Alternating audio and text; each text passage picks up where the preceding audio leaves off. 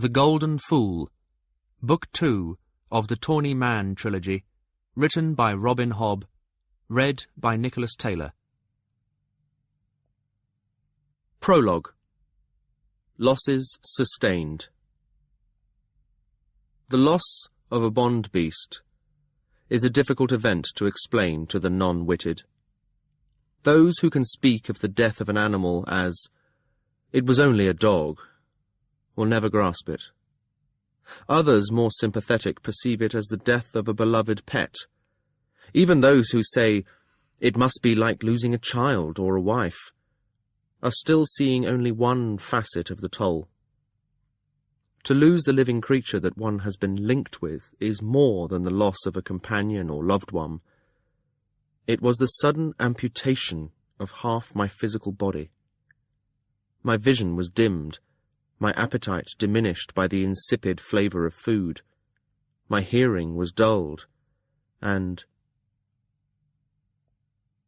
the manuscript, begun so many years ago, ends in a flurry of blots and angry stabbings from my pen. I can recall the moment at which I realized I had slipped from writing in generalities into my own intimate rendering of pain. There are creases on the scroll where I flung it to the floor and stamped on it. The wonder is that I only kicked it aside rather than committing it to the flames. I do not know who took pity on the wretched thing and shelved it on my scroll rack. Perhaps it was Thick, doing his tasks in his methodical, unthinking way. Certainly I find nothing there that I would have saved. So it has often been with my writing efforts. My various attempts at a history of the Six Duchies too often meandered into a history of myself. From a treatise on herbs my pen would wander to the various treatments for skill ailments. My studies of the White Prophets delve too deeply into their relationships with their catalysts.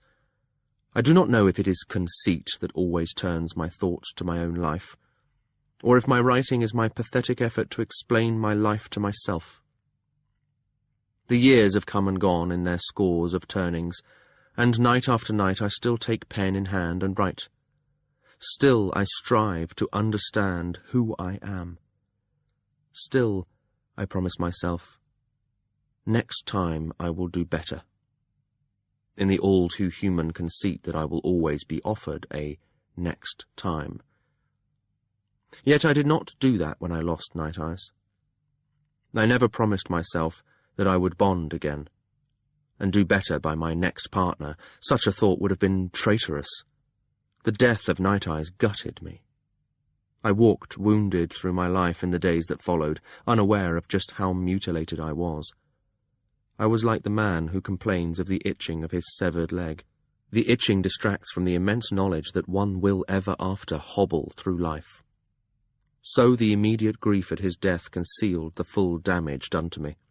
I was confused, thinking that my pain and my loss were one and the same thing, whereas one was but a symptom of the other. In a curious way, it was a second coming of age. This one was not an arrival at manhood, but rather a slow realization of myself as an individual. Circumstances had plunged me back into the intrigues of the court at Buckkeep Castle. I had the friendship of the fool and shade. I stood at the edge of a true relationship with Jinna, the hedge witch. My boy Hap had flung himself headlong into both apprenticeship and romance, and seemed to be floundering desperately through both. Young Prince Dutiful, poised on the lip of his betrothal to the Outislander Narcheska, had turned to me as a mentor, not just as a teacher for both skill and wit, but as someone to guide him through the rapids of adolescence to manhood. I did not lack for people who cared about me, nor for folk I deeply cherished, but for all that, I stood more alone than ever I had before. The strangest part was my slow realization that I chose that isolation. Night Eyes was irreplaceable. He had worked a change on me in the years that we had shared. He was not half of me. Together we made a whole. Even when Hap came into our life, we regarded him as a juvenile and a responsibility. The wolf and I were the unit that made the decisions. Ours was the partnership. With Night Eyes gone, I felt I would never again share that arrangement with any other, animal or human.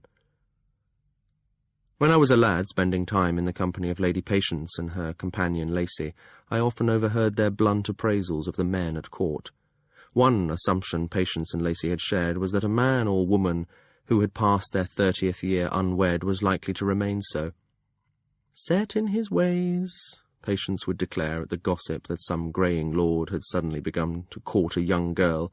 "Spring has turned his head, but she'll find soon enough there is no room in his life for a partner.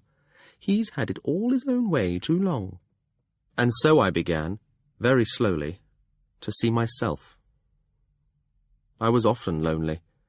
I knew that my wit quested out for companionship, yet that feeling and that questing were like a reflex, the twitching of a severed limb. No one, human or animal, could ever fill the gap that Night Eyes had left in my life. I had said as much to the fool during a rare moment of conversation on our way back to Buckkeep. It had been one of the nights when we had camped beside our homeward road. I had left him with Prince Dutiful and Laurel, the Queen's huntswoman. They had huddled around the fire, making the best of the cold night and sparse food. The prince had been withdrawn and morose, still raw with the pain of losing his bond-cat. For me to be near him was like holding a previously burned hand near a flame. It woke all my own pain more sharply. So I had made the excuse of getting more wood for the fire and gone apart from them all. Winter was announcing its approach with a dark and chill evening. There were no colours left in the dim world, and away from the firelight I groped like a mole as I searched for wood. At last I gave it up and sat down on a stone by the creekside to wait for my eyes to adjust. But sitting there alone, feeling the cold press in around me, I had lost all ambition to find wood or indeed to do anything at all. I sat and stared, listening to the sound of the running water and letting the night fill me with its gloom. The fool came to me, moving quietly through the darkness. He sat down on the earth beside me, and for a time we said nothing. Then he reached over, set a hand on my shoulder and said, "I wish there was some way I could ease your grieving." It was a useless thing to say, and he seemed to feel that, for after those words he was silent. Perhaps it was the ghost of Night Eyes who reproached me for my surly silence to our friend, for after a time I groped for some words to bridge the dark between us. "It is like the cut on your head, fool. Time will heal it, but until it does, all the best wishes in the world cannot make it heal faster. Even if there was some way to disperse this pain, some herb or drunkenness that would numb it, I could not choose it. Nothing will ever make his death better. All I can look forward to is becoming accustomed to being alone." Despite my effort, my words still sounded like a rebuke, and worse, a self-pitying one. It is a tribute to my friend that he did not take offence at them, but rose gracefully. "I'll let you be, then. I think you are choosing to mourn alone, and if that is your choice, I'll respect it. I do not think it is your wisest choice, but I respect it." He paused and gave a small sigh. "I perceive something about myself now. I came because I wanted you to know that I knew you were in pain, not because I could heal you of it, but because I wanted you to be aware that I shared that pain through our connection. I suspect there is an aspect of selfishness to that. That I wished you also to be aware of it, I mean. A burden shared can not only lighten it, it can form a bond between those who share it, so that no one is left to bear it alone." I sensed there was some germ of wisdom in his words, something I could consider, but I was too weary and racked to reach for it. "I'll come back to the fire in a little while," was what I said, and the fool knew it was a dismissal. He took his hand from my shoulder and walked away. It was only when I later considered his words that I understood them. I was choosing to be alone then. It was not the inescapable consequence of the wolf's death, nor even a carefully considered decision. I was embracing my solitude, courting my pain. It was not the first time I had chosen such a course. I handled that thought carefully, for it was sharp enough to kill me. I had chosen my isolated years with Hap in my cabin. No one had forced me into that exile. The irony was that it had been the granting of my often-voiced wish. Throughout my youth, I had always asserted that what I truly wanted was to live a life in which I could make my own choices, independent of the duties of my birth and position. It was only when fate granted that to me that I realized the cost of it. I could set aside my responsibilities to others and live my life as I pleased only when I also severed my ties to them. I could not have it both ways. To be part of a family, or any community, is to have duties and responsibilities, to be bound by the rules of that group. I had lived apart from all that for a time, but now I knew it had been my choice. I had chosen to renounce my responsibilities to my family and accepted the ensuing isolation as the cost. At the time I had insisted to myself that fortune had forced me into that role, just as I was making a choice now, even though I tried to persuade myself I was but following the inescapable path fate had set out for me.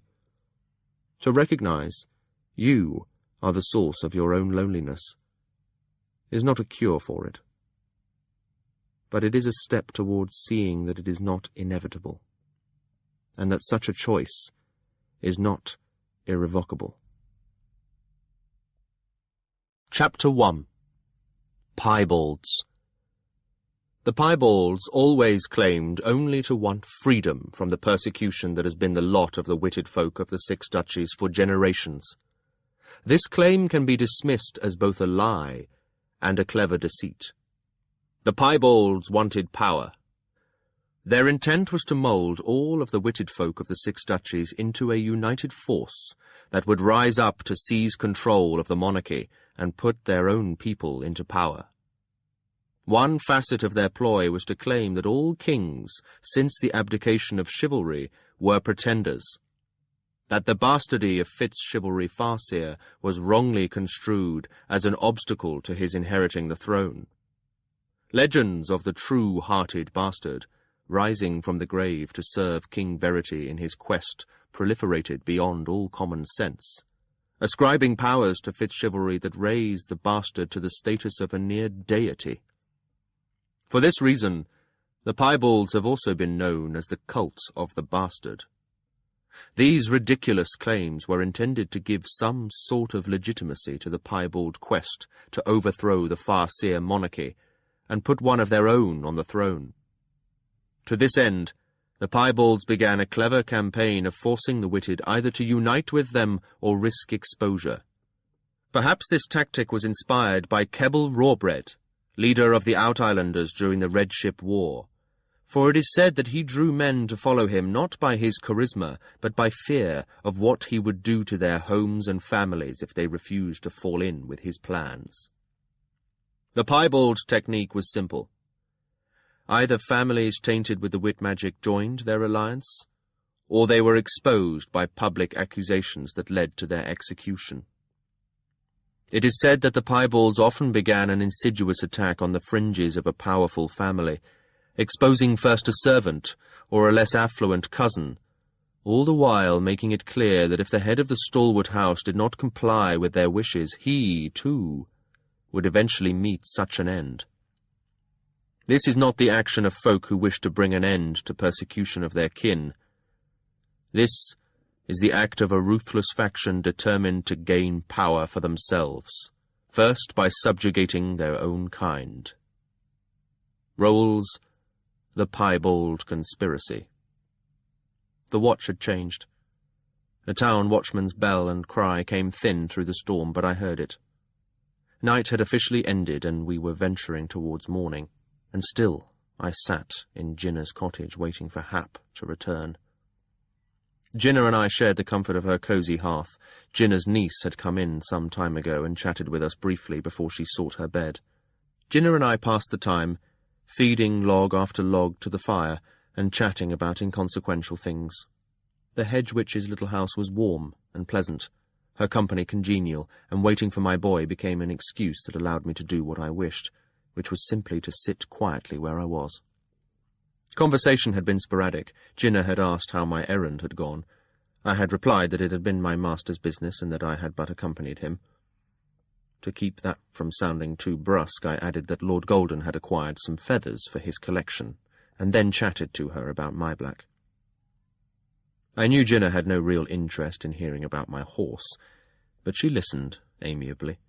The words filled the small space between us comfortably. In truth, our real errand had had nothing to do with feathers, and had been more mine than Lord Golden's. Together we had recovered Prince Dutiful from the piebalds who had first befriended and then captured him. We had returned him to Buckkeep with none of his nobles the wiser. Tonight the aristocracy of the Six Duchies feasted and danced, and tomorrow they would formalize Prince Dutiful's betrothal to the out-island Narcheska Elliania. Outwardly all was as it had been. Few would ever know how much the seamless continuation of their normality had cost the prince and me. The prince's wit-cat had sacrificed her life for him. I had lost my wolf. For close to a score of years, Night Eyes had been my other self, the repository of half my soul. Now he was gone. It was as profound a change in my life as the snuffing of a lamp makes in an evening room. His absence seemed a solid thing, a burden I must carry in addition to my grief.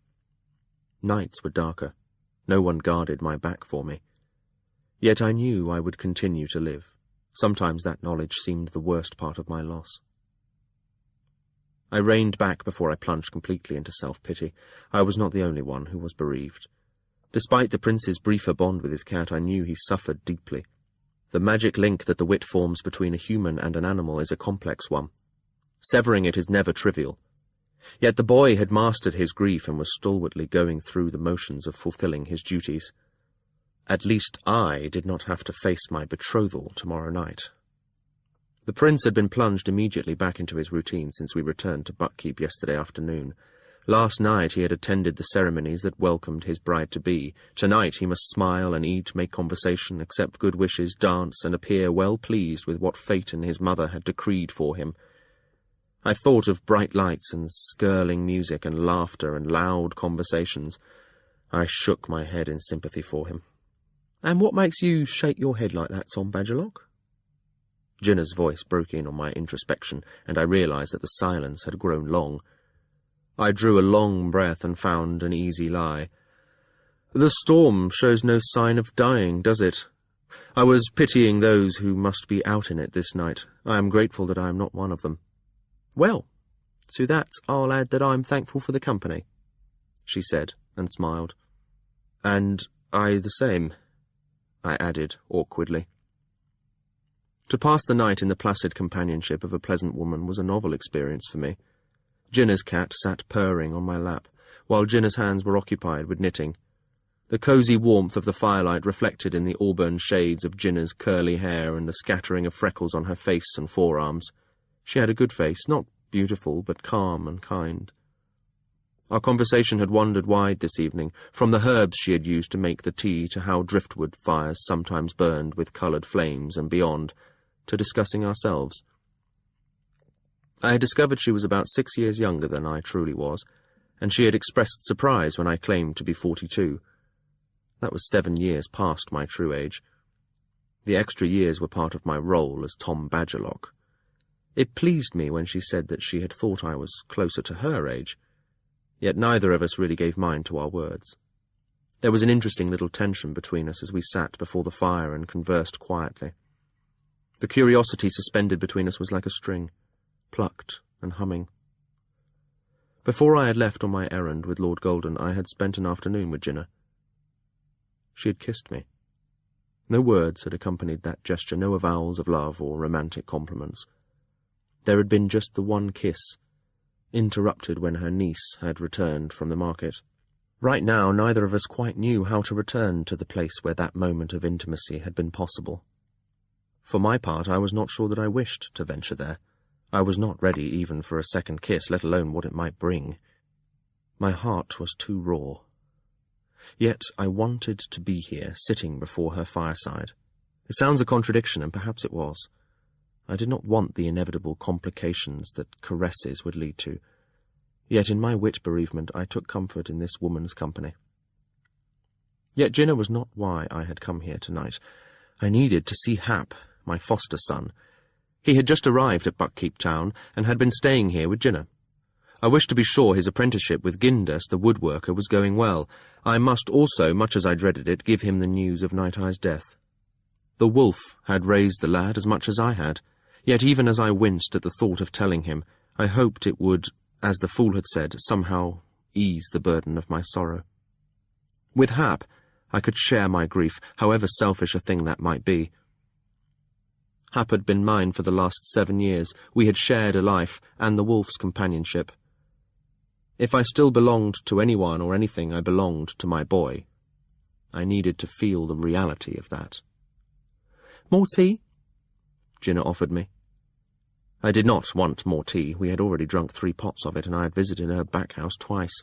Yet she offered the tea to let me know I was welcome to stay, no matter how late or early the hour had become. So, "Please," I said, and she set her knitting aside to repeat the ritual of filling the kettle with fresh water from the cask and hanging it from the hook and swinging it over the fire again. Outside, the storm rattled the shutters in a fresh surge of fury. Then it became not the storm, but Hap's rapping at the door. "Ginna," he called unevenly, "are you awake still?" "I'm awake," she replied. She turned from putting the kettle on. "And lucky for you that I am, or you'd be sleeping in the shed with your pony. I'm coming." As she lifted the latch, I stood up, gently dumping the cat off my lap. "Imbecile, the cat was comfortable," Fennel complained as he slid to the floor, but the big orange Tom was too stupefied with warmth to make much of a protest. Instead, he leapt onto Ginna's chair and curled up in it without deigning to give me a backward glance.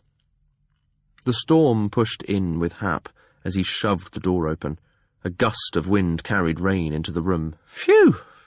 Put the wood in the hole, lad," Ginna rebuked Hap as he lurched in. Obediently he shut the door behind him and latched it, and then stood dripping before it. "It's wet and wild out there," he told her. His smile was beatifically drunk, but his eyes were lit with more than wine. Infatuation shone there, as unmistakable as the rain slipping from his lank hair and running down his face. It took him a moment or two to realize that I was there, watching him. Then, Tom, you've finally come back!" He flung his arms wide in a drunkard's ebullience for the ordinary, and I laughed and stepped forward to accept his wet hug. "Don't get water all over Ginna's floor," I rebuked him. "No, I shouldn't. Well, I won't then," he declared, and dragged off his sodden coat. He hung it on a peg by the door and peeled off his wool cap to drip there as well. He tried to take his boots off standing, but lost his balance. He sat down on the floor and tugged them off.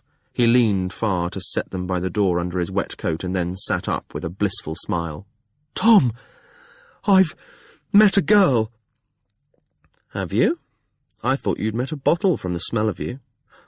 "Oh, yes," he admitted unabashedly. "That too. But we had to drink the prince's health, you know, and that of his intended, and to a happy marriage, and for many children, and for as much happiness for ourselves." He gave me a wide and fatuous smile. "She says she loves me. She likes my eyes." "Well, that's good." How many times in his life had folk looked at his mismatched eyes, one brown and one blue, and made the sign against evil? It had to be a balm to meet a girl who found them attractive. And I suddenly knew that now was not the time to burden him with any grief of mine. I spoke gently but firmly. "I think perhaps you should go to bed, son. Won't your master be expecting you in the morning?" He looked as if I had slapped him with a fish. The smile faded from his face. "Oh, yes, that's true. He'll expect me. Old Gindust expects his apprentices to be there before his journeyman, and his journeyman to be well at work when he arrives."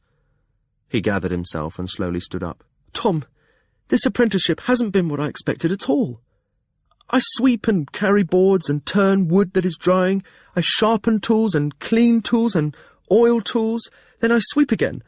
I rub oil finishes into the completed pieces, but not a tool have I had in my hand to use. In all these days, it's all, 'Watch how this is done, boy,' or 'Repeat back what I just told you,' and 'This isn't what I asked for. Take this back to the woodstock and bring me the fine-grained cherry, and be quick about it.' And Tom, they call me names. Country boy and dullard." "Gindus calls all his apprentices names, Hap."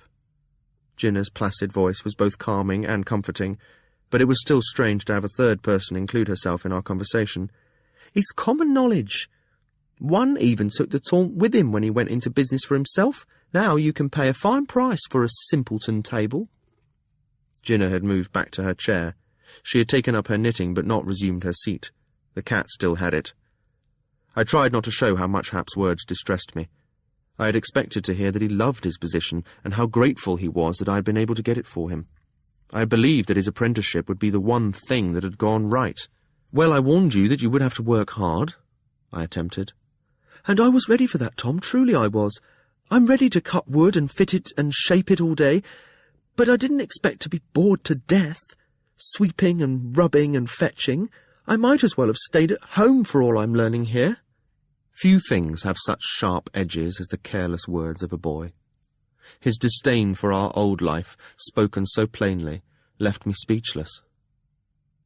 He lifted his eyes to mine accusingly. "And where have you been? And why have you been gone so long? Didn't you know that I'd need you?" Then he squinted at me. "What have you done to your hair?"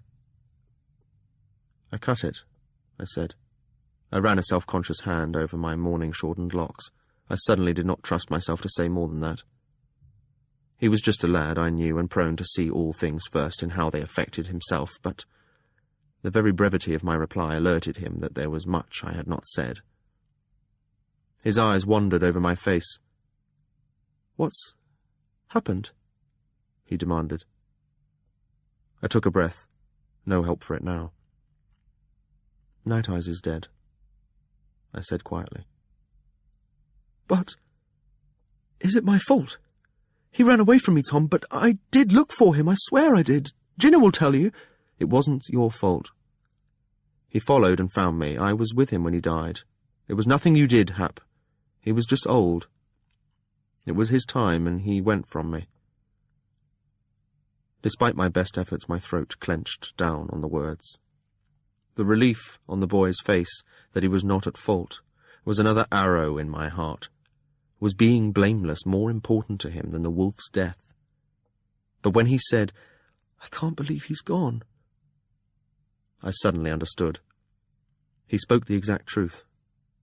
It would take a day, perhaps several, before he realized the old wolf was never coming back.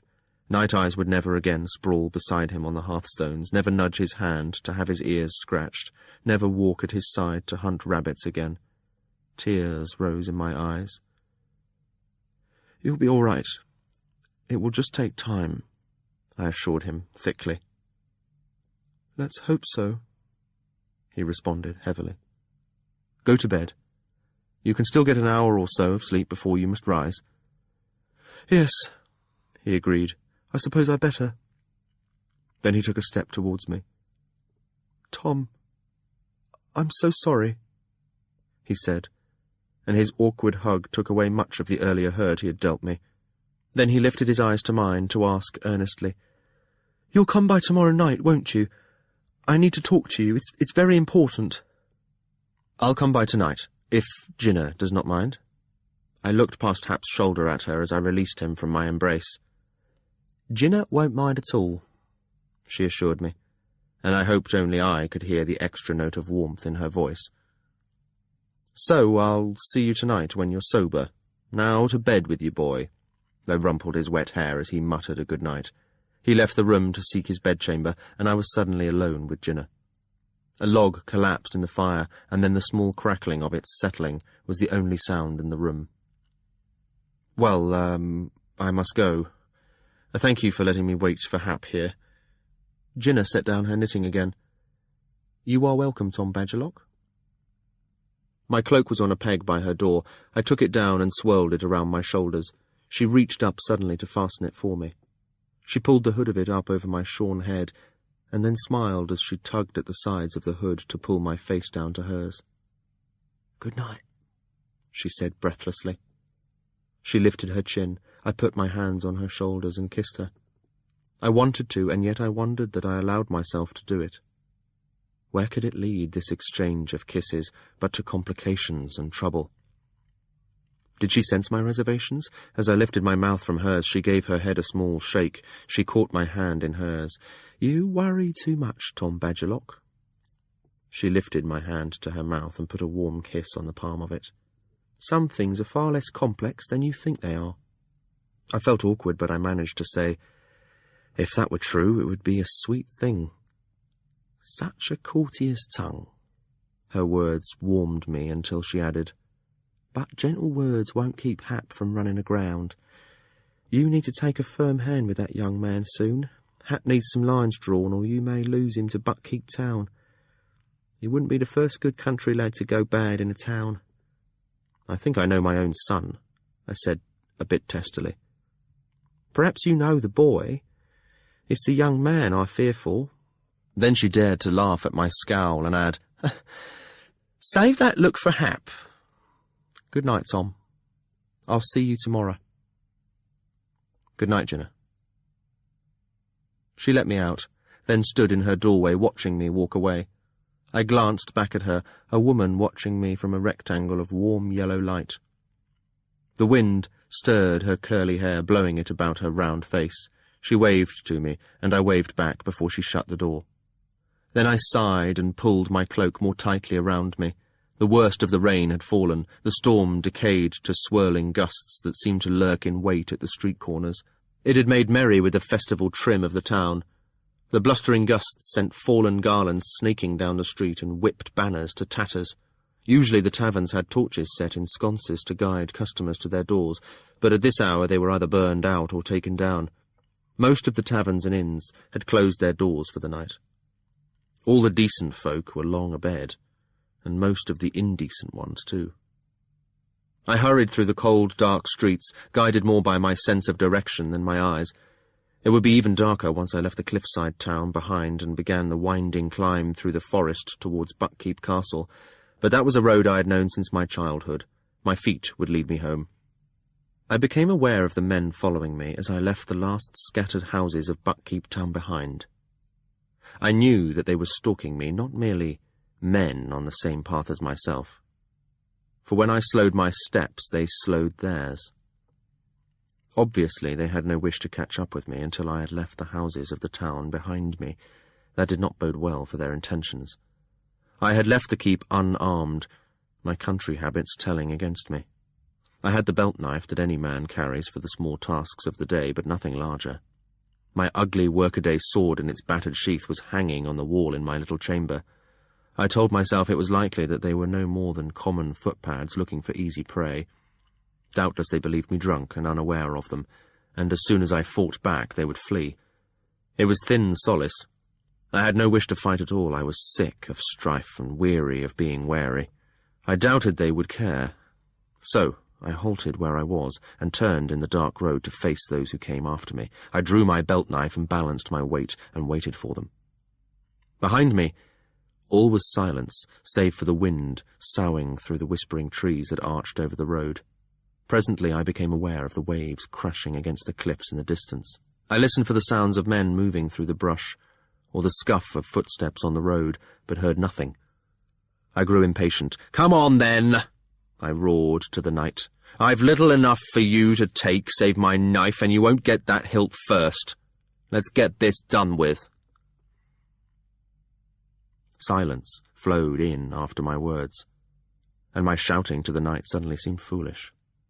Just as I almost decided that I had imagined my pursuers, something ran across my foot. It was a small animal, lithe and swift, a rat or a weasel, or perhaps even a squirrel. But it was no wild creature, for it snapped a bite at my leg as it passed. It unnerved me, and I jumped back from it. Off to my right, I heard a smothered laugh. Even as I turned towards it, trying to peer through the gloom of the forest, a voice spoke from my left, closer than the laugh had been. "Where's your wolf, Tom Badgerlock?"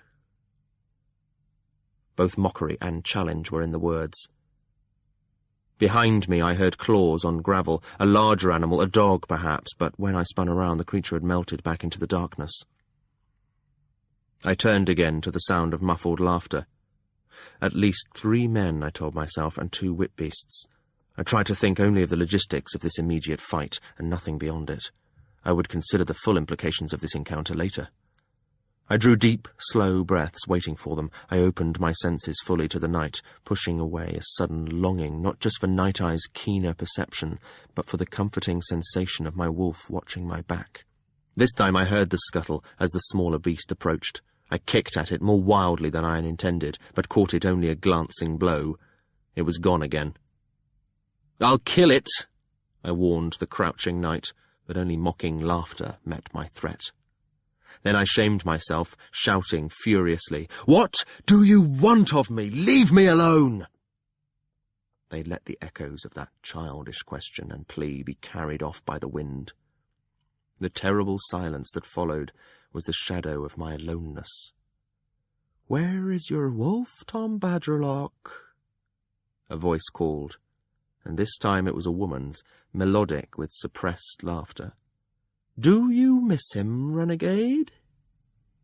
The fear that had been flowing with my blood turned suddenly to the ice of fury.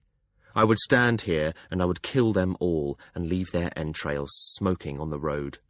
My fist that had been clenched on my knife haft suddenly loosened, and a relaxed readiness spread through me. Poised, I waited for them.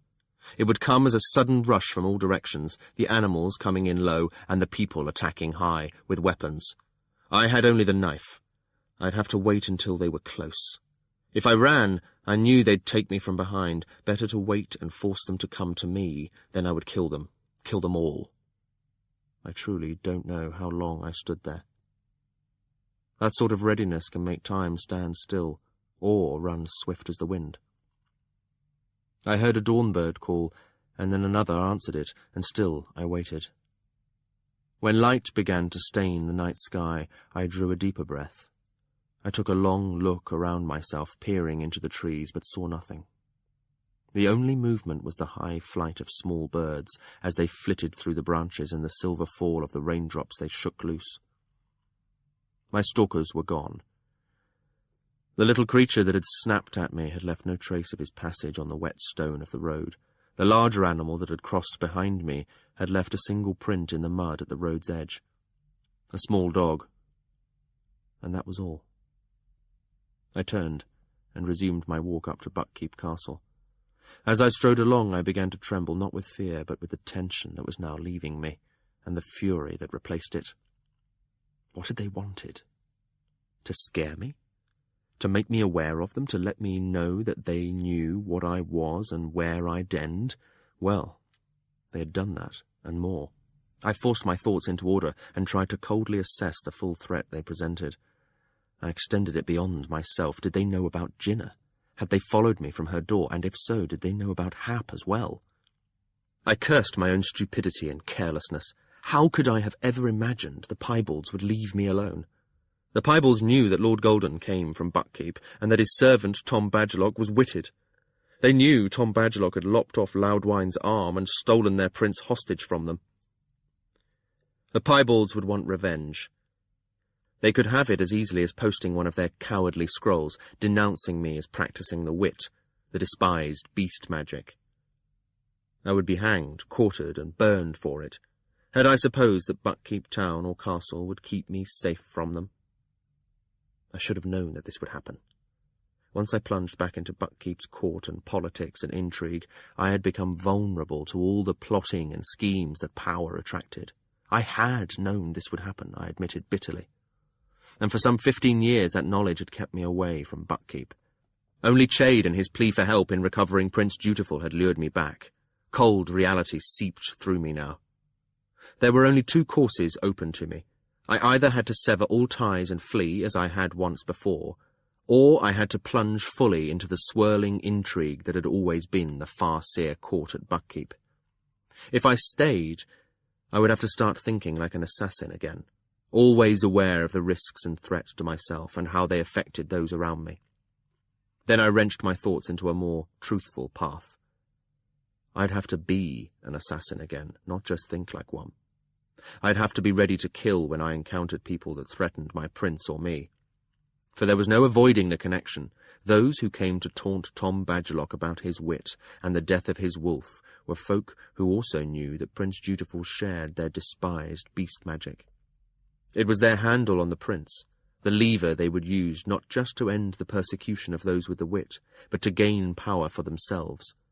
It was no help to me that my sympathies were, in part, with them. In my own life I had suffered from the taint of being witted. I had no desire to see anyone else labour under that burden. If they had not presented such a threat to my prince, I might have sided with them. My furious striding carried me up to the sentries at the gate to Buckkeep.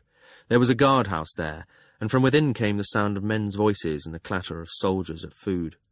One, a lad of about 20, lounged by the door, bread and cheese in one hand and a mug of morning beer in the other. He glanced up at me and then, mouthful, nodded me through the gates. I halted, anger coursing through me like a poison. "Do you know who I am?" I demanded of him. He startled, then peered at me more closely. Obviously he was afraid he had offended some minor noble, but a glance at my clothing reassured him. "You're a servant in the keep, aren't you?" "Whose servant?" I demanded. Foolishness to call attention to myself this way, and yet I could not stop the words.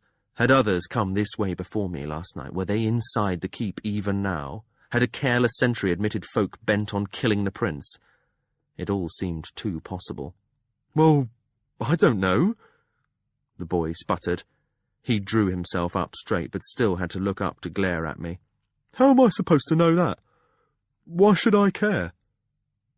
"Because, you damned fool, you are guarding the main entrance to Buckkeep Castle. Your queen and your prince depend on you to be alert, and to keep their enemies from walking in. That is why you are here, isn't it?" "Well, The boy shook his head in angry frustration, then turned suddenly to the door of the guardhouse. "Kespin, can you come out here?" Kespin was a taller man and older. He moved like a swordsman, and his eyes were keen above his grizzled beard. They appraised me as a threat and dismissed me. "What's the problem here?" he asked us both. His voice was not a warning, but an assurance that he could deal with either of us as we deserved. The sentry waved his beer mug at me. "He's angry because I don't know whose servant he is." "What?" "I'm Lord Golden's servant," I clarified, "and I'm concerned that the sentries on this gate seem to do no more than watch folk go in and out of the keep. I've been walking in and out of Buckkeep Castle for over a fortnight now, and I've never been challenged once. It doesn't seem right to me. A score of years ago, when I visited, the sentries on duty here took their tasks seriously. There was a time when that was needed," Kespin interrupted me. "During the Red Ship War. But we're at peace, man. And the keep and the town are full of Outislander folk and nobility from the other duchies for the prince's betrothal. You can't expect us to know them all."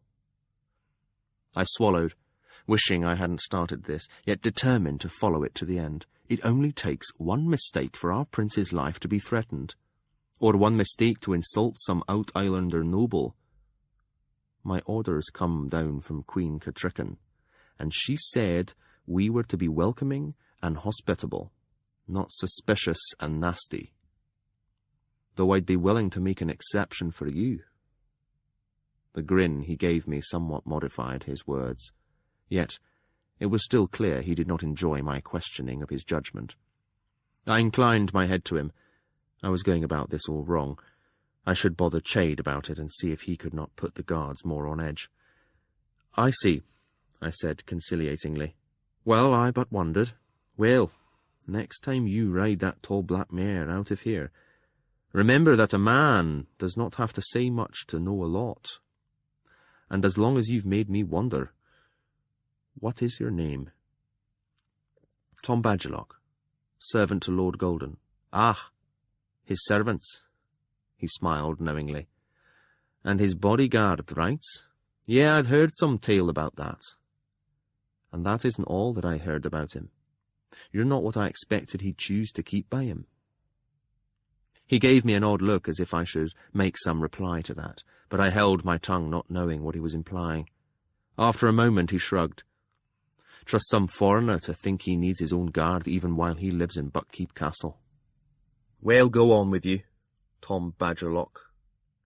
We know you now, and I hope that helps you sleep better at night." So they passed me into Buckkeep Castle. I walked away from them, feeling both foolish and dissatisfied.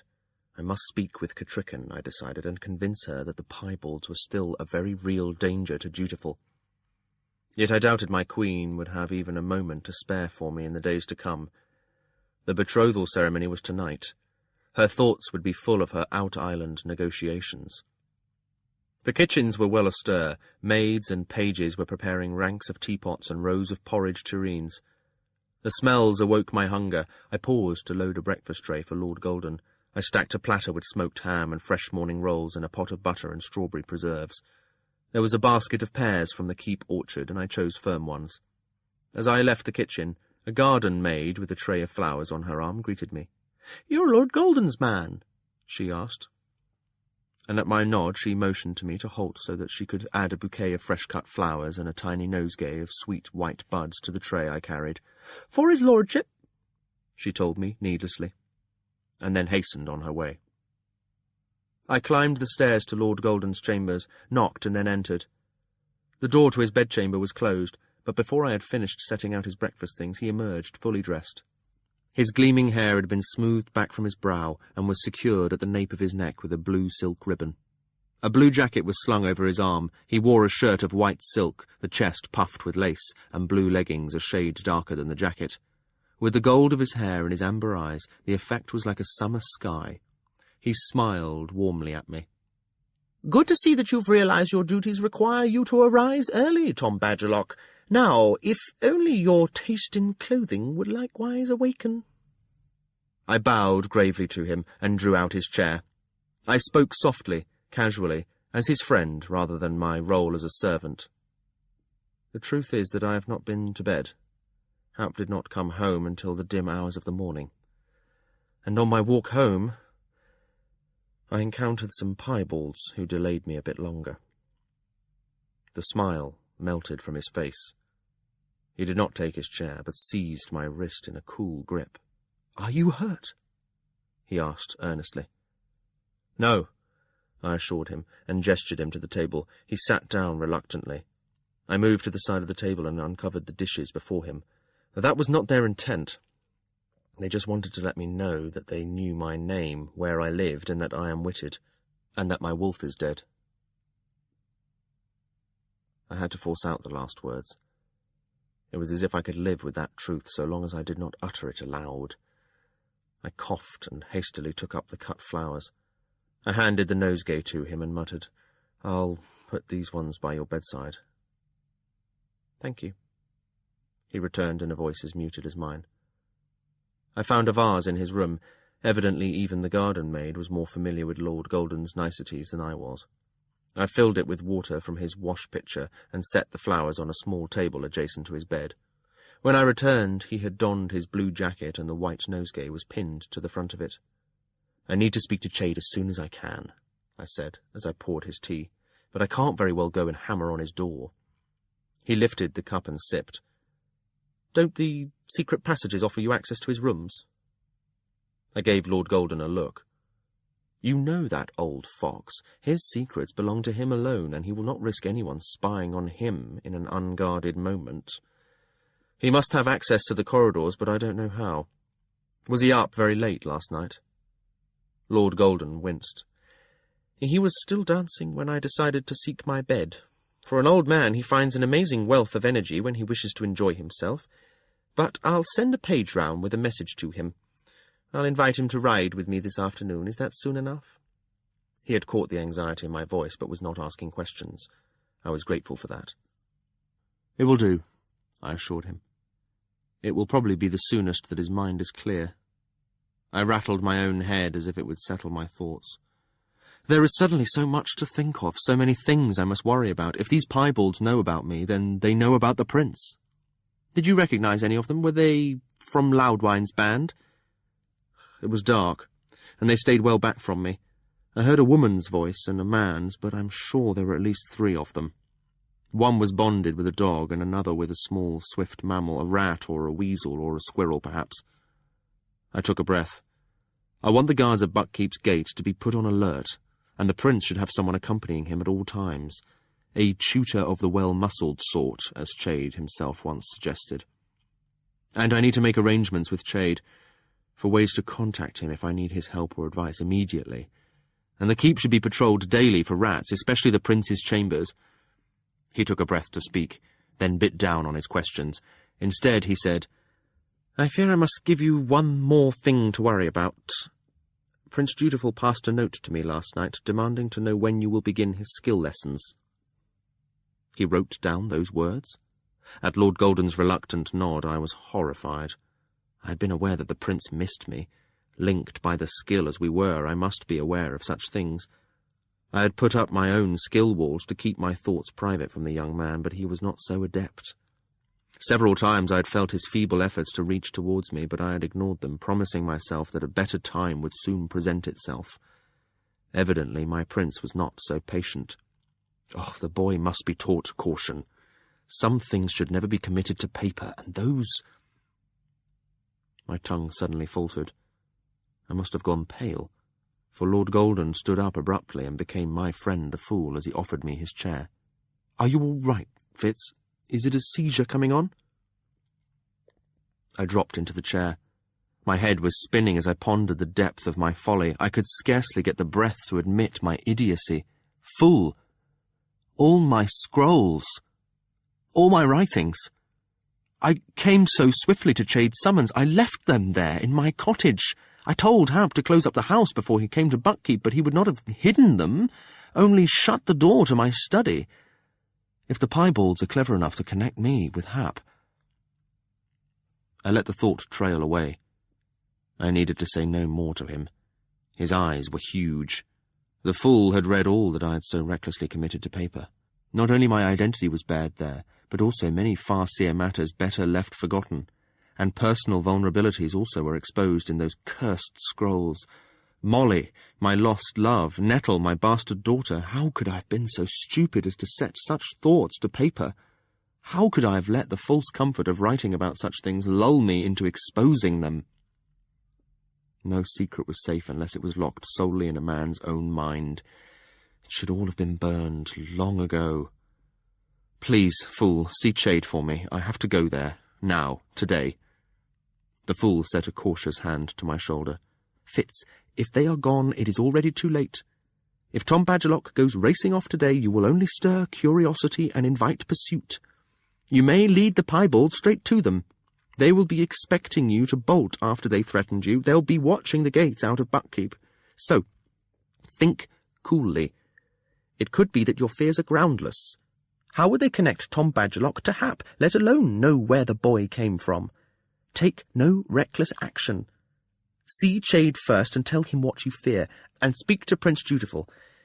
His betrothal is tonight. The lad holds himself well, but he is a thin and brittle facade. See him, reassure him. Then he paused and ventured. Perhaps someone else should be dispatched to— No, I cut him off firmly. I must go myself. Some of what is there I will take, and the rest I will destroy. My mind danced past the charging buck that the fool had carved into my tabletop. Fitz Chivalry Farseer's emblem graced Tom Badgerlock's board. Even that seemed a threat to me now. Burn it, I decided. Burn the whole cottage to the ground. Leave no trace that I had ever lived there. Even the herbs growing in the garden told too much about me. I should never have left that shell of myself for anyone to nose through. I should never have allowed myself to leave my mark so plainly on anything. The fool patted me on the shoulder. Eat something, he suggested. Then wash your face and change your clothes. Make no abrupt decisions. If we hold our course, we'll survive this, Fitz. Badgerlock, I reminded him, and hauled myself to my feet. The roles, I decided, must be adhered to sharply. I beg pardon, my lord.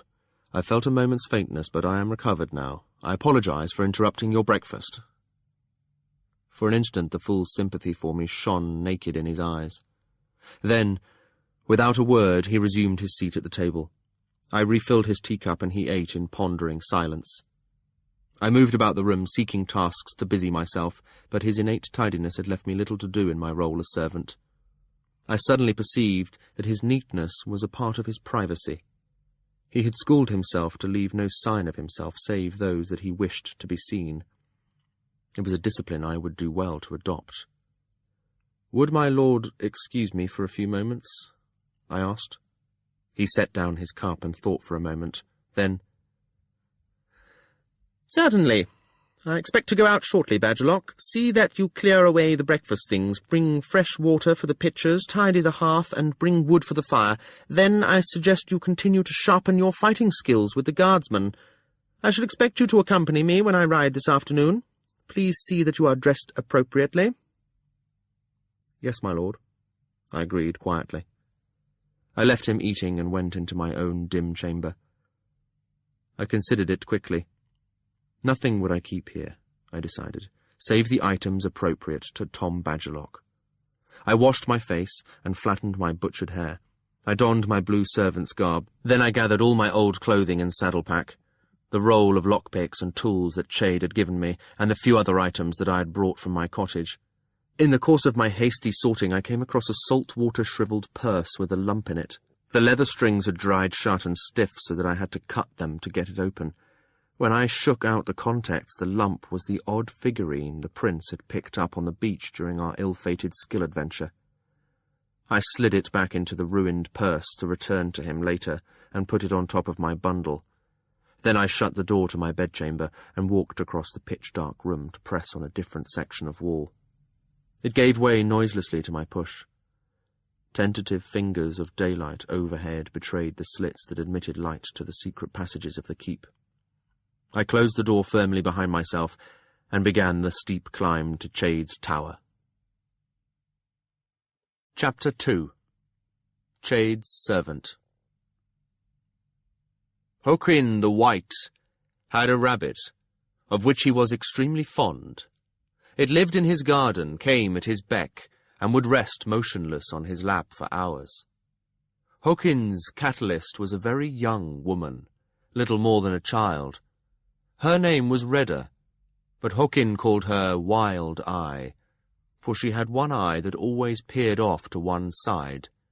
She did not like the rabbit, for whenever she seated herself near Hokin, the creature would try to drive her away by nipping her sharply. One day the rabbit died, and upon finding it dead in the garden, Redder gutted and skinned the creature and cut it up for the pot. It was only after Hokin the White had eaten of it that he missed his pet. Redder delightedly told him he had dined upon it. Rebuked, the unchastened catalyst replied, "But, master, you yourself foresaw this. Did you not write in your 7th scroll, 'The prophet hungered for the warmth of his flesh, even as he knew it would mean his end'?" Scribe Cateran, of the White Prophet Hokin. I was about halfway to Chade's tower when I suddenly realized what I was really doing. I was fleeing, heading for a bolt hole and secretly hoping that my old mentor would be there to tell me exactly what I should do, as he had in the days when I was his apprentice assassin. My steps slowed. What is appropriate in a lad of 17 ill becomes a man of 35. It was time I began to find my own way in the world of court intrigues, or time that I left it completely. I was passing one of the small niches in the corridor that indicated a peephole. There was a small bench in it. I set my bundle of possessions on it and sat down to gather my thoughts. What, rationally, was my best course of action? Kill them all. It would have been a fine plan if I had known who they were. A second course of action was more complicated. I had to protect not just myself, but also the prince from the piebalds. I set aside my concerns for my own safety to ponder the danger to the prince. Their bludgeon was that at any time they could betray either of us as witted. The dukes of the Six Duchies would not tolerate such taint on their monarch. It would destroy not just Catricken's hope of a peaceful alliance with the Out Islands, but very likely lead to a toppling of the Farseer throne. But such an extreme action would have no value that I could see to the piebalds.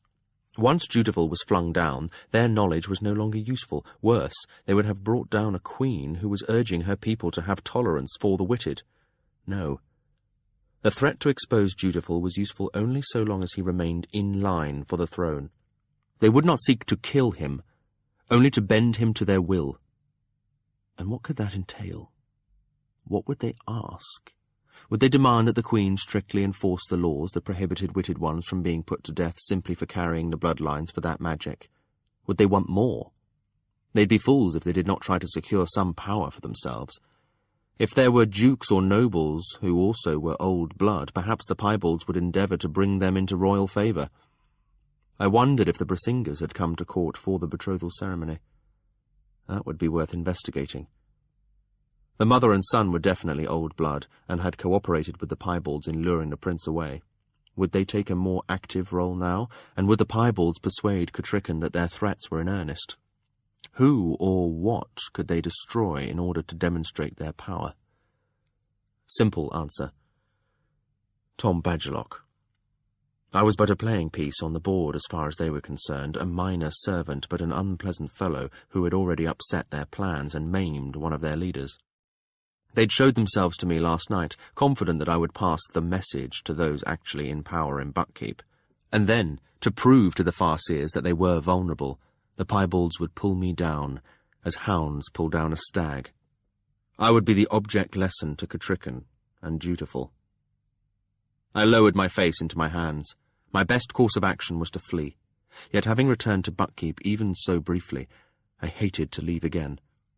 This cold castle of stone had been my home once, and despite the illegitimacy of my birth, the Farseers were my family. A whisper of sound caught my ear. I sat up straight, and then realized it was a young girl's voice, penetrating the thick stone wall to reach me in my hidden spy place. With a weary curiosity, I leaned forward to the peephole and peered through it. A bedchamber, lavishly furnished, greeted my gaze. A dark-haired girl stood with her back to me. Next to the hearth, a grizzled old warrior lounged in a chair.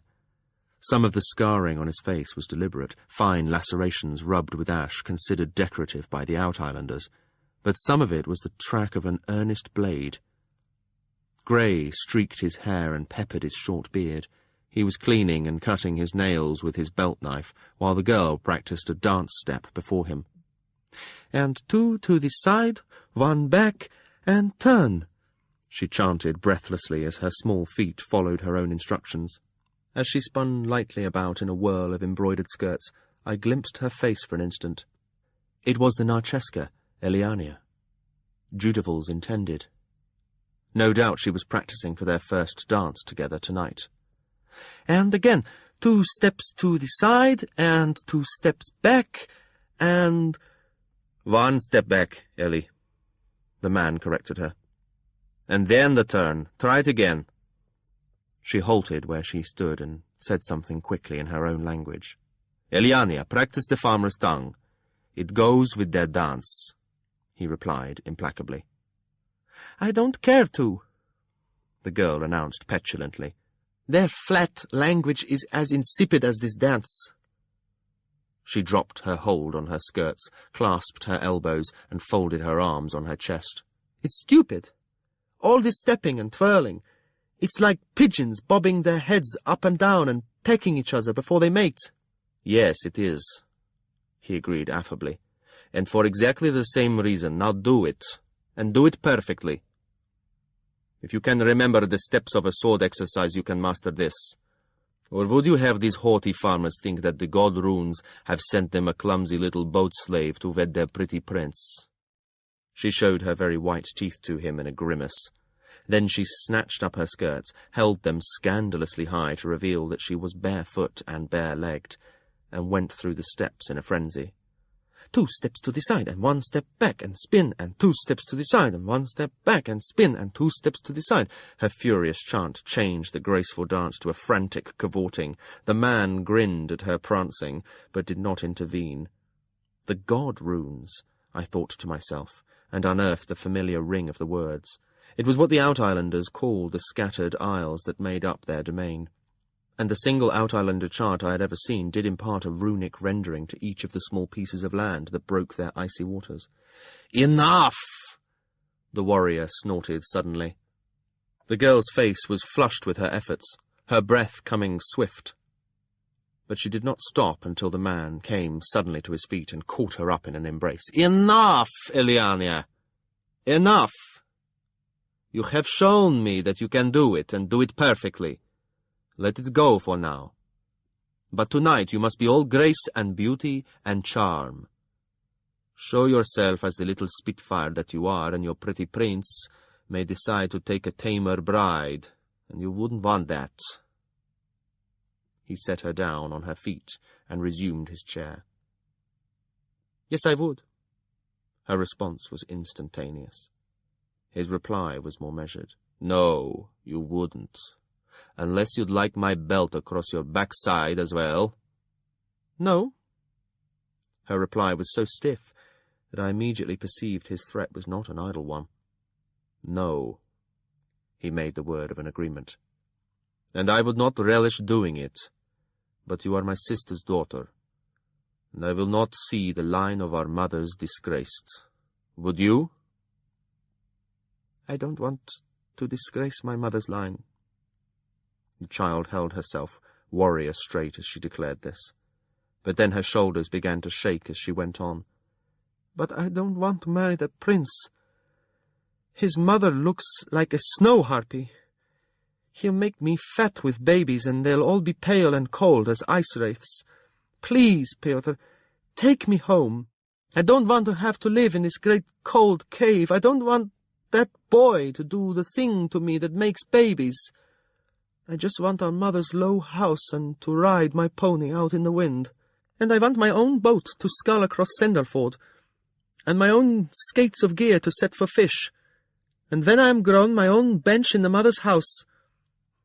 And the man who knows that it is right to dwell in the house of his wife's mothers. All I want is what any other girl my age wants. That prince will tear me away from my mother's line as a branch is torn from a vine, and I will grow brittle and dry here until I snap into tiny pieces. Elliania! Elliania! Dear heart, don't! The man came to his feet with the fluid grace of a warrior. Yet his body was stocky and thick, a typical Outislander. He caught the child up, and she buried her face in his shoulder. Sobs shook her, and tears stood in the warrior's eyes as he held her. Hush now, hush.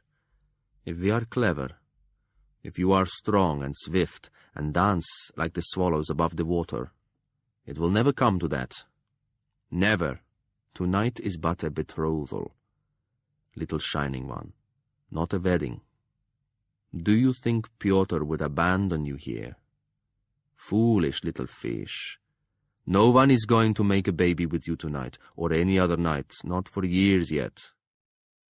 And even then, it will happen only if you want it to.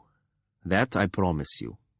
Do you think I would shame our mother's line by letting it be otherwise? This is but a dance we do. Nevertheless, we must tread it perfectly. He set her back on her little bare feet. He tilted her chin up so she must look at him, and wiped the tears from her cheeks with the back of one scarred hand. There now, there. Smile for me. And remember, the first dance you must give to the pretty prince. But the second one is for Pyotr. So show me now how we will dance together, this silly farmer's prancing. He began a tuneless humming that set a beat, and she gave her small hands into his. Together they stepped out a measure, she moving like thistledown, and he like a swordsman. I watched them dance, the girl's eyes focused up at the man's, and the man staring off over her head into a distance only he could see. A knock at the door halted their dance. "Enter!" Pyotr called, and a serving woman came in with a dress draped over her arm.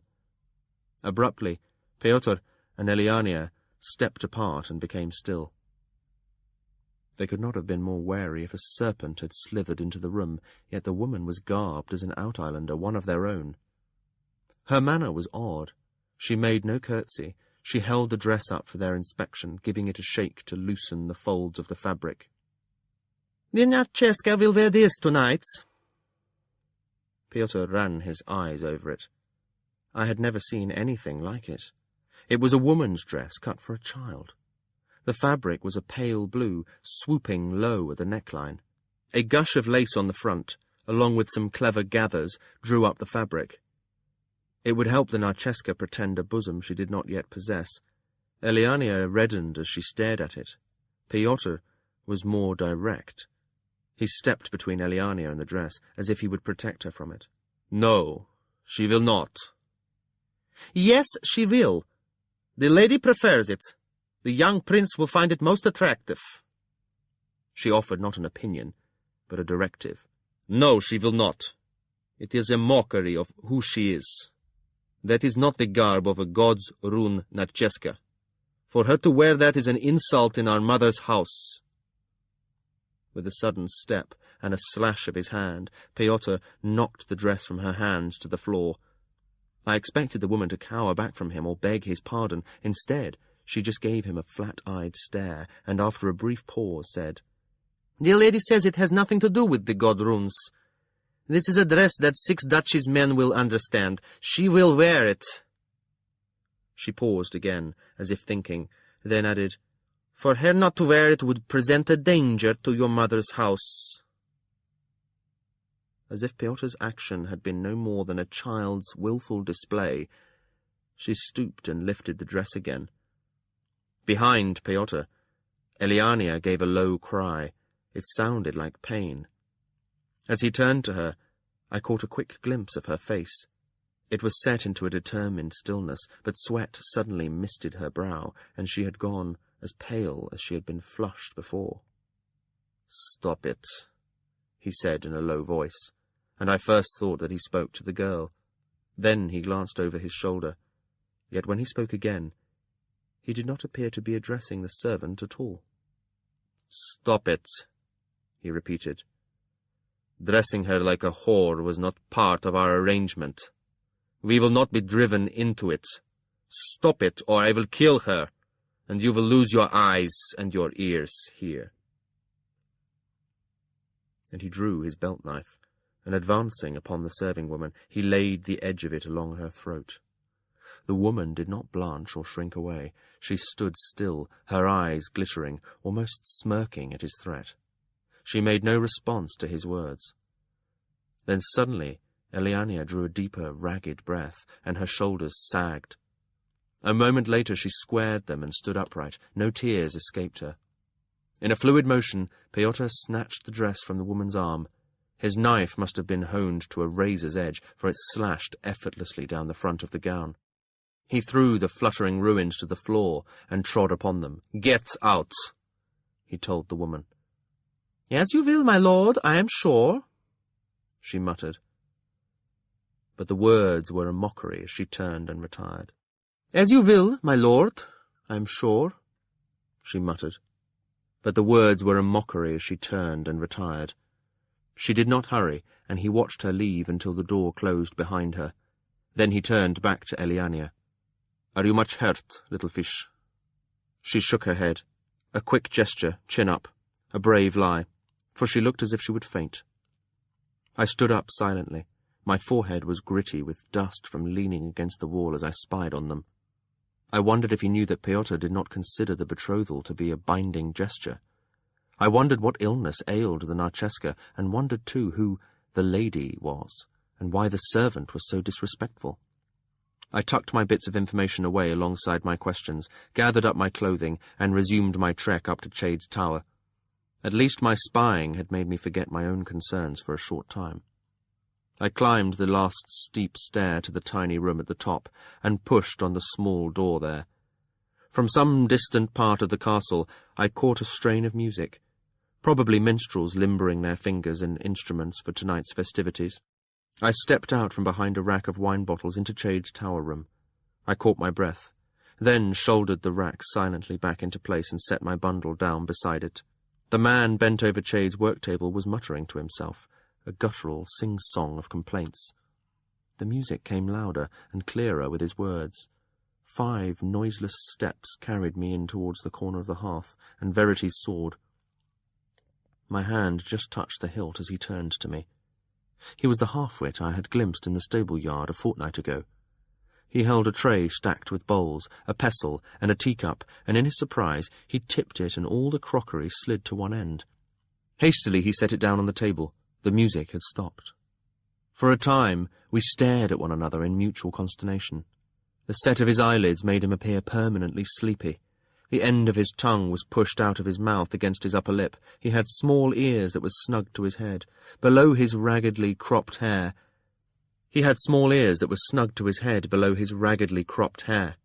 His clothing hung on him, the sleeves of his shirt and the legs of his pants sawed off, marking them as the cast-offs of a larger man.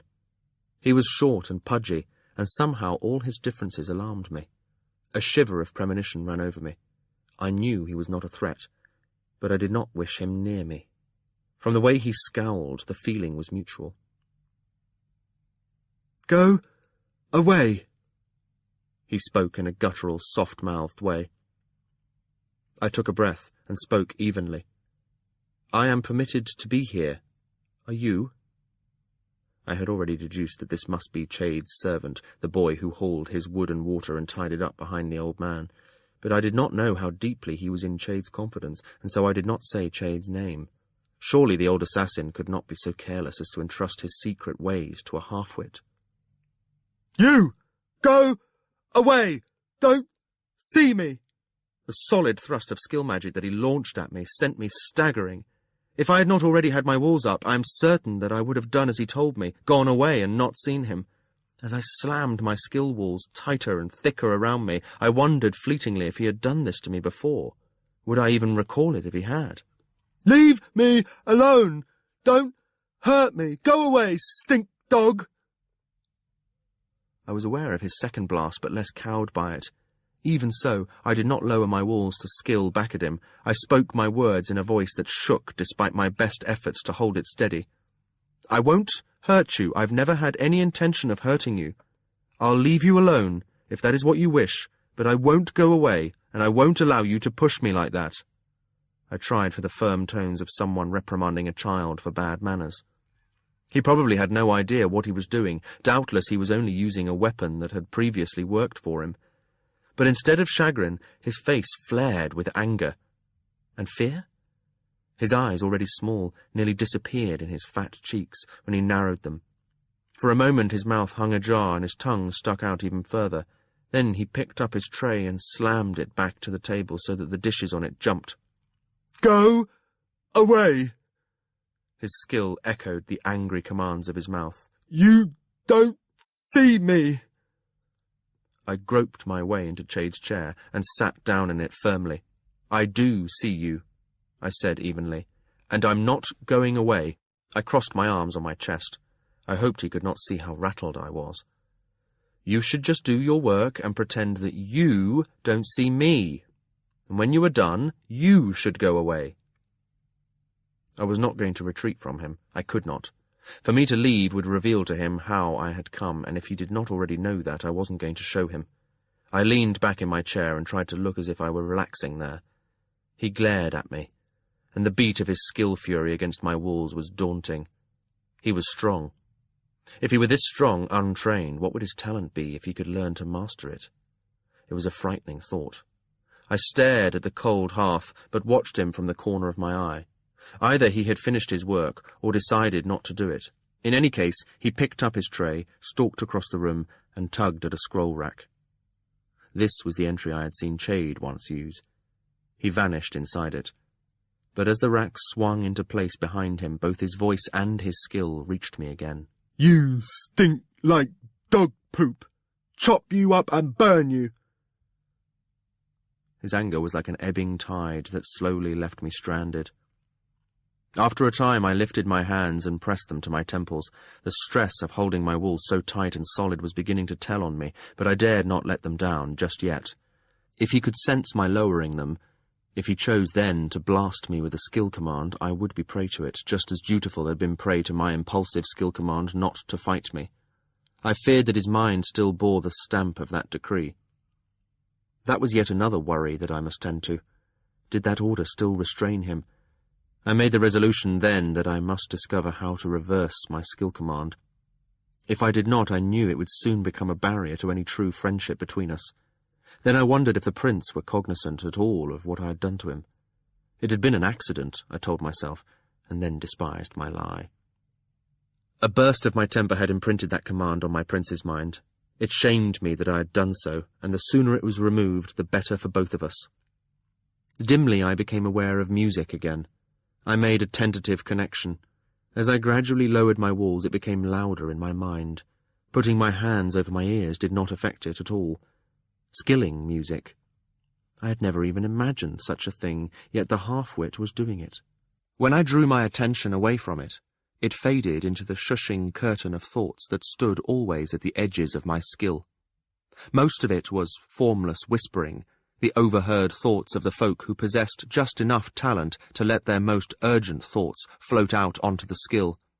If I focused my abilities on them, I could sometimes pluck whole thoughts and images from their minds, but they lacked enough skill to be aware of me, let alone reply. This half-wit was different. He was a roaring skill fire, his music the heat and smoke of his wild talent. He made no effort to hide it. Possibly he had no idea how to hide it, or had any reason to do so. I relaxed, keeping only the wall that ensured my private thoughts would remain hidden from Dutiful's budding skill talent. Then, with a groan, I lowered my head into my hands as a skill headache thundered through my skull. Fitz? I was aware of Chade's presence, an instant before he touched my shoulder. Even so, I startled as I awoke and raised my hands as if to ward off a blow. "What ails you, boy?" he demanded of me, and then leaned closer to peer at me. "Your eyes are full of blood. When did you last sleep?" "Just now, I think." I managed a feeble smile. I ran my hands through my chopped hair. It was sweated flat to my skull. I could recall only tatters of my fleeting nightmare. "I met your servant," I told him shakily. "Thick? Ah, well, not the brightest man in the keep, but he served my purpose admirably. Hard for him to betray secrets when he hasn't the sense to recognize a secret if he fell over it.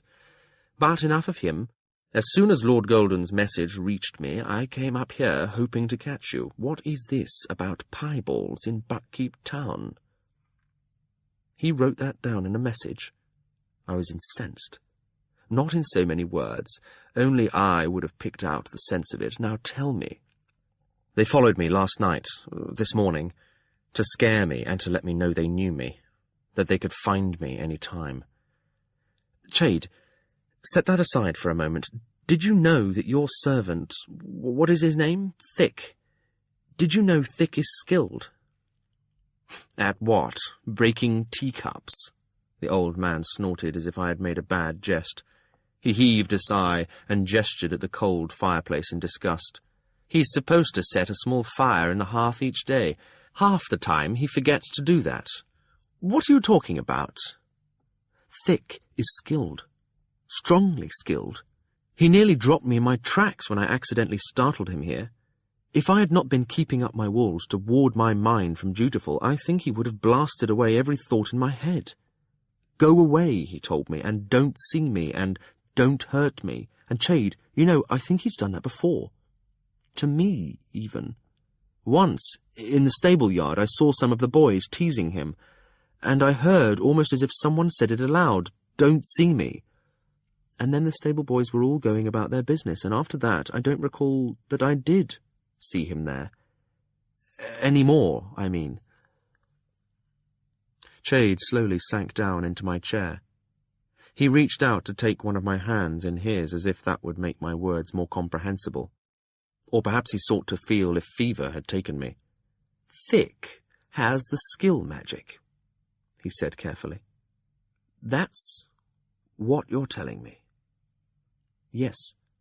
It's raw and untrained, but it burns in him like a bonfire. I've never encountered anything like it before." I shut my eyes, put my palms flat to my temples, and tried to push my skull back together. "I feel like I've taken a beating." A moment later, Chade said gruffly, "Here, try this." I took the cold, wet cloth he offered me and placed it across my eyes. I knew better than to ask him for anything stronger. The stubborn old man had made up his mind that my pain drugs would interfere with my ability to teach Dutiful to skill. No good to long for the relief that elf bark could bring. If there were any left in Buckkeep Castle, he'd hidden it well. What am I going to do about this? He muttered, and I lifted a corner of the cloth to peer at him. About what? Thick and his skill. Do? What can you do? The half-wit has it. He resumed his seat. From what I've translated of the old skill scrolls, that makes him something of a threat to us. He's a wild talent, untaught and undisciplined. His skilling can inadvertently disrupt Dutiful just as he is trying to learn. Angered, he can use his skill against people. Apparently he has already done so. Worse, you say he is strong. Stronger than you? I lifted one hand in a futile gesture. I have no way of knowing. My talent has always been erratic, Chade, and I know no way of measuring it, but I have not felt so besieged since all of Galen's coterie turned their collective strength on me. He leaned back in his chair and considered the ceiling. The most prudent course might simply be to put him down. Kindly, of course. It is not his fault he is a threat to us. Less radical would be to begin dosing him with elf bark to dampen or destroy his talent. But as your reckless abuse of the herb over the last decade has not completely scoured the skill ability from you, I have less faith in its efficacy than the writers of the skill scrolls did. Yet I tend towards a third path, more dangerous, perhaps. I wonder if that is not why it appeals to me, because the possibilities are as great as the hazard. Teach him. At Chade's tentative smile, I groaned. Chade, no. We don't know enough between the two of us to be certain that we can teach Dutiful safely, and he is a tractable boy with a bright mind. Thick is already hostile to me. His insults make me fear that somehow he has detected that I am witted. And what he has learned on his own is potent enough to be dangerous to me if I try to teach him more. Then you think we should kill him? Or cripple his talent? I didn't want that discussion to be mine. I didn't even want to know that such a decision was being made, yet here I was again, neck-deep in far-seer plotting. I don't think either of those things, I muttered. Cannot we just send him very far away? The weapon we throw away today is the one at our throats tomorrow, Chade returned implacably. That is why King Shrewd chose long ago to have his bastard grandson close to hand. We must make the same sort of decision with Thick. Use him or render him useless. There is no middle path. He held one hand out towards me, palm up, and added, as we have seen with the piebalds. I do not know if he intended it as a rebuke to me, but his words stung nonetheless. I leaned back in my chair and let the wet cloth fall over my eyes. What would you have me do? Kill them all, not just the piebalds who lured away the prince, but also the old blood elders who came to our aid, and then the Queen's own huntswoman, and then the Brisinga family, and Siddle, young civil Brisinga's intended, and— I know. He cut me off as I pointed out the widening circle of assassinations that still would not have completely protected our secret. And yet, there we are. They have shown us that they are swift and competent. You have scarcely been back at Buckkeep for 2 days, and yet they were watching and ready for you. Am I correct in saying that last night was the first time you had ventured into town? At my nod, he continued. And they immediately located you, and made very sure that you knew they were aware of you. A deliberate gambit. He took a deep breath, and I saw him turning it over in his mind, trying to see what message they had intended to convey. They know the prince is witted. They know you are witted. They can destroy either of you whenever they please. We already know that. We already knew that. I think this was intended in a different way. I took a breath, put my thoughts in order, and gave him a skeletal account of my encounter. I see this in a new light now. They wanted me to be frightened, and to think what I could do to be safe from them. I can either be a threat to them, one they would eliminate, or I can be useful to them. That wasn't exactly how I had seen it earlier, but the implications now seemed obvious. They had frightened me and then let me go, to give me time to realize I could not possibly kill them all. Impossible to know how many now shared my secret. The only way I could survive was to become useful to them. What would they ask of me? Perhaps as a spy within Buckkeep Castle, or as a weapon within the keep, someone they could turn against the Farseers from within. Shade had followed my thoughts effortlessly. Is that not what we could choose? Yes. For a time, at least, I counsel you to be wary. Yet open, too. Be ready for them to contact you again. See what they demand and what they offer. If necessary, let them think you will betray the prince. Dangle myself like bait. I sat up and lifted the cloth off my eyes. A smile twitched at his mouth. Exactly. He held out a hand, and I gave him the wet cloth. He tilted his head and regarded me critically. You look terrible. Worse than a man coming off a week-long drunk. Are you in much pain? I can deal with it, I replied gruffly. He nodded to himself, pleased. I'm afraid you'll have to, but it grows less each time, doesn't it? Your body is learning to handle it. I think perhaps it is like a swordsman training his muscles to tolerate the hours of drill. I leaned forwards with a sigh to rub my stinging eyes. I think it is more like a bastard learning to tolerate pain. Well, whatever it is, I am pleased. His reply was brisk. I could get no sympathy from the old man. He stood. Go, and get cleaned up, Fitz. Eat something, be seen, go armed, but casually so. He paused. You recall where my poisons and tools are kept, I'm sure. Take whatever you need, but leave me a list so I can have my apprentice replace the inventory. I didn't retort that I would take nothing, that I was no longer an assassin. I had already thought of 1 or 2 powders that might be useful if I found myself outnumbered as I had this morning. When will I meet this new apprentice of yours? I asked casually. You have, Shade smiled. When will you know my new apprentice? I am not sure that would be wise, or comfortable, for either of you, or for me. Fitz, I am going to ask you to be honourable about this. Leave me this secret, and do not attempt to pry into it. Trust me that it is better left alone.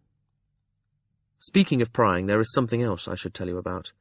I paused on my way up the stairs and heard voices. I looked in on the Narcheska's room. There is some information I think I should share with you. He cocked his head at me. Tempting, very tempting. But you failed to distract me completely. Your promise, Fitz, before you try to lure me into thinking of other things. I did not wish to give it, in truth. It was not just curiosity that burned in me, nor even jealousy of an odd sort. It went against all the training I had ever received from the old man. Discover as much as you can about all that is going on around you, he had taught me. You never know what might prove to be useful. His green eyes stared at me balefully until I lowered my gaze before his. I shook my head, but I said the words. I promise I will not deliberately attempt to discover the identity of your new apprentice. But may I ask one thing? Is he aware of me? Of what and who I was? My boy, I do not give out secrets that are not mine to share. I gave a small sigh of relief. It would have been uncomfortable to imagine someone in the keep watching me, knowing who I was, but shielded from my gaze. At least I was on an equal footing with this new apprentice. Now, the Narcheska? And so I reported to him, as I had never expected to do again. As I had when I was a boy, I spoke to him the exact words I had overheard, and afterwards he quizzed me as to what I had thought those words had meant. I spoke bluntly. I do not know the man's status in the Narcheska's offering to Queen Catrichan, but I do not think he feels bound by the betrothal. And his advice to the girl affirms to her that she need not feel bound. I find that most interesting. It is a valuable tidbit, Fitz, and no mistake. Their strange servant intrigues me as well. When your time permits, you could look in on them again and let me know what you discover. Cannot your new apprentice do that just as well? You are prying again, and you know it. But this time I will answer no. My apprentice is no more privy to the network of spy passages in the castle than you were. That is not a matter for apprentices. They have enough to do with minding themselves and their own secrets without being entrusted with mine, but I think I shall have my apprentice pay special attention to the serving woman. That is the piece I fear most in this new puzzle you have handed me. But the spy tunnels and secret ways to Buckkeep remain ours alone. So, and here a strange smile crooked his mouth, I suppose you could see yourself as having reached journeyman status. Not, of course, that you are an assassin any more. We both know that is not so. That jest prodded me in a tender place. I did not want to think about how deeply I had slipped back into my old roles as spy and assassin. I had already killed again for Prince Dutiful several times. That had been in the heat of anger while defending myself and rescuing him. Would I kill again, in secret, by poison, in the cold knowledge of necessity for the farseers? The most disturbing part of that question was that I could not answer it. I reined my mind to more productive paths. Who is the man in the Narcheska's chamber? Besides being her uncle Pyotr, I mean. Ah, well, your question unwittingly gives you the answer. He is her uncle, her mother's brother. In the old ways of the Out Islands, that was more significant than being her father. To them, the mother's lineage was the significant one. A woman's brothers were the important men in the lives of her children. Husbands joined the clans of their wives, and the children took on the clan symbol of their mothers. I nodded silently to his words. During the Red Ship War I had read what scrolls about the Out Islanders that the Buckkeep Library held, trying to make sense of their war against us. I had also served alongside dissident Out Island warriors on the warship Rurisk, and from them learned something of their lands and customs. What he said now matched my recollections on the topic. Shade tugged at his chin thoughtfully. When Archon Bloodblade approached us with this offer of an alliance, he had the support of his headgird behind him. I expected that and accepted that as her father he could arrange Elliania's marriage. I thought perhaps the Out Islands had left their matriarchal ways behind them, but now I wonder if perhaps Elliania's family clings to them still. But why, then, is there no female relative here, to speak on Elliana's behalf and negotiate the betrothal? Archon Bloodblade seems to be the one doing the bargaining. Pyotr Blackwater has been acting as the Narcheska's chaperon and bodyguard, but now I perceive that he is her adviser as well. Perhaps our attentions to her father have been misplaced. I will see that Pyotr is accorded more respect. He furrowed his brow, hastily restructuring his concept of the marriage offer. I knew of the woman servant. I thought she would be the Narcheska's confidant, perhaps her old nursemaid or a poor relative. Yet your spying seems to put her at odds with both Elliania and Pyotr. Something is not right here, Fitz. He sighed heavily and reluctantly admitted his error. I thought we were negotiating this marriage with Bloodblade, Elliania's father. Perhaps it is Elliania's mother's family that I should know more about. But if they are truly the ones offering Elliania, then is Bloodblade a dupe or a puppet? Does he speak with any true authority at all? His forehead was graven, deep with thoughtfulness as he pondered these things, and I realized that the piebald threat against me had been reduced to a minor concern, something that Shade expected I could largely manage on my own. I could not decide if his confidence in me flattered me, or diminished me to a lesser game piece. An instant later he recalled me to myself. Well, I think we've resolved this as much as we can just now. Extend my regrets to your master, Tom Badgerlock. Let him know that a headache prevents me from enjoying the pleasures of his company this afternoon, but that my prince has been most happy to accept his invitation. That will give Dutiful the time with you that he has been pestering me for. I don't need to remind you to be discreet in your contact with the boy. We don't want to rouse any speculation. And I suggest that you keep your ride either to areas where your privacy is assured or to very public areas where the piebalds would have to be bold to seek a contact. In truth, I do not know which to offer as the wiser selection. He took a breath and his tone changed. Fitz, do not underestimate your influence on the prince. In our private conversations, he speaks freely of you, with admiration. I am not sure you were wise to reveal your connection to me, but there, it is done. It is not just skill instruction he seeks from you, but a man's advice on all aspects of his life. Be careful. An incautious word from you could set our wilful prince's feet on a path where none of us could safely follow him. Please speak positively of his betrothal and encourage him to undertake his royal duties with a willing heart. And in the matter of the piebalds threatening you, well, today might not be the best day to burden him with concerns for you. As it is, some may look askance that our prince chooses to go riding with a foreign noble and his bodyguard on such an important day of his life. He paused suddenly. Not that I am trying to dictate how you behave with our prince. I know that you have formed a relationship of your own. That's correct, I said, and tried to keep from sounding brusque. In truth, I had known a moment of anger as he started his long list of directives. Now I took a deep breath. Chade, as you have said, the boy is looking to me for a man's advice. I am not a courtier, nor an adviser. If I endeavoured to steer Dutiful merely to suit the goals of the Six Duchies, I let my words drain away before I told him that such a course would be false to all of us. I cleared my throat. I wish always to be honest with Dutiful. If he asks for advice, I will tell him what I truly think, but I don't think you need to fear that much. Catrichan has shaped her son. I think he will be true to that training. As for me, well, I suspect the boy does not want to have someone to talk to him so much as he wants someone to listen to him. Today I will listen. And regarding my encounter with the piebalds this morning, I see little need for Dutiful to know about that right now. I may warn him that they are not to be entirely dismissed from his thoughts.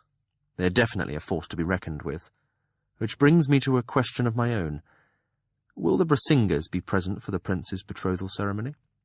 I assume so. They have been invited and are expected to arrive sometime today. I scratched the back of my neck.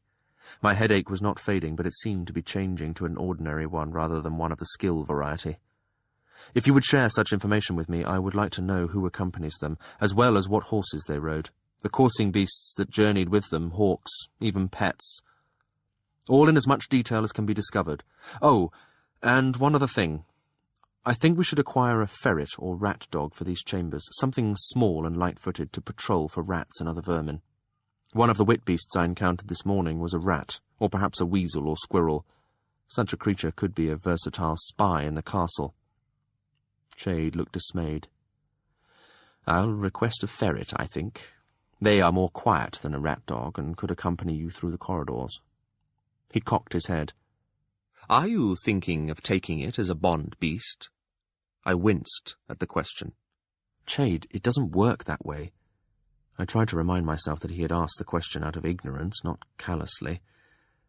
I feel like a newly widowed man, Chade. I've no wish to bond with any creature just now. I'm sorry, Fitz. It's a difficult thing for me to understand. The words may sound odd, but I meant no disrespect to his memory.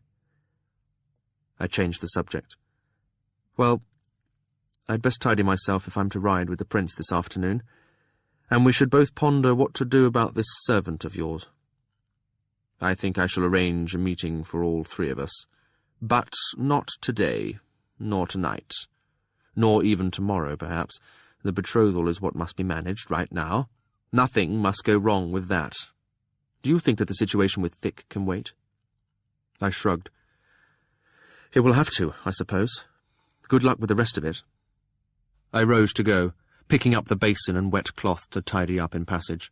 Fitz... His voice made me pause. You know I have not said so directly, but you should treat these chambers as your own now. I know that a man in your position needs a private spot sometimes. If you wish things changed, the bed's position, the hangings, or if you wish food left out for you here, or a supply of brandy, whatever, let me know. The offer put a chill down my back. I never wanted this assassin's workroom to belong to me. No. Thank you, but no. Let's just leave all as it is for now. Though I may keep some of my things up here, Verity's sword, private things. There was some secret regret in his eyes as he nodded. If that's all you wish, that's fine. For now, he conceded. He looked at me critically, but his voice was very gentle as he asked, I know you still grieve, but you should let me even your hair out for you, or let someone else do it. It draws attention to you as it is now. I'll see to it myself, today. Oh, and there is something else. Strange how that first urgent concern had almost been driven from my mind by other fears. I took a breath. It seemed even more difficult to confess my carelessness to him now. I've been foolish, Chade. When I left my cottage, I did so expecting to return to it soon. I left things there, dangerous things perhaps. Scrolls where I have written down my own thoughts, as well as a history of our waking of the dragons that is perhaps too accurate to bear sharing. I need to go back there soon, to either put those scrolls into a safer place or to destroy them. His face had grown graver as I spoke. Now he blew out a long breath. Some things are better left unwritten, he observed quietly. Mild as the rebuke was, it still stung. He stared at the wall but seemed to see into a distance. But I confess I think it is valuable to have the truth recorded somewhere. Think what it would have saved Verity in his quest for the Elderlings if even one accurate scroll had been preserved. So, gather your writings, boy, and bring them to safety here. I advise you to wait a day or so before you depart. The piebalds may be expecting you to bolt. If you went now, likely you'd have some following you. Let me arrange a time and a way for you to go. You want me to send some trustworthy men with you? They'd not know who you were or what you went to retrieve, only that they were to aid you. I considered it, then shook my head. No, I've left too many edges of my secrets showing as it is. I'll take care of this myself, Shade. But there is one other concern I have. I think the guards on the gates of Buckkeep are entirely too relaxed. With piebalds about and the prince's betrothal and Outislanders visiting, I think they ought to be more vigilant. I suppose I should see to that as well. Odd. I had thought that persuading you to come here would have eased some of my work onto you and left me more time to be an old man. Instead, you seem intent on giving me ever more to think about and to do. No, do not look at me like that. I suppose it is for the best. Work, the old people say, keeps a man young. But perhaps that is something old folks say just because they know they must go on working. Be off with you, Fitz, and try not to discover any more crises for me before the day is out. And so I left him sitting in his chair by his cold fireside, looking both thoughtful, yet somehow pleased with himself. Chapter 3. Echoes. On the night that the dastardly witted bastard murdered King Shrewd in his room, King-in-waiting Verity's mountain-born queen chose to flee the safety of Buckkeep Castle. Alone and gravid with child, she fled into the cold and inhospitable night. Some say that King Shrewd's jester, fearing for his own life, begged her protection and accompanied her. But this may be but castle legend to account for his disappearance that night. With the clandestine aid of those sympathetic to her cause, Queen Catrican crossed the Six Duchies and returned to her childhood home in the Mountain Kingdom. There, she made efforts of her own to discover what had become of her husband, King-in-waiting Verity. For if he lived, she reasoned, he was now the rightful king of the Six Duchies, and their last hope against the depredations of the Red Ships. She reached the Mountain Kingdom, but her king was not there. She was told that he had left Jampe and pressed on in his quest. Nothing had been heard from him since then. Only some few of his men had returned, their wits scattered and some injured as from battle. Her heart knew despair. For a time, she sheltered amongst her native people. One of the tragedies of her arduous journey was the stillbirth of the heir to the Six Duchies' throne. It is said that this blow hardened her heart to the necessity of finding her king, for if she did not, his line would die with him, and the throne passed to Regal the Pretender. Possessed of a copy of the same map that King Verity had hoped would take him to the land of the Elderlings, Queen Cotrican set out to follow him. Accompanied by the faithful minstrel Starling Birdsong and several servants, the Queen led her band ever deeper into the mountain fastness. Trolls, pixies, and the mysterious magic of those forbidding lands were but a few of the obstacles she faced. Nevertheless, eventually she won through to the land of the Elderlings. It was an arduous search, but eventually she came to the hidden castle of the Elderlings, a vast hall built all of black and silver stone. There she found that her king had persuaded the Dragon King of the Elderlings to come to the aid of the Six Duchies. This same Dragon King, recalling the ancient Elderling oath of alliance with the Six Duchies, bent his knee to Queen Cotrican and King Verity. On his back he carried home not only King Verity and Queen Cotrican, but the loyal minstrel Starling Birdsong. King Verity saw his queen and her minstrel safely delivered to Buckkeep. Before his loyal subjects could greet him, before his people even knew he had returned, he left them again. Sword blazing in the sun, he bestrode the Elderling Dragon King, as together they rose into the sky to do battle against the red ships. For the rest of that long and triumphantly bloody season, King Verity led his Elderling allies against the red ships. Whenever his folk saw the jewel-bright wings of the dragons in the sky, they knew their king was with them. As the king's forces struck the red ship strongholds and fleet, his loyal dukes rallied to his example. The few red ships that were not destroyed fled our shores to carry word of the Farseer wrath back to the Out Islands. When our shores were cleared of marauding invaders and peace restored to the Six Duchies, King Verity kept his pledge to the Elderlings. The price of their aid was that he would reside with them in their distant land, never to return to the Six Duchies. Some say that our king took a deadly injury in the last days of the Red Ship War, and that it was but his body the Elderlings bore away. It is said by those ones that the body of King Verity lies in a vault of ebony and gleaming gold, in a vast cave in their mountain keep. There the Elderlings honour forever the valiant man who sacrificed all to seek aid for his people.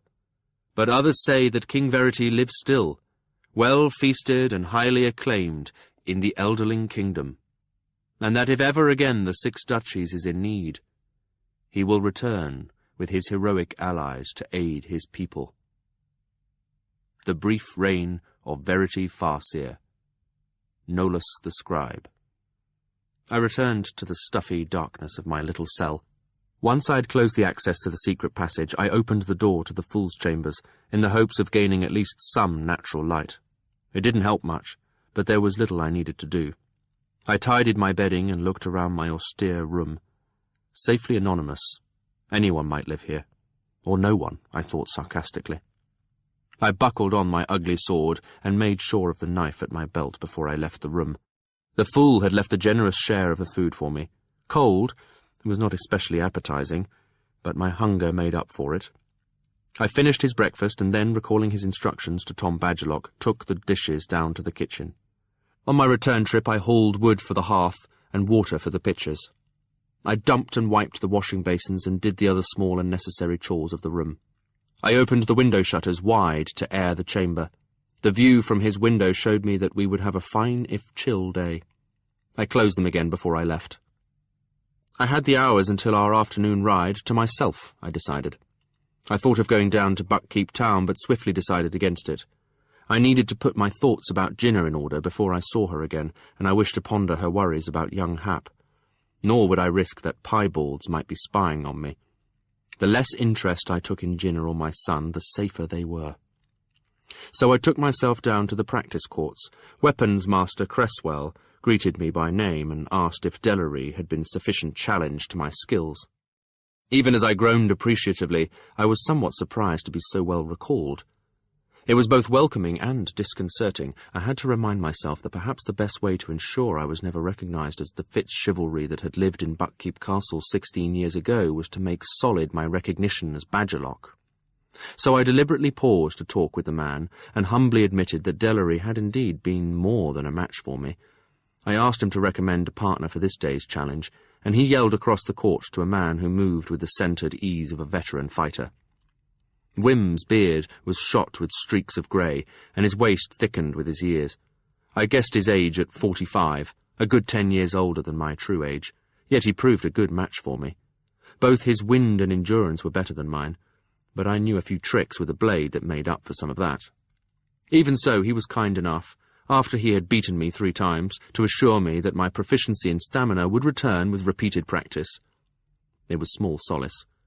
A man likes to think that he has kept his body in good trim, and in truth mine was hardened to the tasks of a small farm as well as to the skills of a frequent hunter. But the muscles and wind of a fighter are a different matter, and I would have to rebuild mine. I hoped I would not need those abilities, but sourly resigned myself to daily practice. Despite the chill day, my shirt was stuck to my back with sweat when I left the courts. I knew they were the territory of the guards and stable hands, yet I made my way to the steams behind the barracks anyway. I reasoned that at this time of day they would be little occupied, and that using them would be more in keeping with Tom Badgerlock's character than hauling water for a midday bath. The castle steams were in an old building of rough stone built low and long. I shed my sweaty clothes in the outer chamber that fronted the steam and washing rooms, folding them onto a bench. I lifted Jinna's goodwill charm necklace from around my neck and tucked it under my shirt. Naked, I went through the heavy wooden door that led to the steams. It took a moment for my eyes to adjust. The room was lined with tiered benches surrounding the squat stone firebox. The only light came from the deep red glow of the fire leaking from its stone dungeon. It had been well stoked. As I had suspected, the steams were mostly deserted, but there were 3 Out-Islanders there, guards from the Narcheska's contingent. They kept to themselves at one end of the clouded room, conversing low in their own hard-edged language. They gave me a single glance, then dismissed me. I was more than willing to yield them their privacy. I took water from the cask in the corner and splashed it liberally onto the hot stones. A fresh curtain of mist went up, and I breathed it deeply. I stood as close to the steaming stones as I could stand until I felt my sweat break and run freely over my skin. It stung in the healing scratches on my neck and back.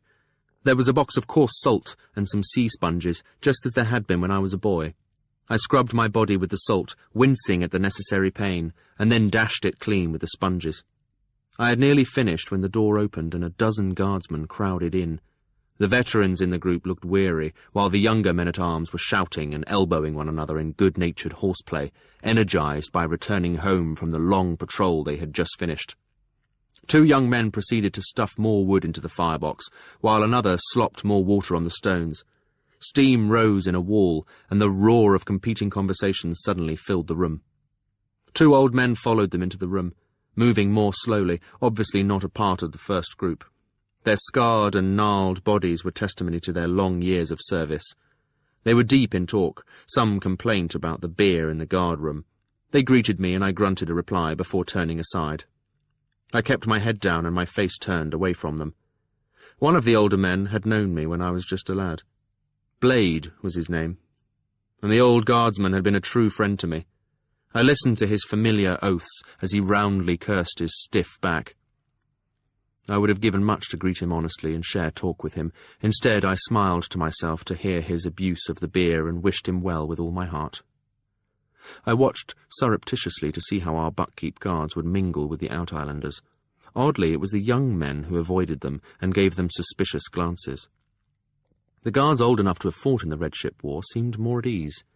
Perhaps when one is a man-at-arms for long enough, war becomes a job, and it is easier to recognize another man as a fellow warrior rather than a former enemy. Whatever the reason, it seemed to me that the Out-Islanders were more reluctant to socialize than the Buck guards, but perhaps that was only the natural caution of soldiers disarmed and surrounded by a group of strangers. Staying to watch for longer would have been interesting, but also dangerous. Blade had always had a sharp eye. I would not invite his recognition by lingering in his company. But as I rose to go, a young guardsman shouldered into me. It was not an accident, or even a well-feigned one. It was but his excuse to loudly exclaim, "Watch yourself, man! Who are you, anyway? Which guard company?" He was a sandy-haired fellow, perhaps of Pharaoh stock, well-muscled and belligerent with youth. He looked about 16 to me, a boy aching to prove himself before his more experienced fellows. I gave him a glare of tolerant disgust, veteran to green soldier. To be too passive would only invite attack. I simply wanted to leave as swiftly as possible, attracting no more attention than necessary. "Watch your own step, lad," I warned him genially. I moved past him only to have him shove me from behind. I turned to confront him, loose but not yet aggressive. He had his fists up, ready to defend himself. I shook my head tolerantly at that, and several of his companions snickered. "Let it be, lad," I warned him. "I asked you a question," he snarled. "So you did," I agreed benignly. "If you'd cared to favour me with your name before you demanded mine, I might have answered. That used to be the custom at Buckkeep." He narrowed his eyes at me. "Charl of Bright's Guard. I've no need to be ashamed of my name or company." "Nor I assured him. "Tom Badgerlock, man to Lord Golden, who expects me shortly. Good day." "Lord Golden's serving man, I might have known." He gave a snort of disgust and turned to his fellows to confirm his superiority. "You don't belong in here. This place is for the guardsmen, not pages and lackeys and special servants." "Is it?" I let a smile crook the corner of my mouth as I ran my gaze over him insultingly. "No pages or lackeys? That surprises me." All eyes on us now. Hopeless to avoid notice. I'd have to establish myself as Tom Badgerlock. He reddened to my insult, and then swung. I leaned aside to let his blow go past, then took a step forward. He was ready for my fists, but instead I kicked his feet out from under him. It was a move more befitting a brawler than a noble's guardsman, and it obviously shocked him. I kicked him again as he went down, driving the air out of him. He fell gasping to sprawl perilously near the firebox, and I stepped forward to place my foot on his bare chest, pinning him close by the firebox. I snarled down at him, "Let it go, lad, before it gets ugly." Two of his companions stepped forward, but "Hold!"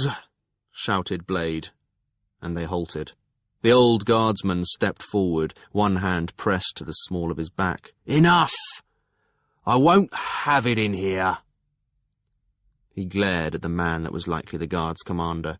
"Rufus, get that pup of yours under control. I came here to ease my back, not to be annoyed by an ill-trained braggart. Get that boy out of here. You, Badgerlock, take your foot off him." Despite his years, or perhaps because of them, old Blade still commanded universal respect from the guardsmen. As I stepped back, the boy came to his feet. He had both murder and chagrin in his eyes. But his commander barked, "Out, Charl. We've all had enough of you today. And Fletch and Lauk, you can both go with him for being fools enough to step forward for a fool." So the three of them went hulking past me, sauntering as if they didn't care. There was a surge of muttering among the guardsmen, but most of it seemed to be agreement that the young man was more churl than charl. I sat back down, deciding that I'd give them the time to get dressed and be clear of the steams before I left. To my dismay, Blade walked stiffly over and sat down beside me. He offered me his hand, and when I gripped it, it was still the calloused hand of a swordsman. "Blade, have a talk," he introduced himself gravely. "And I know the scars of a man-at-arms when I see one, even if that pup didn't. You're welcome to use the steams. Ignore the boy's wrangling. He's new to his company and still trying to overcome the fact that Rufus took him on as a favour to his mother." "Tom Badgerlock," I replied, "and many thanks to you.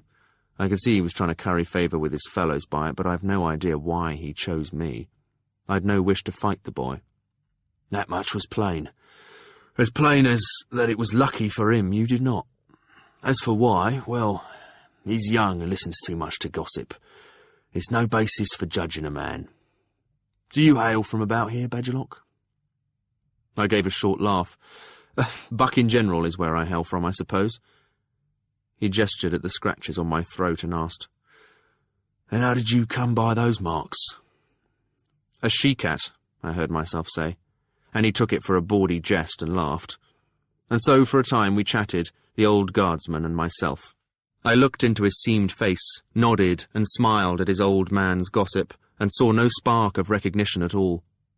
I should have felt assured, I suppose, that even an old friend like Blade did not recognise Fitz chivalry farseer.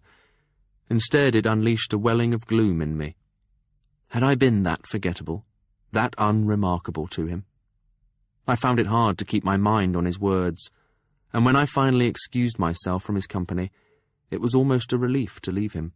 Before I could give in to the irrational impulse to betray myself, to drop a word or a phrase that would hint to him that he had once known me before.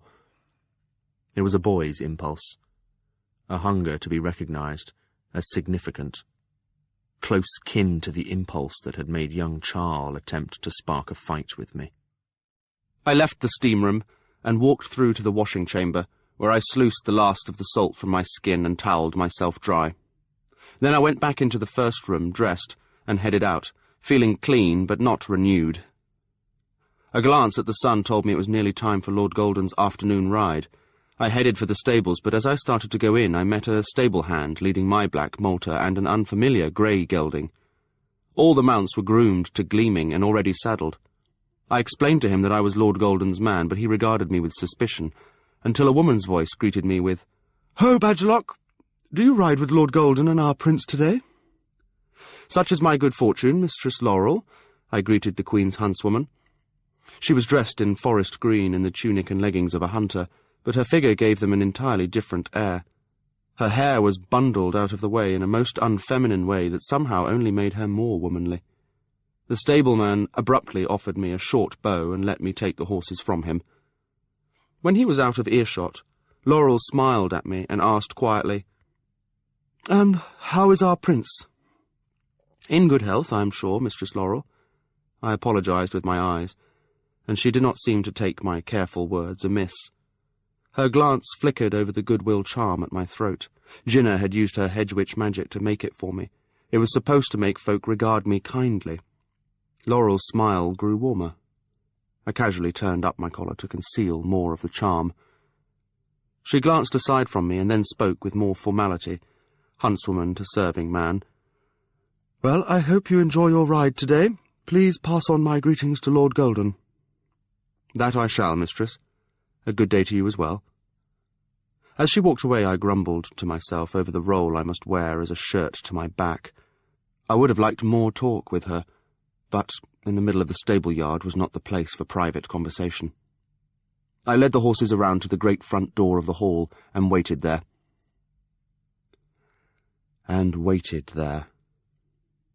The prince's gelding seemed accustomed to such delays, but Malta was plainly put out, and my black tested my patience with tactics from a quick tug on her reins to a steady, even pull.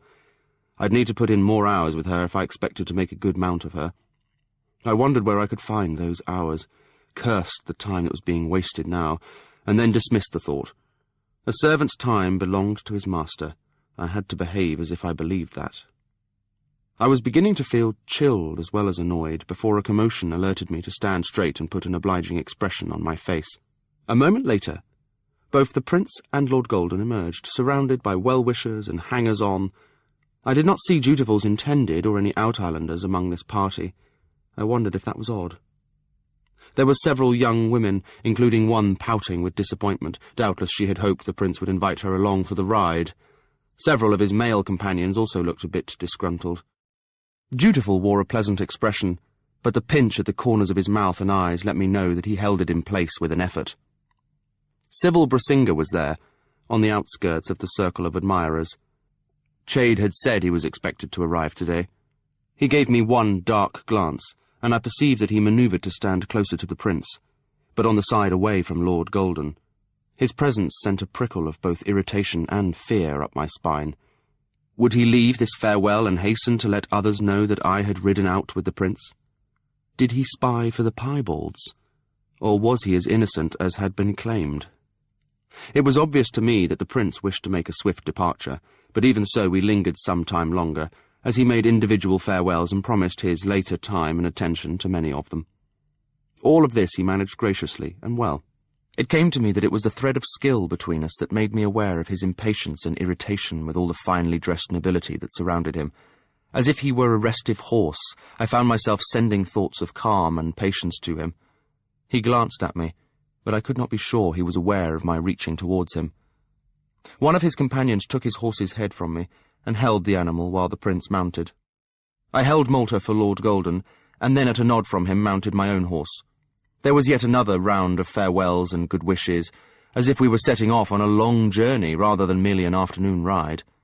Finally, the prince firmly reined his gelding to one side and touched heels to him. Lord Golden followed him, and then I let my black go. A chorus of goodbyes rained down behind us. Despite Chade's advice, I had little chance to suggest any route for our afternoon ride. The prince led, and we followed to the gates of Buckkeep, where again we had to pause to allow the guards formally to salute and then pass their young prince through the gate. The moment we cleared the gate, Dutiful put his heels to his horse. The pace he set precluded any conversation. He soon turned off the road onto a lesser-travelled trail, and then kicked his grey to a canter. We followed, and I felt my black's satisfaction in the chance to stretch her muscles. She was not so pleased that I held her back, for she knew that she could easily outdistance both Malta and the grey if given her head. The prince's route led us out onto the sunny hillsides. Once there had been a forest here, and Verity had hunted deer and pheasant. Now sheep grudgingly ambled out of our way as we crossed open pasturage, and then ventured into the wilder hills beyond. And all this time, we rode in silence. When we left the flocks behind, Dutiful gave his grey a free head, and we galloped through the hills as if fleeing an enemy. My black had lost a little of her edginess by the time the prince finally pulled in his mount. Lord Golden moved up to ride behind him, as the walking horses snorted and blew. I kept my place behind them, until the prince turned in his saddle and irritably waved me up beside him. I let my black advance, and the prince greeted me coldly with, "Where have you been? You promised me that you would teach me, and I haven't even seen you since we returned to Buckkeep Castle." I bit back my first response, reminding myself that he spoke as a prince speaks to a servant, not as a boy would address his father. Yet that brief moment of silence seemed to rebuke him as much as words would have done. Not that he looked chastened, but I recognized the stubborn flex of his lips. I took a breath. "My prince, it has been scarcely 2 days since we returned. I had assumed that you would be very busy with the tasks of your reign. In the meantime, I resumed the chores of my own life. If it pleased my prince, I thought that you would summon me when you required me." "Why do you speak to me like this?" the prince demanded angrily. "My prince this and my prince that. You didn't address me in this fashion on our way home. What happened to our friendship?" I saw the fool's warning in Lord Golden's quick glance, but I ignored it. I kept my voice low and even as I answered, "If you rebuke me, as you would a servant, my prince, then I assume that I am to respond in a style appropriate to my station." "Stop that!" Dutiful hissed at me, as if I had mocked him. I suppose in truth that I had. The result was awful. For a moment his face tightened, as if he were on the verge of tears. He spurred ahead of us, and we let him go. Lord Golden gave me a minuscule shake of his head, and then nodded that I should catch up with the lad. I debated making the prince pull in and wait for us, then decided that perhaps he could not bend so far. A boy's pride can be very stiff. I let my black move alongside the trotting grey as she wished, but before I could speak to Dutiful, he addressed me. "I've started this all wrong. I'm beleaguered and frustrated. These last 2 days have been horrible, just horrible. I've had to behave with perfect courtesy even when I wanted to shout and smilingly accept flowery compliments on a situation I wish to flee. Everyone expects me to be happy and excited. I've heard enough ribald tales about wedding nights to gag a goat. No one knows or cares about my loss. No one even noticed my cat was gone. I have no one that I can speak to about it." He suddenly choked. He pulled his horse abruptly to a halt and turned in his saddle to face me. He took a deep breath. "I'm sorry. I apologize, Tom Badgerlock." The bluntness of his words and the honest offering of his hand was so like Verity that I knew it was truly his spirit that had fathered this boy. I felt humbled. I gripped the offered hand gravely, then pulled him close enough that I could set a hand upon his shoulder. "It's too late to apologize," I told him seriously. "I've already forgiven you." I took a breath as I released him. "And I have felt as badgered, my lord, and it has shortened my own temper. So many tasks have fallen to me lately that I've scarcely had time to see my own boy, I'm sorry I did not seek you out sooner. I am not sure how we can arrange our meetings without making others aware that I teach you, but you are right. It must be done, and putting it off will not make it easier." The prince's face had gone very still at my words. I sensed a sudden distancing in him, but could not perceive the cause until he asked quietly, "Your own boy?" His inflection puzzled me. "My foster son, Hap. He is apprenticed to a woodworker in Buckkeep Town." "Oh." The single word seemed to fade into silence, and then, "I did not know you had a son." The jealousy was courteously masked, but it rang green against my sense of him. I did not know how to react to it. I gave him the truth. "I've had him since he was 8 or so. His mother abandoned him, and he had no other folk willing to take him in. He's a good lad. But he is not truly your son," the prince pointed out. I took a breath and replied firmly, "In every way that matters, he is a son to me." Lord Golden sat his horse at the outskirts of our circle, but I dared not glance to him for advice. After a time of silence, the prince tightened his knees and his horse moved forward at a walk. I let my black pace him, the fool dawdling along behind us. Just when I thought I must break the silence before it became a wall between us, Dutiful blurted out, "Then what need have you of me, if you already have a son of your own?" The hunger in his voice shocked me. I think he startled himself, for he suddenly kicked his horse into a trot and rode ahead of me again. I made no effort to catch up with him until the fool at my side whispered, "Go after him. Don't let him close himself off from you. You should know by now how easy it is to lose a person just by letting someone walk away from you." Even so, I think it was more the prompting of my own heart that made me set my heels to my black and catch up with the boy. For boy he very much looked now, chin held firm, eyes straight ahead as he trotted along. He did not look at me as I came alongside him, but I knew he listened when I spoke. "What need do I have of you? What need do you have of me? Friendship is not always based on need, Dutiful. But I will tell you plainly that I need you in my life, because of who your father was to me, and because you are your mother's son. But mostly because you are you, and we have too much in common for me to walk away from you. I would not see you grow up as ignorant of your magics as I did. If I can save you that torment, then perhaps in some way I will have saved myself as well." I suddenly ran dry of words. Perhaps, like Prince Dutiful, I was surprised by my own thoughts. Truth can well out of a man like blood from a wound, and it can be just as disconcerting to look at. "Tell me about my father." Perhaps for him the request logically followed what I had said, but it jolted me. I walked a line here. I felt I owed him whatever I could give him of verity, yet how could I tell him stories of his father without revealing my own identity? I had firmly resolved that he would know nothing of my true bloodlines. Now was not the time to reveal to him that I was Fitz Chivalry Farseer, the witted bastard, nor that my body had fathered his. To explain that Verity's spirit, by strength of his skill magic, had occupied my flesh for those hours was far too complicated an explanation for the boy. In truth, I could barely accept it myself. So much as Chade once had with me, I hedged, asking him, "What would you know of him?" "Anything. Everything." He cleared his throat. "No one has spoken to me much of him. Chade sometimes tells me stories of what he was like as a boy. I've read the official accounts of his reign, which become amazingly vague after he leaves on his quest. I've heard minstrels sing of him, but in those songs he is a legend, and none of them seem to agree on exactly how he saved the Six Duchies. When I ask about that, or what it was like to know him, everyone falls silent, as if they do not know, or as if there were a shameful secret that everyone knows but me. There is no shameful secret of any kind attached to your father. He was a good and honourable man. I cannot believe that you know so little of him. Not even your mother has told you of him?" I asked, incredulously. He took a breath and slowed his horse to a walk. My black tugged at her bit, but I held her pace to match the prince's mount. "My mother speaks of her king, occasionally of her husband. When she does talk of him, I know that she still grieves for him. It makes me reluctant to pester her with questions.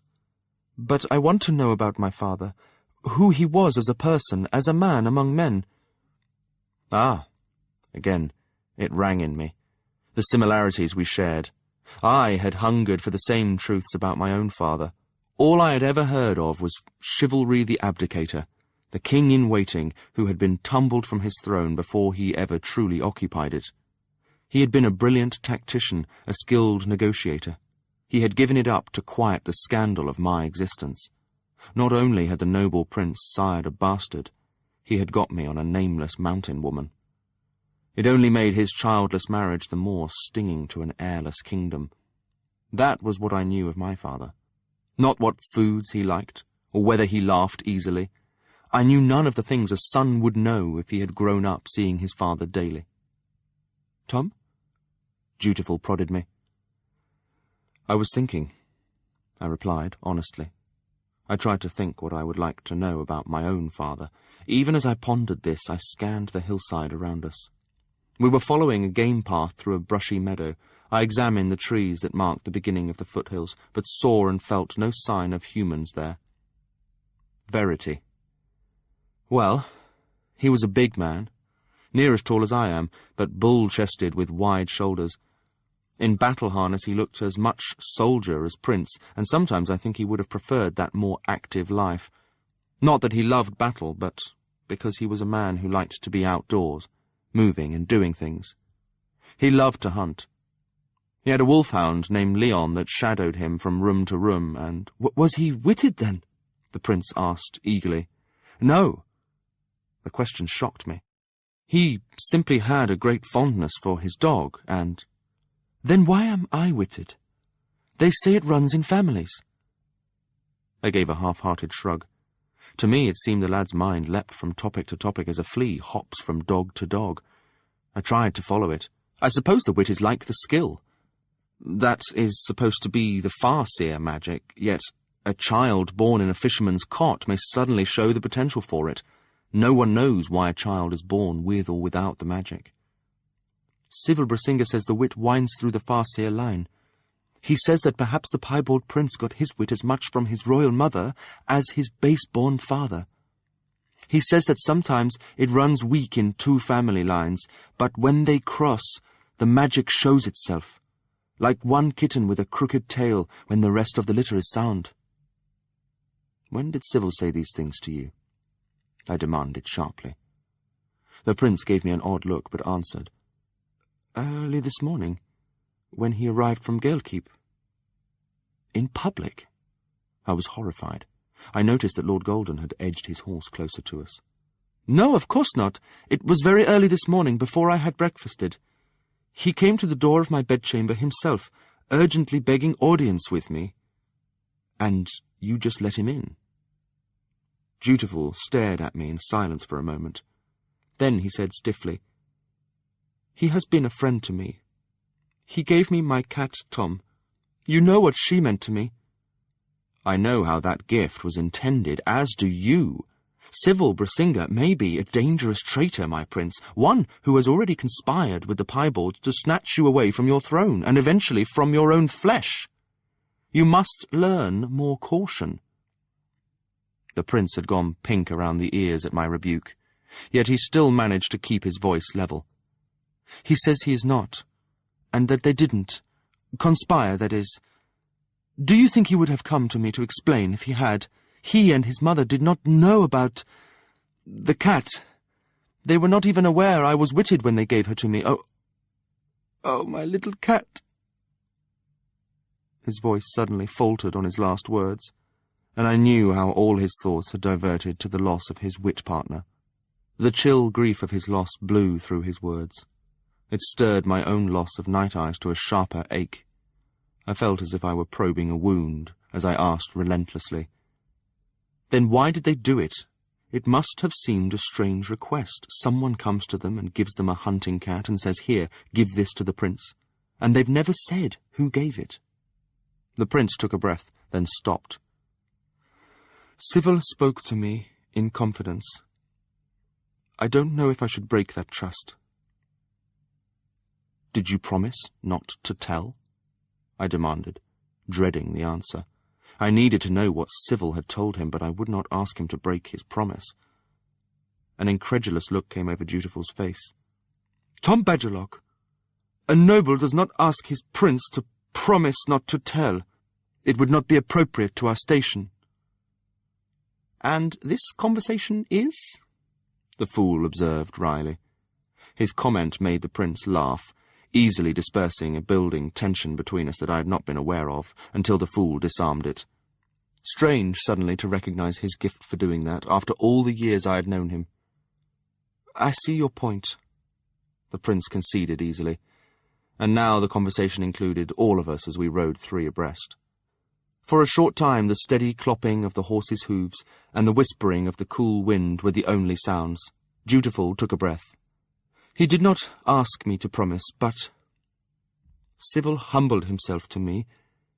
He knelt at my feet to offer his apology, and I think any man who does that has a right to expect it will be kept from the public gossip. It would not become public gossip through me, my prince, nor through the fool, I promise. Please, tell me what passed between you." "The fool?" Dutiful turned a delighted grin on Lord Golden. Lord Golden snorted contemptuously. "An old joke between our old friends, one that is becoming far too worn to be humorous any more, Tom Badgerlock," he added warningly to me. I ducked my head to his rebuke, but smirked also, hoping the prince would accept the hasty explanation. Inside my chest, my heart sank down to the pit of my belly as I castigated myself for my carelessness.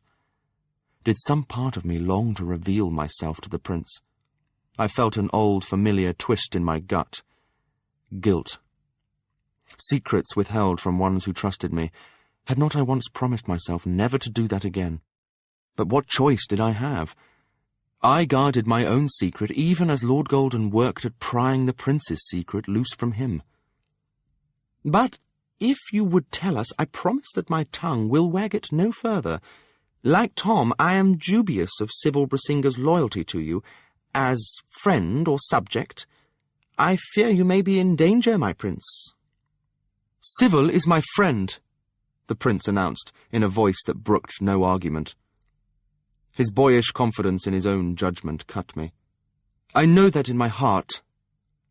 However," and here a strange look flickered over Dutiful's face, "he warned me to be wary of you, Lord Golden. He seems to regard you with extreme distaste."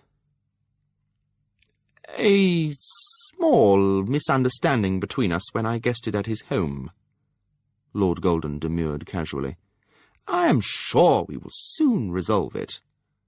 I rather doubted that myself, but the prince seemed to accept it. He pondered for a time, turning his horse to the west and skirting the edges of the forest. I manoeuvred my black to put myself between Dutiful and possible ambushers hiding amongst the trees. I tried to keep one eye on the woods and one on the prince. When I spotted a crow in a nearby treetop, I wondered sourly if it were a piebald spy. Little I could do if it were, I told myself. Neither of the others seemed to take notice of the bird. The prince's words broke from him just as the bird rose cawing from the trees and flew away. Dutiful's words came reluctantly. The Brisingas were threatened by the piebalds. Sybil would not say how, only that it was very oblique. The cat was delivered to his mother with a note, directing her to give the cat to me as a gift. If she did not, well, reprisal was threatened. But Sybil didn't tell me exactly what. "I can guess," I said bluntly. The crow had disappeared from sight. It did not make me feel any more secure.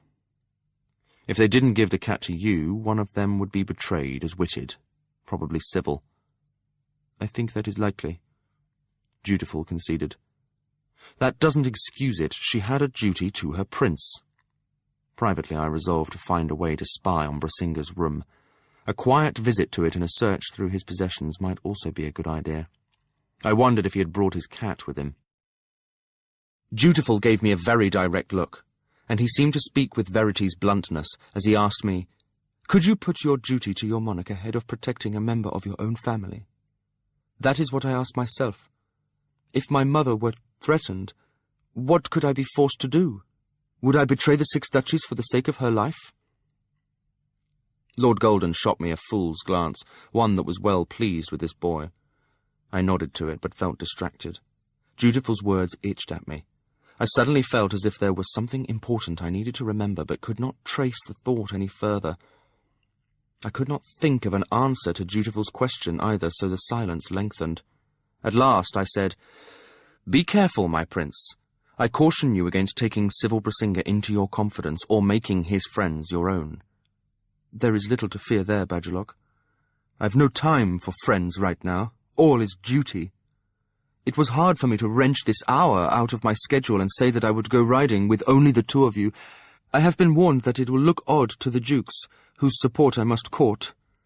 Far better had I ridden out with some of their sons accompanying me. But I needed this time with you. I've something important to ask you, Bajulok." He paused, then asked bluntly, "Will you come to my betrothal ceremony tonight? If I must endure this, I'd like to have a true friend nearby." I immediately knew the answer, but I tried to look as if I were pondering it. "I cannot, my prince. It would not be fitting to one of my station. It would look even odder than this riding out together. Could you not be there as Lord Golden's bodyguard?" Here Lord Golden himself intervened for me. "That would appear as if I did not trust my prince's hospitality to protect me." The prince pulled in his horse, a stubborn look coming over his face. "I want you to be there. Find a way." This direct command set my teeth on edge. "I'll consider it," I replied stiffly. I was still not completely confident of my anonymity at Buckkeep. I wanted to settle more firmly into my role as Tom Bajulok before I had any more chance confrontations with folk who might recall me from the past.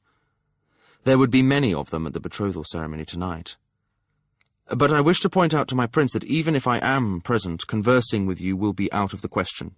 Nor should you take any sort of an interest in me that might call undue attention to our connection." "I am not a fool," he retorted, very close to anger at my indirect refusal. "I simply would like to have you there, to know I had one friend in the crowd of those watching me being sacrificed." "I think you are being overly dramatic," I said quietly. I tried not to let it sound like an insult. "Recall that your mother will be there, and Chade, and Lord Golden, all people with your best interests at heart." He reddened a bit as he glanced at Lord Golden. "I do not discount your value as a friend, Lord Golden. Forgive me if my words were ill-considered. As for my mother and Lord Chade, they are, like me, obliged to duty before love. They want what is best for me, that is true, but the largest facet of that is always what is best for my reign.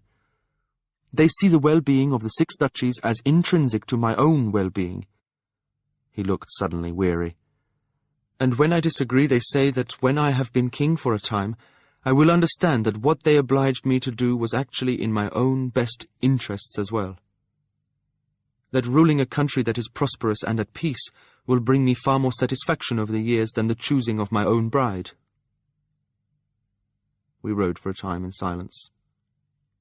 When Lord Golden broke the quiet, his voice was reluctant.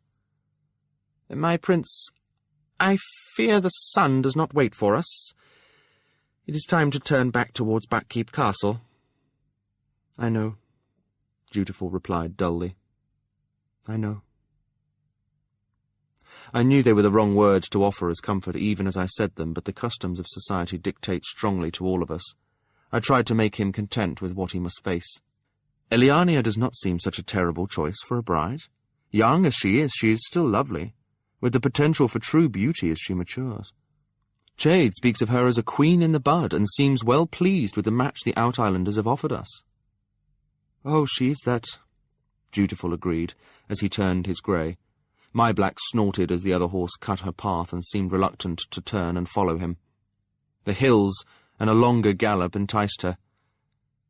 "She is a queen before she is a child or a woman. She has not said one incorrect word to me, nor one word that might betray what goes on behind those bright black eyes. She offered me her gift quite correctly, a chain of silver fitted with the yellow diamonds of her land. I must wear it tonight. To her I gave the gift my mother and Chade had selected, a coronet of silver set with 100 sapphires. The stones are small, but my mother favoured their intricate patterning over larger gems. The Natcheska curtsied as she took it, and told me in measured words how lovely she found it. Yet I could not help but notice how general her thanks were. She spoke of my generous gift, never once saying a word of the designs or that she liked sapphires. It was as if she had memorized a speech that would suffice for any gift we gave her, and then recited it faultlessly. I was almost certain that was exactly what she had done, yet I did not feel it was right to fault her for that. She was, after all, only 11 years old, with as little say in these proceedings as our prince had. I said as much to the prince. I know, he conceded tiredly. Yet I tried to meet her eyes, and to let her see something of who I am. When first she stood beside me, Badgerlock, my heart truly went out to her. She seemed so young and small, and such a foreigner in our court. I felt for her as I would for any child snatched away from her home and forced to serve a purpose not her own. I had chosen a gift to give her that was from me, not the Six Duchies. It was in her room, awaiting her when she first arrived. She has made no mention of it, not even a word. What was it? I asked. Something I would have liked when I was 11. The young man replied. A set of puppets, carved by Bluntner. They were dressed as if to tell the tale of the girl and the snow steed. I was told it was a well-known tale in the Out Islands as well as the Six Duchies. Lord Golden's voice was neutral as he observed. Bluntner is a skilful carver. Is that the tale where the girl is borne far away from a cruel stepfather by her magic steed and carried off to a rich land where she weds a handsome prince? Perhaps not the best tale in these circumstances, I muttered. The prince looked startled. I never considered it in that light. Do you think I insulted her? Should I apologize? The less said, the better, Lord Golden suggested. Perhaps when you know her better, you can discuss it with her. Perhaps when 10 years have passed, the prince conceded lightly. But I felt the thrumming of his anxiety across our skill bond. For the first time I understood that one aspect of his dissatisfaction was that he did not feel he was doing well with the Narcheska. His next words echoed that knowledge. She makes me feel like a clumsy barbarian. She is the one from a log village near an ice shelf, but she makes me feel uncultured and awkward. She looks at me and her eyes are like mirrors. I see nothing of her in them, only how stupid and doltish I appear to her. I have been raised well, I am of good blood, but she makes me feel as if I am a grubby peasant that might soil her with my touch. I do not understand it. There will be many differences you must resolve as you come to know one another, understanding that each of you comes from a different but no less valuable culture may be the first one, Lord Golden suggested smoothly. Several years ago I pursued my own interest in the Out Islanders and studied them. They are matriarchal, you know, with their mother clans indicated by the tattoos they wear. As I understand it, she has already done you great honour by coming to you rather than demanding that her suitor present himself at her mother house. It must feel awkward for her to face this courtship without the guidance of her mothers, sisters, and aunts to sustain her. Dutiful nodded thoughtfully to Lord Golden's words, but my glimpse of the Narcheska made me suspect the prince had measured her feelings for him accurately. I did not utter that thought. She has obviously studied our Six Duchies' ways. Have you given any consideration to learning about her land and who her family is there? Dutiful cast me a sidelong glance, a student who had skimmed his lessons but knew he had not studied it well. Chade gave me what scrolls we have, but he warned me that they are old and possibly outdated. The Out Islands do not commit their history to writing, but entrust it to the memories of their bards. All we have is written from the view of the Six Duchies folk who have visited there. It betrays a certain intolerance for their differences. Most of the scrolls are travellers' accounts, expressing distaste for the food, for honey and grease seem to be the prized ingredients for any guest dish, and dismay at the housing which is cold and draughty. The folk there do not offer hospitality to weary strangers, but seem to despise anyone foolish enough to get themselves into circumstances where they must ask for shelter or food rather than barter for it. The weak and the foolish deserve to die. That seems to be the main credo of the Out Islands. Even the god they have chosen is a harsh and unforgiving one. El of the sea they prefer, over the bountiful Eda of the fields. The prince heaved a sigh as he finished. "Have you listened to any of their bards?" Lord Golden asked quietly. "I've listened, but not understood. Jade urged me to learn the basics of their language, and I have tried. It shares many roots with our own. I can speak it well enough to make myself understood, though the Natcheska has already told me that she would rather speak to me in my own tongue than hear hers so twisted." For an instant he clenched his teeth to that insulting reproof. Then he went on. "The bards are more difficult to understand. Evidently the rules of their language change for their poetry. The syllables can be stretched or shortened to make them fit a measure. Bard's tongue, they call it, but add their windy music blasting past the words, and it is difficult for me to get more than the basics of every tale. All seem to be about chopping down enemies and taking bits of their bodies as trophies. Like Echet Hairbed, who slept under a coverlet woven from the scalps of his enemies. Or Sixfinger, who fed his dogs from skull bowls of those he had defeated. Nice folks, I observed wryly. Lord Golden scowled at me. Our songs must sound as strange to her, especially the romantic tragedies of maidens who die for love of a man they cannot possess and such. Lord Golden gently pointed out. These are barriers you must overcome together, my prince. Such misunderstandings yield most easily to casual conversation. Ah, yes, the prince conceded sourly. 10 years from now, perhaps we'll have a casual conversation.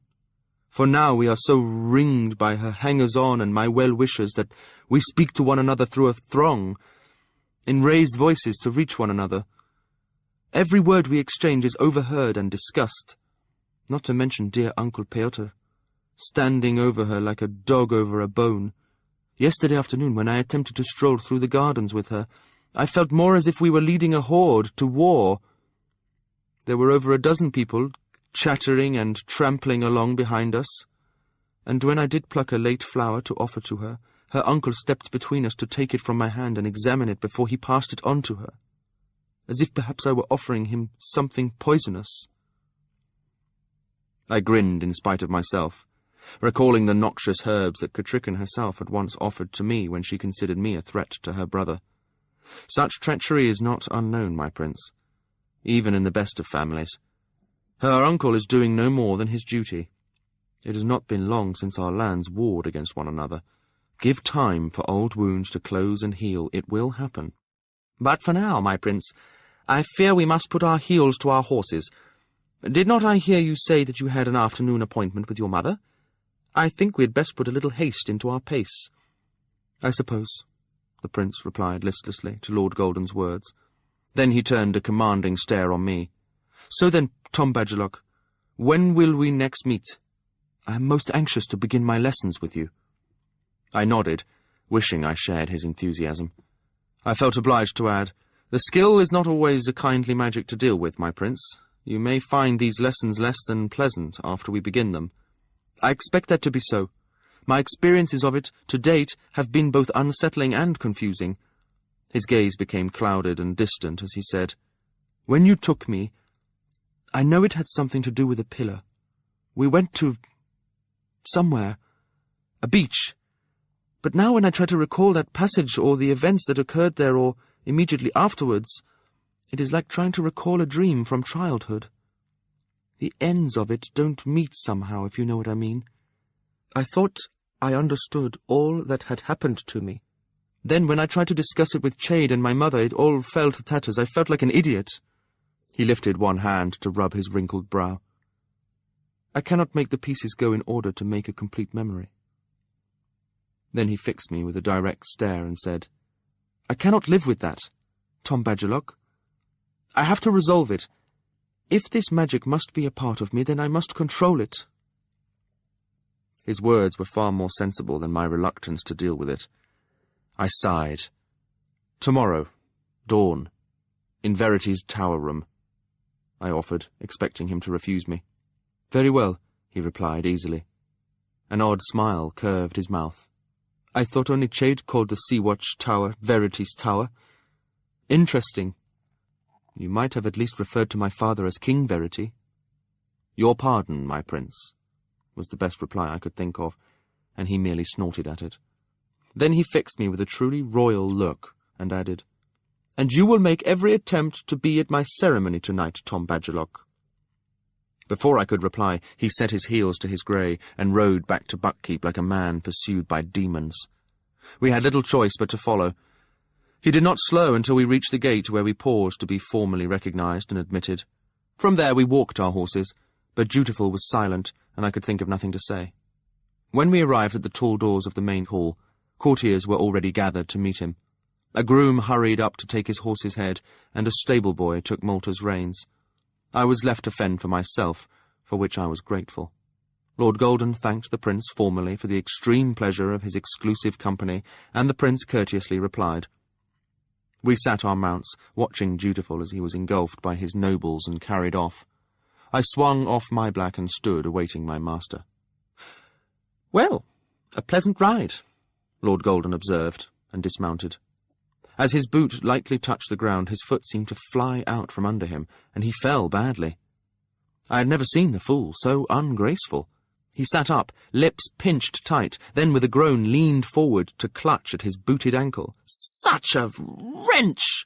he cried, and then, imperiously, "No, no, stay back, see to my horse," as he waved the stable-boy away. Then, quite sharply to me, "Well, don't just stand there, you dolt. Give the stable-boy your horse and help me up. Or do you propose that I shall hop up to my chambers?" The prince had already been borne away on a wave of chattering ladies and lords. I doubted that he was aware of Lord Golden's mishap. Some of the prince's attendants looked our way, but most were intent on Dutiful. So I crouched. As Lord Golden put his arm across my shoulders, I asked quietly, "How bad is it?" "Bad enough," he snapped sharply.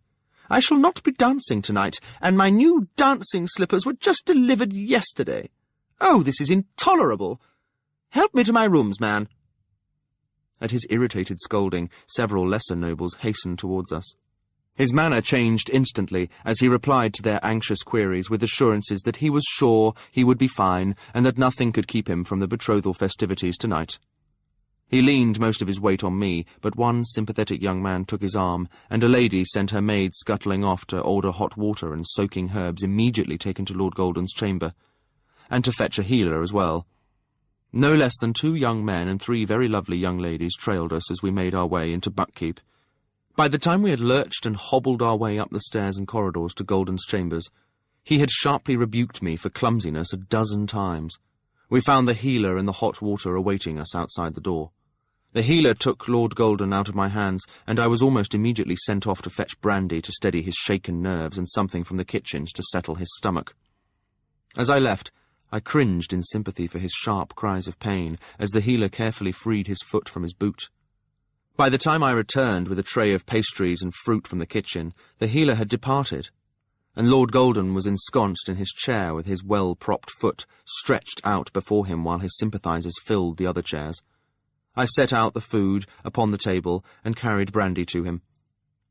Lady Calendula was sympathizing with him over the heartless and incompetent healer. What kind of a bumbler was he to cause Lord Golden such pain and then declare that he could find very little indication of an injury?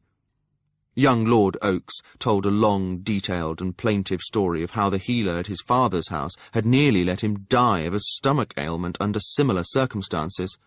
When he was finally finished with his tale, Lord Golden begged their understanding that he needed to rest after his disaster. I concealed my relief as I bowed them all out the door. I waited until the door was well closed behind them, and the sound of their chattering voices and tapping feet had died away, before I approached the fool. He leaned back in his chair, a rose-scented kerchief draped over his eyes. "How bad is it?" I asked in a low voice. "As bad as you wish it to be," he replied, not taking the fabric from his face. "What?"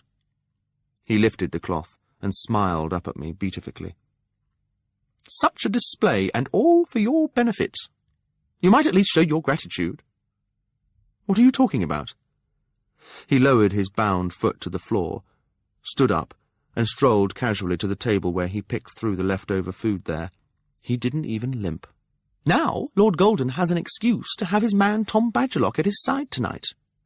I shall lean on your arm when I walk, and you shall carry my little footstool and cushion about for me, and fetch for me and run my greetings and messages about the room for me. You'll be there for Dutiful to see, and I don't doubt that you'll find it a better vantage point for your spying than sneaking about through the walls." He looked at me critically as I gaped. "Luckily for us both, the new clothing I ordered for you was delivered this morning. Come, sit down, and I'll trim your hair now. You can't go to the ball looking like that."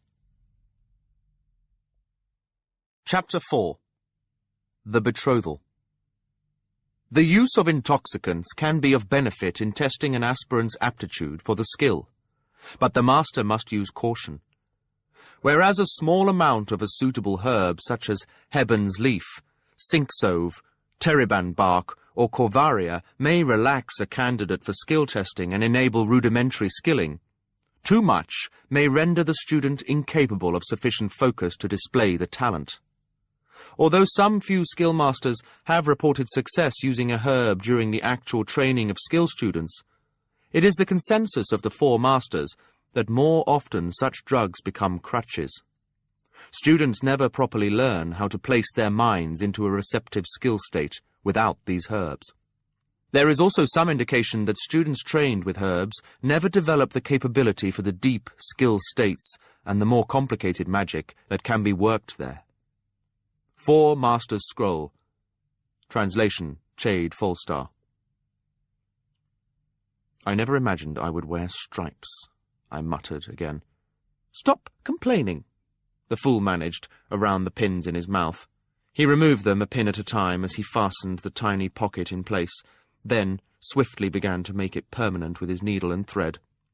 "I've told you, it looks astounding on you and complements my garb perfectly."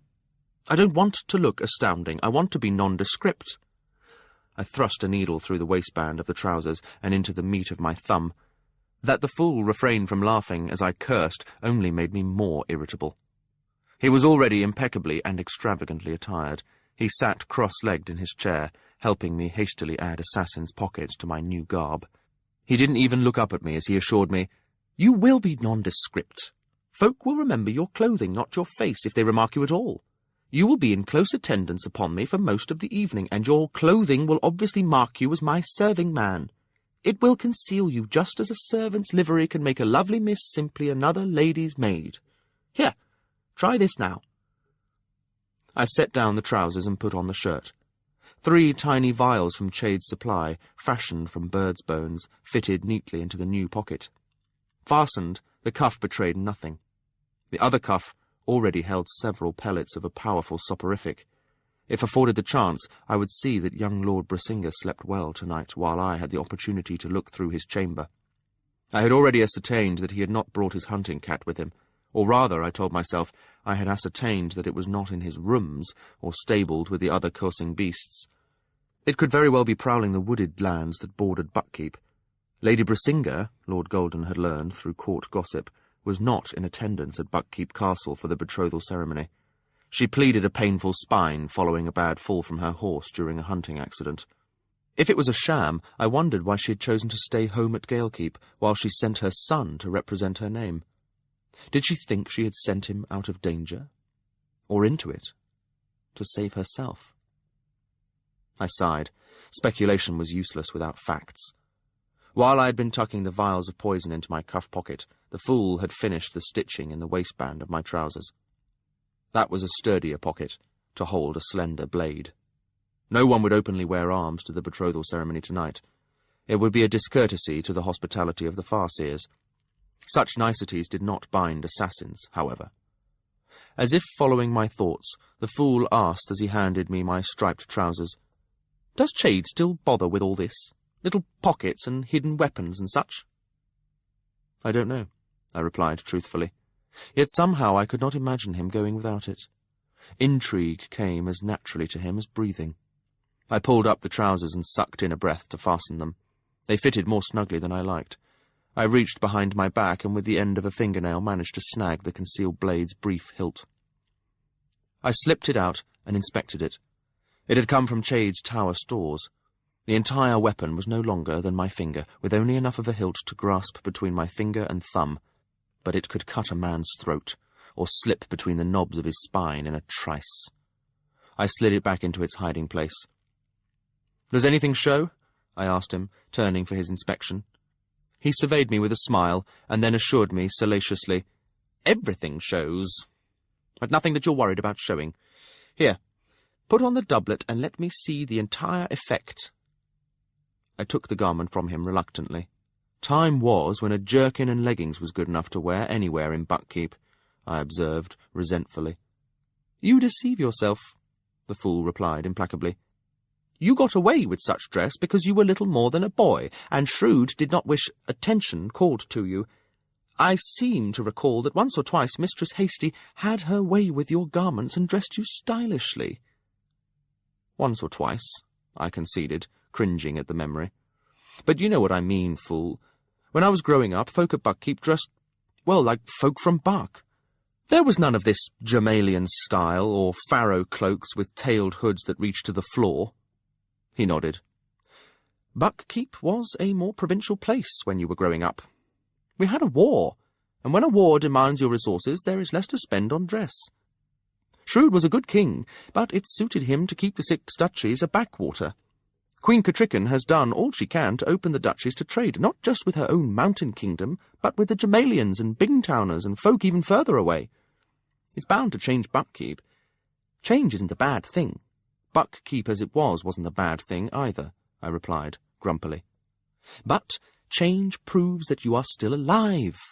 Change often measures our tolerance for folk different from ourselves. Can we accept their languages, their customs, their garments, and their foods into our own lives? If we can, then we form bonds that make wars less likely. If we cannot, if we believe that we must do things as we always have done them, then we must either fight to remain as we are, or die." "That's cheery." "It's true," the fool insisted. "Bingtown just went through such an upheaval. Now they war with Chalced, mostly because Chalced refuses to recognize the need for change. And that war may spread to include the Six Duchies." "I doubt it. I don't really see where it has anything to do with us. Oh, our southern duchies will jump into the fray, but only because they have always relished the conflict with Chalced. It's a chance to carve away a bit more of their territory and make it ours. But as far as the whole Six Duchies engaging, I doubt it."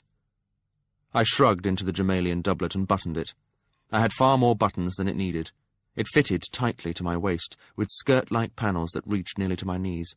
I hate dressing in Germalian clothing. And how am I to reach my knife if I need it? I know you. If you need it, you'll find a way to reach it. And I assure you, in Germalia you'd be at least 3 years out of date. In Germalia they'd assume you were a provincial from Bingtown attempting to dress like a Germalian. But it's enough. It reinforces the myth that I am a Germalian nobleman. If my clothing looks exotic enough, folk accept the rest of me as normal." He stood up. His right foot wore an embroidered dancing slipper. The left was bound as if his ankle needed support. He took a carved walking stick. I recognized it as the work of his own hands. To anyone else, it would seem extravagantly expensive. Tonight we were purple and white. Rather like turnips, I thought to myself savagely. Lord Golden's garments were far more elaborate and showy than mine were. The cuffs of my striped shirt were loose at the wrist, but his were dagged and extended past his hands. His shirt was white, but the purple Germalian doublet that snugged his chest had embroidered skirts that glittered with thousands of tiny jet beads. Rather than the trousers of a servant, he wore silk leggings. He had chosen to let his hair fall loose to his shoulders in long ringlets of gleaming gold. I had no idea what he had put in his hair to persuade it to such excess. And as I had heard some Germalian nobles did, he had painted his face, a scale-like pattern of blue above his brows and across the tops of his cheeks. He caught me staring at him. "Well?" he demanded, almost uneasily. "You're right. You're a very convincing Germalian lord." "Then let us descend. Bring my footstool and cushion. We'll use my injury as an excuse for arriving early in the great hall and watching the others come in." I picked up his stool in my right hand and tucked the cushion for it under my right arm. My left I offered to him as he effected a very convincing hobble. As always, he was a consummate actor. Perhaps because of the skill bond between us, I was aware of the keen pleasure he took in such dissembling. Certainly it did not show in his demeanour as he grumbled and rebuked me for clumsiness all the way down the stairs. A short distance from the immense doors that led to the great hall, we paused briefly. Lord Golden appeared to be catching his breath as he leaned heavily on my arm, but the fool spoke closely by my ear. "Don't forget you're a servant here now. Humility, Tom Badgerlock. Regardless of what you see, don't look at anyone in a challenging way. It wouldn't be proper. Ready?" I nodded, thinking I scarcely needed his reminder, and tucked his cushion more firmly under my arm. We entered the great hall, and here, too, I encountered change. In my boyhood, the great hall had been the gathering place for all of Buckkeep. Near that hearth, I had sat to recite my lessons to Fedren the scribe. As often as not, there would have been other gatherings at the other hearths throughout the hall, men fletching arrows, women embroidering and chatting, minstrels rehearsing songs or composing new ones. Despite the roaring hearths and the serving boys who fetched wood for them, the great hall was always, in my memories, slightly chill and dank. The light never seemed to reach to the corners. In winter, the tapestries and banners that draped the walls retreated into dimness, a twilight interior night. For the most part, I recalled the cold, flagged floor as being strewn with rushes, prone to mildew and damp. When the boards were set for meals, dogs sprawled beneath them or cruised amongst the benches like hungry sharks awaiting a tossed bone or dropped crust. It had been a lively place, noisy with the tales of warriors and guardsmen. King Shrewd's Buckkeep, I thought to myself, had been a rough and martial place, a castle and keep before it was a king's palace. Was it time, or Queen Catrican, that had changed it so? It even smelled different. Less of sweat and dogs, more of burning applewood and food. The dark that the hearth fires and candles had never been able to disperse had yielded, albeit grudgingly, to the overhead candelabra suspended by gilded chains over the long blue-cloth tables. The only dogs I saw were small ones, temporarily escaped from a lady's lap to challenge another feist or sniff about someone's boots. The reeds underfoot were clean and backed by a layer of sand. In the centre of the room, a large section of the floor was bared sand, swept into elaborate designs that would soon fall prey to the dancer's tread. No one was seated at the tables, yet there were already bowls of ripe fruit and baskets of fresh bread upon them. Early guests stood in small groups or sat in chairs and on cushioned benches near the hearths, the hum of their conversations mingling with the soft music of a single harper on a dais near the main fire. The entire room conveyed a carefully constructed sense of waiting. Rows of standing torches lit the tiered high dais. Their brightness drew the eye, the light as much as the height proclaiming the importance of those who would be seated there. On the highest level there were throne-like chairs for Catrican and Dutiful and Elliania and two others. The slightly humbler but still grand chairs of the second dais would be for the dukes and duchesses of the Six Duchies, who had gathered to witness their prince's betrothal. A second dais of equal height had been provided for Elliania's nobles. The third dais would be for those who were high in the Queen's regard.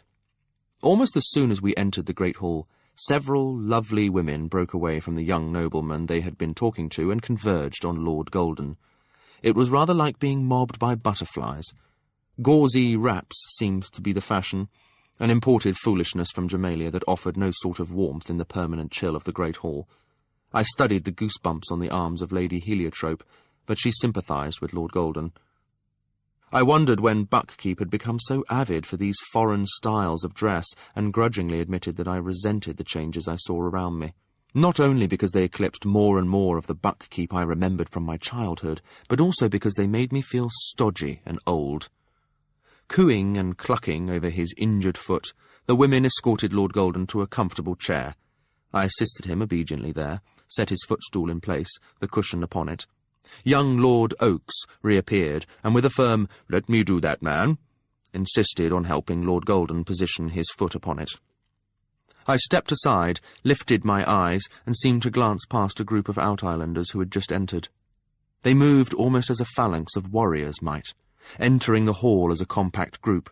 Once within the hall, they did not disperse but kept to their own.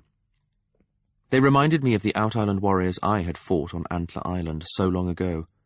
The men wore not only their furs and leather harness, but some of the older men flaunted battle trophies, necklaces of finger bones, or a braid dangling at the hip that was made from locks of hair taken from vanquished foes. The women among them moved as dauntlessly as their men. Their robes were woven of wool, richly dyed, and trimmed with white fur only, fox, ermine, and tufts of ice-bear. Out-Islander women were not likely to be warriors. They were the landowners among their folk. In a culture in which the men often wandered off to spend years as raiders, the women were more than the caretakers of the land. Houses and farmlands were passed from mothers to daughters, as was the family's wealth in the forms of jewellery and ornaments and tools. Men might come and go in the women's lives, but a daughter kept always her ties to her mother's house, and a man's connection to his mother's home was stronger and more permanent than his marriage bonds. The woman determined how binding the marriage yoke was. If a man was overly long away at his raiding, she might take another husband or a lover in his absence. As children belonged to the mother and the mother's family, it little mattered who had fathered them. I studied them, knowing they were not nobles and lords in the sense that we use those titles. More likely the women owned substantial land and the men had distinguished themselves in battle and raiding. As I watched the Out-Islander delegation, I wondered if change had come to their lands as well. Their women had never been chattels of their men. The men might traffic in the women and youngsters dragged home as the trove of their raiding, but their own women were immune to such bargains. How strange it was, then, for a father to have the right to offer his daughter as a token to secure peace and trade. Did Elliania's father truly offer her? Or was her presence here a ploy of an older, more powerful family? Her mother's kin. Yet if that was so, why hide it? Why let it appear that her father was offering her? Why was Piotr the sole representative of their mother house? And all the while I was watching the Out-Islanders, I listened with half an ear to the chattering of the women who surrounded Lord Golden. Two, Lady Heliotrope and Lady Calendula, had been in his rooms earlier. I now deduced they were sisters as well as rivals for his attention. The way that Lord Oakes constantly managed to stand between Lady Calendula and Lord Golden made me wonder if he did not desire her attention for himself. Lady Thrift was older than the other women, and perhaps older than I. I suspected she had a husband somewhere about Buckkeep. She sported the matronly aggression of a woman who was securely married, yet still relished the thrill of the pursuit, rather like some fox hunters I have known. It was not that she had any need for her prey, but rather that she liked to prove she could unerringly bring it down even when pitted against the sharpest competition. Her gown bared more of her breasts than was seemly, but it did not seem as brazen as it might have in a younger woman. She had a way of setting her hand to Lord Golden's arm or shoulder that was almost possessive. Twice I saw him capture the hand, touching him, pat it or give it a squeeze, and then carefully release it. She probably felt flattered, but to my eye it looked more as if he plucked lint from his sleeve. Lord Lalwick, a pleasant-faced man of middle years, drifted over to join those clustered about Lord Golden. He was a tidily dressed man of gentle manner who made a point of introducing himself to me, a rare courtesy to show to a servant. I smiled as I bowed to his greeting. He bumped against me several times as he jockeyed to get closer to Lord Golden and the conversation, but it was easy to excuse his clumsiness. Each time I begged his pardon and stepped back, only to have him smile and warmly assure me that it was entirely his own fault. The conversation centred upon poor Lord Golden's injured ankle, and how rough the unsympathetic healer had been, and how devastated they all were that he could not join them upon the dance-floor. Here Lady Thrift stole a march upon her competitors, declaring as she took up Lord Golden's hand that she would keep him company, while "You girls go dance with your suitors." Lord Lalwick immediately declared that he would be happy to keep Lord Golden company, for he himself was a poor dancer. When Lord Golden assured him that he knew such a statement was false modesty, and that he would never dream of depriving the Buckkeep ladies of such a graceful partner, the man looked torn between disappointment at his dismissal and gratitude for the compliment. Before the rivalry amongst the ladies could escalate any further, the minstrel suddenly stopped his harping. A page boy beside him had evidently cued him, for the minstrel arose, and in a trained voice that filled the great hall and overrode all conversation, announced the entrance of Queen Catrichan Farseer and Prince Dutiful, heir to the Farseer throne. At a gesture from Lord Golden, I offered him my arm to help him stand. A hush fell, and all eyes turned towards the doors. The folk near the entry pressed back into the crowd to allow a walking space between the doors and the high dais. Queen Catrichan entered with Prince Dutiful at her right hand. She had learned much in the years since I had last seen her make such an entrance. I was unprepared for the sudden tears that stung my eyes, and I struggled valiantly to control the triumphant smile that threatened to take over my face. She was magnificent. An elaborate gown would only have distracted from her. She wore buck blue with a contrasting trim of sable. The simple lines of her dress emphasized both her slenderness and her height. Straight as a soldier was she, yet also as supple as a wind-blown reed. The gleaming gold of her hair had been gathered in a braid that wreathed her head, with the excess spilling down her back. Her queen's crown looked dull in comparison to those shining locks. No rings graced her fingers, no necklaces bound the pale column of her throat. She was queenly by virtue of who she was, rather than what she wore. Beside her, Dutiful was clad in a simple blue robe. It reminded me of how both Catrichan and Rurisk had been dressed the first time I had seen them. Then I had mistaken the heirs of the Mountain Kingdom for serving people. I wondered if the Out-Islanders would see the plainness of Dutiful's garb as humility or lack of wealth. He wore a simple silver band on his unruly black curls, for he was not yet old enough to wear the coronet of the king-in-waiting. Until he was 17, he was simply a prince, even though he was the sole heir. His only other ornamentation was a chain of silver trimmed with yellow diamonds. His eyes were as dark as his mother's were pale. His looks were Farseer, but the calm acceptance on his face was his mother's mountain schooling.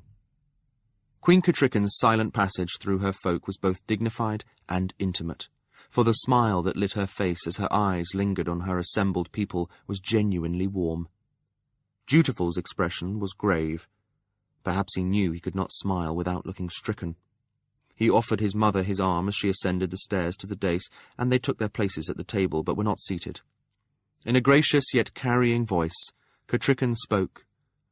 "Please, my people and friends, welcome to our great hall the Narcheska Elliania, a daughter of the Blackwater line of the God Rune's Islands." I noted with approval that she gave Elliania not only the name of her mother's line, but called her home by their name for the Out-Islands. Also, I noted that our queen had chosen to announce her, rather than giving the task to the minstrel. As she gestured towards the open door, all eyes turned that way. The minstrel repeated the names of not only Elliania, but also of Archon Bloodblade, her father, and Peotter Blackwater, her mother's brother. The way he spoke the last phrase made me suspect it was one word in the Out-Islands, and that he strove to give it that flavour. Then the Out-Islanders entered. Archon Bloodblade led the way. He was an imposing figure, his size enhanced by a bearskin cloak flung back over one shoulder. It was the yellow-white fur of an ice bear. His clothing was of woven cloth, a jerkin and trousers, but a leather vest and broad leather belt gave him an armoured, martial air despite his lack of weapons. He glittered with gold and silver and gems. He wore them at his throat and wrists, across his brow, in his ears. He wore bands of silver on his left upper arm and bands of gold on his right. Some were studded with gems.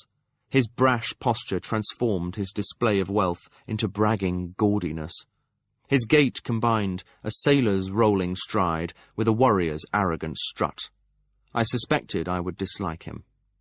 He scanned the room with a wide grin, as if he could not believe his good fortune. His eyes travelled across the waiting tables and gathered nobles, and then lifted to where Catrichan awaited his company on the dais. His smile widened, as if he glimpsed unclaimed plunder. I then knew that I already disliked him. Behind him walked the Narcheska. Peotter escorted her, a pace behind her and to her right. He was dressed as simply as a soldier, in fur and leather. He wore earrings and a heavy torque of gold, but he seemed unaware of his jewellery. I marked that he took not just a guard's place, but also a guard's attitude. His eyes roved the crowd watchfully. If there had been any in the crowd who wished the Narceska ill and dared to act on it, he would have been ready to kill the attacker. Yet he gave off an aura not of suspiciousness, but of quiet competence.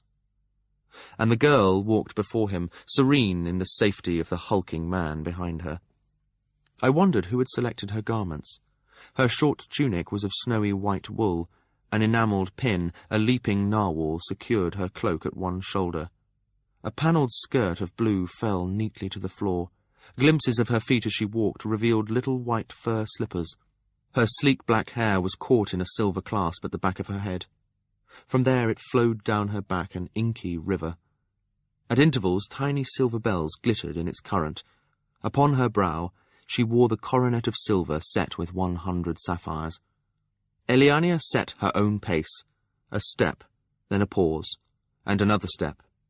Her father, unmindful of this, or perhaps ignorant of it, strode up to the dais, mounted it, and then was forced to stand at Queen Katrikan's left, awaiting his daughter. Pyotr matched the Narceska's gait calmly. The girl did not look straight ahead as she approached the high table, but turned her head to left or to right with each step. She looked intently at the people who met her gaze, as if to memorize each one. The small smile that graced her lips seemed genuine. It was an unnerving poise to witness in a child so young. The little girl who had been on the verge of a petulant tantrum when I had last seen her had been replaced by a presence who was indeed a queen in the bud. When she was 2 steps away from the dais, Dutiful descended it to offer her his arm. Here was the only moment when I saw her uncertain. She glanced at her uncle out of the corner of her eye, as if imploring that he offer her support instead. I do not know how he conveyed that she must accept the prince's gesture. I saw only her resignation as she carefully hovered her hand above his proffered arm. I doubted that she put a pressure equal to an alighting butterfly as she ascended the steps beside him. Pyotr followed them, his tread heavy. He did not take a place before the chair, but rather stood behind the Narceskas. After the others were seated, it took a gesture and a quiet verbal invitation from the Queen before he took his seat. Then the dukes and duchesses of the 6 duchies entered, each slowly crossing the hall and taking a place on the dais reserved for them. The Duchess of Bairns appeared first, her consort at her side. Faith of Bairns had grown into her title. I still recalled her as a slender maiden with a bloody sword in her hand, battling vainly to save her father's life from red ship raiders. She wore her dark hair as short and sleek as ever. The man at her side was taller than she was and grey-eyed, pacing her with a warrior's graceful stride. The bond between the two was a thing that could be felt, and I rejoiced that she had found happiness for herself. Behind her came Duke Kelvar of Ripon, aged and crooked, one hand on a staff and one on his wife's shoulder. Lady Grace had matured into a well-rounded woman of middle years. Her hand on top of her husband's supported him in more ways than one. Both her gown and her jewels were simple, as if she finally felt confident of her stature as Duchess of Ripon. She matched her stride to his now halting steps, her loyalty still strong to the man who had raised her from the peasantry to be his consort. Duke Shemshi of Shokes walked alone, widowed now.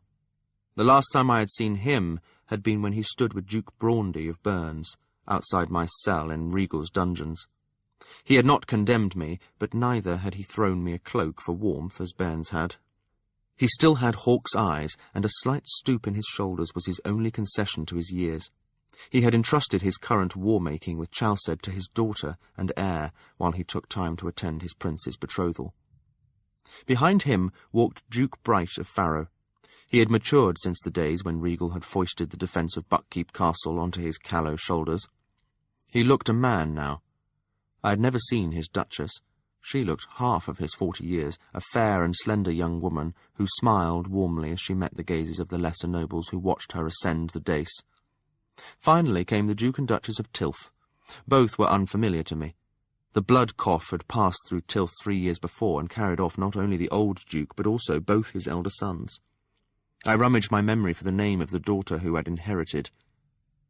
Duchess Flourish of Tilth, the minstrel announced a moment later, and her consort Duke Jower. Her nervousness made her appear younger than she was, and Jower's hand over hers on his arm seemed to lead her as much as reassure her. The dais, reserved for the Outislander nobles and warriors who accompanied the Narceska, awaited them. Grand entrances seemed a foreign custom to them, for they simply trooped up in a group and seated themselves as they pleased, with many exchanged grins and comments to one another. Archon Bloodblade smiled down broadly upon them. The Narcheska seemed caught between loyalty to her folk and chagrin that they had not bothered to observe our customs. Pyotr gazed out over their heads as if it did not concern him in the least. It was only as they were seated that I realized that these folk were Archons, not Pyotrs. Each one bore, in some form or another, the image of a tusked boar. Archon's was wrought in gold upon his breast. One of the women had a tattoo on the back of her hand, and one man wore his boar as a bone carving on his belt. The motif did not appear anywhere upon the Narcheska, nor on Pyotr. I recalled the leaping narwhal I had seen embroidered on the Narcheska's clothing the first time I had glimpsed her. This emblem secured her cloak again. A close study of Pyotr's garments revealed that a narwhal fastened his belt. I decided that the stylistic tattoo on his face could be considered suggestive of a narwhal's horn. So, did we have two clans here, both offering the Narcheska? I decided that would bear looking into. Those who filled the table at the foot of the high dais entered with less pageantry. Jade was among them, as was Laurel, the Queen's huntswoman. She was gowned in scarlet, and I was pleased to see her so well seated. I did not recognize the others, save for a final two. Starling, I suspected, had deliberately chosen to be the last to enter the great hall. She was resplendent in a green gown that reminded me of a hummingbird's throat. She wore fine, lacy gloves on her hands, as if to emphasize that tonight she was her queen's guest rather than her minstrel. And one of those gloved hands rested on the muscular forearm of the man who escorted her. He was a fine-looking young fellow, fit of body and open of countenance. His pride in his wife was evident in his beaming smile and the way he escorted her. It seemed to me that he displayed her on his arm as a falconer might hold aloft a fine bird. I looked at the youngster I had unwittingly cuckolded, and felt shame enough for both Starling and myself. She was smiling, and as they passed before us she deliberately met my gaze. I shifted my eyes and stared past her, as if I knew her not at all. He knew nothing of me, and I wished to keep it that way. I did not even wish to know his name, but my traitor ears marked it anyway. Lord Fisher. As these last two took their places and were seated, the folk in the hall flowed towards the tables to assume their places there. I scooped up Lord Golden's footstool and cushion and helped him hobble to his place at table, and made him comfortable there. He was well seated, considering that he was a foreign noble and a recent arrival to court. I suspected he had contrived to be placed as he was, between two older married couples. The women left his side with many promises to return and keep him company during the dancing. As he turned to depart, Lord Lalwick contrived to jostle his buttocks against my hip a final time. He saw my shock as I finally realized that the contact was deliberate, for in addition to his small smile, one eyebrow lifted at me. Behind me, Lord Golden gave a small, amused cough. I scowled at the man, and he left more hastily. As folks settled to their seats and the servants paraded into the hall, the buzz of conversation rose. Lord Golden made skilful and charming conversation with his table partners. I stood behind him, within his beck, and let my eyes drift over the gathered folk. When I glanced up at the high dais, Prince Dutiful's eyes met mine. Gratitude shone in his face. I looked away from his glance, and he followed my example, letting his eyes lift to look past me. The magic link between us trembled with his thankfulness and nervousness. It both humbled and frightened me to realize how important it was to him that I be present. I tried not to let it distract me from my duties. I located Civil Brisinga. He was seated at a table of lesser nobility from the small holdings of Buck and Farrow. I did not see Siddle, his intended, among the women at the table, and I wondered if their engagement had been broken. Lord Golden had flirted outrageously with her when we had guested at Galekeep, the Brisinga's manor. That discourtesy and his apparently equal interest in Civil Brisinga had led to the young man's intense dislike of him. It had all been a sham, but Civil would never discover that. I marked that at least two young men at his table seemed to know Civil well, and resolved to discover who they might be. In a gathering of this size, my wit sense was nearly overwhelmed by the life presence of so many beings. Impossible for me to tell in that throng who might or might not be witted. Doubtless, if any here possessed the wit, it was well masked tonight anyway. No one had warned me that Lady Patience would be in attendance. When my eye fell on her at one of the higher tables, my heart leapt, and then began to hammer. My father's widow was in lively conversation with a young man next to her. At least, she was speaking. He stared at her, his mouth slightly ajar, blinking his eyes. I did not blame him. I myself had never been able to keep up with her leaping fountain of observations, questions, and opinions. I jerked my eyes away from them, as if my gaze might somehow make her aware of me. Over the next few minutes I stole glimpses of her. She wore the rubies my father had given her, the ones she had once sold to gain coin to ease the suffering of the people of Buck. Her greying hair was garlanded with late flowers, a custom as outdated as the gown she wore. But to me, her eccentricity was endearing and precious. I wished I could go to her, kneel by her chair, and thank her for all she had done for me, not only during my life, but when she had supposed me dead. It was a selfish wish in some ways. In pulling my eyes away from her, I got my second great shock of the evening. The Queen's ladies and maids were seated honourably at a side table almost adjacent to the high dais. This was a true mark of the Queen's favour that ignored rank. Some of the ladies I knew from of old. Lady Hopeful and Lady Modesty had been Contrican's companions when last I lived in Buckkeep Castle. I was glad to see they still remained at her side. Of Lady Whiteheart I recalled only her name. The others were younger. Doubtless they had been but children when I last attended my Queen. But one looked more familiar than the others. I wondered, had I known her mother? And then, as she turned her round face and dipped her head to acknowledge some jest, I recognized her. Rosemary. The plump little girl had grown into a buxom lady. She had been the Queen's little maid when last I had seen her, always tripping along at her heels, always present, an unusually placid and good-natured child. She had had a habit of drowsing off at Contrican's feet when the Queen and I were conferring, or so it had seemed. She had been Regal's spy upon Contrican, not only reporting back to him, but later aiding him in his attempts on the Queen's life. I had not seen her commit any of her betrayals, but in retrospect both Chade and I had deduced that she must have been Regal's wee bird. Chade knew. Contrican knew. How could it be that she lived still? How could it be that she laughed and dined so near the Queen, that now she lifted a glass in toast to her? I tore my eyes away from her. I tried to still the tremor of fury that raced through me. I looked at my feet for a time, drawing long, steadying breaths, willing away the colour in my face that my anger had brought. Wrong? The tiny thought rang in my mind like a dropped coin. I lifted my eyes and found Prince Dutiful's worried gaze fixed on me. I shrugged my shoulders to him, then tugged at my collar as if the tight fit of my jacket bothered me. I did not reach back to him with the skill.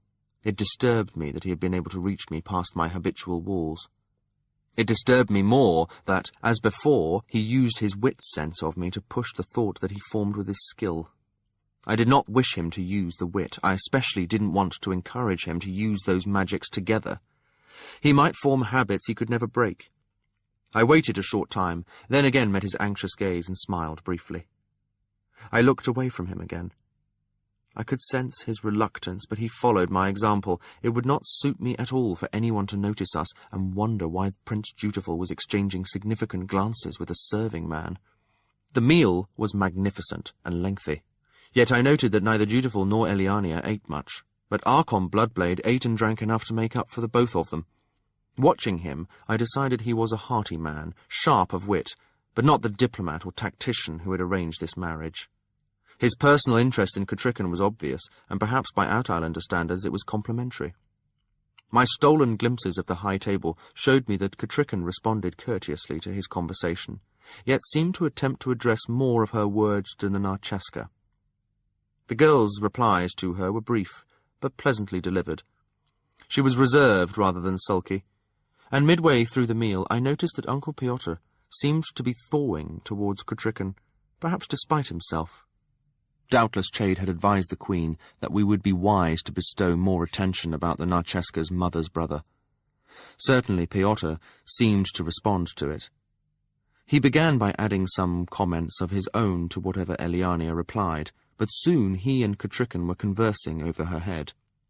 Admiration lit Contrican's eyes, and she followed his words with genuine interest. Elliania seemed almost grateful to be able to pick at her food and nod to the words that flowed past her. Dutiful, well-bred lad that he was, engaged Archon Bloodblade in talk. The boy seemed to have mastered the knack of asking the naturally garrulous Bloodblade the best questions to keep him talking. From the waving of his implements, I deduced that Bloodblade was telling tales of his hunting and battle prowess. Dutiful looked suitably impressed, nodding and laughing at all the right moments. The one time that Chade's eyes met mine, I glanced pointedly at Rosemary and scowled. But when I looked back for his reaction, he was once more chatting with the lady at his left. I growled to myself, but knew the clarification would come later. As the end of the meal grew closer, I could feel Dutiful's tension mounting. The prince's smile showed too much of teeth. When the queen motioned to the minstrel and he called for silence, I saw Dutiful shut his eyes for an instant, as if to steel himself to the challenge. Then I took my eyes from him and focused my attention on Elliania. I saw her moisten her lips, and then perhaps she clenched her jaws to a still trembling. The cant of Peyotra's posture made me suspect that he clasped her hand under the table.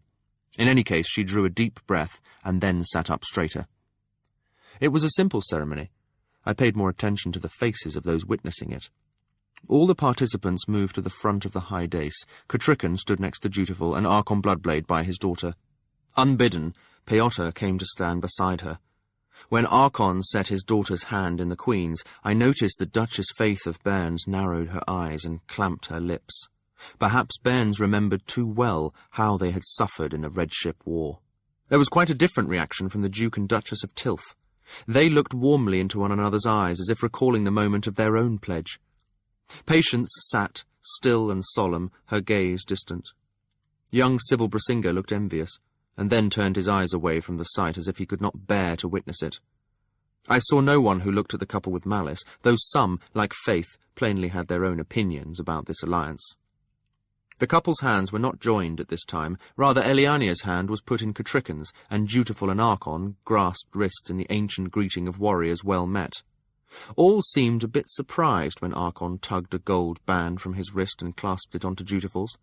He guffawed in delight at how it hung on the boy's lesser-muscled arm, and Dutiful managed a good-natured laugh, and even held it aloft for others to admire. The Outislander delegation seemed to take this as a sign of good spirit in the prince, for they hammered their table in approval. A slight smile tugged at the corner of Peyotra's mouth. Was it because the bracelet that Archon had bestowed on Dutiful had a boar scratched on it rather than a narwhal? Was the prince binding himself to a clan that had no authority over the Narcheska? Then came the only incident that seemed to mar the smoothness of the ceremony. Archon gripped the prince's wrist and turned it so that the prince's hand was palm up. Dutiful tolerated this, but I knew his uneasiness.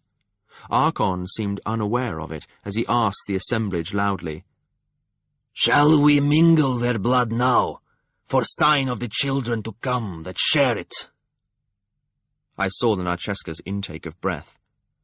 She did not step back into Peyotra's shelter. Rather, the man stepped forward, and in an unconscious show of possession set a hand to the girl's shoulder. His words were unaccented and calm as he said, in apparent good-natured rebuke, "It is not the time nor the place for that blood-blade. The man's blood must fall on the hearthstones of her mother's house for that mingling to be auspicious. But you might offer some of your blood to the hearthstones of the prince's mother, if you are so minded." I suspect there was a hidden challenge in those words, some custom we of the Six Duchies did not comprehend. For when Catricon began to hold out her hand to say such an act was not necessary, Archon thrust out his arm. He pushed his sleeve up out of the way, and then casually drew his belt-knife and ran the blade down the inside of his arm. At first, the thick blood merely welled in the gash. He clawed at the wound, and then gave his arm a shake to encourage the flow. Catricon wisely stood still, allowing the barbarian whatever gesture he thought he must make for the honour of his house. He displayed his arm to the assembly, and in the murmurous awe of all, we watched his cupped hand catch his own trickling blood. He suddenly flung it wide, a red benediction upon us all. Many cried out as those crimson droplets spattered the faces and garments of the gathered nobility. Then silence fell as Archon Bloodblade descended from the dais. He strode to the largest hearth in the great hall, There he again let his blood pool in his hand, then flung the cupped gore into the flames. Stooping, he smeared his palm across the hearth, and then stood, allowing his sleeve to fall over his injury. He opened his arms to the assembly, inviting a response. At the Outislander table his people pounded the board and whooped in admiration. After a moment, applause and cheers also rose from the Six Duchies folk. Even Pyotr Blackwater grinned, and when Archon joined him on the dais, they grasped wrists before the assemblage. As I watched them there, I suspected that their relationship was far more complicated than I had first imagined. Archon was Elliania's father, yet I doubted that Pyotr ceded him any respect on that account. But when they stood as they did now, as fellow warriors, I sensed between them the camaraderie of men who had fought alongside one another. So there was esteem, even if Pyotr did not think Archon had the right to offer Elliania as a treaty-affirming token. It brought me back full circle to the central mystery. Why did Pyotr allow it? Why did Elliania go along with it? If they stood to gain from this alliance, why did not her mother's house stand proudly behind it and offer the girl? I studied the Narcheska as Chade had taught me. Her father's gesture had caught her imagination. She smiled at him, proud of his valour and the show he had made for the Six Duchies nobles. Part of her enjoyed all this, the pageantry and ceremony, the clothing and the music and the gathered folk all looking up at her. She wanted all the excitement and glory, but at the end of it she also wanted to return to what was safe and familiar, to live out the life she expected to live in her mother's house on her mother's land. I asked myself, how could Dutiful use that to gain her favour? Were there any plans for him to present himself with gifts and honours at her mother's holding? Perhaps she would think better of him if his attention to her could be flaunted before her maternal relatives back home. Girls usually enjoyed that sort of elevation, didn't they? I stored up my insights to offer them to Dutiful tomorrow. I wondered if they were accurate, or would be of any use to him. As I pondered, Queen Catricon nodded towards her minstrel. He signalled the musicians to ready themselves. Queen Catricon then smiled and said something to the other folk on the grand dais. Places were resumed, and as the music began, Dutiful offered his hand to Elliania. I pitied them both, so young and so publicly displayed, the wealth of two folks offered to one another as chattel for an alliance. The Narcheska's hand hovered above Dutiful's wrist as he escorted her down the steps of the dais to the swept sand of the dance floor. In a brief swell of skill, I knew that his collar chafed against his sweaty neck, but none of that showed in his smile or in the gracious bow he offered his partner. He held out his arms for her, and she stepped just close enough for his fingertips to graze her waist. She did not put her hands to his shoulders in the traditional stance. Rather, she held out her skirts as if to better display both them and her lively feet. Then the music swirled around them, and they both danced as perfectly as puppets directed by a master. They made a lovely spectacle, full of youth and grace and promise, as they stepped and turned together.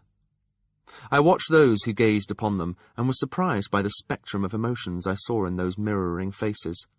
Chade beamed with satisfaction, but Catricon's face was more tentative, and I guessed her secret hope that Dutiful would find true affection as well as solid political advantage in his partner.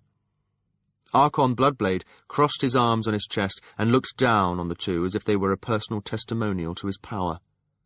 Pyotr, like me, was scanning the crowd, ever the bodyguard and watchman for his ward.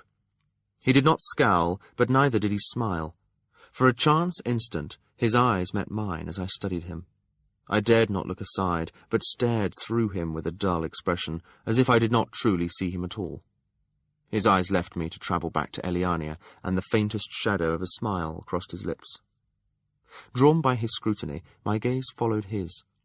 For that moment, I allowed myself to be caught in the spectacle. As they stepped and turned to the music, slippers and skirts swirled the brushed sand on the floor into a fresh pattern. Dutiful was taller than his partner. Doubtless it was easier for him to look down into her upturned face than it was for her to gaze up at him and smile and keep the step. He looked as if his outstretched hands and arms framed the flight of a butterfly. So lightly did she move opposite him. A spark of approval kindled in me as well, and I thought I understood why Pyotr had given that grudging smile of approval. My lad did not seek to grasp the girl.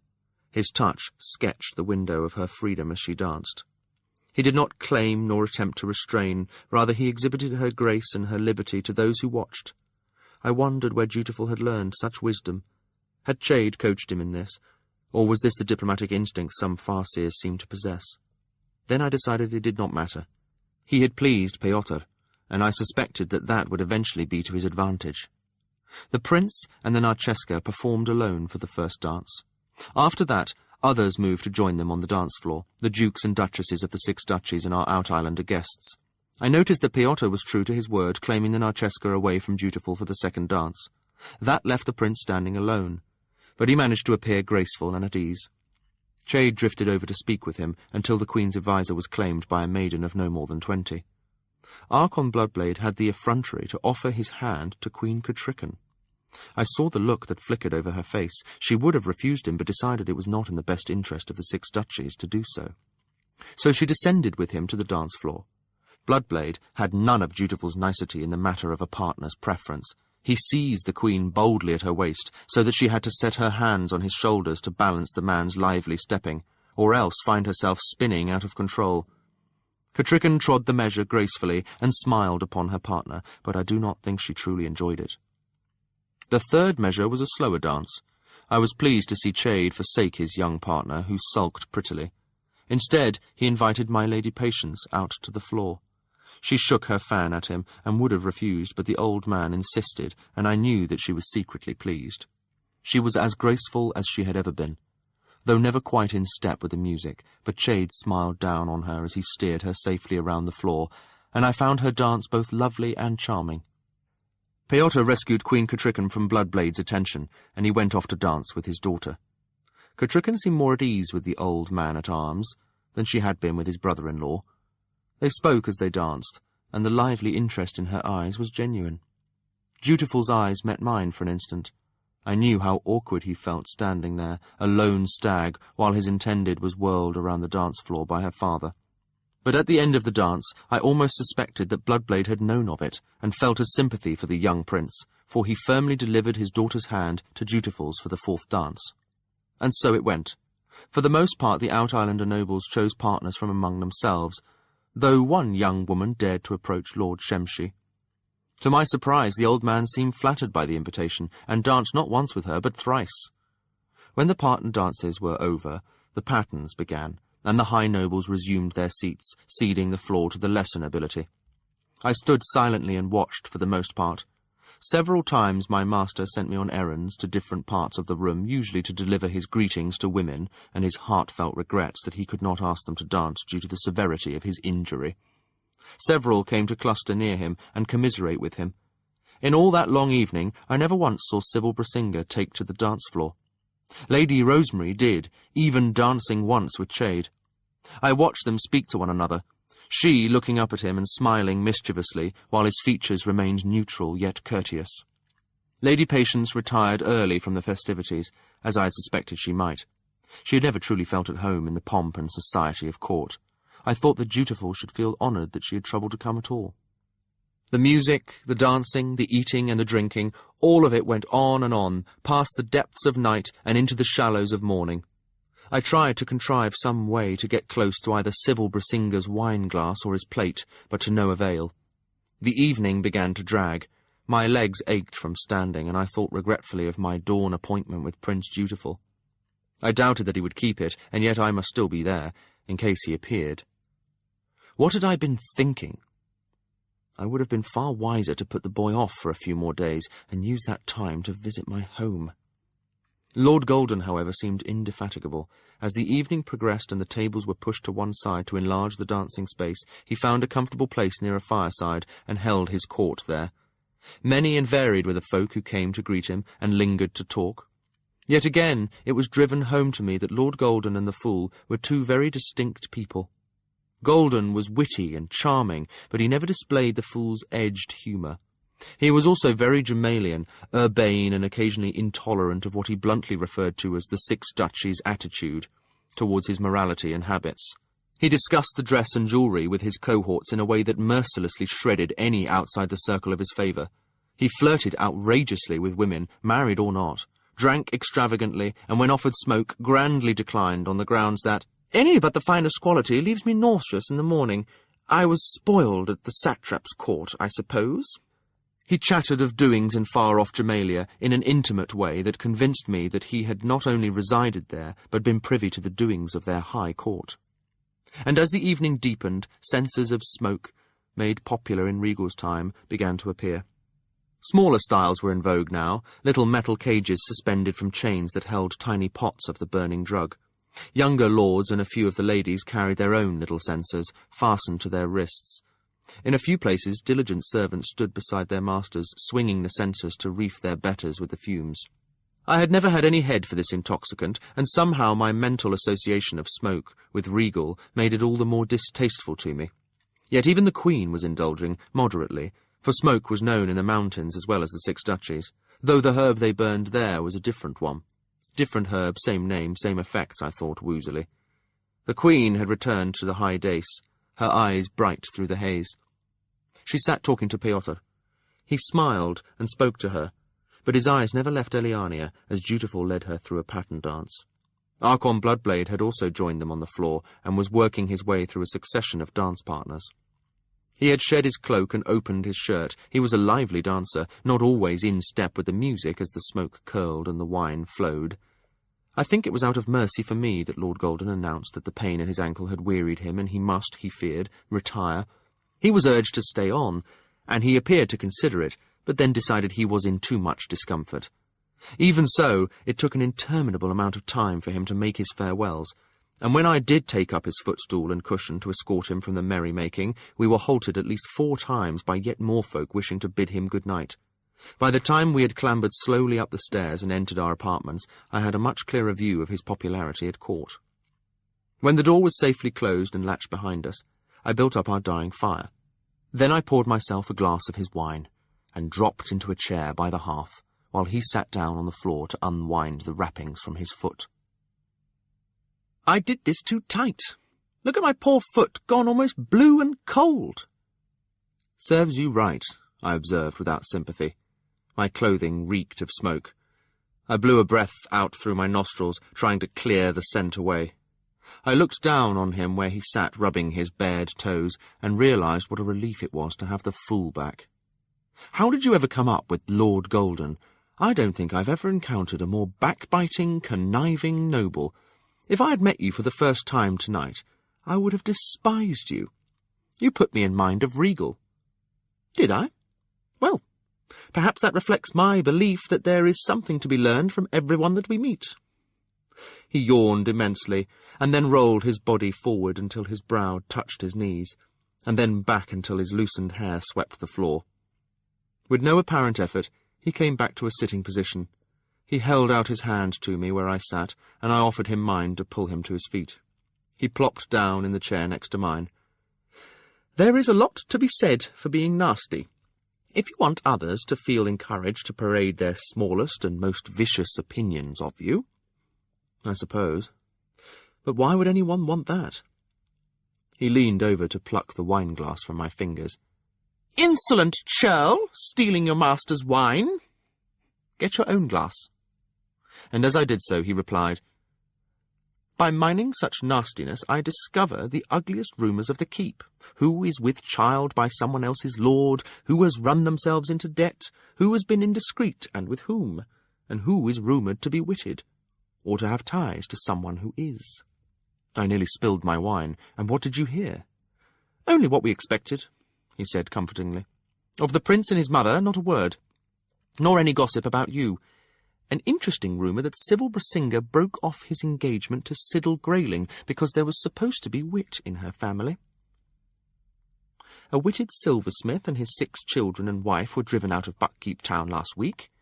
Lady Essomal is quite annoyed, for she has just ordered 2 rings from him. Oh, and Lady Patience has on her estate 3 witted goose girls, and she doesn't care who knows it. Someone accused them of putting a spell on his hawks, and Lady Patience told him that not only did the wit not work that way, but that if he didn't stop setting his hawks on the turtle doves in her garden, she'd have him horsewhipped, and she didn't care whose cousin he was."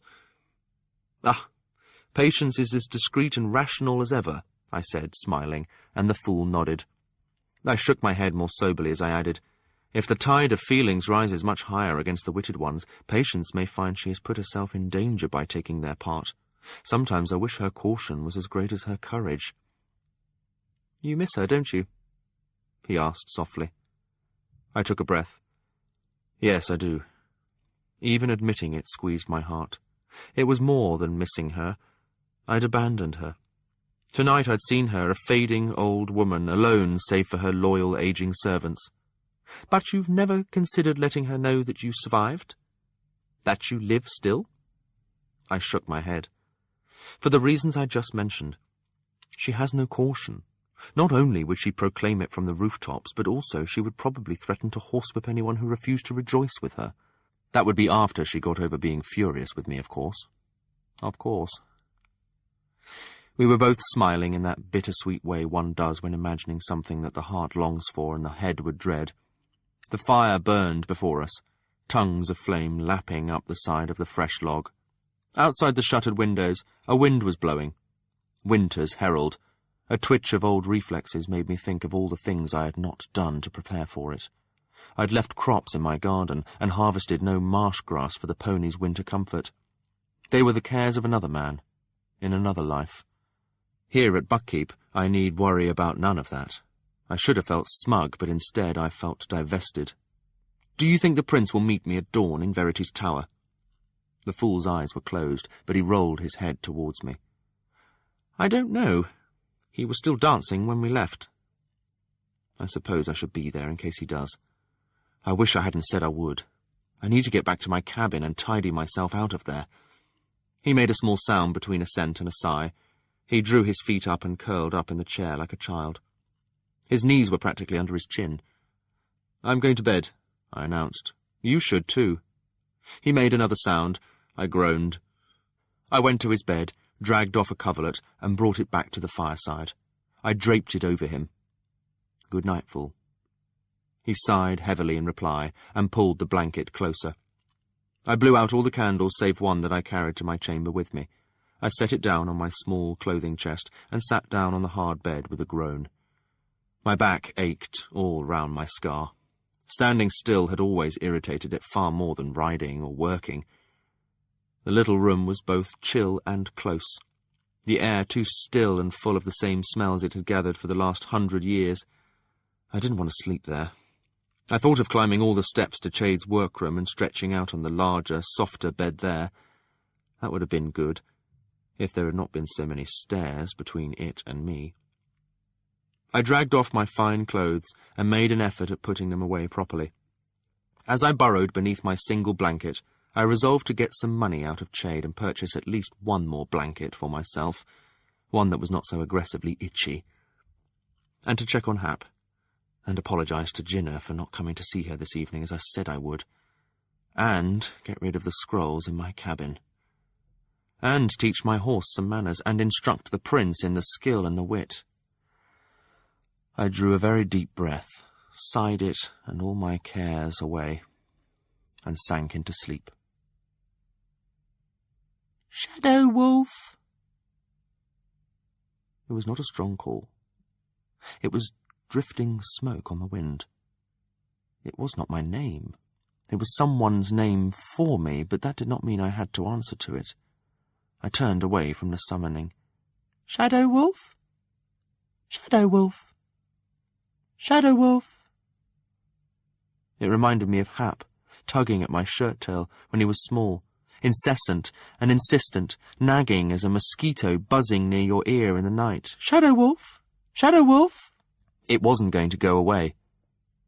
"I'm sleeping." I suddenly knew that was so, in that odd way that dreamers do. I was asleep, and this was a dream. Dreams didn't matter. Did they? "So am I. That's the only time I can reach you. Don't you know that?" My replying seemed to have strengthened her sending. It was almost as if she clung to me now. No, I didn't know that. I looked idly around myself. I nearly recognized the shape of the land. It was spring, and close by apple trees were in bloom. I could hear bees busy amongst the blossoms. There was soft green grass under my bare feet, and a gentle air moved through my hair. "I've come so often to your dreams and watched what you did. I thought I would invite you to one of mine. Do you like it?" There was a woman beside me. No, a girl, someone. It was hard to tell. I could see her dress and her little leather shoes and her weather-browned hands, but the rest of her was fogged. I could not resolve her features. As for myself, it was strange. I could behold myself as if I stood outside myself, and yet it was not the me that I saw when I looked in a mirror. It was a shaggy-haired man, much taller than I truly am, and far more strong. My rough grey hair spilled down my back and hung over my brow. The nails of my hands were black, and my teeth were pointed in my mouth. Uneasiness nibbled at me. Danger here, but not to me. Why couldn't I remember what the danger was? "This isn't me. This isn't right." She laughed fondly. "Well, if you won't let me see you as you are, then you'll just have to be how I've always imagined you. Shadow Wolf, why have you stayed away? I've missed you, and I've feared for you. I felt your great pain, but I do not know what it was. Are you hurt? There seems less of you than there was, and you seem tired and older. I've missed you and your dreams. I was so scared you were dead, and then you didn't come any more. It's taken me forever to discover that I could reach out to you instead of waiting for you to come to me." She chatted like a child. A very real and wakeful dismay crept through me. It was like a cold mist in my heart, and then I saw it, a mist rising around me in the dream. Somehow, without knowing how, I had summoned it. I willed it thicker and stronger around me. I tried to warn her. "This isn't right, or good. Stay back, stay away from me." "That isn't fair," she wailed as the mist became a wall between us. Her thoughts reached me more faintly. "Look what you've done to my dream. It was so hard to make, and now you've spoiled it. Where are you going? You are so rude." I twitched free of her failing grip on me, and I found I could wake up. In fact, I was already awake, and an instant later I was sitting on the edge of my cot. My combing fingers stood up what was left of my hair. I was almost ready for the skill pain when it lurched through my belly and slammed against the cap of my skull. I took deep, steadying breaths, resolved not to vomit. When some little time had passed, a minute or half a year, I could scarcely tell which, I painstakingly began to reinforce my skill walls. Had I been careless? Had weariness or my exposure to smoke dropped them? Or was my daughter simply strong enough to break through them? Chapter 5. Shared Sorrows. A storm of gems they were. Scaled wings jewel-like glittered, eyes flaming, wings fanning. The dragons came. Too flashing bright for memory to hold, the promise of 1,000 songs fulfilled. Claws shredding, jaws devouring, the king returned. Verity's Reckoning, Starling Birdsong. Air stirred against my cheek. I opened my eyes wearily. I had dozed off, despite the open window and chill morning. Before and below me stretched a vista of water. Waves tipped with white wrinkled under a grey sky. I got up from Verity's chair with a groan. 2 steps carried me to the tower window. From here, the view was wider, showing me the steep cliffs and the clinging forest below this aspect of Buckkeep Castle. There was the taste of a storm in the air, and the wind was cutting its winter teeth. The sun was a hand's breadth above the far horizon. Dawn long fled. The prince had not come. I was not surprised. Dutiful was probably still deeply asleep after last night's festivities. No, it was no surprise that he should forget our meeting, or perhaps rouse just enough to decide it wasn't that important and roll back into sleep. Yet I felt some disappointment. And it was not just that my prince had found sleep more important than meeting me. He had said he would meet me here, and then hadn't. And had not even sent word to cancel the meeting and save me the time and trouble of being here. It was a trifling thing in a boy of his years. A bit of thoughtlessness. Yet what was minor in a boy was not so in a prince. I wanted to rebuke him for it, as Chade would have chastened me, or Burrick. I grinned ruefully. In fairness, had I been any different at Dutiful's age? Burrick had never trusted me to keep dawn appointments. I could well recall how he would thunder at my door to be sure I did not miss a lesson with the axe. Well, perhaps if our roles had been different, I would have gone and pounded on the prince's chamber door. As it was, I contented myself with a message drawn in the dust on the top of a small table beside the chair. I was here. You were not. Brief and succinct. A rebuke if he chose to take it that way. And anonymous. It could just as easily have been a sulky page's note to a tardy chambermaid. I closed the window shutters and let myself out by the way I had come, through a side panel in the decorative mantel around the hearth. It was a narrow squeeze, and it was tricky to properly seal it closed behind me. My candle had gone out.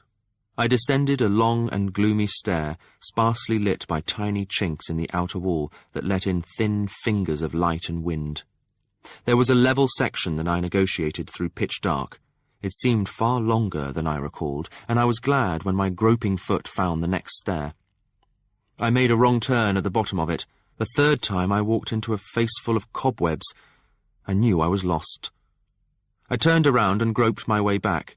When, some time later, I emerged into Chade's chamber from behind the wine-rack, I was dusty and irritable and sweaty. I was ill-prepared for what met me there.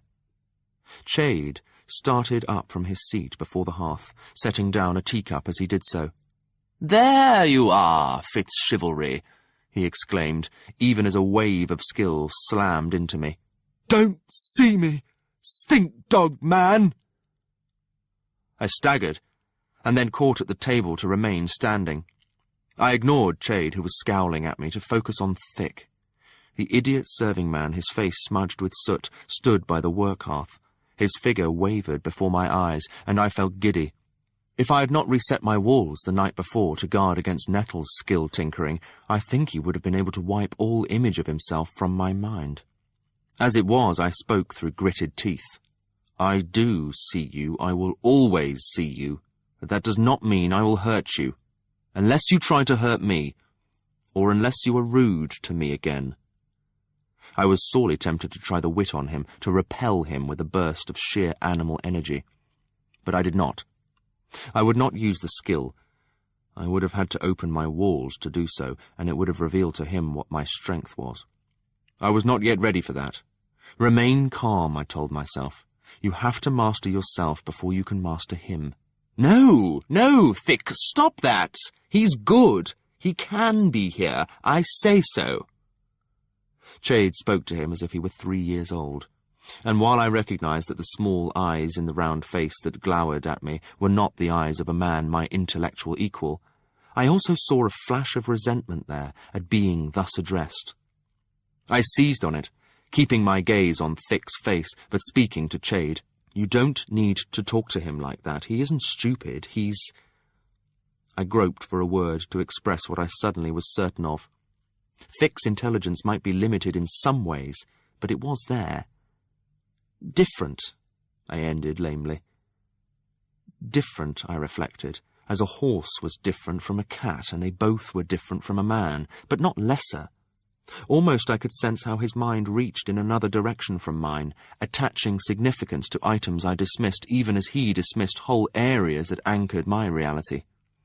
Thick scowled from me to Chade and back again. Then he took up his broom and a bucket of ash and cinders from the fireplace and scuttled from the room. After the scroll rack had swung back into place behind him, I caught the flung thought fragment. "Dog stinker." He doesn't like me. He knows I'm witted, too, I complained to Chade as I dropped into the other chair. Almost sulkily, I added, "Prince Dutiful didn't meet me in Verity's Tower this morning. He had said he would." My remarks seemed to drift past the old man. "The Queen wants to see you right away." He was neatly, if not elegantly attired, in a simple robe of blue this morning with soft fur slippers on his feet. Did they ache from dancing? "What about?" I asked as I rose and followed him. We went back to the wine rack, and as we triggered the concealed door, I remarked, "Thick didn't seem surprised to see me enter from here." Chade shrugged one shoulder. "I do not think he is bright enough to be surprised by something like that. I doubt that he even noticed it." I considered and decided that it might be true. To him it might have no significance. "And the Queen wanted to see me because—" "Because she told me so," he replied, a bit testily. After that I kept silent and followed him. I suspected his head throbbed as mine did. I knew he had an antidote to a night's hard drinking, and knew also how difficult it was to compound. Sometimes it was easier to put up with a throbbing headache than to grind one's way through creating a cure. We entered the Queen's private chambers as we had before.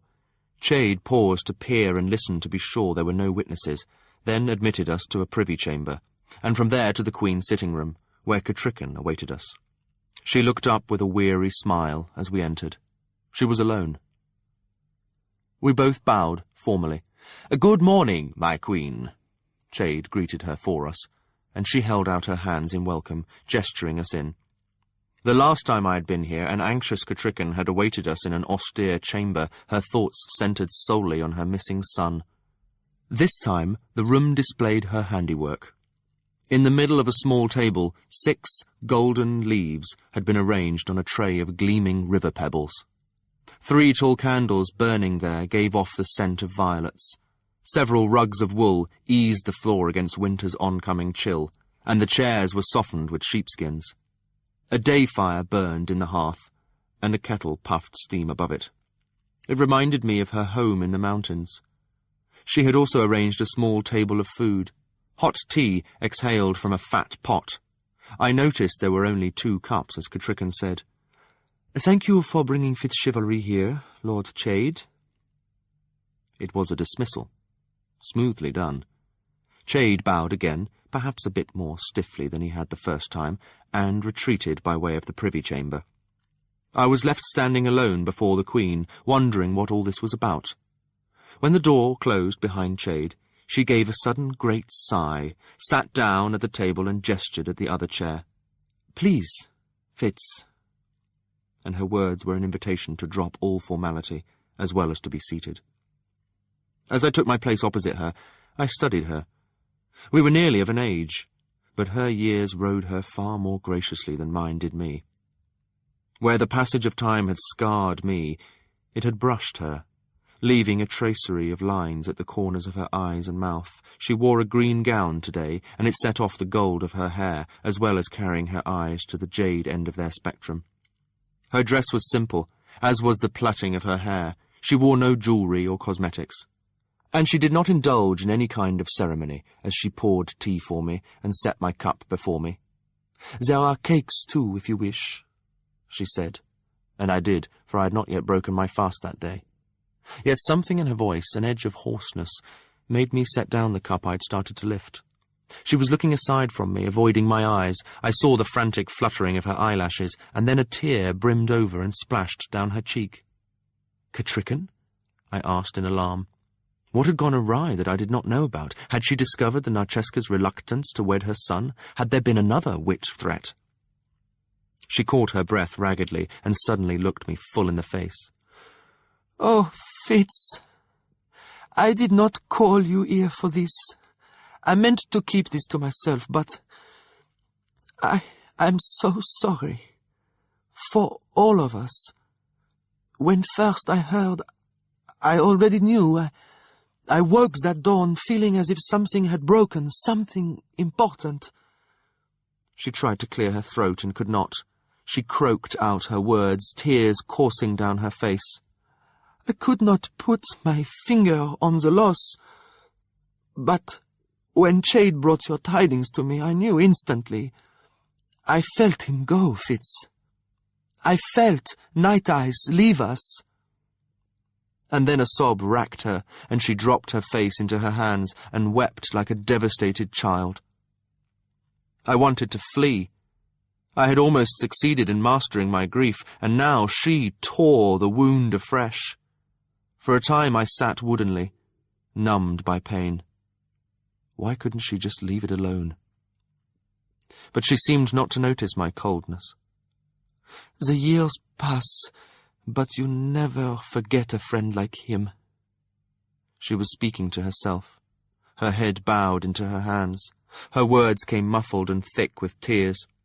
She rocked a little in her chair. I've never felt so close to an animal.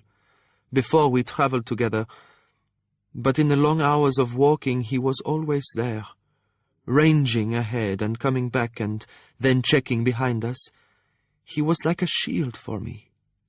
For when he came trotting back, I always knew that he was satisfied, no danger awaited us. Without his assurance, I am sure my own poor courage would have failed 100 times. When we began our journey, he seemed just a part of you. But then I got to know him for himself. His bravery and tenacity, even his humour.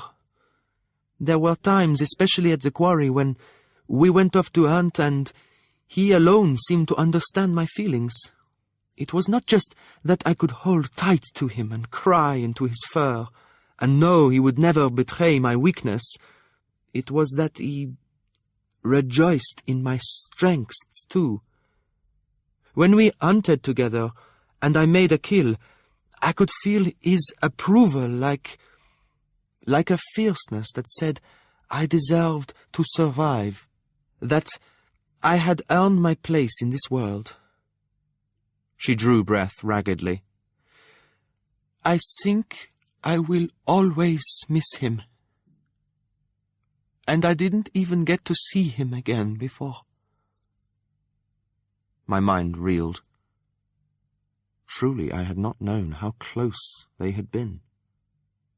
Night Eyes also had kept his secrets well. I had known that Queen Catrichan had a predilection for the wit. I had sensed faint questing from her when she meditated. I had often suspected that her mountain connection with the natural world would have a less kindly name in the Six Duchies. But she and my wolf... He spoke to you. You heard Night Eyes in your mind. She shook her head, not lifting her face from her hands. Her fingers muffled her reply. No, but I felt him in my heart, when I was numb to all else. Slowly I rose. I walked around the small table. I had intended only to pat her bent shoulders, but when I touched her, she abruptly stood and stumbled into my embrace. I held her and let her weep against my shoulder. Whether I would or not, my own tears welled. Then her grief, not sympathy for me, but true grief at Night Eye's death, gave permission to mine, and my mourning ripped free. All the anguish I had been trying to conceal from those who could not understand the depth of loss I felt suddenly demanded vent. I think I only realized that our roles had changed when she pushed me gently down into her chair. She offered me her tiny, useless handkerchief, and then gently kissed my brow and both my cheeks. I could not stop crying. She stood by me, my head cradled against her breast, and stroked my hair and let me weep. She spoke brokenly of my wolf and all he had been to her, words I scarcely heard. She did not try to stop my tears or tell me that everything would be all right. She knew it would not. But when my weeping had finally run its course, she stooped and kissed me on my mouth. A healing kiss. Her lips were salt with her own tears. Then she stood straight again. She gave a sudden deep sigh, as if setting aside a burden. "Your poor hair," she murmured, and smoothed it to my head. "Oh, my dear Fitz, how hard we used you, both of you, and I can never—" She seemed to feel the uselessness of words. "But, well, drink your tea while it is still hot." She moved apart from me, and after a moment I felt I again had control of myself. As she took my chair, I lifted her cup and drank from it.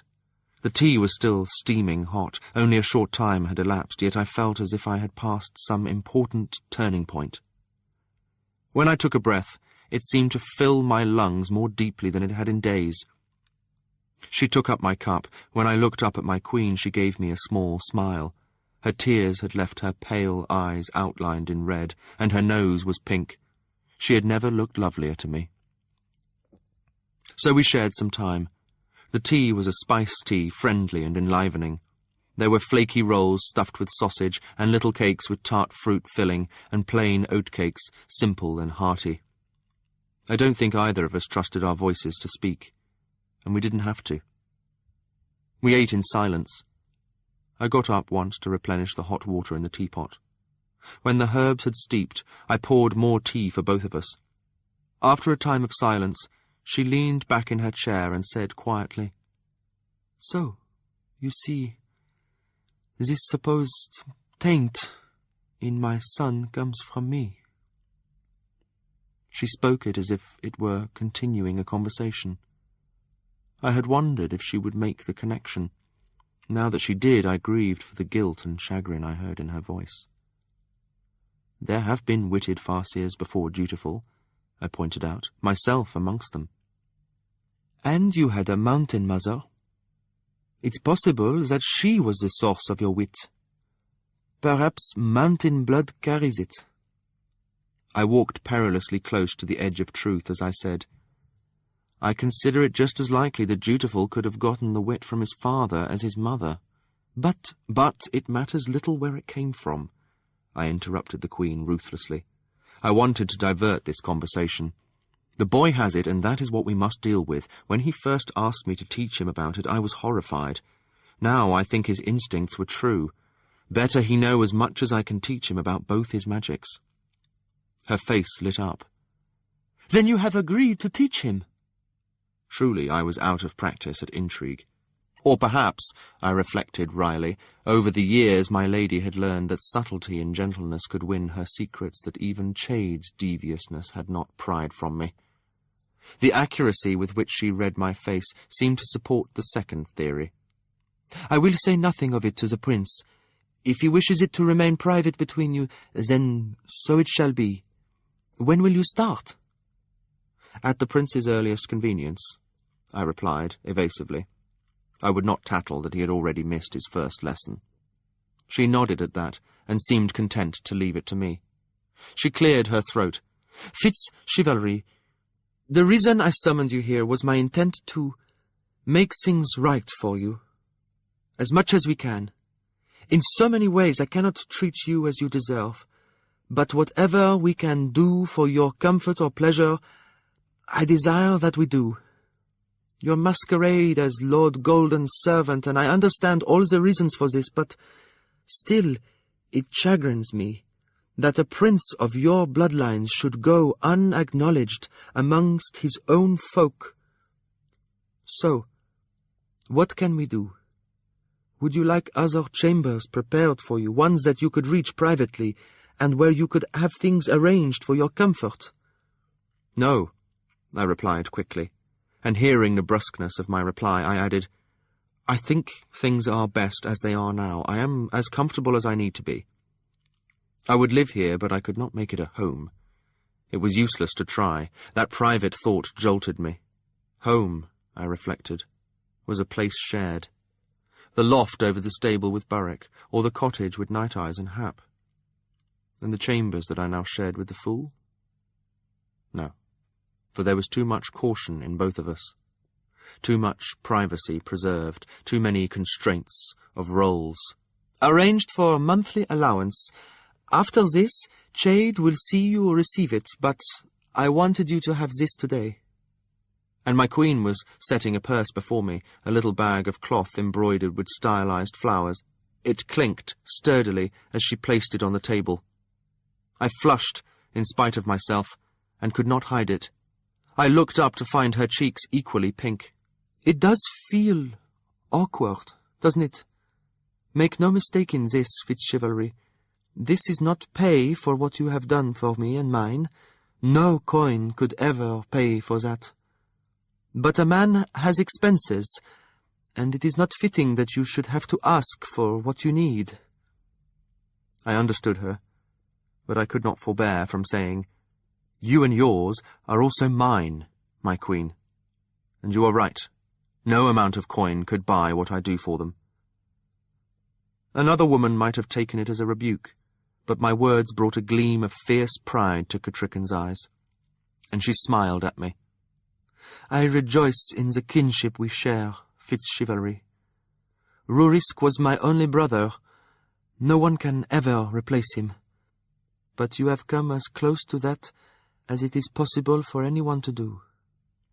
And at that, I thought we understood each other very well indeed. It warmed me that she claimed me through our kinship, through the bloodlines I shared with her husband and son.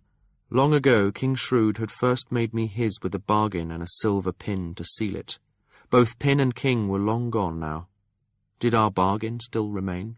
King Shrewd had chosen to invoke his claim on me as the right of my king, rather than as my grandfather. Now Catricken, my queen, claimed me first as kin and second as brother. She struck no bargains. She would have scowled at the thought that any setting of terms to my loyalty was necessary. I wish to tell my son who you truly are.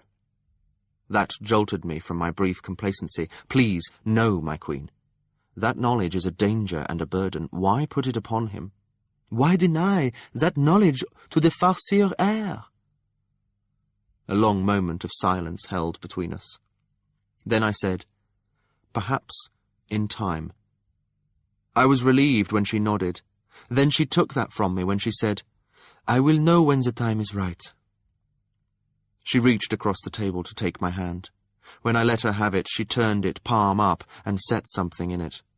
Long ago, you wore a small ruby and silver pin that King Shrewd gave you, one that marked you as his, and said that his door was always open to you. I would have you wear this now, in the same spirit. It was a tiny thing, a little silver fox with a winking green eye. It sat alertly, its brush curled around its feet. The image was fastened to a long pin. I studied it carefully. It was perfect. This is the work of your own hands. I am flattered that you recall that I like working silver. Yes, it is. And the fox is that which you made my symbol here at Buckkeep. I unlaced my blue servant's shirt and opened it. While she watched, I thrust the pin into the facing of the shirt. From the outside, nothing showed, but when I fastened my shirt again, I could feel the tiny fox against my breast. I cleared my throat. You honor me. And as you have said, you hold me as close as your brother, then I shall ask a question that I am sure Rurisk would have asked you. I shall be so bold as to demand why you keep amongst your ladies one who once attempted to take your life, and that of your unborn child. Her glance was genuinely quizzical. Then, as if someone had poked her with a pin, she gave a small start and, Oh, you mean Lady Rosemary? Yes, I do. It has been so long. All of that was so very long ago, Fitz. You know, when I look at her, I do not even think of that. When Regal and his household returned here at the end of the Red Ship War, Rosemary was among the train. Her mother had died, and she had been neglected. At first, I could not abide to have either her or Regal in my presence, but there were appearances to preserve, and his abject apologies and vows of loyalty to the unborn heir and me were useful. It served to unite the Six Duchies, for with him he brought the nobility of Tilth and Farrow, and we needed that support desperately. It would have been so easy for the Six Duchies to follow the Red Ship War with a civil strife. There are so many differences among the duchies, but Regal's influence was enough to sway his nobles back to allegiance to me. Then Regal died, so strangely and so violently. It was unavoidable that there were mutterings that I had had him murdered in vengeance for old wrongs. Chade advised me strongly that I must make gestures among his nobles to bind them to me. So I did. I put Lady Patience in his place at Tradeford, for I felt I must have strong support there. But his other holdings I distributed judiciously among those who most needed quelling. And Lord Bright's reaction to that? I asked. This was all news to me. Bright had been Regal's heir, and was Duke of Faro now. Much of what they had distributed was doubtless his hereditary wealth. I recompensed him in other ways. After his dismal performance at defending Buck and Buckkeep, he was on shady ground. He could not protest strongly, for he had not inherited Regal's influence with the nobles. Yet I strove to make him not only content with his lot, but a better ruler than he otherwise would have been. I saw to his schooling, in things other than fine wine and dress. Most of his years as Duke of Faro have been spent right here in Buckkeep. Patience manages his Tradeford holdings for him, probably far better than he would have himself, for she has the common sense to appoint people who know what they are doing. And she sends reports to him monthly, far more detailed than he relishes, but I insist he go over them with one of my treasury men, not only to be sure he understands them, but also that he must profess he is satisfied with how they fare. And I think that now he genuinely is. I suspect his Duchess has something to do with that, I hazarded. Catrican had the grace to flush slightly. Jade thought he might be better content wedded, and it is time he got himself an heir. Left single, he was an invitation to discord at the court. Who selected her? I tried not to sound cold. Lord Jade suggested several young women of good family who had the requisite qualities. After that I saw that they were introduced, and that the families knew I would be pleased at the prospect of the Duke selecting one of their daughters. The competition spread rapidly among the chosen women, but Lord Bright selected his own bride from amongst them. I but saw that he had the opportunity to choose. Someone who was tractable and not too ambitious. A daughter of someone loyal to the Queen. I filled in the rest. She met my eyes squarely. Yes. She caught a small breath. Do you fault me, Fitz Chivalry? You who were my first instructor in managing the intrigues of the court to my advantage? I smiled at her. No. In truth, I am proud of you. And from the look on Lord Bright's face at last night's festivities, you chose well for him, in heart as well as in allegiance. She gave a sigh, almost of relief. Thank you. For I value your regard, Fitz Chivalry, as I ever have. I would not want to think I had shamed myself before you. I doubt that you could, I replied, truthfully as well as gallantly. Then, dragging the conversation back to my interest, and Rosemary. After Regal died, most of his hangers-on dispersed to their family holdings, and some to inspect new holdings I had given them. No one claimed Rosemary. Her father had died before she was born. Her mother had his title, Lady Selepha of Fearwood, but the title was little more than words. Fearwood is a tiny holding, a beggar's fiefdom. There is a manor house there, but I am told it has not been inhabited in some years. But for being in Prince Regal's favour, Lady Selepha would never have come to court at all. She sighed. So there was Rosemary, an orphan at 8 and not in favour with the Queen. I suspect you need little help to imagine how she was treated by the court. I had to wince. I could recall how I had been treated. I tried to ignore her, but Shade would not let it rest. Nor, in truth, could I. She was a danger to you, a half-trained assassin taught by Regal to hate you. She could not simply be left to wander about as she pleased. She was silent for a moment. Then, Now you sound like Shade. No. She was worse than that.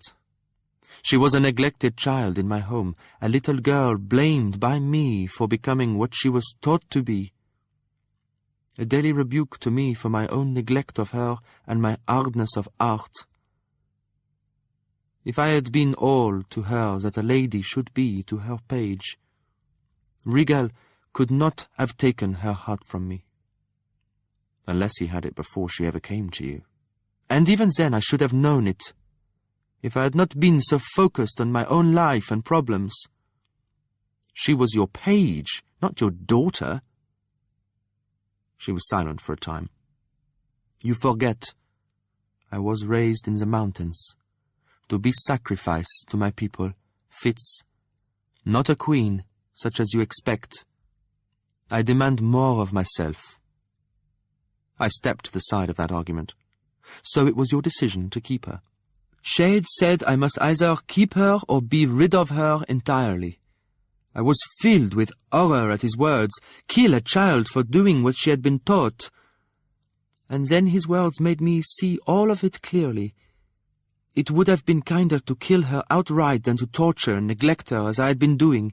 So that night I went to her chamber, alone. She was terrified of me, and her room was cold and bare, the bedding gone unwashed, I don't know how long. She had outgrown her nightgown. It was torn at the shoulder and far too short for her. She curled up on the bed, as far from me as she could get, and just stared at me. Then I asked her which she would prefer, to be fostered out to Lady Patience, or to be my page again. And she chose to be your page. And she burst into tears, and threw herself to the floor, and clung to my skirts, and said she had thought I did not like her any more. She sobbed so hard that before I could calm her, her hair was plastered flat to her skull with sweat, and she was shaking all over. Fitz, I was ashamed to have been so cruel to a child, not by what I had done, but simply by ignoring her. Only Shade and I ever knew that we suspected her of trying to harm me, but my simple shunning of her had given the lesser folk of the keep permission to be cruel and callous to her. Her little slippers were all gone to tatters. Her voice trailed off, and despite myself I felt a stab of pity for Rosemary. Catrican took a deep breath and resumed her tale. She begged to be allowed to serve me again. Fitz, she was not even 7 years old when she did Regal's bidding. She never hated me or understood what she did. To her, I am sure it was a game, to listen in secret and repeat all that she heard. I tried to be pragmatic and hard, and greasing the steps so you would fall. Would she be told the why of it, or simply told to put the grease on the steps after I had gone up to the roof garden? To a child, it might have been framed as a prank. Did you ask her? A pause. Some things are best left alone. Even if she knew the intent was to make me fall, I do not think she realized the full import of it. I think perhaps that I was two people to her, the woman that Regal wanted to bring down, and Catrican, whom she served every day. The one who should be blamed for her conduct is dead. And ever since I took her back to my side, she has been nothing but a loyal and diligent subject to me. She sighed and stared past me as she went on. The past must be left in the past, Fitz. This is especially true of those who rule. I must wed my son to a daughter of an Outislander. I must promote trade and alliance with the folk who doomed my king to death. Shall I quibble about taking a little spy under my wing and turning her into a lady of my court? I took a deep breath. If in 15 years she had not regretted her decision, no words of mine would change it now. Nor should they, perhaps. Well, I suppose I should have expected it. You did not quibble to take an assassin as your adviser when you came to court. As my first friend here, she corrected me gravely. She furrowed her forehead. When I had met her, she had not had those lines on her brow and between her eyes, but now use had set them there. I am not happy with this charade we must keep. I would have you at my side to advise me and to teach my son. I would have you honored as my friend as well as a farseer. It cannot be, I told her firmly. And this is better. I am more used to you in this role, and less risk to you and the prince. And more risk to yourself. Jade has told me that piebalds threatened you, right upon our doorstep in Buckkeep Town. I discovered that I hadn't wanted her to know that. It is a thing best handled by me. Perhaps I can tease them out into the open. Well, perhaps, but I am ashamed that you face such things seemingly alone. In truth, I hate that such bigotry still exists in the Six Duchies. and that our nobles turn a blind eye to it. I have done what I could for my witted folk, but progress has been slow. When the piebald postings first began to appear, they angered me. Chade urged me not to act in the heat of that anger. Now I wonder if it would not have been wise to let my wrath be known. My second reaction was that I wished to let my witted folk know that my justice was available to them. I wanted to send out a summons, inviting the leaders of the witted to come to me, that together we might hammer out a shield for them against the cruelty of these piebalds. She shook her head. Again Chade intervened, telling me that the witted had no recognized leaders, and that they would not trust the farseers enough to come to such a meeting. We had no go-betweens that they would trust, and no sureties we could offer them that this was not a plan to lure them in and destroy them.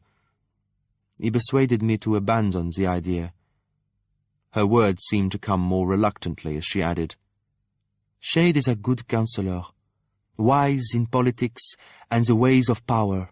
Yet I sometimes feel that he would steer us solely on the basis of what makes the Six Duchies most stable, with less thought for justice for all my people."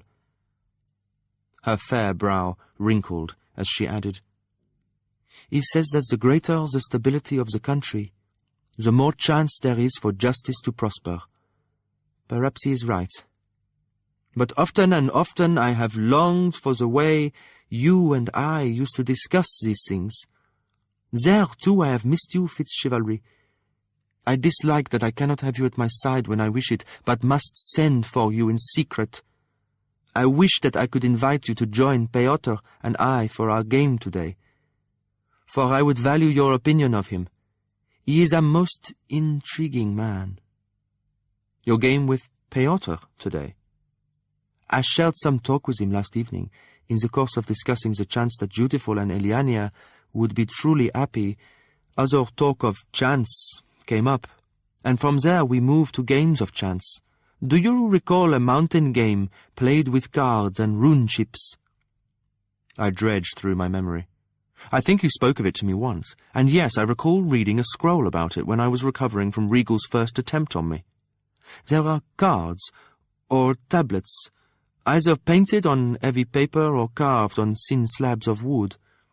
They have emblems from our old tales, such as Old Weaver Man and Hunter in Hiding. The rune chips have runes on them, for stone, water, and pasture." "Yes, I'm sure I've heard of it." "Well, Piotr wants me to teach him to play it. He was very interested when I spoke of it. He says that in the Out Islands they have a game played with rune cubes, where they are shaken and tumbled out.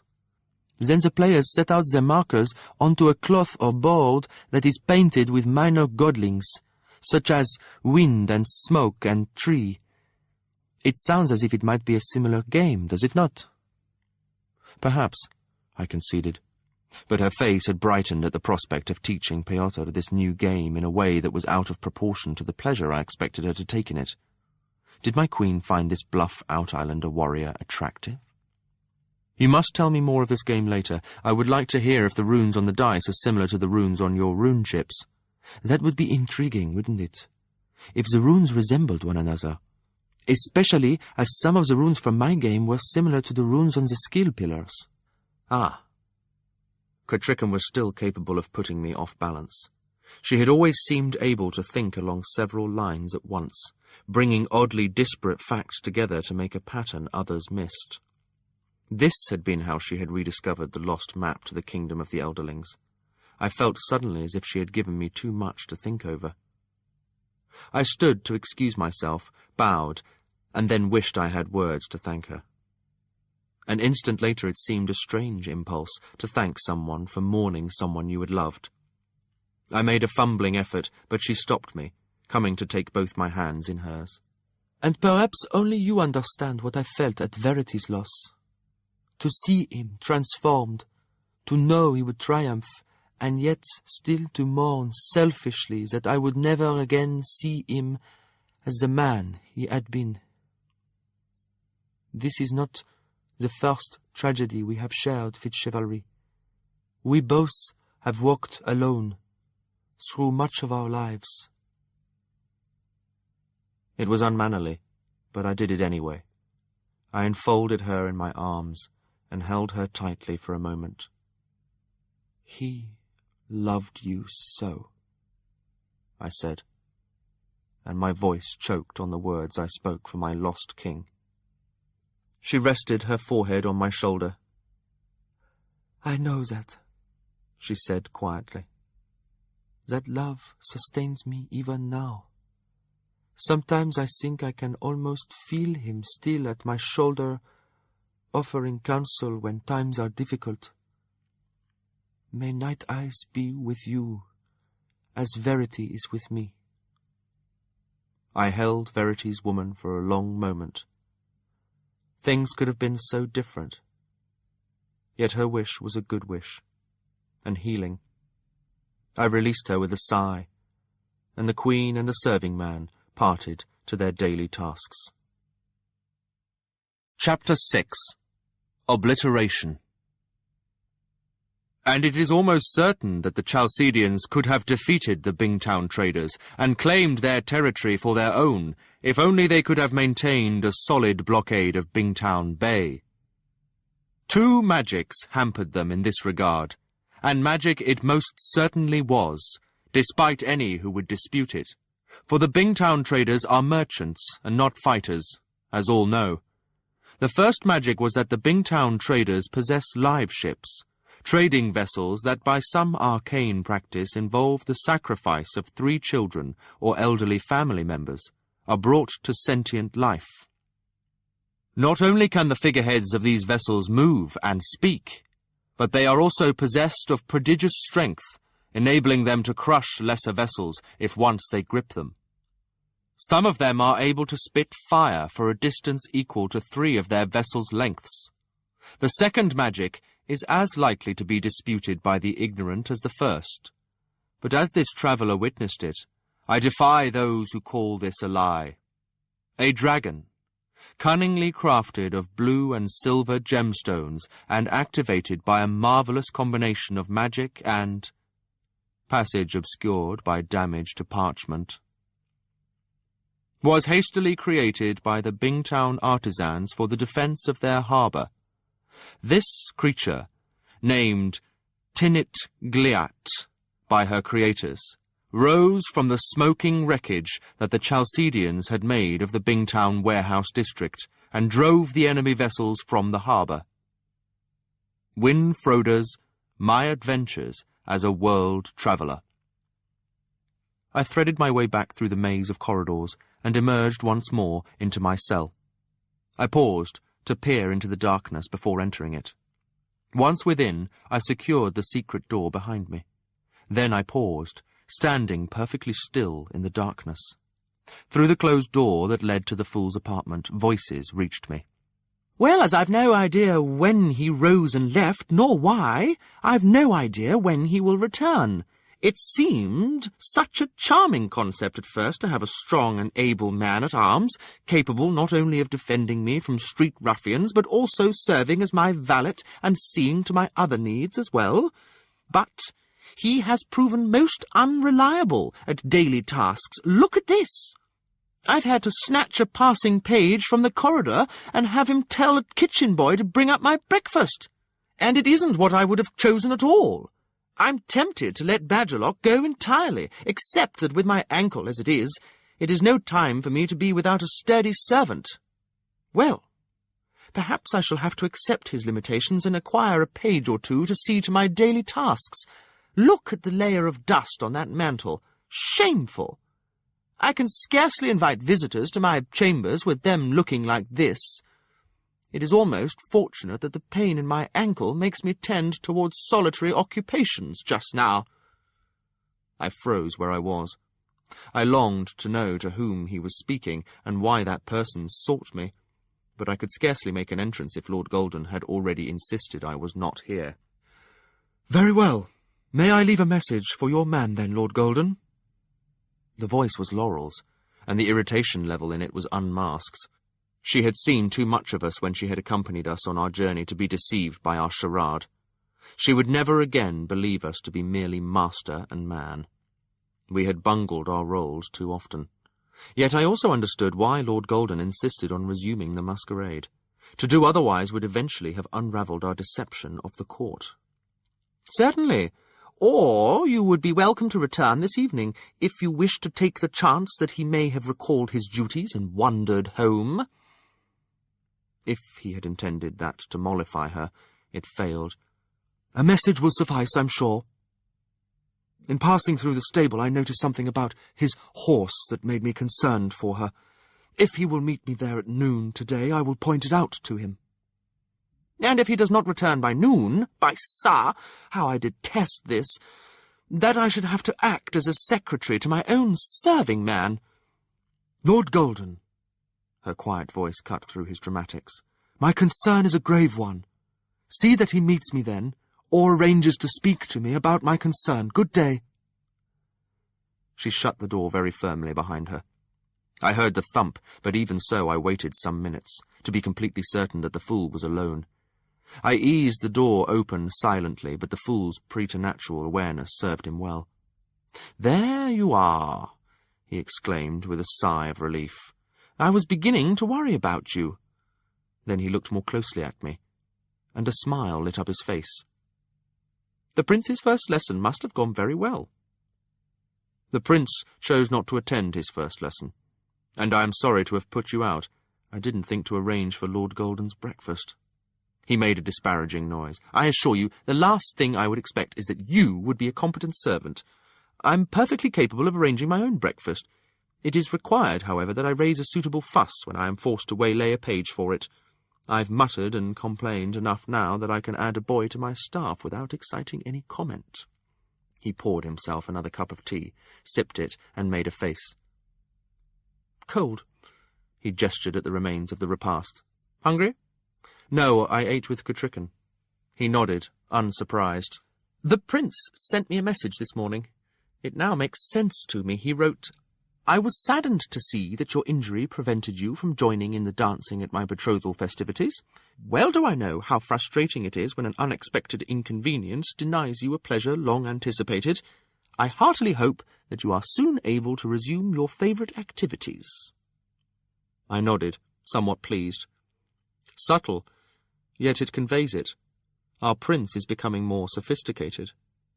"He has his father's wit," he agreed. But when I glanced at him sharply, his expression was mild and benign. He continued, "You have another message as well, from Laurel." "Yes, I overheard it." "I thought you might have." I shook my head. "That one both puzzles And alarms me. From the way she spoke, I don't think this meeting has anything to do with my horse. Still, I'll meet her at noon and see what it is about. Then I'd like to go down to Buckkeep Town to see Hap and apologize to Jinnah." He lifted a pale eyebrow. "I had said I would come by last night to talk to Hap. As you know, I went to the betrothal festivities with you instead." He picked up a tiny nosegay of white flowers from his breakfast tray and sniffed it thoughtfully. "So many people all wanting a bit of your time." I sighed. It is hard for me. I don't quite know how to manage it. I'd grown used to my solitary life, with only Night Eyes and Hap making claims on me. I don't think I'm handling this very well. I can't imagine how Chade juggled all his tasks for so many years. He smiled. "He's a spider. A web weaver with lines stringing out in all directions. He sits at the centre and interprets each tug." I smiled with him. Accurate. Not flattering, but accurate. He cocked his head at me suddenly. "It was Kutrikan, then, wasn't it? Not Chade?" "I don't understand." He looked down at his hands, twiddling the little bouquet. "There's a change in you. Your shoulders are squared again. Your eyes focus on me when I talk to you. I don't feel as if I should glance over my shoulder to see if a ghost is there." He set the flowers down carefully on the table. "Someone has lifted part of your burden." "Kutrikan," I agreed with him after a moment. I cleared my throat. She was closer to Night Eyes than I realized. She mourns him, too. As do I. I thought about my next words before I said them. I wondered if they were necessary, feared that they might hurt him. But I spoke them. In a different way, Catrican mourns Night Eyes as I do, for himself and for what he was to her. I faltered, unsure how to put it. I loved him through you. Our link was how he became real to me, so, in a sense, I do not mourn Night Eyes as you do. I grieve for your grief. You have always been better with words than I am. Yes, he agreed. Then he sighed and crossed his arms on his chest. Well, I am glad that someone could help you, even as I envy Catrican. That made no sense. You envy her that she mourns. I envy her that she could comfort you. Then, before I could even think of any reply, he added briskly, I'll leave it to you to clear the dishes away to the kitchen. To take care to be a bit surly when you return them, as if your master had just harshly rebuked you. Then you may be off to Laurel and Buckkeep Town. I plan to spend a quiet day today in my own pursuits. I've let it out that my ankle pains me and that I wish to rest, without visitors. Later this afternoon I am invited to gaming with the Queen's favoured, so if you do not find me here, look for me there. Will you be back in time to help me limp down to dinner? I expect so. His spirits seemed suddenly dampened, as if he were truly in pain. He nodded gravely. Perhaps I will see you then. He rose from the table and went to his private room. Without another word, he opened the door, then shut it quietly but firmly behind him. I gathered the dishes onto the tray. Despite his words about my incompetence as a servant, I took care to straighten the room. I returned the tray to the kitchens, and then fetched wood and water for our chambers. The door to the fool's personal room remained shut. I wondered if he were ill. I might have ventured to tap at the door if noon had not been upon me. I went to my room and buckled on my ugly sword. I took some of the coins from the purse Catrican had given me and put the rest under the corner of my mattress. I checked my hidden pockets, took my cloak from its hook, and headed down to the stables. With the influx of people for Prince Dutiful's betrothal, the regular stable was filled to capacity with our guests' horses. In these circumstances, the beasts of lesser folk like me had been moved to the old stables, the stables of my childhood. I was just as content with the arrangement. Far less chance that I might encounter Hans there, or any who might recall a boy who had once dwelt with Stablemaster Burrick. I found Laurel leaning against the gate of my black stall, talking softly to her. Perhaps I had misinterpreted her message. My concern for the animal mounted, and I hastened to her side. "What's wrong with her?" I asked, and then, belatedly recalling my manners, "A good day to you, huntswoman Laurel. I am here, as you requested." My black benignly ignored both of us. "Badgerlock, good day. Thank you for meeting me here." She glanced about casually, and finding our corner of the stable deserted, she leaned still closer and whispered to me, "I need a word with you. In private, follow me." "As you wish, mistress." She strode off, and I followed at her heels. We walked past the rows of stalls to the back of the stables, and then, to my shock, we began to climb up the now rickety steps that had once led to Burrick's loft. When he was stablemaster, he had claimed to prefer to live close to his charges rather than accept better quarters in the castle itself. When I had lived with him, I had believed that to be true. In the intervening years, I had decided that he had kept his humble residence there as much for the sake of keeping me out of the public eye as he did for his own privacy. Now, as I followed Laurel up the steep steps, I wondered how much she knew. Did she bring me here as a prelude to telling me that she knew who I really was? The door at the top of the steps was not latched. She shouldered it open and scraped across the floor. She stepped inside the dim chamber and motioned for me to follow. I ducked a dusty cobweb in the doorframe. The only light came from the cracked shutter over the little window at the end of the room. How small the space suddenly seemed. The sparse furnishings that had sufficed for Burrick and I were long gone, replaced by the clutter of a stable.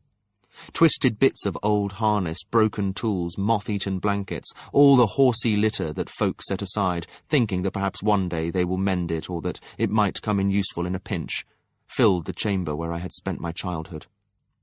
How Burrick would have hated this, I thought to myself. I wondered that Hans allowed such clutter to gather, and then decided that he probably had more pressing matters to attend to. The stables were a larger and grander concern than they had been during the years of the Red Ship War. I doubted that Hans sat up all night greasing and mending old harness. Laurel misinterpreted the look on my face. I know it smells up here, but it's private. I would have seen you in your own room, but Lord Golden was too busy playing the Grand Noble." "He is a Grand Noble," I pointed out, but the flashing look she gave me stilled my tongue. Belatedly it came to me that Lord Golden had bestowed much attention on Laurel during our journey, yet not a word had they exchanged last night. Oh. "Be that as it may, or be you whom you may," she dismissed her annoyance with us, obviously intent on graver matters, "I received a message from my cousin. Dearkin didn't intend the warning for you, he intended it for me. I doubt that he would approve my passing it on to you, for he has ample reasons not to be fond of you. The Queen, however, seems to hold you in some regard, and it is the Queen I am sworn to."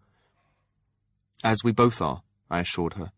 "Have you shared these tidings with her as well?" She looked at me. "Not yet," she admitted. "It may be that there is no need to, that this is a matter you can handle yourself, and it is not as easy for me to manage a quiet moment with the Queen as it is for me to summon you." "And the warning?" "He bade me flee. The piebalds know who I am and where I live. I am twice a traitor to their way of thinking, for by my family connection they consider me old blood, and I serve the hated Farseer regime. They will kill me if they can." Her voice betrayed no emotion as she recounted the threat to herself, but she lowered her tone and looked aside from me as she added, "And the same is true of you." Silence floated between us. I watched dust particles dancing in the thin sunlight through the shutters and pondered. After a time she spoke again. "This is the gist of it. Loudwine still languishes, recovering from your chopping off his forearm. In the wake of our little adventure, many of his followers have abandoned him to return to the true Old Blood ways. Old Blood families have put pressure on their sons and daughters to forsake the piebald's extreme politics. There is a feeling amongst many that the Queen genuinely intends to better the lot of the Old Blood folk. As it has become known that her own son is witted, they have a kindlier feeling towards her. They are content to wait, for a short time at least, to see how she will treat us now." "And those who remain amongst the piebalds?" I asked unwillingly. Laurel shook her head. "Those who remain with Loudwine are the ones most dangerous and least reasonable. He attracts those who desire to shed blood and wreak havoc. They desire revenge more than justice, and power more than peace. Some, like Loudwine, have seen family and friends put to death for the crime of being witted. Others have hearts that pump more madness than blood. They are not many, but as they place no limits on what they will do to attain their goals, they are as dangerous as a vast army." "Their goals?" "Simple. Power for themselves. Punishment for those who have oppressed the witted. They hate the Farseers, but even more they hate you. Loudwine feeds their hatred. He wallows in hate and offers it to his followers as if it were gold. You have stirred their wrath against all Old Blood who grovel before the Farseer oppressors. Loudwine's piebalds bring reprisals against the Old Blood who came to your aid against the piebalds.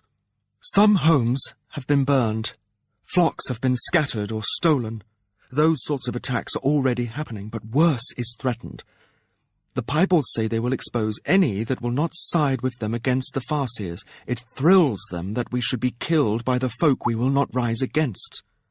The piebalds say that all Old Blood must either stand with them or be purged from the community." Her face had gone both grave and pale. I knew there was a real threat to her family, and it curdled my stomach to think that I was partially responsible for provoking it. I took a breath. "Only some of what you tell me is news to me. Only a few nights ago I was stalked on the road from Buckkeep Town by piebalds. I am only surprised that they let me live." She lifted one shoulder in a shrug that did not dismiss my danger, only the possibility of understanding the piebalds. "You are a special target for them. You struck Loudwine's hand from his arm. You are Old Blood, serving the Farseers and directly opposing the piebalds." She shook her head. Take no comfort that they have left you alive when they could have so easily killed you. It only means that they have some use for you that requires you to be alive. My cousin hinted as much when he warned me, for he said that perhaps I had mixed myself with worse company than I thought. The piebald's rumour is that Lord Golden and Tom Badgerlock were not what they seemed to be. Small surprise to me, that was. But Dearkin seemed to think it portentous. She paused, as if to give me time to reply. I said nothing, but thought much. Had someone firmly connected Tom Badgerlock to the witted bastard of song and legend? And if so, what use would they have for me that required me alive? If they had wanted to take me hostage and use me against the Farseers, they could have done so that night. But my thoughts were cut off, as Laurel scowled at my silence and then resumed her talk. The raids and attacks against their own stir old blood against them, even amongst some who once called themselves piebalds. Some raids, it seems, are carried out to settle old scores or for personal profit rather than for any lofty piebald motives. No one restrains them. Loudwine is still too weak to resume full leadership. He is feverish and febrile from the loss of his arm. Those closest to him hate you doubly for that.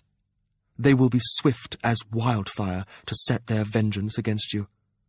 Witness that you have been back in Buckkeep only a few days, and they have already located you.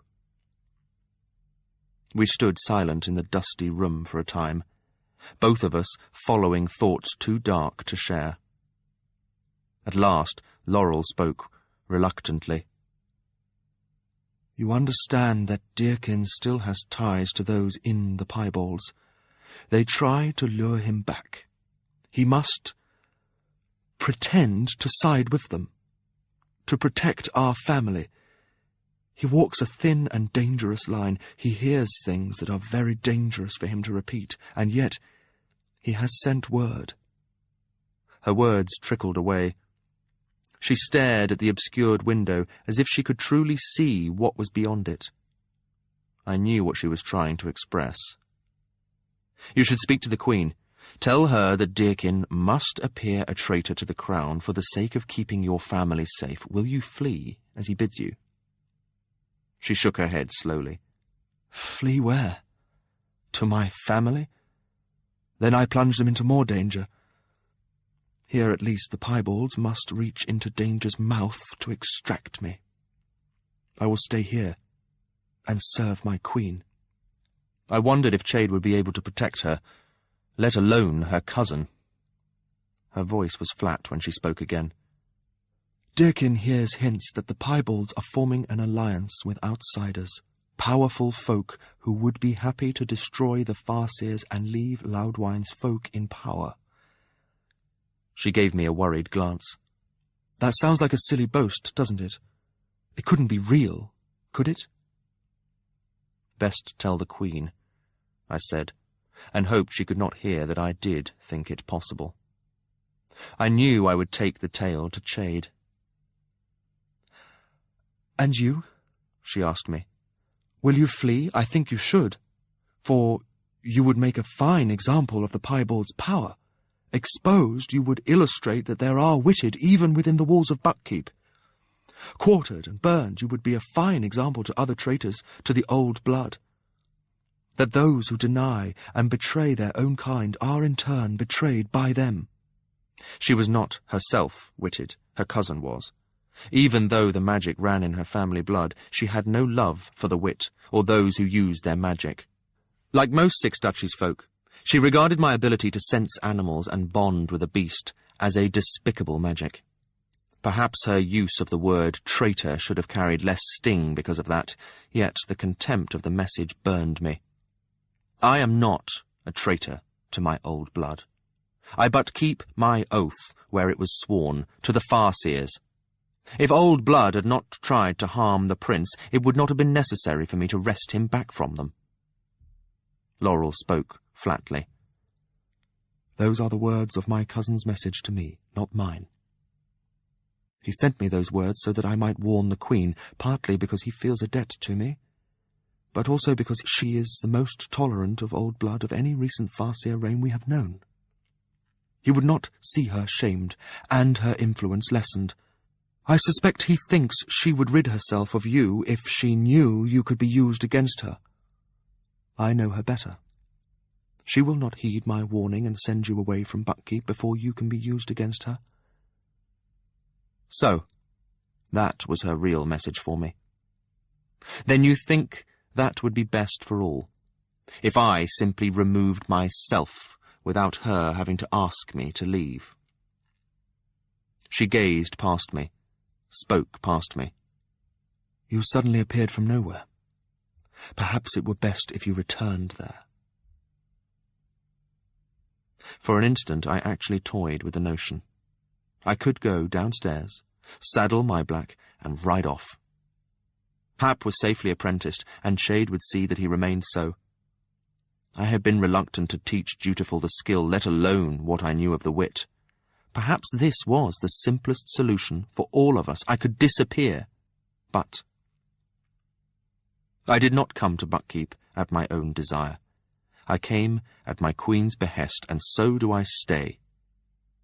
Nor would my departure remove the danger to her. Loudwine and his followers know the prince is witted. I thought you would say as much, Laurel conceded, and for all I know, perhaps you are right. Yet I will still pass on my warning to the Queen. You would be remiss if you did not. Yet I thank you for taking the time to seek me out and pass on this warning to me as well. I know I gave Deakin little reason to think well of me.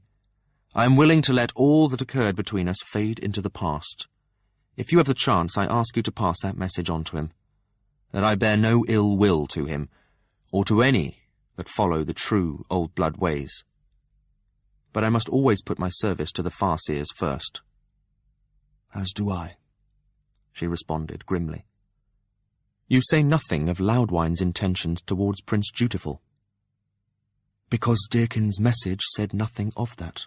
So, my only answer is I don't know. I see. And there seemed nothing else to say to one another. I let her leave first so we would not be seen together. I lingered in the old rooms longer than I needed to. Beneath the dust on the windowsill I could just glimpse the track of my boyhood's idle knife. I looked up at the slanting ceiling over the spot where my pallet had been. I could still see the owl shape in the twisted grain of the wood there. There was little left here of Burrick, or of me.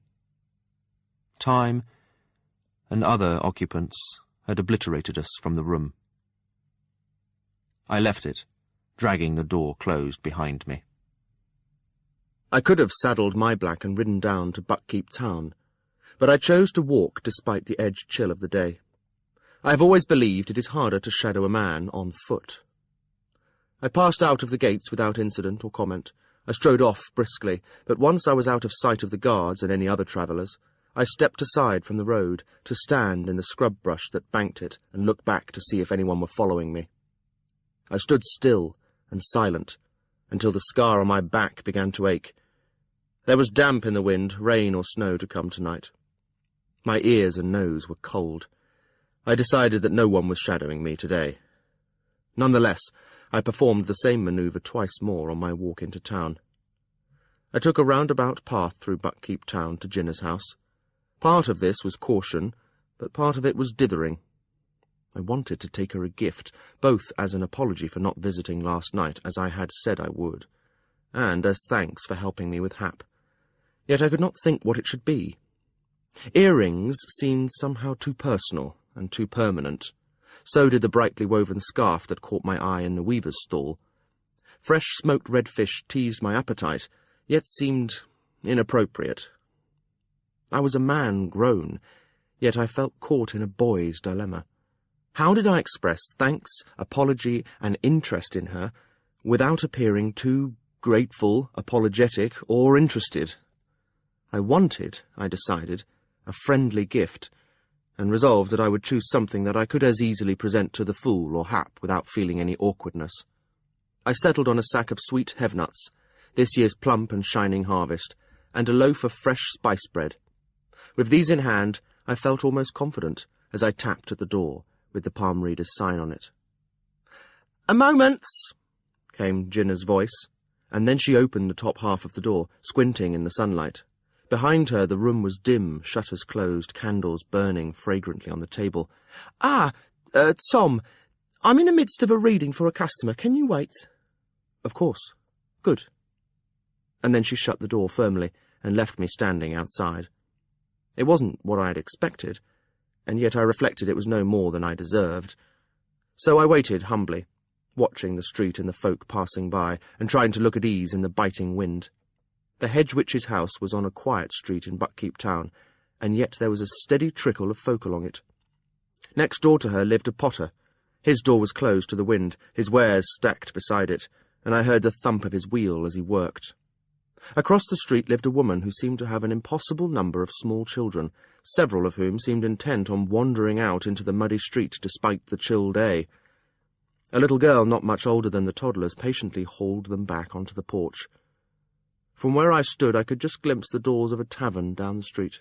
The hanging sign that welcomed guests showed a pig wedged in a fence.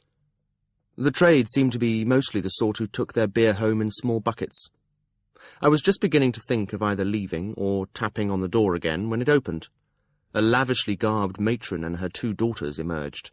The younger girl had tears in her eyes, but her sister looked bored. The mother thanked Ginna profusely for a very long time before she tartly ordered her girls to stop tarrying and come along. The glance she gave me as she led them off did not approve of me. If I had thought Ginna's leaving me standing outside was a sort of retribution, the warm and weary look she gave me dispelled the notion. She wore a green robe. A wide yellow waist cinched her middle and lifted her breasts. It was very becoming. Come in, on such a morning. It's strange. Folk want to know what you see in their hands, but so often they don't want to believe it." She shut the door behind me, plunging us back into dimness. "I'm sorry I didn't come to visit last night. My master had duties for me. I've brought you some fresh spice bread." "Oh, how lovely. I see you bought hev-nuts at the market. I wish I'd known that you liked them, for my niece's trees have borne so heavily this year that we can scarcely decide what to do with them all. A neighbour out near her farm may take some for pig fodder, but they have fallen so thick this year one fair wades through them." So much for that. But she took the spiced bread from me and set it on the table, exclaiming over how delicious it smelled, and telling me that Hap was, of course, at his master's. Her niece had borrowed the pony and cart to haul firewood in. Did I mind? Hap had said she might, and said too that it was better for the pony to do the light work the old beast could handle than to stand idly stabled. I assured her that was fine. "No Fennel?" I asked, wondering at the cat's absence. "Fennel?" She seemed surprised I would ask. "Oh, he's probably out and about on his business. You know how cats are." I set the sack of hev-nuts on the floor by the door and hung my cloak above it. The little room was warm and my cold ears stung as they returned to life.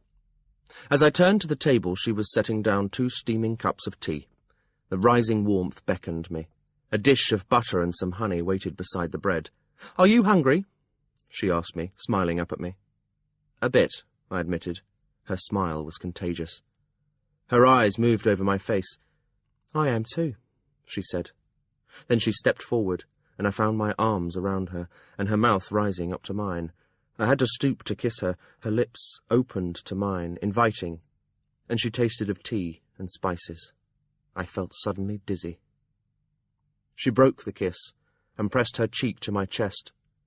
"You're cold," she said. "I should not have made you wait outside so long." "I'm much warmer now," I assured her. She looked up at me and smiled. "I know." And as her lips found mine again, her hand dropped down to trace the proof of that. I jumped at the touch, but her hand on the back of my neck kept my mouth on hers. She was the one who walked us sideways to her bedchamber, never breaking the kiss. She released me to shut the door firmly behind us, plunging us into near darkness, save for the bits of light that fingered their way in through the shakes of the roof and past the open rafters of a small loft. The bed was plump with featherbeds. The chamber smelled of woman. I tried to take a breath and find my mind. "This isn't wise," I said. I could scarcely get the words out. "No, it isn't." Her fingers loosened the laces of my shirt and tightened my desire. She gave me a small push, and I sat down on the edge of her bed. As she pulled off my shirt over my head, my eyes fell on a small charm on a bedside table. A string of red and black beads were looped and wound around a framework of dead sticks. It was a dash of cold water, stilling my desire and infusing me with a sense of futility. As she unbuckled her waist, her eyes followed my glance. She studied my face and, smiling, shook her head. "Well, aren't you the sensitive one? Don't look at that, it's for me, not you." And she casually covered it with the shirt she took from my hands. I knew then a moment of sanity when I could have stopped what was happening, but she gave me no chance to surrender to my common sense, for her hands were at my belt, her fingers warm against my belly, and I stopped thinking entirely. I stood and lifted her robe over her head, and its passage left her curly hair standing out in a cloud around her face. For a time we stood, nuzzling one another. She made some approving comment about the charm that she had made for me. It was all I currently wore. When she asked me what had given me the fresh scratches on my neck and belly, I silenced her mouth with mine. I recall picking her easily off her feet and turning her to set her on the bed. I knelt on the bed over her and beheld the wealth of her nipples standing out pink and eager, and the delicious scent of woman rising from her. Without a word I mounted her and then possessed her. Blind lust drove me, and she gasped, "Tom!" shocked at my fierce ardour. My hands were cupped on her shoulders, my mouth covered hers, and she rose to meet me. A sudden, terrible need for her overtook me, to touch, skin to skin, in closeness and passion, to share myself completely with another being, to leave behind the sense of being isolated in my own flesh. I held nothing back, and I thought I carried her with me. Then, as I lay dizzied with completion, she said in a small voice, "Well, you're a hasty man, Tom Badgerlock." My hoarse breathing as I lay on top of her made a hideous silence of its own. Shame drenched me. After a terrible stillness, she stirred under me. I heard her draw a breath. "You were hungry." Perhaps she regretted her words of disappointment, but that did not call them back. Her gentle attempt at making light of it brought the blood to my face and completed my humiliation. I dropped my forehead to the pillow beside hers. I listened to the wind outside in the streets. Some people tramped by in the street just on the other side of the plank wall. A man's sudden shout of laughter made me wince. Up in the attic loft I heard a thump and a squeak. Then Jinnah kissed the side of my neck, and her hands moved gently down my back. Her voice was a soothing whisper. "Tom, the first time is seldom the best. You've shown me your boy's passion. Shall we find your man's skills now?" So she gave me another chance to prove myself, and I was shamefacedly grateful. I proceeded in a workmanlike way that soon rekindled both of us. There were several things Starling had taught me, and Jinnah seemed pleased with my second performance. It was only at the very end, as we lay panting together, that her words stirred a misgiving in me. "So, Badgerlock," she said, and then drew breath beneath me. "So that is what it's like for a she-wolf." Incredulous, I lifted myself a little from her so that I could look down into her eyes. She blinked up at me, an odd smile on her face. "I've never been with a witted one before this," she confided to me. She drew another deeper breath. "I've heard other women speak of it, that such men are more—" She paused, seeking for a word. "Animal?" I suggested. The word as I spoke it was an insult. Her eyes widened, and then she laughed uncomfortably. That isn't what I was going to say, Tom. You shouldn't take insults to yourself where a compliment is intended. Untamed was what I was going to say. Natural, as an animal is natural, with no thought of what any other may think of his ways." Oh. I could say no more than that. I wondered abruptly what I was to her. A novelty? A forbidden indulgence with something not quite fully human? It was unnerving to wonder if she saw me as bestial and strange. Did our magic set us so far apart in her mind? Then she pulled me down upon her breasts again and kissed the side of my neck. "Stop thinking," she warned me. And I did. Afterwards she dozed briefly beside me, my arm around her, and her head pillowed on my shoulder. I judged that I had acquitted myself well, but as I watched the sunlight's passage on the wall, I realized it had been a performance. Neither of us had spoken of love. It had simply been a thing we had done together, something that felt good, something I was reasonably competent at. Yet if our first coupling had left her unsatisfied, the latter ones left me feeling incomplete in a deeper way. With a sharpness I had not felt in years, I suddenly longed for Molly, and how simple, good, and true it had been between us. This was not that, any more than my partnering with Starling had been. It wasn't even sharing a bed. At the heart of my discontent, I wanted to be in love with someone the way I had been that first time. I wanted someone I could touch and be held by, someone who made everything else in the world more significant simply by her existence. This morning, Catrican had touched me as a friend, and that had held more meaning and even more true passion than this had. I suddenly wanted to be gone from here, for none of this ever to have happened. Ginna and I had been on the path to becoming friends. I was just beginning to know her. What had I done to that? And Hap was stirred up in this stew as well. If Ginna wanted to carry on with this, how would I manage it? Openly flaunting yet again all the rules I had taught him for how a man should conduct his life. Or in secret, hiding it from Hap, furtively coming and going from Ginna's bed. I was deathly tired of secrets. They seemed to spawn all around me, to fasten to me and suck the life from me like cold leeches. I hungered for something real and true and open.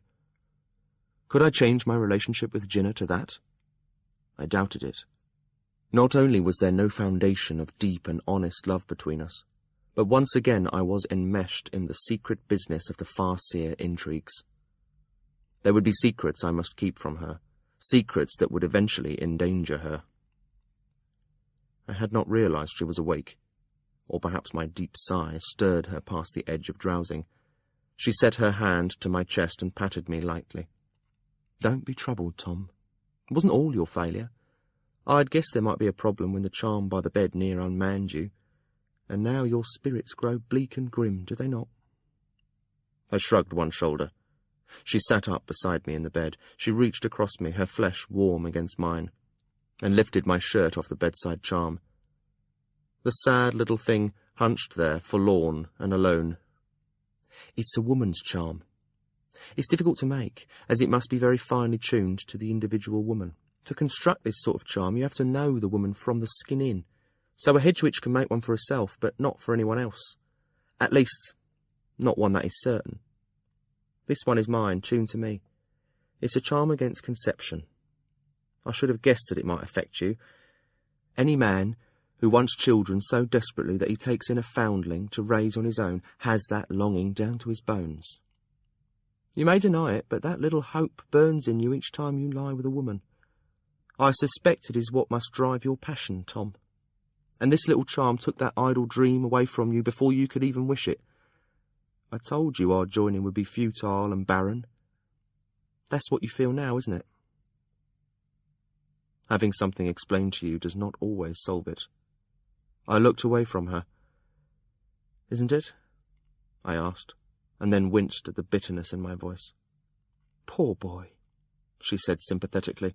She kissed me on the forehead, where Catrican had kissed me earlier. "Of course not. It's what we make it." I'm in no position to be a father to anyone. I didn't even come to see Hap last night when he told me it was important. I've no wish to start another little life that I cannot protect. She shook her head over me. What the heart longs for and what the mind knows are two different things. You forget I've seen your palms, sweet man. Perhaps I know more of your heart than you do yourself. You said my true love would come back to me. Again, despite myself, my words sounded accusing. "No, Tom, that I did not. Well do I know that what I say to a person is seldom what the person hears. But I'll tell you again what I saw. It's here." She took my hand. She held the open palm close to her near-sighted eyes. Her bare breasts brushed my wrist as her fingers traced a line in my palm. There is a love that twines in and out of your days. Sometimes it leaves, but when it does, it runs alongside you until it returns. She lifted my hand closer to her face, studying it. Then she kissed my palm and moved it back to her breast. That doesn't mean that you must be alone and idle while you wait for it to come back, she suggested in a whisper. Fennel saved us both the embarrassment of my declining. Want a rat? I glanced up. The orange cat crouched on the edge of the loft, his catch squirming in his jaws as he stared down at us. It's still got a lot of play in it. No, just kill it. I felt the red spark of the rat's agony. It had no hope of living, but the life in it would not surrender easily. Life never gives up willingly. Fennel ignored my refusal. He launched from the edge of the loft, dropping down to land beside us on the bed, where he released his prey. The frantic rodent scuttled towards us, dragging a hind leg. Jinna exclaimed in disgust and leapt from the bed. I snatched up the rat. A pinch and a twist ended its torment. You're fast, Fennel approved. Here, take it away. I offered him the dead rat. He sniffed the dead body. You broke it. Fennel crouched on the bed, staring at me in round-eyed disapproval. Take it away. I don't want it. It's no fun anymore. He growled low at me, then leapt from the bed. You ended it too fast. You just don't know how to play. He went immediately to the door and clawed the jamb, demanding to go out.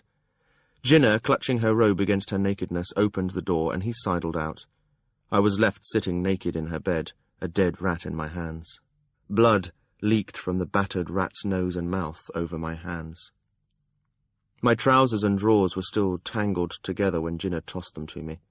"Don't get blood on my bedding," she cautioned me, so I didn't set the rat down but struggled into my trousers one-handed. I threw the rat out into a midden behind the house. When I came back in, she was pouring hot water over tea in the pot. She gave me a smile. "The other tea seems to have gone cold, somehow." "Did it?" I tried to speak as lightly as she did. I went back to her bedroom for my shirt. After I put it on, I twitched the bedding straight. I avoided looking at the charm. When I came out, I ignored my own desire to leave and sat down at the table. We shared bread and butter and honey and hot tea. Jinna chatted of the 3 women who had come to see her. She had read the younger daughter's hands to see if an offer of marriage boded well for her. Then she had advised her to wait. It was a long, involved story, full of detail, and I let it stream gently past me. Fennel came to my chair, stood up and dug his front claws into my leg, then hauled himself up onto my lap. From there he surveyed the table. "Butter for the cat." "I have no reason to be nice to you." "Yes, you do. I am the cat." He was so supremely self-confident that was enough reason for me to butter a corner of a slice of bread and offer it to him. I had expected him to carry it off. Instead, he allowed me to hold it while he licked it clean of butter. "More." "No. Or Hap may find himself in the same sort of difficulty." I tried to backtrack her words, but realised I had hopelessly lost the thread of her conversation. Fennel was perversely digging his claws into my thigh as I ignored him. "Well, I intended to speak with him today," I said, and hoped that the comment made some sort of sense. "You should. Of course, there's no good your waiting for him here. Even if you had come last night, you'd have had to sit and wait for him. He comes in late each night and leaves late for his work every morning." Concern prickled me. That didn't sound like Hap. "So what do you suggest?" She took a breath and sighed it out, a bit annoyed. I probably deserved it. "What I just said. Go to the shop and speak with his master. Ask for some time with Hap. Corner him and set down some rules for him. Say that if he doesn't keep them, you'll insist that he board with his master, like the other apprentices do. That would give him a chance to govern himself or be governed. For if he moves into the apprentices' quarters there, he'll find that one evening off twice a month is all he'll get to himself." I was suddenly listening closely. Then all the other apprentices live with Master Gindust? She gave me a look of amazement. Of course they do, and he keeps them on a tight leash, which perhaps Hap would benefit from. But, there, you are his father. I suppose you would know best about that. He has never needed one before, I observed mildly. Well, that was when you lived in the country, and there were no taverns nor young women about within hailing. Well, yes. But I had not considered that he might be expected to live in his master's house. The apprentices' quarters are behind Master Gindust's workshop. It makes it easy for them to rise, wash, eat, and be at work by dawn. Did you not board with your master? At that I supposed that I had. I had just never perceived it that way. I was never formally apprenticed, I lied casually. So all of this is new. I had assumed I had to provide Hap's room and board while he was taught, which is why I brought this with me. I opened my pouch and spilled coins on her table. And there they lay in a heap between us, and suddenly I felt awkward. Would she think this was intended as payment for something else? She stared at me silently for a moment, and then said, Tom, I've scarcely touched what you sent down before. How much do you think it costs to feed a boy? I managed an apologetic shrug. Another town thing that I don't know. At home we raised what we needed, or hunted for it. I know Hap eats a great deal after a day's work. I had assumed it would be expensive to feed him. Chade must have arranged for a purse to be sent to her. I had no idea how much it had contained. Well, when I need more, I'll tell you. The use of the pony and cart has meant a great deal to my niece. It's something she's always wanted, but you know how hard it is to set aside coin for something like that. You are more than welcome to that. As Hap told you, it is much better for Clover to move about than to be stabled constantly. Oh, feed for the pony. That's easy enough for us to come by, and it seems only fair that we provide for an animal we use. She paused and glanced about us. Then you'll see Hap today? Of course. It's why I came to town today. I began to stack the coins, preparatory to returning them to my pouch. It felt awkward. I see. So that was why you came here? She observed, but she smiled teasingly as she said it.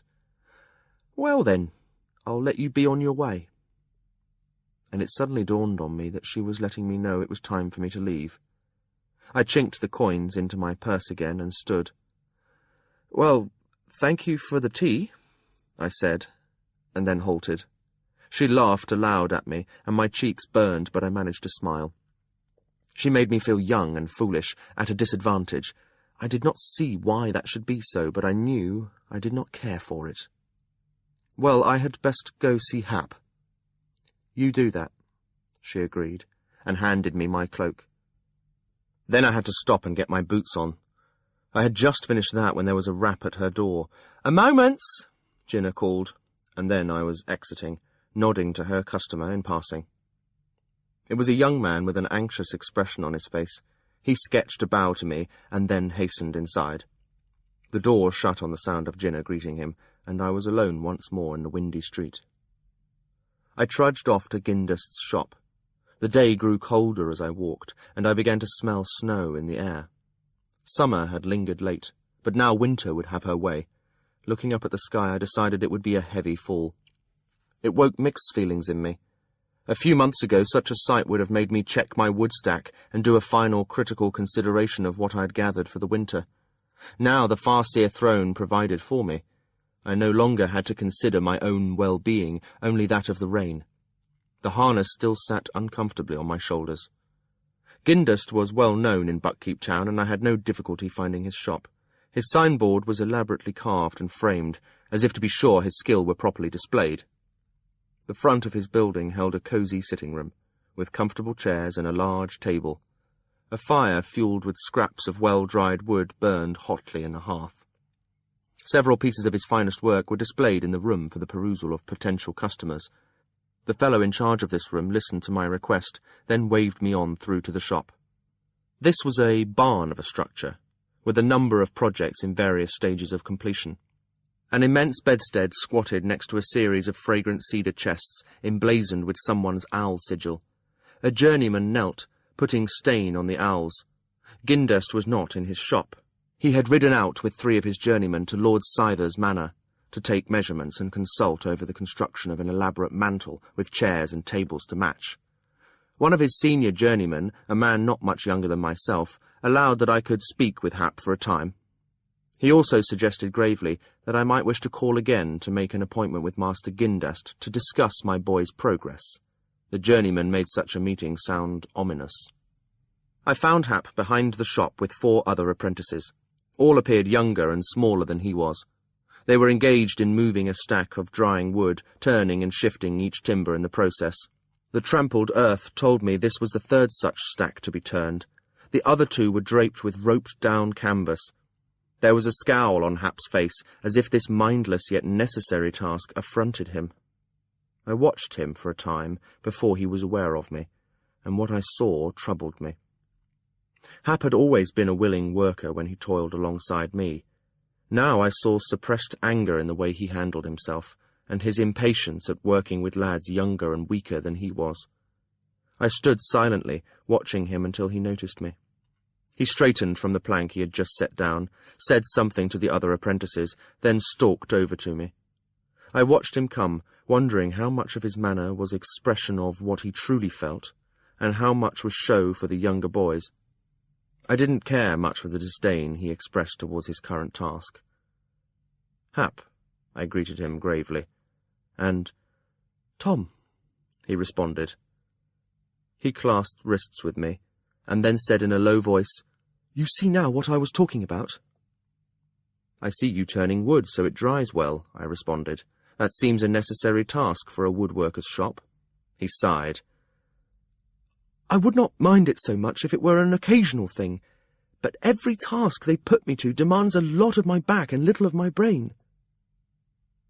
"And are the other apprentices treated differently?" "No," he replied begrudgingly. "But, as you can see, they are just boys." "Makes no difference, Hap," I told him. "It's not a matter of age, but of knowledge. Be patient. There's something to learn here, even if it's only how to stack the wood properly, and what you learn from seeing it at this stage. Besides, it's a thing that must be done. Who else should they put to doing it?" He stared at the ground while I spoke, silent but unconvinced. I took a breath. "Do you think you might do better if you lived here with the other apprentices instead of with Jinnah?" He met my eyes suddenly with a look full of outrage and dismay. "No! Why do you suggest such a thing?" "Well, because I have learned it is customary. Perhaps if you lived here, close by your work, it would be easier. Not so far to go to be on time in the morning, and—" "I'd go crazy if I had to live here as well as apprentice here. The other boys have told me what it is like. Every meal the same as the last one. And Gindest's wife counts the candles to be sure they're not burning them late at night. They must air their bedding and wash their own blankets and small clothes weekly, not to mention that he keeps them at extra chores after the day's work is done, shoveling sawdust to mulch his wife's rose garden and picking up scraps for the kindling heap, and—" "It does not sound so terrible to me," I interrupted, for I could see he was but building himself to more heat. "It sounds disciplined, rather like what a man-at-arms goes through in his training. It wouldn't hurt you, Hap." He flung his arms wide in an angry gesture. "It wouldn't help me either. If I had wanted to break heads for a living, then yes, I expect to be trained like a dumb animal. But I didn't expect my apprenticeship to be like this." "Then you've decided that this isn't what you want?" I asked, and near held my breath awaiting the answer. For if he had changed his mind, I had no idea what I would do with him. I could not have him up at Buckkeep with me, nor send him back to the cabin alone. His answer came grudgingly. "No, I haven't changed my mind. This is what I want. But they'd better start actually teaching me something soon, or—" I waited for him to say, "or what?" But his words ran out. He, too, had no idea what he would do if he left Gindest. I decided to take that as a positive sign. "I'm glad this is still what you want. Try to be humble, to be patient, to work well, and listen and learn. I think that if you do so, and show yourself a sharp lad, you will soon progress to more challenging tasks. And I'll try to meet you tonight. But I dare not make any promises. Lord Golden keeps me very busy, and it's been hard for me to get this much time free. Do you know where Three Sails Tavern is? Yes, but don't meet me there. Come to the Stuck Pig instead. It's very near Ginner's. And? I pressed, knowing there was another reason. And you can meet Svanja too. She lives nearby and watches for me. If she can, she joins me there. If she can sneak away from her home? Well, somewhat. Her mother doesn't much mind, but her father hates me. Not the best start for a courtship, Hap. What have you done to deserve his hatred? Kissed his daughter? Hap grinned a devil-may-care grin, and I smiled in spite of myself. Well, that is a thing we will discuss this evening as well. I think you are young to begin a courtship. Better to wait until you have some solid prospects and a way to keep a wife. Perhaps then her father would not mind a stolen kiss or two. If I can get free tonight, I will meet you there. Hap seemed somewhat mollified as he waved me farewell and went back to his stacking work. But I walked away from him with a heavier heart than I had come with. Ginner was right. Town life was changing my boy, and in ways I had not foreseen. I did not feel that he had truly listened to my counsel, let alone that he would act on it. Well, perhaps tonight I could take a firmer line with him. As I walked back through the town, the first flakes of snow began to fall. When I reached the steeper road that wound its way up to Buckkeep Castle, it began to fall thick and soft. Several times I paused and stepped aside from the road to watch back the way I had come, but I saw no sign that anyone followed me. For the piebalds to threaten me and then vanish completely made no sense. They should either have killed me or taken me hostage. I tried to put myself in their position, to imagine a reason to leave your prey walking freely about. I could think of nothing. By the time I reached the gates of the keep, there was a thick carpet of snow on the road, and the wind had begun to whistle in the treetops. The weather brought an early darkness. It was going to be a foul night. I would be glad to spend it inside. I stamped the clinging wet snow from my feet outside the entrance to the hall that went past the kitchens and the guard-room. I smelled hot beef soup and fresh bread and wet wool as I went past the guard-room. I was tired and wished I could enter and share their simple food and rough jokes and casual manners. Instead, I straightened my shoulders and hastened past and up to Lord Golden's chambers. He was not there, and I recalled he said he might be gaming with the Queen's favoured. I supposed I should seek him there. I went into my chamber to be rid of my damp cloak and found a scrap of parchment on my bed. There was a single word on it. Up. A few moments later, I emerged in Chade's tower chamber. There was no one there. But on my chair waited a set of warm clothing and a green cloak of heavy wool with an over-large hood. The outside bore the otter badge, unfamiliar to me. An unusual feature of the cloak was that it reversed to plain homespun in servant blue. Beside it was a leather travel bag with food and a flask of brandy in it. Beneath it, folded flat, was a leather scroll case. This heap of gear was topped with a note in Chade's hand. Hefman's troop rides out on highway patrol tonight from the north gate at sunset. Join them and then divert to your own goal. I hope you will not mind missing the harvest feast. Return as swiftly as possible, please. I snorted at myself. Harvest feast. I had so looked forward to it as a boy. Now I had not even recalled that it was nigh. Doubtless the prince's betrothal festivities had been intentionally scheduled to precede Buckkeep's celebration of plenty. Well, I had missed it for the last 15 years. Once more would not bother me. On the end of the work table was a hearty meal of cold meat, cheese, bread, and ale. I decided to trust that Chade had arranged my disappearance from Lord Golden's service. I had no time to seek him out and relay the information, nor did I feel comfortable leaving him a note of any kind. I thought regretfully of my delayed-again meeting with Hap, and decided that I had already warned him I might not be there. And the sudden opportunity to take some action on my own appealed mightily to me. I wanted to banish the hanging suspicion that the piebalds had located my den. Even to discover that they had would be better than wandering fearfully. I ate and changed clothes, By the time the sun was setting, I was mounted on my black and approaching the north gate. My hood was pulled well forward to exclude the biting wind and blinding snow. Other anonymous green-cloaked riders were gathering there, some complaining bitterly about drawing road patrol while the betrothal ceremonies and harvest celebration were at their height. I drew closer and then nodded silent commiseration to one talkative fellow who was regaling the knight with his woes. He began a long tale of a woman, the warmest and most willing woman imaginable, who would wait in vain for him at Buckkeep Town Tavern tonight. I was content to sit my horse beside him and let him talk. Others congregated about us. In the gathering dark and swirling snow, indistinct riders huddled in their cloaks and hoods. Scarves and darkness swathed our faces. The sun was down and the night dark before Hetham appeared. He seemed as disgruntled as his men, and announced brusquely that we'd ride swiftly to First Ford, relieve the guard there tonight, and begin our regular tour of patrol of the highways in the morning. His men seemed very familiar with this duty. We fell in behind him in 2 ragged lines. I took care to take a place well to the back. Then he led us out of the gate and into the night and storm. For a time our road led us steeply downward. Then we turned and took the river road that would lead us east along the Buck River. When we had left the lights of Buckkeep far behind us, I began to hold my black in. She was not pleased with the weather or the dark, and was just as glad to go more slowly. At one point I pulled her in completely and dismounted on the pretext of tightening a cinch. The patrol rode on without me into the cloaking storm. I mounted again and rejoined it, now the last man of the troop.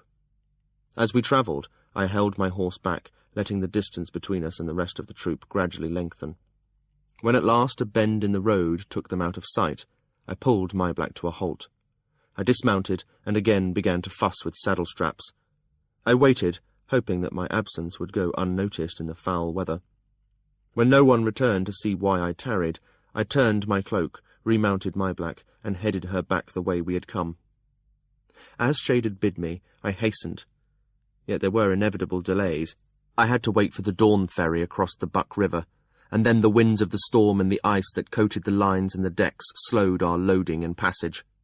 On the other side, I discovered that the road was wider and better tended, as well as more travelled than I recalled. A prosperous little market town clustered alongside it, the taverns and houses built on pilings to be beyond the reach of both ordinary and storm tides. By midday, I had left it far behind.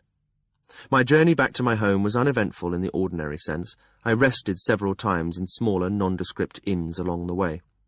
At only one was my night's rest disturbed. At first the dream was peaceful. A warm fireside, the sounds of a family at their evening tasks. Off my lap, girl. You're far too big to sit on me now. I'll never be too big for my papa's lap. There was laughter in her voice. What are you making? I'm mending your mother's shoe, or trying to. Here, thread this for me. The firelight makes the needle's eye dance until I cannot find it. Younger eyes will do better. And that was what had awakened me. A sudden wash of dismay that Papa was admitting his sight was failing. I tried not to think of that as I fell back into a guarded sleep. No one seemed to remark my passage. I had time with my black to improve her manners. We tested each other's wills in any number of small ways. The weather continued foul. The nights were blowing snow and sleet. When the storm did let up briefly during the day, the watery sun only melted enough snow to turn the roads into mud and slush that became dirty, treacherous ice by the next morning. It was not pleasant travelling weather. Yet part of the cold that assailed me through this journey had nothing to do with the weather. No wolf ranged ahead of me to see if the road was clear, nor circled back to see if we were followed. My own senses and my own sword were all I could rely on for protection. I felt naked and incomplete. The sun broke through the clouds on the afternoon when I reached the lane to my cabin. The snow had paused, and the day's brief warmth was turning the most recent fall into heavy, wet mush. Irregular thumps from the forest were the sounds of trees dropping their heaped burdens. The lane to my cottage was smooth and undisturbed, save with rabbit tracks and pits from fallen loads of snow. I doubted that any had passed here since the snow had begun falling. That was reassuring. Yet when I reached my cabin, all of my uneasiness returned. It was obvious that someone had been here, and recently. The door stood open. Uneven lumps beneath the snow were the rounded shapes of furniture and possessions thrown out into the yard in a heap.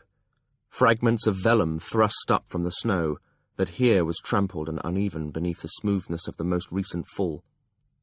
The pole fence around the kitchen garden had been torn down, as had Jinna's charm on its post. I sat my horse a time in silence, trying to be impassive as my eyes and ears gathered information. Then I dismounted silently and approached the cabin. No one was inside. It was cold and dark. It reminded me of something.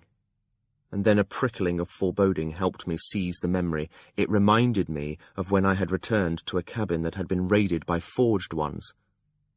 The failing daylight showed me the muddy tracks of a pig's trotters on the floor.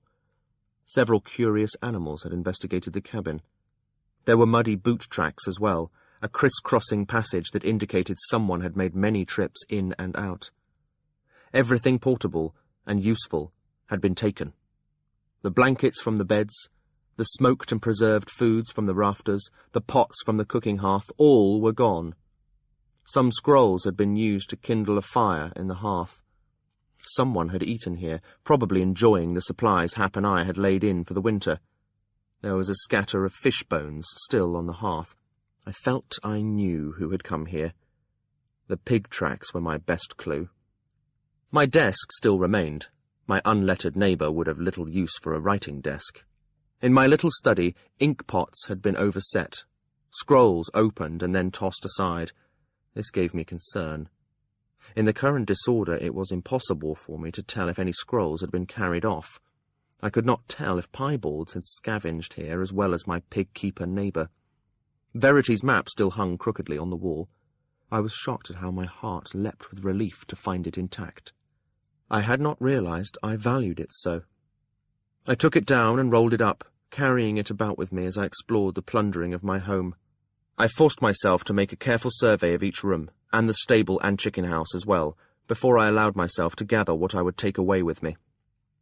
The small store of grain and all the tools had been taken from the shed in the stable. My work shed was a jumble of rejected plunder. It seemed unlikely that was the work of piebalds. My suspicion of an unpleasant neighbour who lived in the next valley was all but certain now.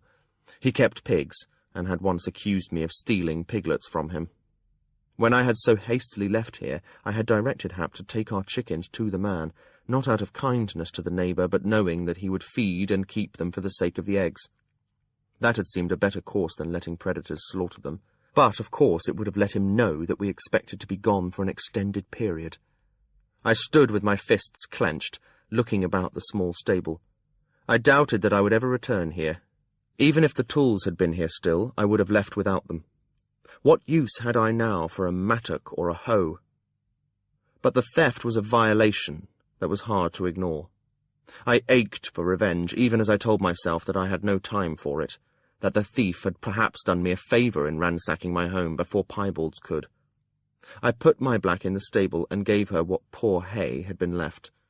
I hauled her a bucket of water as well. Then I began my salvage and destruction. The heap of possessions under the snow proved to be a bedstead, my table and chairs, and several shelves. Probably he intended to come back with a cart for them. I'd burn them. I knocked some of the snow from the heap, gazed regretfully on the charging buck that the fool had carved into my table for me, and then went into the cabin for tinder to start the fire. The straw-stuffed mattress from my bed, discarded inside, worked admirably. In a very short time, I had a nice blaze going. I tried to be methodical. While daylight served me, I painstakingly gathered every scattered scroll that had been flung into the yard. Some were hopelessly ruined with damp, others torn and trampled with muddy hooves, and some were no more than fragments. Mindful of Chade's words, some I tried to smooth and roll up, even when they were but fragments, but most I ruthlessly consigned to the fire. I kicked through the snow until I was certain as I could possibly be that no writing of mine remained in the yard. Dusk was deep by then. Inside the cabin I kindled a fire in the hearth, for light as well as heat. I began on the inside of the cabin. Most of my possessions went straight into the fire. Old work clothes, my writing tools, my bootjack, and other clutter and possessions burned in the hearth. I was kinder to Hap's things, knowing that a spinning top, long outgrown as a plaything, could still have meaning to him. I made a sack of an old cloak and filled it with those sorts of items. Then I sat down by the flames and painstakingly went through the scrolls from my rack. There were far more of them than I had expected, and far more than I could have carried back with me. I chose first to save those I had not written myself. Verity's map went into the case, of course, and was soon joined by scrolls I had acquired in my travels, and some brought to me by Starling. A few of these were quite old and rare. I was grateful to find them intact and resolved to make copies of them when I returned to Buckkeep. But apart from those, my culling was fierce. Nothing that was the work of my pen was immune to my scrutiny. Scrolls of herbal knowledge with my meticulous illustrations fed the fire. That information was still in my head. If it was that important, I could write it down again. Into the bag, against my better judgment, went those scrolls that dealt not only with my time in the mountains, but with my personal musings on my own life. A swift perusal of some of those left my cheeks burning. Juvenile and mawkish, self-pitying and full of grand assumptions about my own significance and declarations of things I would never do again, were these treatises. I wondered who I had been when I wrote them. My writing on the skill and the wit went into the bag, as did my lengthy account of our journey through the mountain kingdom and into the realm of the Elderlings and the rise of Verity Asdragon. My attempts at poetry about Molly went into the flames, to burn in a final burst of passion. Writing I had done to help Hap learn his letters and numbers went after them. I winnowed my writings, and still there were too many. They underwent a second, harsher culling, and finally the scroll case would close. Then I stood, closed my eyes, and tried to think. Were there any still unaccounted for? I told myself it was a hopeless task. Some scrolls I had had the sense to destroy within days of writing them. Others I had given Starling to carry back to Chade. I could not decide if any were missing. Let any man try to recall all he might have written down over 15 years of his life, and there would doubtless be some gaps. Had I ever committed to paper an account of my time with Black Rolf and the Old Bloods? I was sure I had written of those months, but had they been in a separate scroll, or was I recalling bits that had interjected themselves into other writings? I wasn't sure. And I could not know what scrolls the pig-keeper had used to kindle his cook-fire. I sighed. Surrender it. I had done as much as I could. In the future I would be far more careful of what I entrusted to letters. I went back out into the yard and flipped the ends of the burning furniture into the fire. The rising wind and falling snow would soon smother it, but the charging buck was scorched to obliteration. The rest of it little mattered. I walked again through the little cabin that had been my home for so many years. I had left intact no personal article of my own. My presence here was erased. I thought of burning the cabin itself and decided against it. It had stood here before I had come. Let it still stand after I was gone. Perhaps some other needy man might come to make use of it. I saddled my black again and led her out of the paddock. I loaded onto her the scroll case and Hap's bundled possessions. The last items I included were 2 tightly stoppered pots, one of ground elf bark and the other of carry-me. Then I mounted and rode away from that piece of my life. The fire of my burning past sent odd shadows snaking ahead of us as we made our way into the storm's resurgence. Chapter 7. Lessons. In this manner are the best coteries formed. Let the skill-master assemble together those he would train. Let them be at least 6 in number, though a greater number is preferable if sufficient students are available. Let the skill-master bring them together daily, not just for lessons, but for meals and amusements, and even to a shared sleeping chamber, if he judge that will not be a cause for distraction and rivalries amongst them. Give them time together. Let them form their own bonds, and at the end of the year the coterie will have formed itself. Those who have not formed bonds, let them serve the king as solos. It may be difficult for some skill-masters to restrain themselves from directing the formation of a coterie. It is tempting to put the best with the best, and dismiss those who seem slow or difficult of temperament. The wisest skill-master will refrain from this, for only a coterie can know what strengths it will take from each member. He who seems dull may provide steadiness and temper impulse with caution. The difficult member can also be the one who displays flashes of inspiration. Let each coterie find its own membership and choose its own leader. Triqueny's translation of Skillmaster Oclef's Coteries. "Where have you been?" Dutiful demanded as he strode into the tower room. He shut the door firmly behind himself and then came to the middle of the room, his arms crossed on his chest. I stood up slowly from Verity's chair. I had been watching the white tips of the waves. There was impatience and annoyance in my prince's voice, and a scowl on his face. It did not seem the most auspicious beginning to our relationship as tutor and student. I took a breath. A light hand first. I spoke in a pleasant, neutral voice. "Good morning, Prince Dutiful."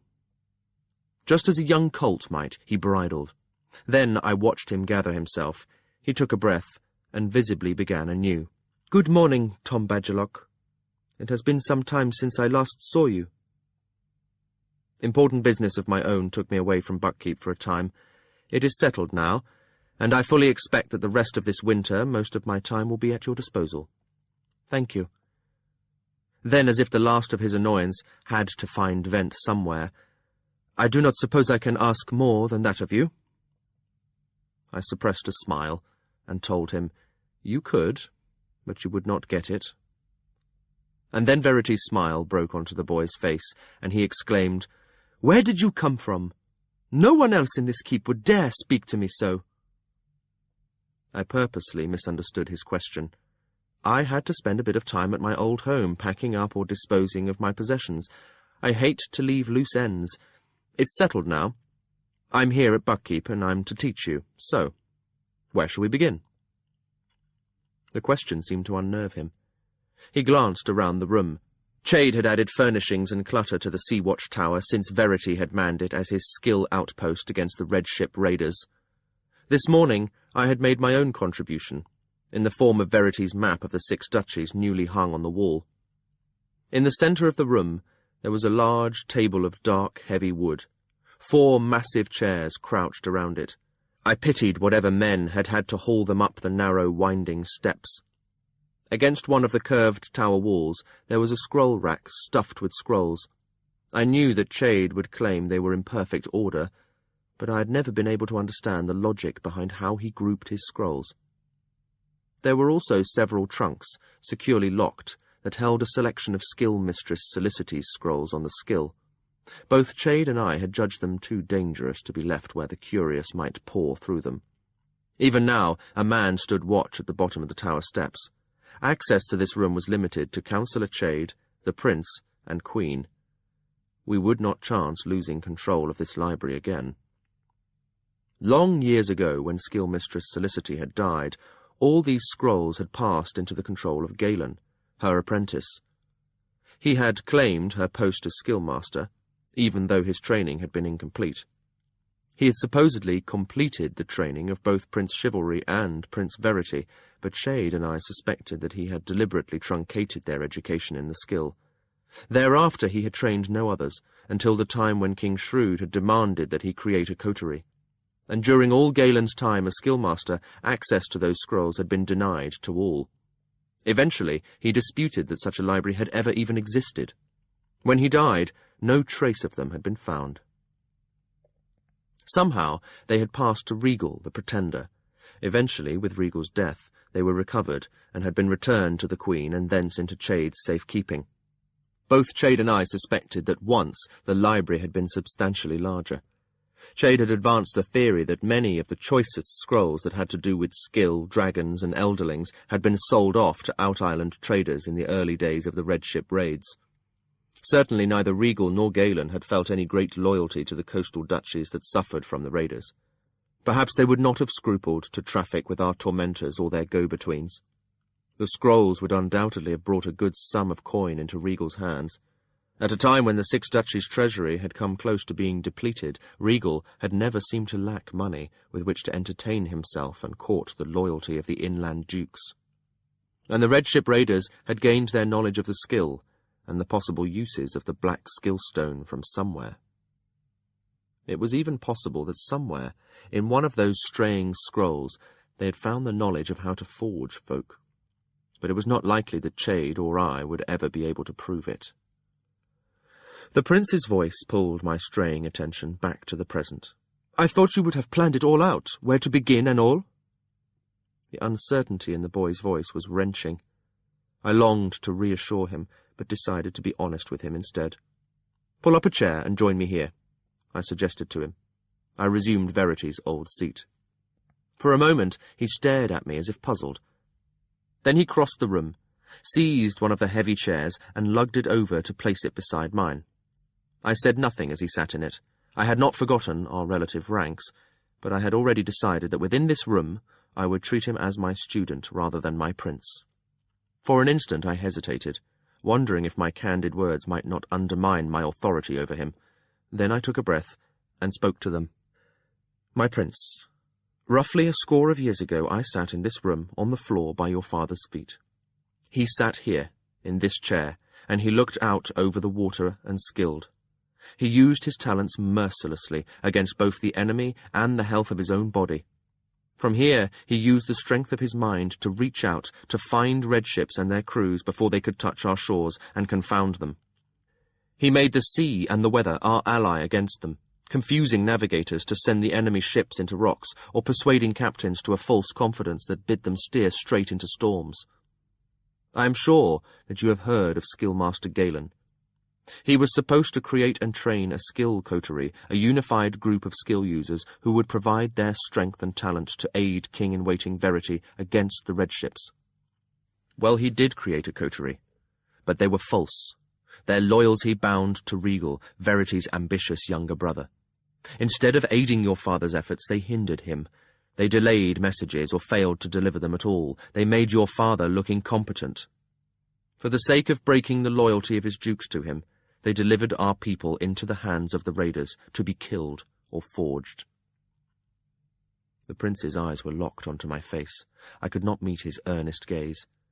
I stared past him, out of the tall windows and over the grey and billowing sea. Then I steeled myself and trod the precipice path between deadly truth and cowardly falsehood. I was one of Galen's students. Because of my illegitimate birth, he despised me. I learned what I could from him, but he was a cruel and unjust master to me, driving me away from the knowledge he did not wish to share with me. Under his brutal tutelage, I learned the basics of skilling, but no more than that. I could not predictably master my talent, and so I failed. He sent me away with the other students who did not meet his standards. I continued to work as a servant here in the keep. When your father laboured most heavily here, he had his meals brought up to him. That was my task. And it was here that we discovered most providentially that even though I could not skill on my own, he could draw skill strength from me. And later, in the brief times he was able to give me, he taught me what he could of skilling. I turned to face Dutiful and waited. His dark eyes probed mine. "When he left on his quest, did you go with him?" I shook my head and answered truthfully, "No, I was young, and he forbade it." "And you didn't try to follow him later?" He was incredulous, his imagination fired with what he was sure he would himself have done in my place. It was hard to say the next words. No one knew where he had gone, or by what paths. I held my breath, hoping that would still his questions. I didn't want to lie to him. He turned away from me and looked out over the sea. He was disappointed in me. "I wonder how different things might have been if you had gone with him." I had often told myself that if I had, Queen Catrichan would never have survived Regal's reign at Buckkeep. But I said, "I've often pondered that question myself, my prince, but there is no knowing what might have happened. I might have helped him, but, looking back on those days, I think it just as likely I would have been a hindrance to him.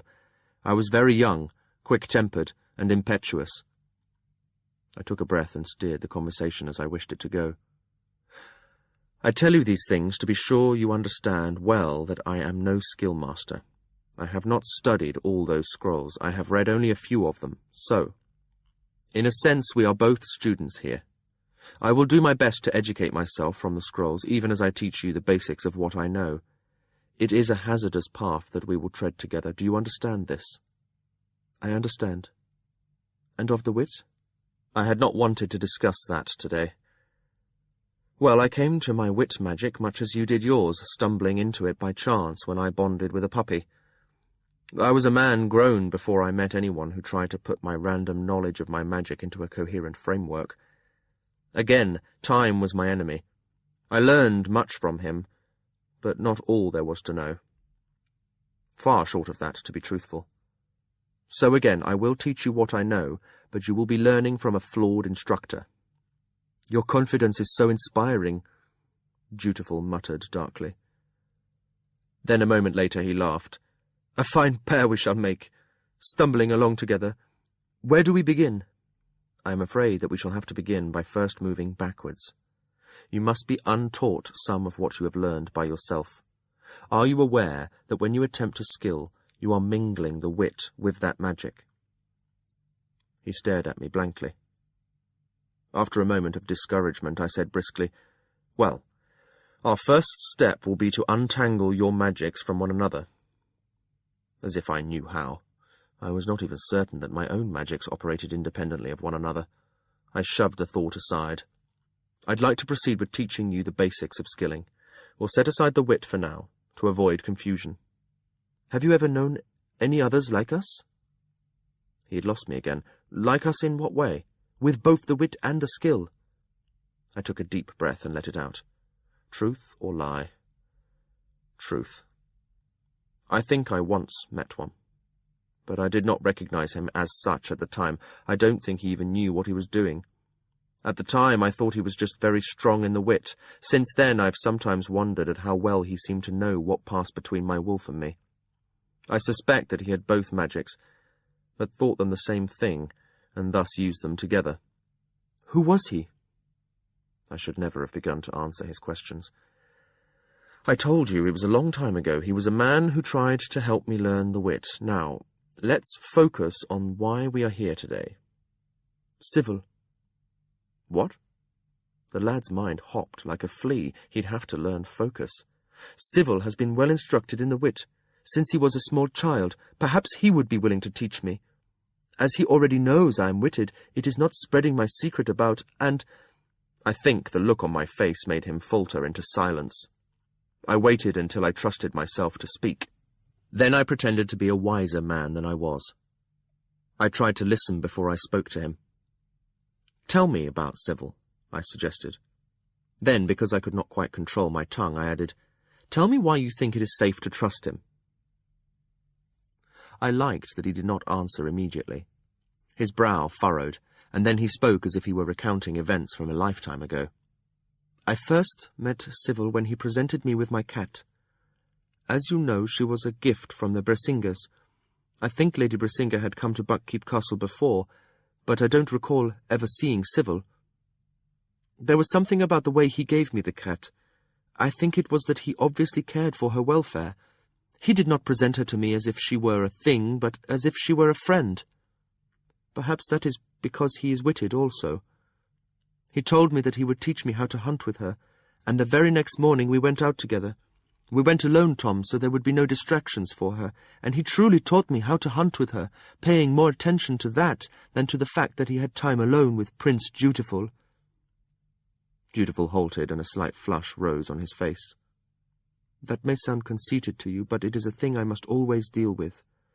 I accept an invitation to something that sounds interesting, only to find that the person who invited me is more fixed on gaining my attention than on sharing something with me. Lady West invited me to a puppet show performed by masters of the art from Tilth. Then she sat beside me and chatted at me about a land dispute with her neighbour all the way through the play. Civil was not like that. He taught me how to hunt with a cat. Don't you think that if he had intended ill to me, he could have done it then? Hunting accidents are not that rare. He could have arranged a tumble down a cliff, but we hunted not just that morning, but every dawn for the week he was in Buckkeep. And each day it was the same, only better, as I became more skilled at it. And it became best of all when he brought his own cat along with us. I really thought I had finally discovered a true friend. Chade's old trick served me well. Silence asks the questions that are too awkward to phrase. It even asks the questions one does not know to ask. So, when I thought I was falling in love with someone, when I thought I had to flee this betrothal, well, I went to Civil. I sent him a message. When we had parted, he told me that if ever there was anything he could do for me, I had but to ask. So I sent the message, and a reply came, telling me where to go and who would help me. But here's the odd thing, Tom. Civil says now that he never got any message from me, nor sent me a reply. Certainly I never saw him after I left Buckkeep. Even when I reached Gallaton, even when I stayed there, I did not see Civil or Lady Brassinger. Only servants. They made a place for my cat in their cattery. He fell silent, and this time I sensed he would not go on without a nudge. But you did stay in the manor? Yes. The room had been made up fresh, but I do not think that wing of the house was used much. Everyone kept emphasizing the need for secrecy if I was to slip away, so my meals were brought to me. And when word reached us that you were coming, then it was decided I had to leave again. But the people who were supposed to take me hadn't arrived yet. The cat and I went out that night, and your wolf found me. He halted again. I know the rest, I said, out of pity for both of us. Yet I asked to be certain. And now Civil says he did not even know you were there. Neither he nor his mother knew. He swore it. He suspects a servant intercepted my message to him and passed it on to someone else, who replied to it and arranged all the rest. And this servant? He's long gone. He vanished the same night I left there. We counted back the days, and so it seems. It seems to me you and Civil have discussed this in depth. I could not keep the disapproval out of my voice. When Loudwine revealed himself and his true intentions, I thought that Civil must have been part of it. I felt betrayed by him. That was a part of my despair. I had not only lost my cat, but also discovered that my friend had betrayed me. I can't tell you how wonderful it felt to learn that I was wrong. Relief and earnest trust shone in his face. So he trusted Civil Brassinger, even to the point of believing that Civil could teach him the illegal magic of the wit, and never betray him, or lead him into danger with it. How much of that trust, I wondered, was based on his aching need for a real friend? I compared it to his willingness to trust me, and winced. Certainly I had given him small reason to bond with me, and yet he had. It was as if he was so isolated that any close contact at all became a friendship in his mind. I held my tongue. I sat in silent wonder that I could do it, even as cold resolve flowed through me. I would get to the core of this Civil Brassinger and see for myself what lurked there. If he were wormy with treachery, he would pay for it. And if he had betrayed Dutiful and then lied about it to him, if he trafficked upon the prince's trusting nature, he would pay doubly. But for now, I would not speak of my suspicions to the lad. So, I see, I said gravely. He offered to teach me about the wit. Old blood, he calls it. I didn't ask him, he offered. That didn't reassure me. But again I kept the thought to myself. I replied truthfully. Prince Dutiful, I would prefer you did not begin any lessons about old blood just now. As I have told you, we need to separate these two magics from each other. I think it would be best if we let the wit lie fallow for now and concentrated on developing your skill. For a time he stared out over the sea. I knew that he had looked forward to Civil teaching him, that he had hungered for that sharing, but he took a breath and replied quietly, "If that is what you think best, that is what you and I shall do." Then he turned and met my eyes. There was no reluctance in his face. He accepted the discipline I offered him. He was of good temperament, amiable and willing to be taught. I looked into his open glance and hoped I could be an instructor worthy of him. We began that day. I sat down across the table from him and asked him to close his eyes and relax. I asked him to lower all barriers between himself and the outside world, to try to be open to all things. I spoke to him quietly, calmingly, as if he were a colt waiting to feel the first weight of harness. Then I sat, watching the stillness in his unlined face. He was ready. He was like a pool of clear water that I could dive into, if I could force myself to make the leap. My skill walls were a defensive habit. They had perhaps been worn thin by carelessness, but I had never completely forsaken them. Reaching out to the prince was different from simply plunging myself into the skill. There was a risk of exposure. I was out of practice at skilling, one person to another. Would I reveal more of myself than I intended? Even as I wondered such things, I felt the protective barriers around my thoughts grow thicker. To lower them completely was more difficult than one might think. They had been my protection for so long. The reflex was difficult to overcome. It was like looking into bright sunlight and trying to command my eyes not to squint. Slowly, I pushed my walls down until I felt I stood naked before him. There was just the distance of the tabletop to travel. I knew I could reach his thoughts, but still I hesitated. I did not wish to overwhelm him, as Verity had me the first time we touched minds. Slowly, then, gently. I took a breath and eased towards him. He smiled, his eyes still closed. "I hear music." It was a double revelation to me. To this boy, skilling came as easily as being told that he could. And his sensitivity was great, far greater than mine. When I reached out wide all around us, I became aware of Thick's music. It was there, trickling like running water in the back of my mind. It was like the wind outside the window, a thing I had unwittingly trained myself to ignore. Like all the other susurrus of thoughts that float on the ether, like fallen leaves on the surface of a woodland stream. Yet as I brushed my mind against Dutiful's, he heard Thick's music, clear and sweet, like a minstrel's pure voice standing strong amidst a chorus. Thick was indeed strong, and the prince's talent was as great, for at my grazing touch of skill he turned his regard towards me, and I was aware of him. It was a moment of shared cognizance as we saw one another through the bond. I looked into his heart and found within it not a shard of deception nor guile. The openness he had to the skill was the same clarity that he offered to his life.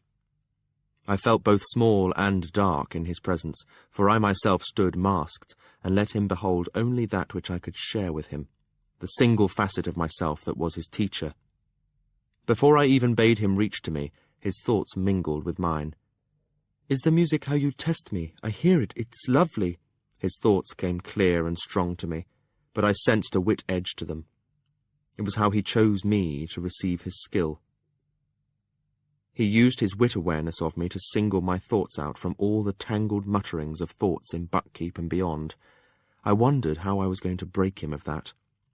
"I think I've heard that tune before, but I can't recall the name of it." His musing brought me back to the moment.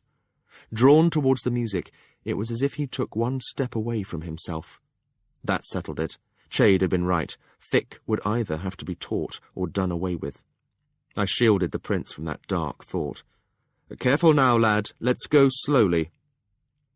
That you can hear the music is clear proof that you can skill. What you sense now, the music and the random thoughts, is rather like the debris that floats upon a stream. You have to learn to ignore it and find instead the clear, empty water where you can send your thoughts as you will. The thoughts you hear, the bits of whispers and notes of emotions, they all come from folk who have a tiny ability to skill. You have to learn to ignore those sounds. As for the music, that comes from one stronger in the skill, but for now he, too, must be ignored." "But the music is so lovely." "It is, but the music is not skill. The music is but one man's sending. It's like a leaf floating on the river's current.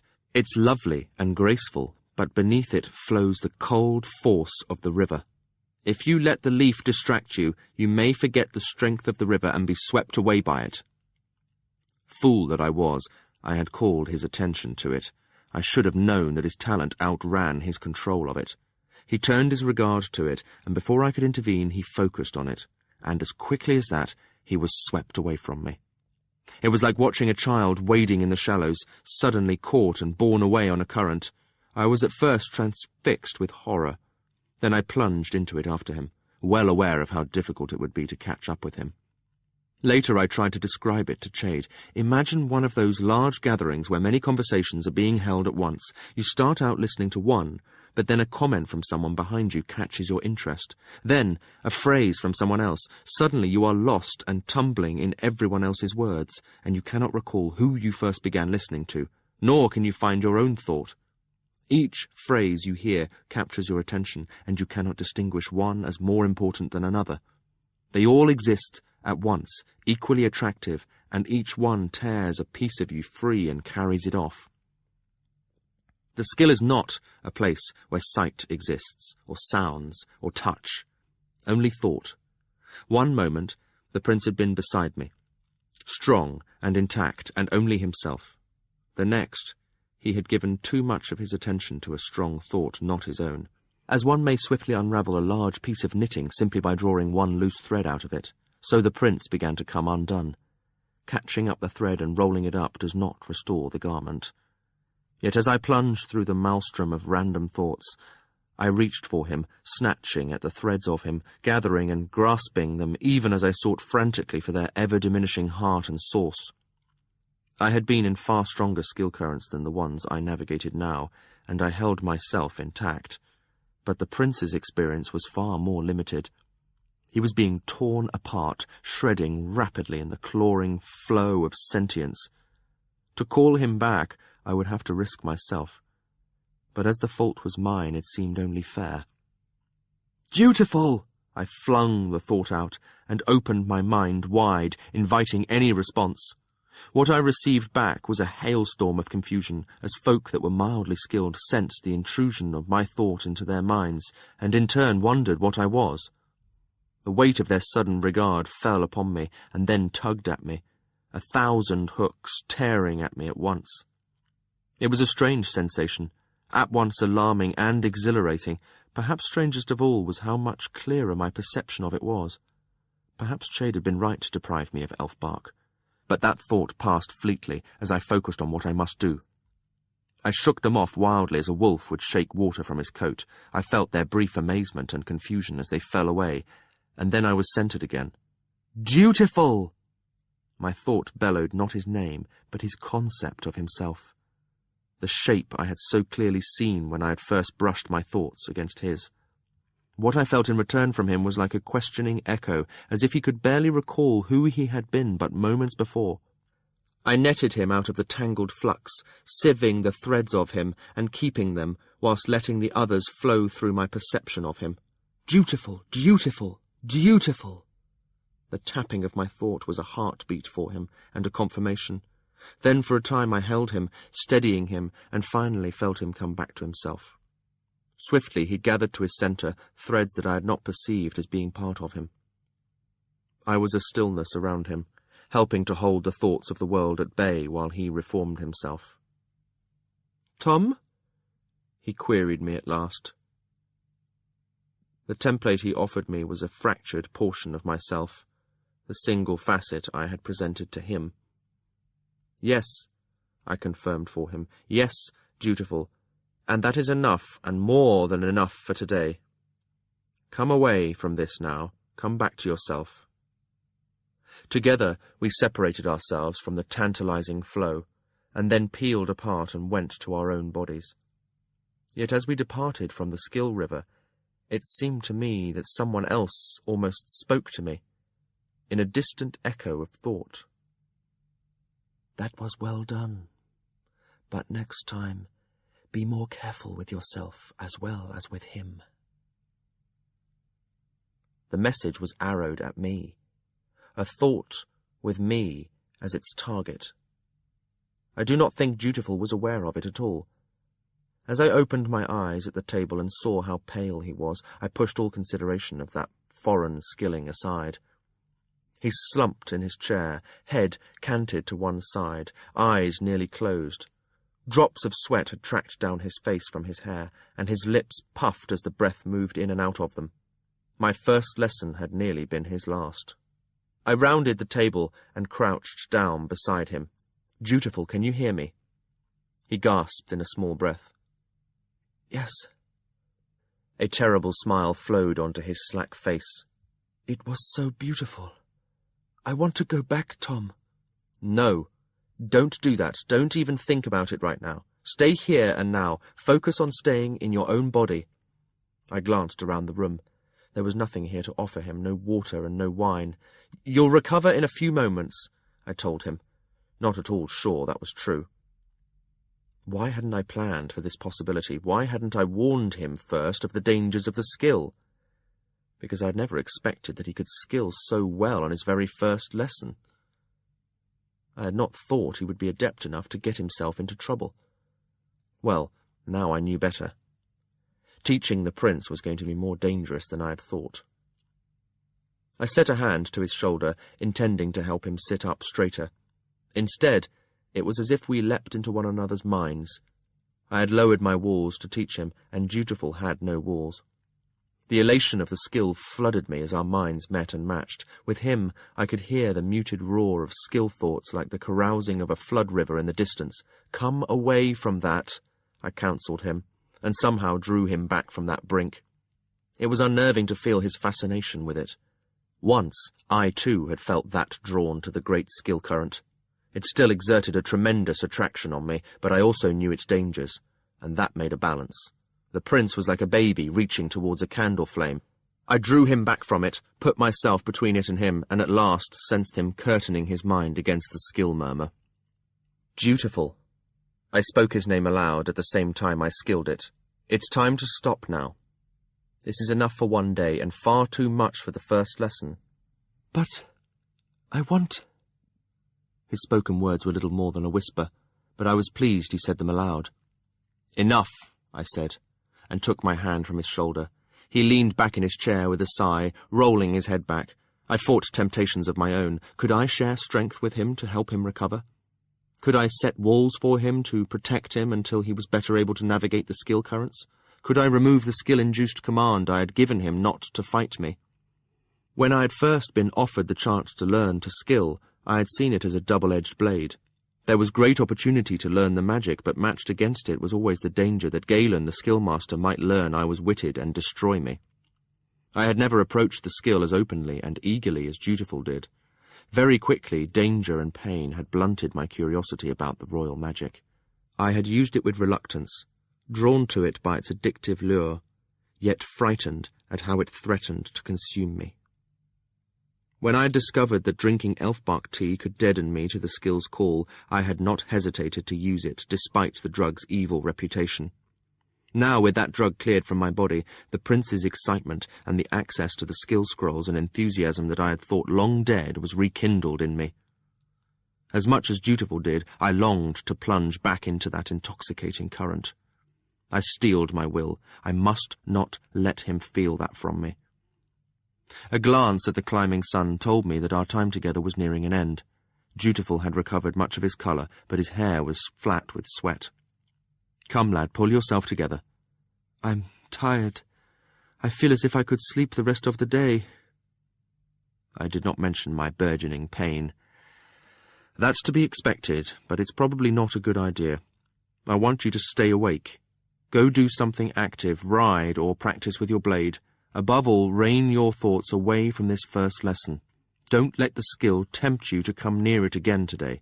Until I've taught you to balance focusing on it with resisting it, it's a dangerous thing for you. The skill is a useful magic, but it has the power to draw a man as honey draws a bee. Venture there alone, be distracted by it, and you'll be gone to a place from which no one, not even I, can recall you. Yet here your body must remain, as a great drooling babe that takes no notice of anything." I cautioned him repeatedly that he must not try to use the skill without me, that all his experiments with it must be made in my company. I suppose I lectured over long on this point, for he finally told me, almost angrily, that he too had been there, and knew he was lucky to have returned in one piece. I told him I was glad he realized that, and on that note we parted. Yet at the door he lingered, turning back to look at me. "What is it?" I asked him when his silence had grown too long. He suddenly looked very awkward. "I want to ask you something." I waited, but had to finally say, "And what did you want to ask me?" He bit his lower lip and turned his gaze to the tower window. "About you and Lord Golden," he said at last, and halted again. "What about us?" I asked impatiently. The morning was wearing on, and I had things to do, such as somehow dampening the headache that now assailed me full force. Do you like working for him?" I knew instantly it was not the question he wanted to ask. I wondered what was troubling him. Was he jealous of my friendship with the fool? Did he feel excluded somehow? I made my voice gentle. "He has been my friend for a long time. I told you that before, in the inn on our way home. The roles we play now, master and man, are only for convenience. They afford me an excuse to attend occasions where a man such as myself would not be expected, that's all." "Then you don't truly serve him?"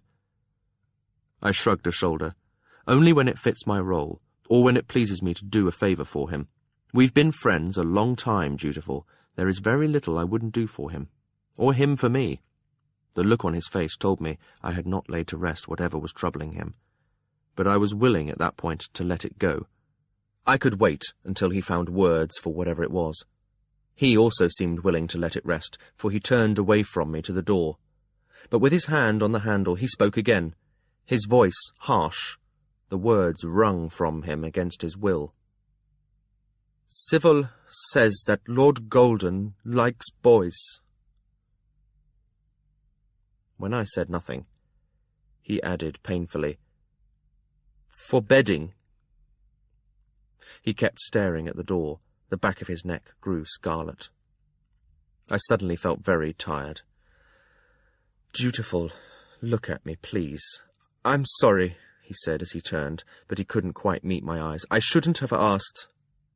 I wished he hadn't. I wished I hadn't discovered that the gossip was widespread enough to have reached his ears. Time to lay it to rest. "Dutiful, Lord Golden and I do not bed together. In truth, I have never known the man to bed anyone.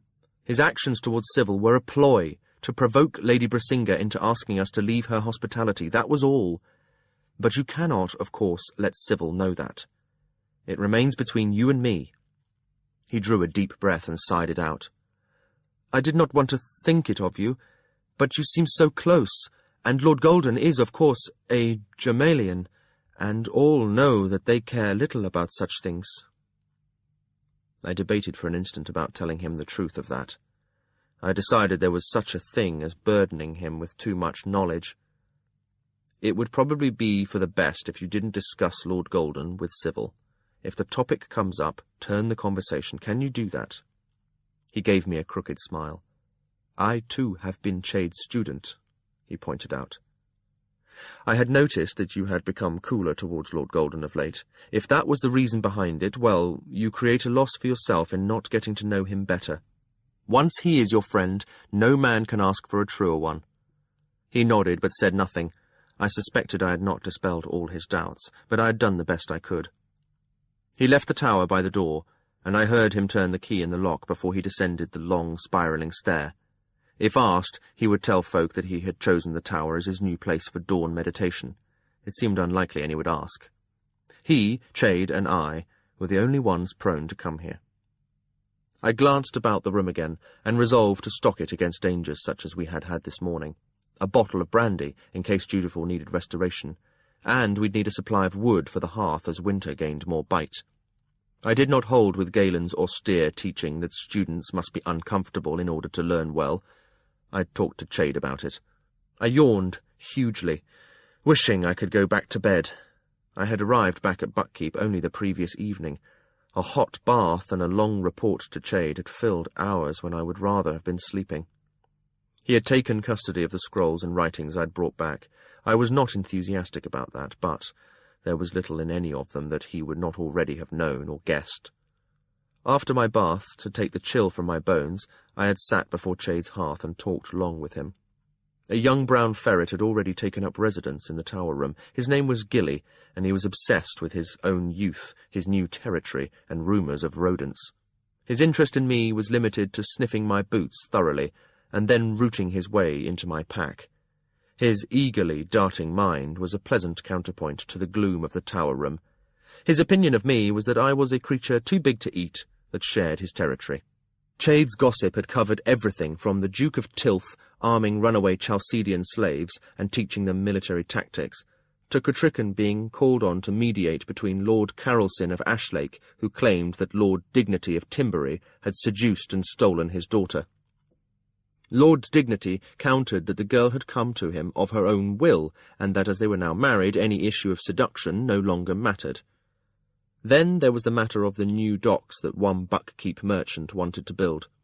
Two others claimed that the docks would cut water access to their warehouses. Somehow this trivial matter that the town council should have resolved had become a city-wide issue to be debated before the Queen. Chade spoke of a dozen or more other boring and wearisome issues, and it recalled to me that the concerns he and Tricken dealt with every day went both wide and deep. When I observed as much to him, he replied, "And that is why we are fortunate that you have returned to Buckkeep with Prince Dutiful as your sole focus. Cotrican thinks the only way it could be better would be if you could accompany him openly, but I still feel that your ability to observe the court without being too directly connected to the prince has advantages of its own." There had been no further stirring from the piebalds that Chade had detected. No new postings exposing witted ones, no clandestine notes, no threat to the Queen. But what of Laurel's warning to the Queen, of Deerkin's rumours? I asked him. For a moment he looked discomfited. "So you know of that, do you? Well, I was speaking only of direct tidings from the piebalds to the Queen. We have taken Laurel's information seriously, and done what we could to protect her, in a subtle way. She is training a new huntsman now, her new assistant. He is quite brawny and very adept with the sword, and accompanies her almost everywhere. I have great faith in him. Other than that, I have instructed the guards of the gate to be more suspicious of strangers, especially if animals accompany them. Obviously, we are aware that the piebalds and the old blood are at odds. My spies have brought me rumours of families massacred in their beds, and then the houses burned to destroy all sign. All the better, some might say. Let them chew on one another and leave us in peace for a time. Oh, don't scowl at me like that. Some might say, I said, not that I wished they would all kill one another off. What would you have me do, turn out the guard? No one has come seeking the Queen's intervention. Shall we chase shadows that no one has accused of committing crimes? I need something solid, Fitz. A man or men named by name and accused of committing these murders. Until someone of old blood dares step forward and speak out, there is little I can do. If it is any comfort to you, the rumours alone put the Queen into a fury." And then he turned his talk to other things. Sybil Brasinga was still at court, still seeing Dutiful daily, and still showing no overt signs of being a traitor or plotter. I was pleased that in my absence Chade had sent other spies onto the boy. Harvest Fest had gone well. The Outislanders had seemed to enjoy it. Dutiful and Elliania's formal courtship continued under the watchful eyes of all. They walked together, rode together, dined together, danced together. Buckkeep minstrels sang of Elliania's beauty and grace. On the surface everything was absolutely correct. But Chade suspected the young couple was less than enamoured of one another. Chade hoped they would remain on civil terms until the Narcheska departed for her own land. The negotiations with the traders who had accompanied the Narcheska's delegation were going very well indeed. Bairn's uncertainty about the alliance had been somewhat mollified when the Queen had formally awarded Seal Bay permission to be the Six Duchies' exclusive trading port for furs, ivory, and oil. From Buckkeep town would ship the products of the inland duchies, the wines and brandy and grain. Shokes and Ripon would claim the bulk of the trade in wool, cotton, leather, and such. Do you think each duchy will respect the other's licence? I had asked idly as I swirled brandy in my glass. Chade snorted. Of course not. Smuggling is an old and honoured profession in every port town I've ever visited. But each duke has been given a bone to growl over, and each is already calculating the value that the alliance with the Outislanders will bring to his home province. That is all we were truly after. To convince all of them that the entire Six Duchies would profit from this. Then he had sighed and leaned back in his chair, rubbing the bridge of his nose. A moment later he shifted uncomfortably, and then said, "Oh." From a fold in his robe, he brought out the figurine from the beach. She dangled from her chain, small and perfect. Her sleek black hair was crowned with a blue ornament. "I found this on a pile of rags in the corner. Is it yours?" "No, but that pile of rags was probably my old work clothes. The necklace belongs to the prince." As Chade frowned at me in puzzlement, I added, "I told you about it. The time we spent on that strange beach, he picked it up there. I ended up putting it in his purse for him. I should give it back to him." Chade had scowled then. When he told me his tale of his adventures, he had little to say about the journey through the skill pillars or his time on the beach. He certainly never mentioned this. He wasn't trying to deceive you, Chade. Even for an experienced skill user, going through a pillar is an unsettling experience. I took him through to the beach without warning. He had no idea what had happened to him. And, to return, I took him through 3 pillars. I'm not surprised his memories of it are scrambled. I'm just glad he is sane. Most of Regal's young skill users did not fare so well. A frown furrowed his brow. So, an inexperienced skill user cannot pass through a pillar on his own? I don't know. The first time I went through one, it was purely accidental on my part, but I had spent that whole day in a sort of skill stupor on an elderling road. Chade, what are you thinking? His quizzical look was too innocent. Chade, stay away from those pillars. They are dangerous, perhaps more dangerous to you, who may have traces of skill magic in your blood, than to ordinary folk. What are you afraid of? He asked me quietly. That I might discover that I possessed an aptitude for the skill, that perhaps if I had been taught as a boy, I too could wield it now? Perhaps you could. But what I fear is that you will read some cracked and dusty old scroll and risk yourself in some experiment just when the Six Duchies needs you most. Chade made a disapproving grunt as he got up to place the figurine on his mantle. And that reminds me of another thing. The Queen sends you this. He picked up a small scroll from the mantle and handed it to me. Unfurled, I immediately recognized Catricken's squared hands. She had never become accustomed to the flowing script we used in the Six Duchies. 12 careful runes were inked there, and by each one was a single word. Harbour, beach, glacier, cave, mountain, mother-house, hunter, warrior, fisher, all-mother, smith, weaver. It's from some game she was playing with Piotr. I see why she sent you this, do you? I nodded. The runes look similar to the runes on the skill pillars. They are not the identical runes, but they look as if they might be from the same system of writing. Very good. But one, at least, is almost identical. Here, these are the runes that marked the pillar that you and the prince used, the one near the old mounds. Chade took up a second scroll from the table between us. It was obviously the work of a true scribe. It showed 4 carefully replicated symbols, with the orientation of each facet of the pillar marked, as well as notations on the size and placement of the originals. Chade had obviously sent his little bees out to gather information for him. Which one took you to the beach? Chade asked me. This one. It was similar to the one for beach on Catricken's scroll, save for an extra tail or 2. And did an identical one bring you back? I frowned. I had little time to note the appearance of the one that brought me back. I see you've been busy in my absence. He nodded. There are other stone pillars within the Six Duchies. I'll have information on them within the next few weeks. Obviously, they were originally used by skilled ones, and somehow the knowledge of how they worked was lost for a time. but we have a chance to regain it. Only at great danger. Chade, may I point out that our trip to the beach ended with Dutiful and me under water. It could have been much worse. Imagine if one of the exit pillars was face down on the ground or shattered. What happens to the user then?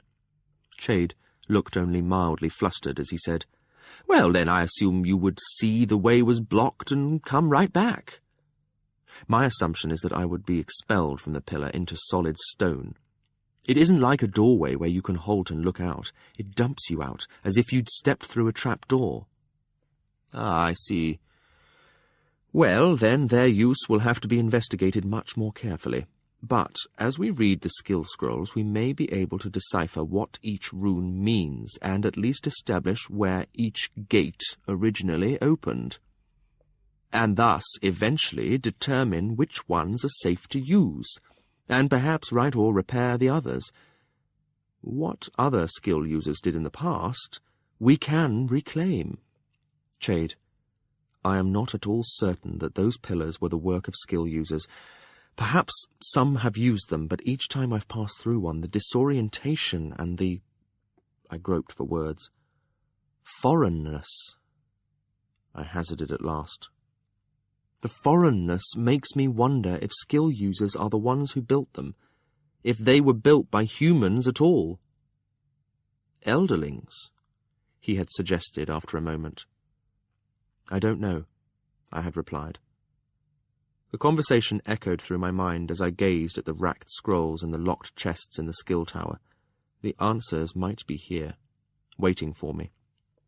I selected 3 scrolls from the rack from among the ones that looked most recent.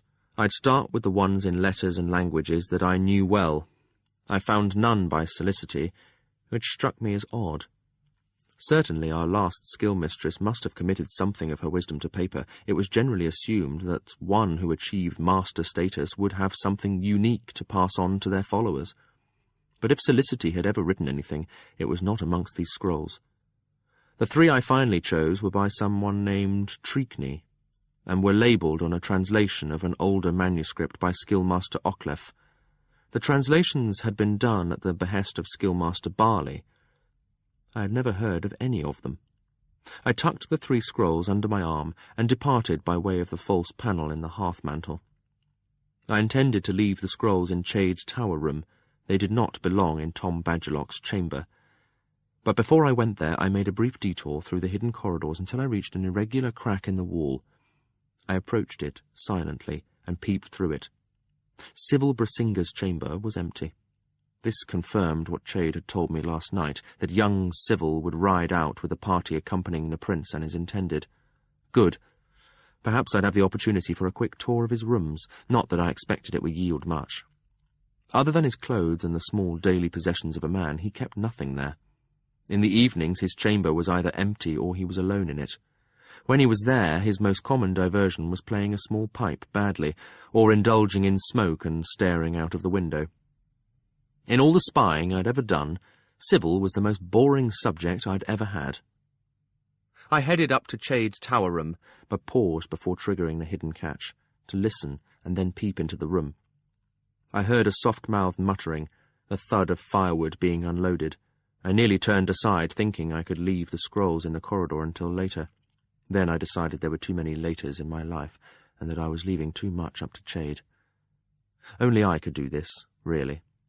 I took a slow and calming breath, focused myself, and then eased my walls down. Please don't be startled. I'm coming into the room. It didn't help. Almost as soon as I got through the door, the wave hit me.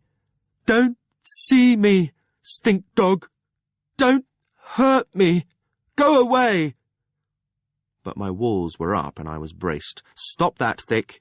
By now you should know that it doesn't work on me, and that I have no intention of hurting you. Why are you so afraid of me? I set the scrolls down on the work table. Thick had stood to meet me. At his feet was a hod of firewood. Half had been loaded into the box by the hearth. He squinted his sleepy-looking eyes at me. Not afraid. I just don't like you. There was an oddness to his voice, not a lisp, but an unfinished edge to his words, as if a very young child spoke them. Afterwards, he stood glaring at me, the end of his tongue resting on his lower lip. I decided that despite his short stature and childish voice and ways, he was not a child. I would not speak to him as one. Really? I try to know people before I decide I don't like them. I don't think I've given you any reason to dislike me. He scowled at me, his brow furrowing. Then he gestured around the room. Lots of reasons. You make more work, water for baths, bring up the food, take away the dishes. A lot more work than the old man, only. Well, I can't deny that. I hesitated, then asked, what would make it fair? Fair? He squinted at me suspiciously. Very cautiously, I lowered my guard and tried to sense what he was feeling. I needn't have bothered, it was obvious. All his life he had been mocked and teased. He was sure this was more of it. I could give you money for the things you do for me. Money? Coins.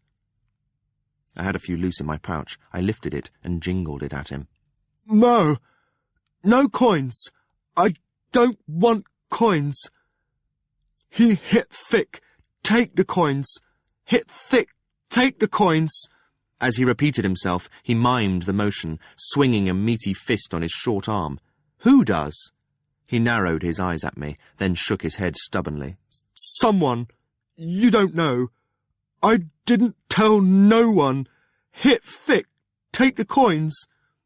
He swung again, obviously caught up in remembered anger. His breath was beginning to come more quickly. I tried to cut through it. Thick! Who hits you? Hit thick! Take the coins! He swung again, tongue and lower lip out now, eyes squinted nearly shut. I let the punch spend itself on the empty air, then stepped in. I set my hands on his shoulders, intending to calm him so I could speak to him. Instead he yelled loud, a wild, wordless cry, and sprang back from me. At the same moment, Don't see me! Don't hurt me! I winced from the impact and recoiled. Thick, don't hurt me, I retorted. Then, catching my breath, I added, that doesn't always work, does it? Some people don't feel you push them away with that. But there are other ways that I could stop them. So, some of his fellow servants were either completely immune to his skill touch or sensed it only enough to be angered by it. Interesting. As strongly skilled as he was, I would have thought he could impose his will on almost anyone. I should tell Chade about this. I set the thought aside for later. His blow, on top of the skill headache from earlier, made me feel as if blood were running down the backs of my eyes. I forced my words past a slamming red pain in my skull. I can make them stop, Thick. I will make them stop. What? Stop what? He demanded suspiciously. Stop Thick? No, the others. I will make them stop hitting Thick and taking his coins. Oh.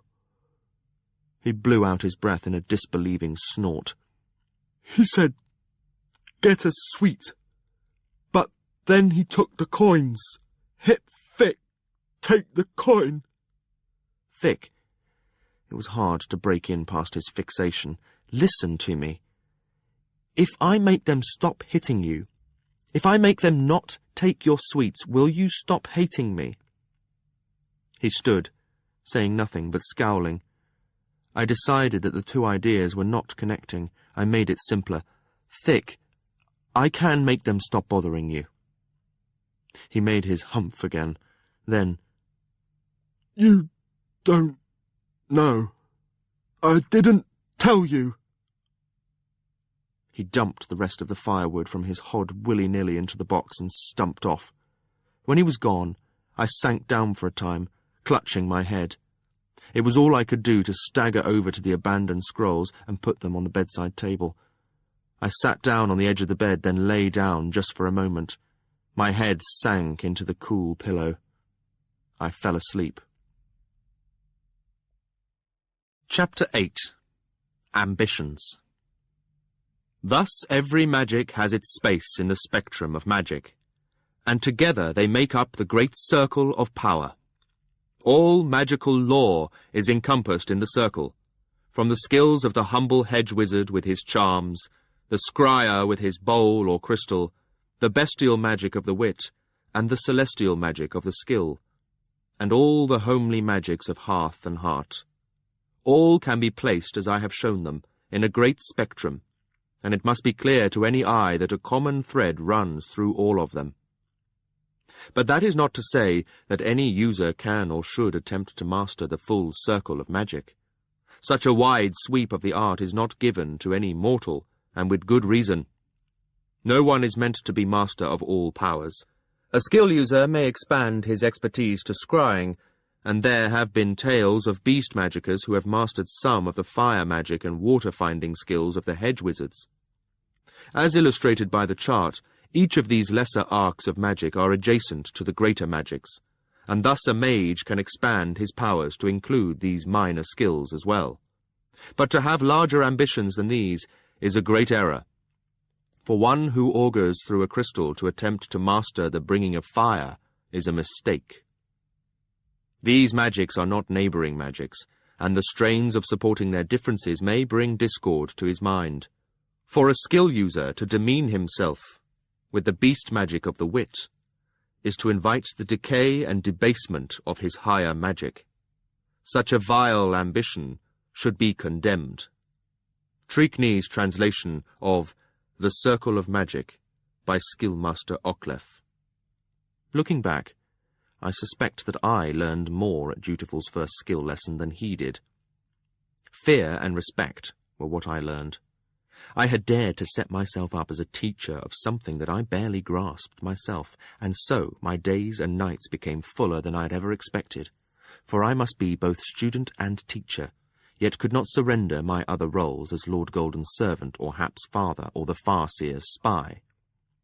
As winter shortened the days, my lessons with Dutiful began in the black of the morning. Usually we left Verity's tower before the true dawn lightened the sky. Both the boy and Chade were eager for us to press on, but I was determined to err on the side of caution after our near disaster. In the same spirit, I had procrastinated against Chade's demands that I at least evaluate Thick's skill ability. I need not have bothered. Thick was as reluctant to have any contact with me as I was to teach him.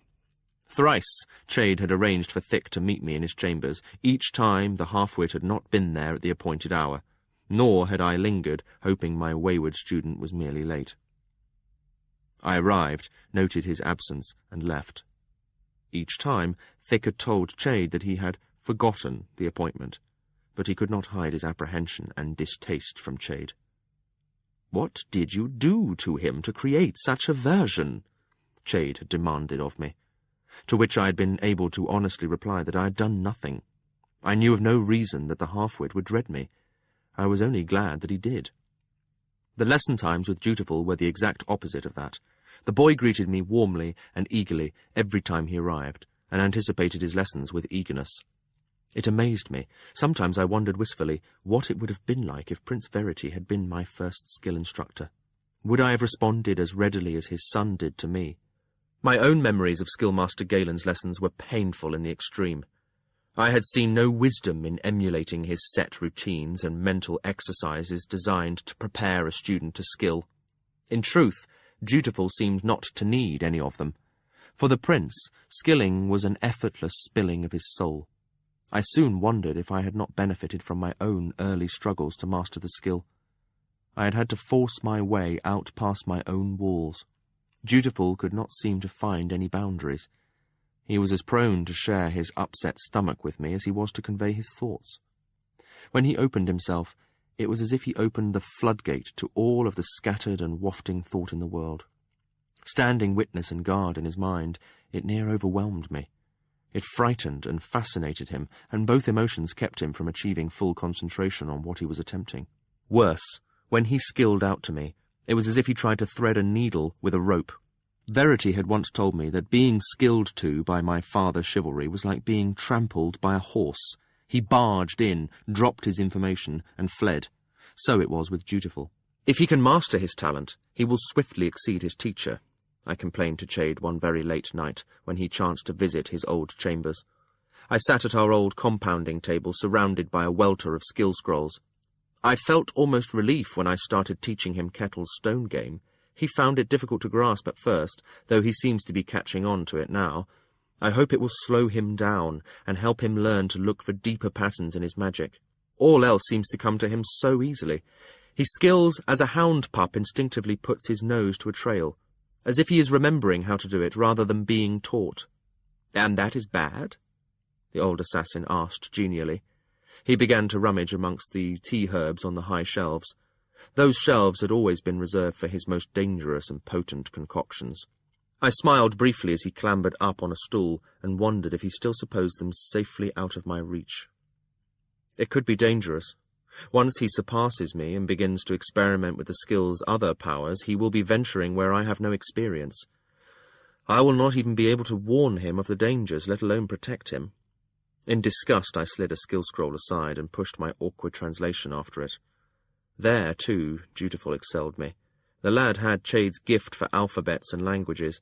My translations were a plodding, word-by-word puzzling out, while Dutiful read sentence by sentence and jotted the sense of them down in concise prose. Years of absence from such work had blunted my language abilities. I wondered if I envied my pupil's quickness. Would that make me a bad teacher? Perhaps he got it from you, Chade observed thoughtfully. Got what? The skill. We know that you touched minds with him from the time he was very small, yet you say the wit is not a magic that allows that. Therefore, it must have been the skill. Therefore, perhaps you taught him to skill when he was a tiny boy, or at least prepared his mind to be ready for it. I didn't like the trend of his thoughts. Nettle instantly sprang to my mind, and a wave of guilt swept through me. Had I endangered her as well? You're just trying to make it my own fault. I tried to make my tone light, as if that would chase away my sudden dread. I sighed and reluctantly pulled my translation work back in front of me. If I was to have any hope of continuing as Dutiful's teacher, I needed to learn more of the skill myself. This was a scroll that suggested a series of exercises that a student could be given to improve his focus. I hoped it would be useful to me. Chade came to look over my shoulder. What did you think of the other scroll, the one on pain and the skill? I glanced up at him, puzzled. What other scroll? He looked annoyed. You know the one. I left it out for you. I gave our littered table a meaningful glance. There were at least a dozen other scrolls and papers cluttering it. Which one? It was one of these. I showed it to you, boy. I'm sure of it. I was equally certain he had not, but I held my tongue. Chade's memory was failing him. I knew it. So did he. But he would not admit it. I had also discovered that even a mention of that possibility would throw him into a fury that was more unsettling to me than the notion that my old mentor was not as sharp as he had been. So I silently watched him poke through the jumble of writings until he came to a scroll with a decorative blue edge. See? Here it is, right where I left it for you. You haven't studied it at all. No, I haven't, I admitted it easily, hoping to avoid the whole topic of whether or not he'd shown me the scroll. What did you say it's about? He gave me a disgusted glance. It's about pain related to skilling, the sorts of headaches you have. It suggests some remedies, exercises as well as herbs, but it also says that in time you may simply stop having the headaches. But it's the note towards the end that interested me. Treekney says that some skill masters used a pain barrier to keep their students from experimenting on their own. He doesn't say that it might be made strong enough to prevent a man from skilling at all. It interested me for two reasons. I wondered if Galen had done it to you, and I wondered if it might be a way to control Thick. I noticed he did not suggest it as a safety barrier for the prince. So we were back to Thick again. Well, the old man was right. Sooner or later we'd have to deal with him. Still, I'd be reluctant to use pain as a curb on any creature. Thick skills out his music near constantly. Give him pain for doing that. Block him from it. I don't know what that would do to him. Chade made a dismissive noise. He had known I would not do it before he asked me, but I knew Galen would not have scrupled to hobble me in such a way. I wondered. Chade spread the scroll out before me, his gnarled fingers bracketing the passage in question. I read it over, but discovered little he had not already said. Then I leaned back in my chair. I'm trying to remember when skilling first started to hurt. It always left me wearied. The first time Verity drew strength from me, I fainted dead away. Any real effort with it left me almost sick with fatigue, but I don't recall the skill having an aftermath of pain until... I pondered for a time, then shook my head. I can't draw a line. The first time I skill-walked by accident, I woke trembling with weakness. I used the elf bark for it then and in the times that followed. And after a time, the weakness after I'd skilled began to be pain as well. I sighed. No, I don't think the pain is a barrier anyone put in me. Chade had wandered back to his shelves. He turned with 2 corked bottles in his hands. Could it be because you have the wit? Much is said in the scrolls about the dangers of using both magics. Was the old man trying to remind me of everything I didn't know? I hated his questions. They were stark warnings that I was guiding my prince through unknown territory. I shook my head wearily. Again, Chade, I don't know. Perhaps if the prince begins to have pain after skilling, we can assume that. I thought you were going to separate his wit from his skill. I would if I knew how. All I can do is try to make him use the skill in ways that force him to do it independently of the wit. I don't know how to make him separate the 2 magics any more than I know how to remove the skill command I set on him back when we were on the beach. He lifted one white eyebrow as he measured herbs into a teapot. The command not to fight you. I nodded. Well, it seems that should be a simple thing to me. Simply reverse it. I clenched my teeth. I did not say, it only seems simple to you because you have neither magic and don't know what you are talking about. I was weary, I told myself, and frustrated. I should not take it out on the old man. I don't quite know how I burned the command into him, and so I don't quite know how to lift it. Simply reverse it is not simple at all. What would I command him? Fight me? Remember that chivalry did the same thing to Skillmaster Galen. In anger, he burned a command into him, and he and Verity never puzzled out how to remove it. But Dutiful is your prince and your student. Surely that puts you on a different footing. I don't see what that has to do with it, I told him, and tried not to sound short-tempered. Well, only that I think he might help you remove it. He shook a few drops of something into the teapot. He paused, then asked delicately, Is the prince aware of what you did to him? Does he know you commanded him not to fight you? No. I did let my temper show on that word. Then I took a breath. No. And I'm ashamed I did it. And ashamed to admit to you that I'm afraid to tell him. In so many ways I'm still getting to know him, Chade. I don't want to give him reason to distrust me. I rubbed my brow. We did not meet one another under the best circumstances, you know. I know. He came to pat me on the shoulder. So, what have you been doing with him? Mostly getting to know him. We've been translating scrolls together, and I borrowed some practice blades from the weapons sheds, and we've tried one another that way. He's a good swordsman. If the number of bruises he's given me are a fair indication, then I think I lightened my skill command, if not erased it. But you aren't sure? Not really. When we spar, we aren't truly trying to hurt one another. It's a game, just as it is when we wrestle. Still, I've never noticed that he holds back at all or allows me to win more easily.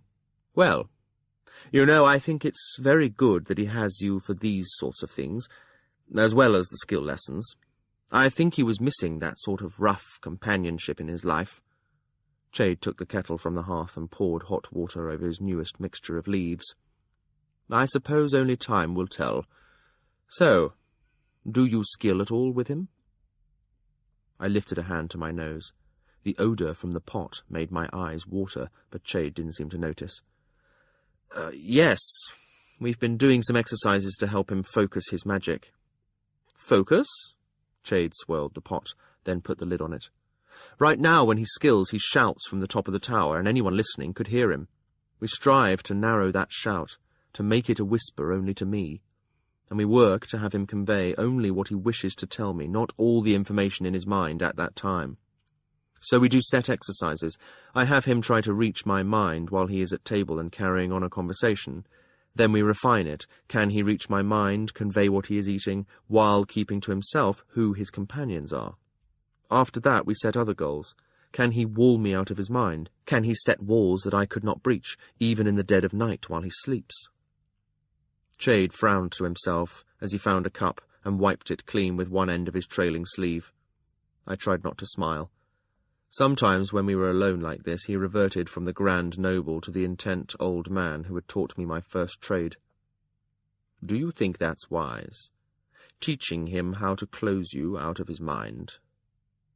Well, he has to learn to do it, in case he ever encounters someone who doesn't have his best interests at heart. At the moment, I'm the only other skill user he can practice with. There's Thick, Chade pointed out as he poured for himself.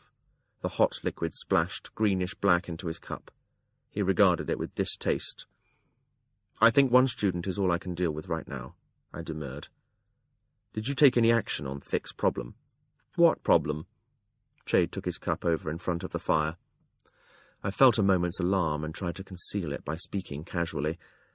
I thought I told you about it. He was having problems with the other servants hitting him and taking his money.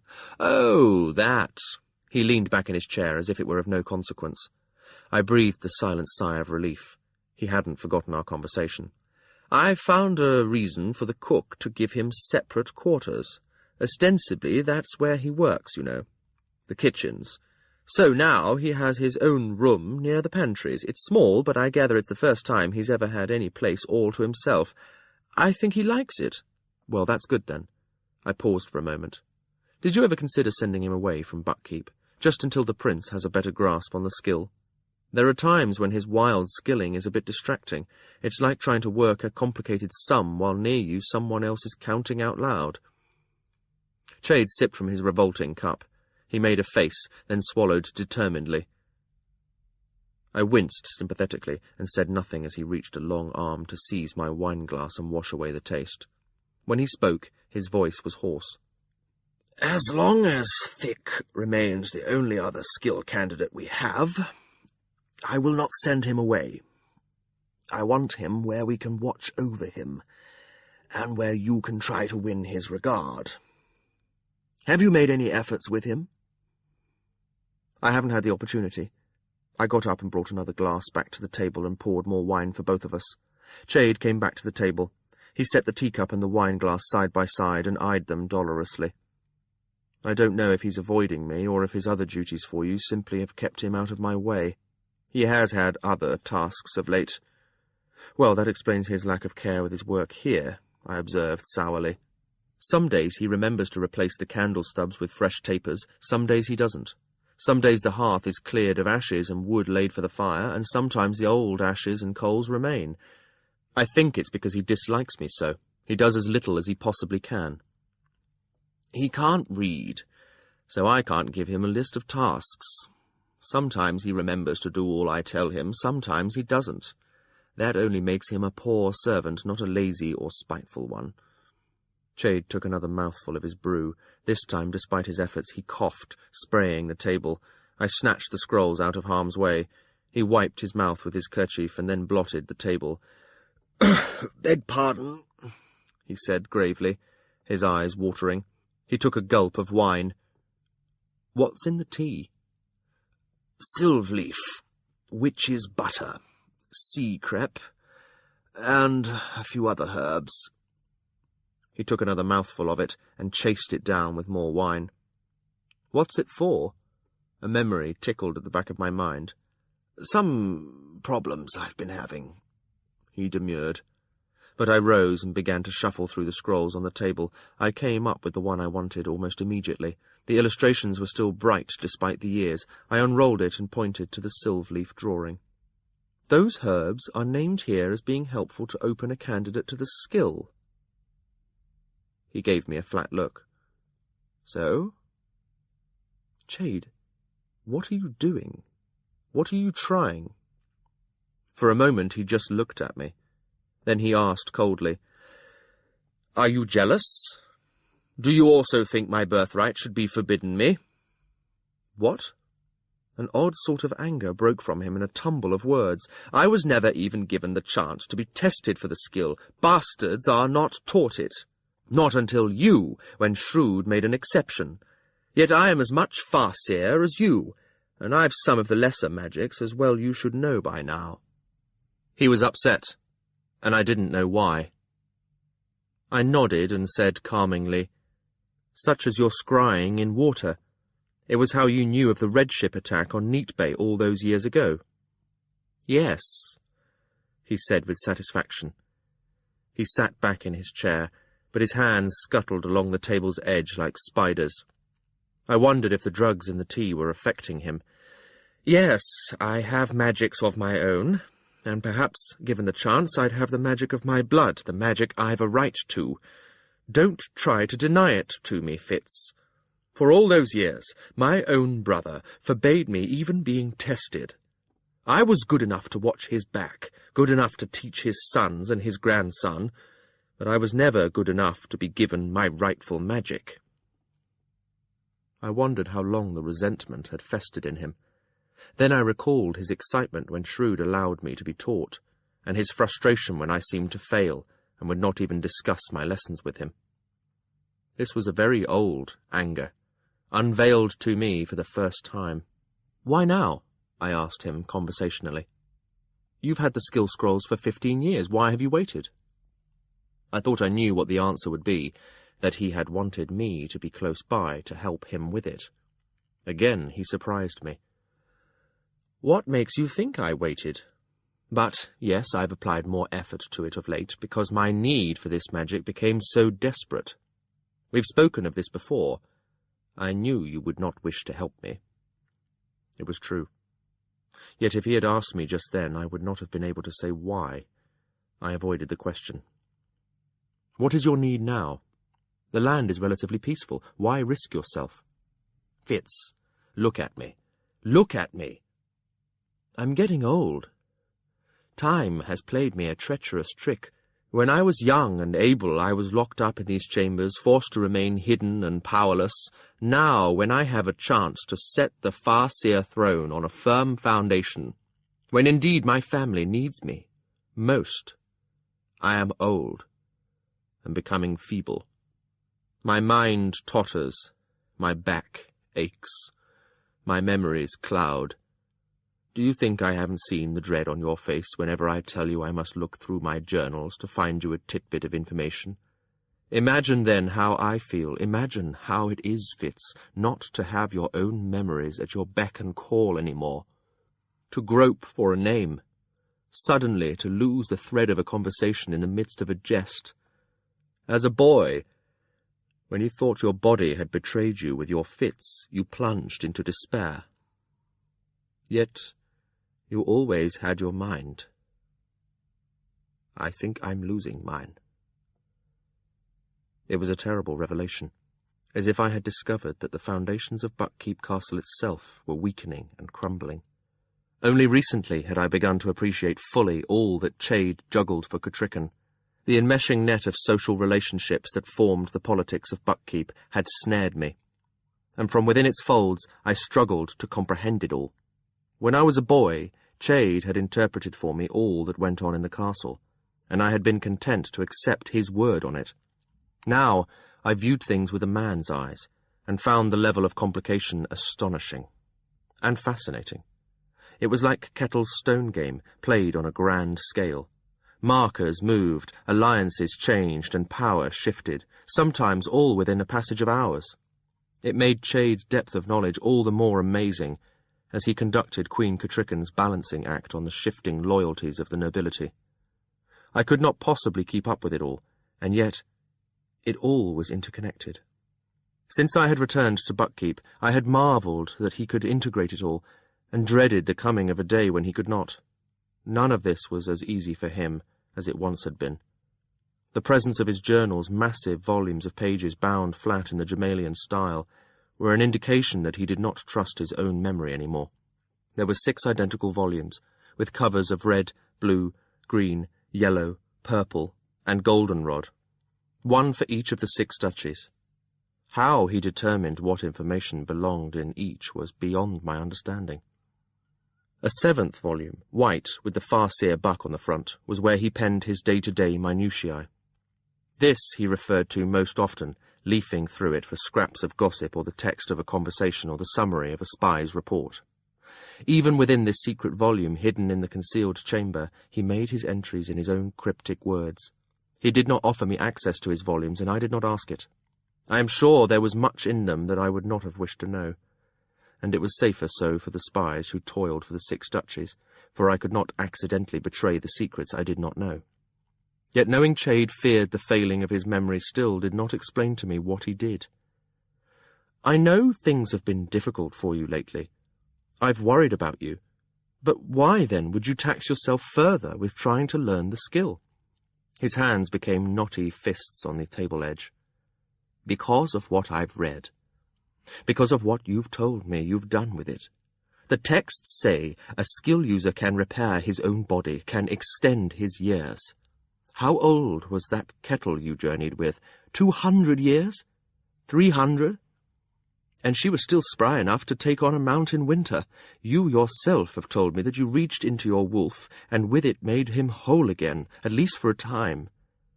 If I could open myself to your skill, could not you do that for me? Or, if you refused, as I think you might, could not I do it for myself?" As if he needed to show his strength of resolve, he snatched up the cup and drained it in a manful draught. Then he choked and sputtered. His lips were wet with the dark potion as he seized his wineglass and gulped the contents. "I notice you do not spring to offer me your aid," he observed bitterly as he wiped his mouth. I sighed deeply. Chade, I barely know the rudiments I strive to teach the prince. How can I offer to teach you a magic I barely understand myself? What if I— "That has been your greatest weakness, Fitz. All your life. Too much caution, not enough ambition. Shrewd like that in you. He never feared you as he did me." As I gaped in pain at him, he spoke on, seeming unmindful of the blow he had just dealt me. "I did not expect you to approve. Not that your approval is necessary. I think it is best I explore the edges of this magic on my own. Once I have the door open, well, then we shall see what you think of your old mentor. I think I will surprise you, Fitz. I think I have it that perhaps I've always had it. You yourself gave me the hint of that when you spoke of Thick's music. I've heard it, I think. On the edges of my mind, just as I start to fall asleep at night, I think I have the skill." I could not think of a word to say to that. He was waiting for me to react to his claim to have the skill. All I could think was that I did not feel I had ever lacked in ambition, only that my aspirations had not matched his goals for me. So the silence grew, and became ever more awkward. And when he broke it with a complete change of topic, it only made it worse. "Well, I see you've nothing to say to me, so—" He forced a smile to his face and inquired, "How is your boy doing at his apprenticeship?" I stood up. "Poorly. I suppose that, like his would-be father, he lacks ambition. Good night, Chade." And I left, and went down to my servants' chambers for the rest of the night. I did not sleep. I dared not. Of late I avoided my bed, surrendering to it only when complete exhaustion demanded it. It was not just that I needed to spend those dark hours in my studies of the skill scrolls, but because when I did close my eyes, I was besieged. Nightly I would set my skill walls before retiring, and near nightly Nettle assaulted those walls. Her strength and her single-mindedness unsettled me. I did not want my daughter to skill. There was no way I could bring her to Buckkeep to instruct her, and I feared for her, attempting these explorations on her own. I reasoned that to let her through would only encourage her in her pursuit of this magic. As long as she did not know that she skilled, as long as she thought she was just reaching out to some dream companion, some otherworldly being she had imagined, perhaps I could keep her safe. And frustrated. If I had reached back to her even once, even to push her away, I feared she might somehow grasp who and where I was. Better to leave her in ignorance. Perhaps after a time of failing to reach me, she might give it up. Perhaps she would find something else to distract her, a handsome neighbour lad or an interest in a trade. So I hoped. But I arose each morning near as haggard as I had gone to bed. The rest of my personal life had become equally frustrating. My efforts to get time to speak to Hap alone were no more fruitful than Chade's arranged meetings with Thick. Either Hap never arrived, or when he did, he came with Svange. He was completely besotted with the girl. Over a period of 3 weeks, I spent most of my free nights sitting in the Stuck Pig, waiting in vain for a chance to speak to Hap alone.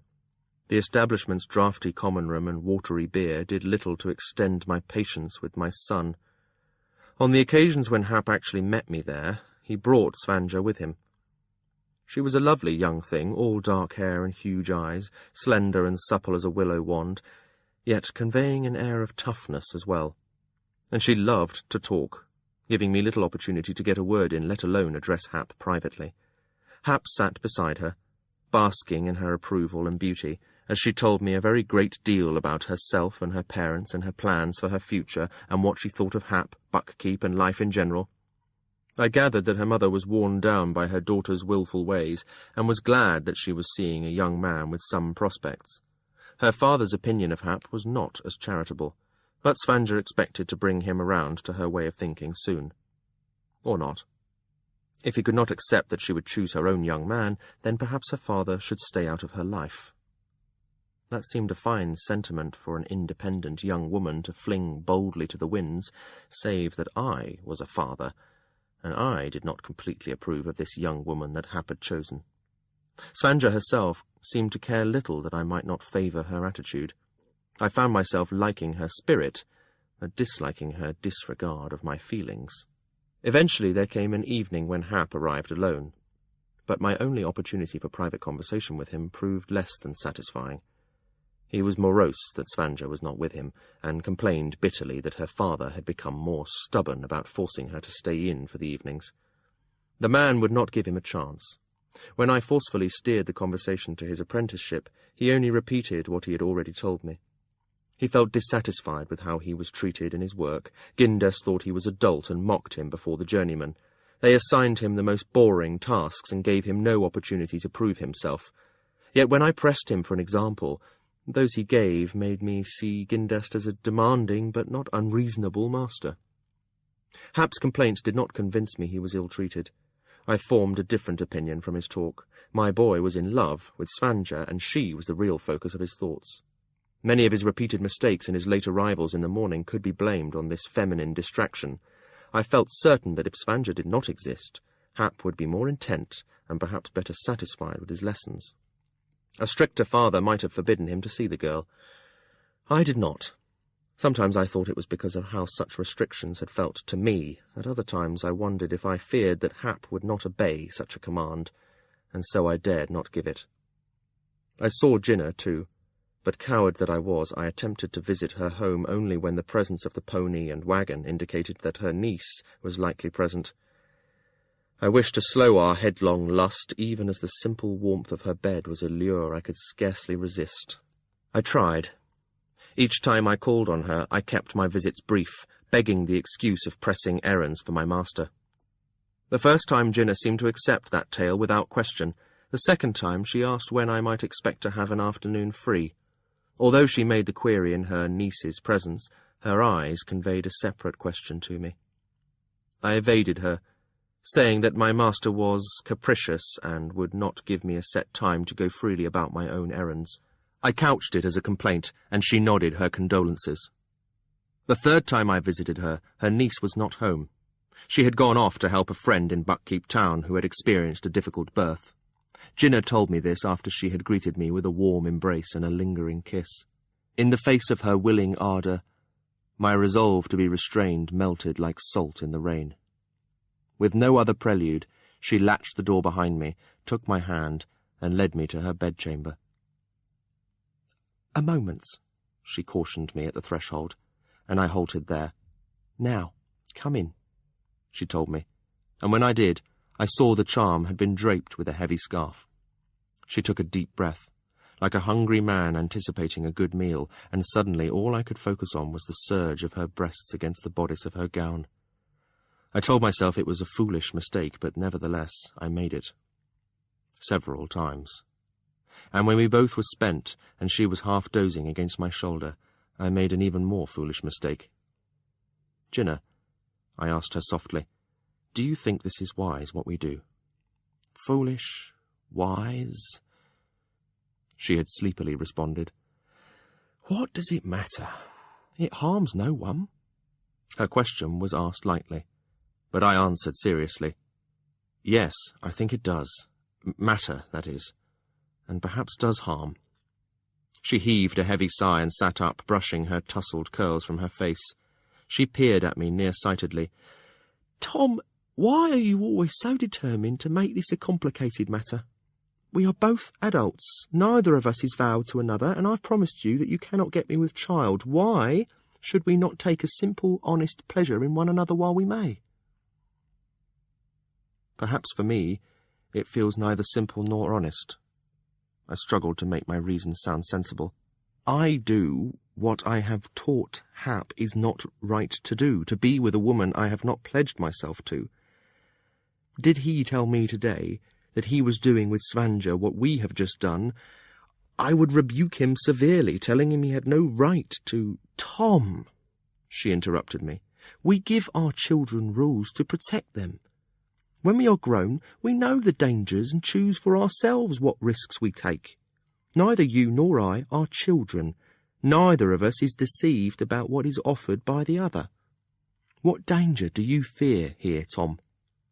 I dread what Hap would think of me if he found out, and I do not like that I deceive him doing that which I forbid him to do. I looked aside from her as I added, "And I would that there was more to this than just adults taking a risk for pleasure."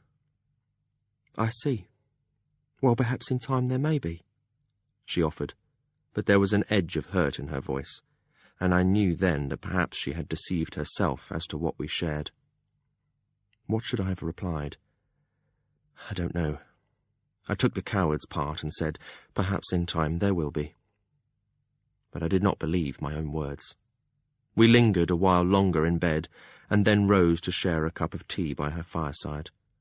When at last I told her I must go, and then lamely insisted that I could not tell her a specific night when I could call again, she looked aside and said quietly, "Well then, come when you've a mind to, Tom Badgerlock." And with those words, she gave me a parting kiss. After her door closed behind me, I looked up at the bright stars of the winter night and sighed. I felt guilty as I began my long walk back to Buckkeep. I was cheating Jinna out of something, not by denying her a false avowal of love, but by accommodating our attraction. I doubted that I would ever feel for her anything more than I felt right now. Worse was that I could not promise myself I would not continue to see her, even though a lusty friendship was all I could ever offer her. I did not think well of myself, and felt worse as I forced myself to admit that Hap probably guessed that I now shared Jinna's bed from time to time. It was a poor example to set for my boy, and the road back to Buckkeep Castle seemed very black and cold that night. Chapter 9. Stone Wager.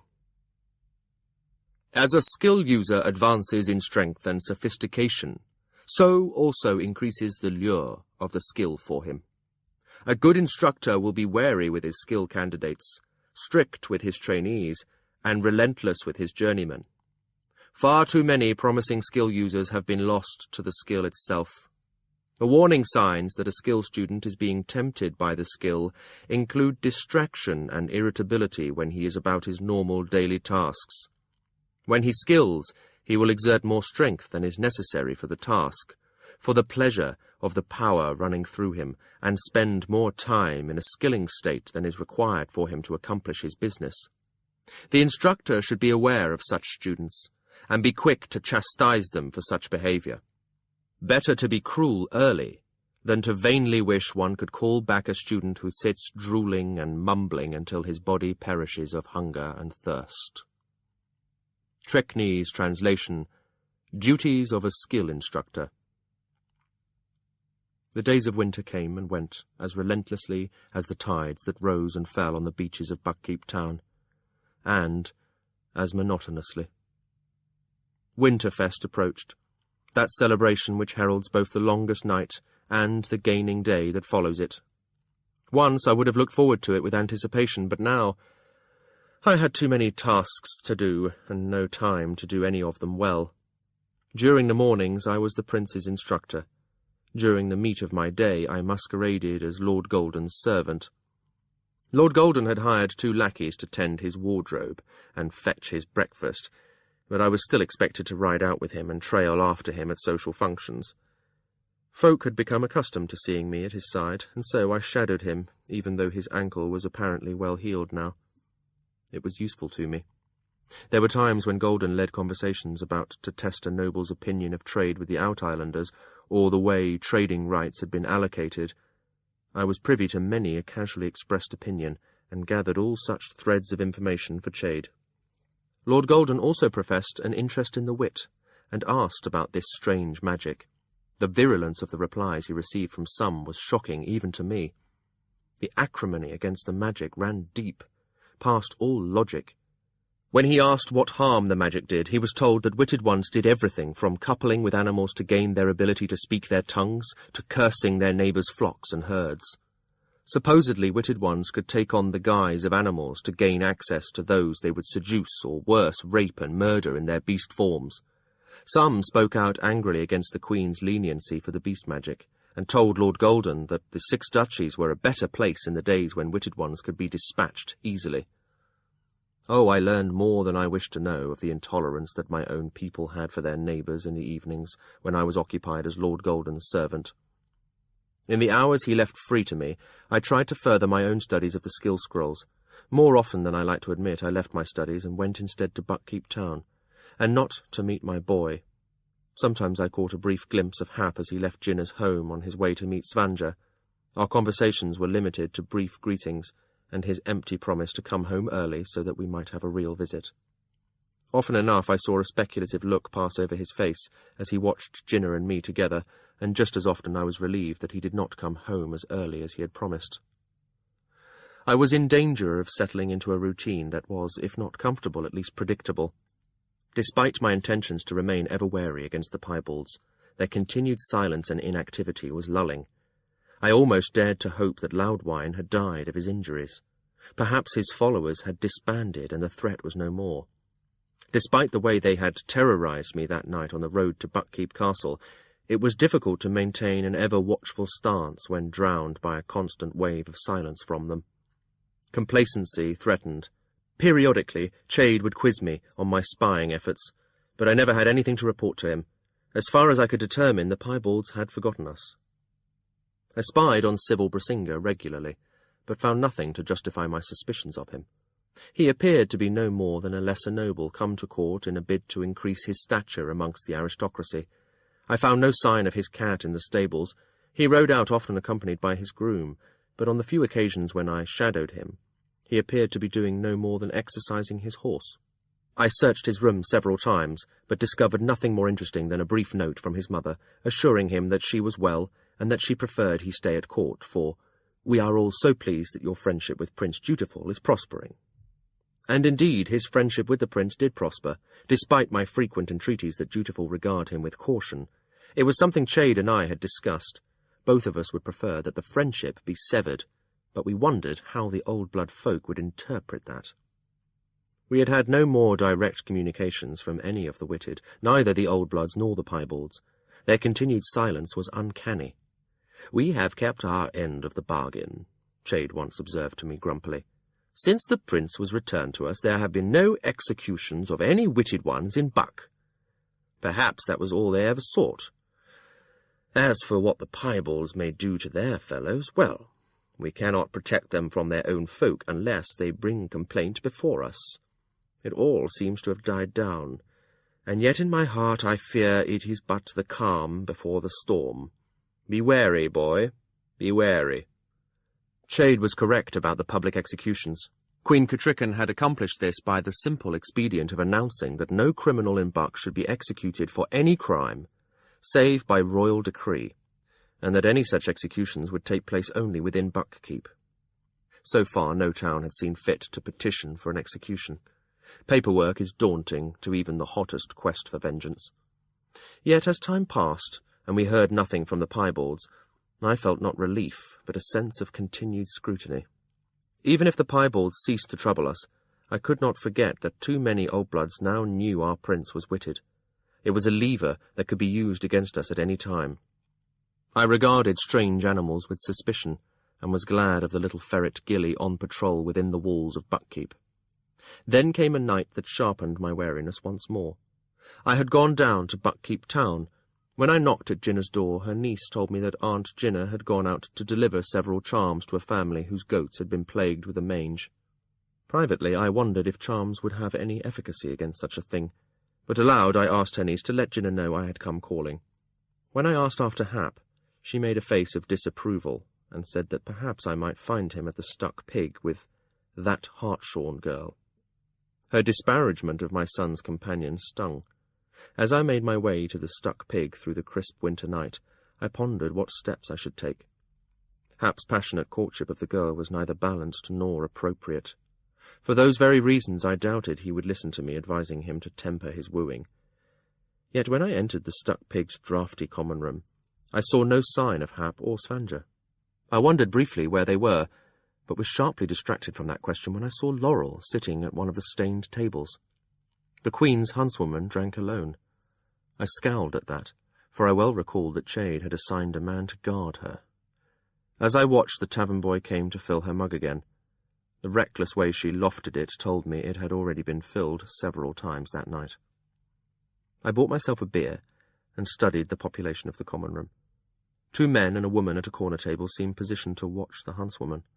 But just as I wondered if they had ill intentions, the obvious couple of the group rose, bid the lone man farewell, and sauntered out without a backward glance. The remaining man gestured a tavern maid to his table. To my glance it appeared he was trying to purchase something warmer than beer from her. His loutish behaviour calmed my reservations. I crossed the crowded common room. Laurel seemed startled as I set my mug down, then looked away miserably as I took a seat on the bench beside her. I spoke quietly. Not the sort of place where one would expect the Queen's huntswoman to drink. I glanced about the grubby tavern pointedly, and then asked, "And where is your apprentice tonight?" I'd had a glimpse or two of Chade's man. The sheer muscle of him would have daunted any ambusher. I thought less of his intellect, especially at this moment. "Doesn't it seem a bit unwise for you to visit Buckkeep town without him?" "Unwise? Where, then, is your keeper? The danger to you is greater than the threat to me." She rebuked me bitterly. Her eyes were red-rimmed, but from tears or drink I could not tell. I kept my voice low. "Perhaps I am more accustomed to this sort of danger." "Well, that might be true. I know little enough of you to know what you are accustomed to. But as for me, I have no intention of becoming accustomed to it, or limiting the choices in my life by walking in constant fear." Laurel looked tired, and there were lines at the sides of her mouth and the corners of her eyes that I did not recall. She had been walking in constant fear despite her brave dismissal of it. "Have there been any further threats?" I asked her quietly. She smiled, a showing of teeth. "Why, isn't one enough for you?" "What's happened?" She shook her head at me and drank the rest of her ale. I signalled to the tavern boy to bring us more. After a moment she said, "The first was nothing that anyone else would have recognized as a threat. Just a sprig of laurel tied to the latch of my horse's stall, hung by a little noose of twine." Almost unwillingly she added, "There was a feather as well, cut in 4 pieces, and scorched." "A feather?" It took her a long time to decide to answer. "Someone I care about is bonded to a goose." For an instant my heart was still. Then it started again, with a jolt. "So they show you that they can reach inside the walls of the keep," I said quietly. She nodded as the boy replenished our mugs from a heavy pitcher. I gave him his coin, and he turned away. Laurel picked her mug up immediately, and a small wave of ale slopped over the brim and onto her hand. She was slightly drunk. Did they ask anything of you, or simply show that they could reach you where you live? They asked quite clearly. How? A little scroll, left amongst the grooming gear for my horse. All in the stables know I insisted on caring for Whitecap myself. It simply said that if I knew what was wise, I should leave your black horse and Lord Golden's Malta in the far paddock at night. Cold seemed to spread out from my belly and fill the rest of my body. You didn't do it. Of course not. Instead, I assigned a groom that I trust to watch over them both last night. So this is recent? Oh, yes. Her head wobbled slightly as she nodded. And you told the Queen? No, I told no one. But why not?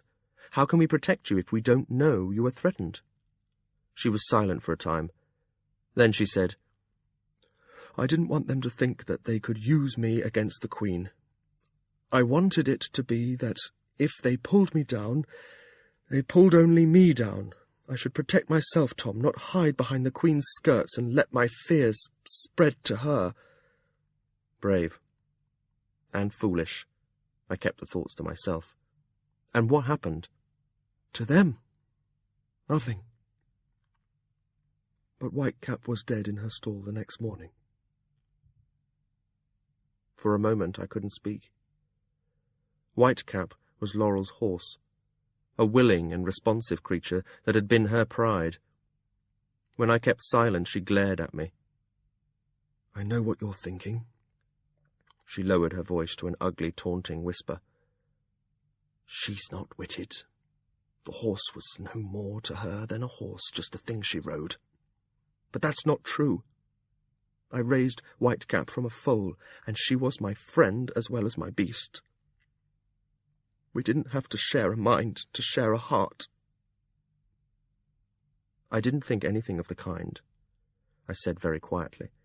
I've numbered many animals as my friends without sharing the special bond of the wit with them. Anyone who had seen you with Whitecap knew that the horse worshipped you. I shook my head.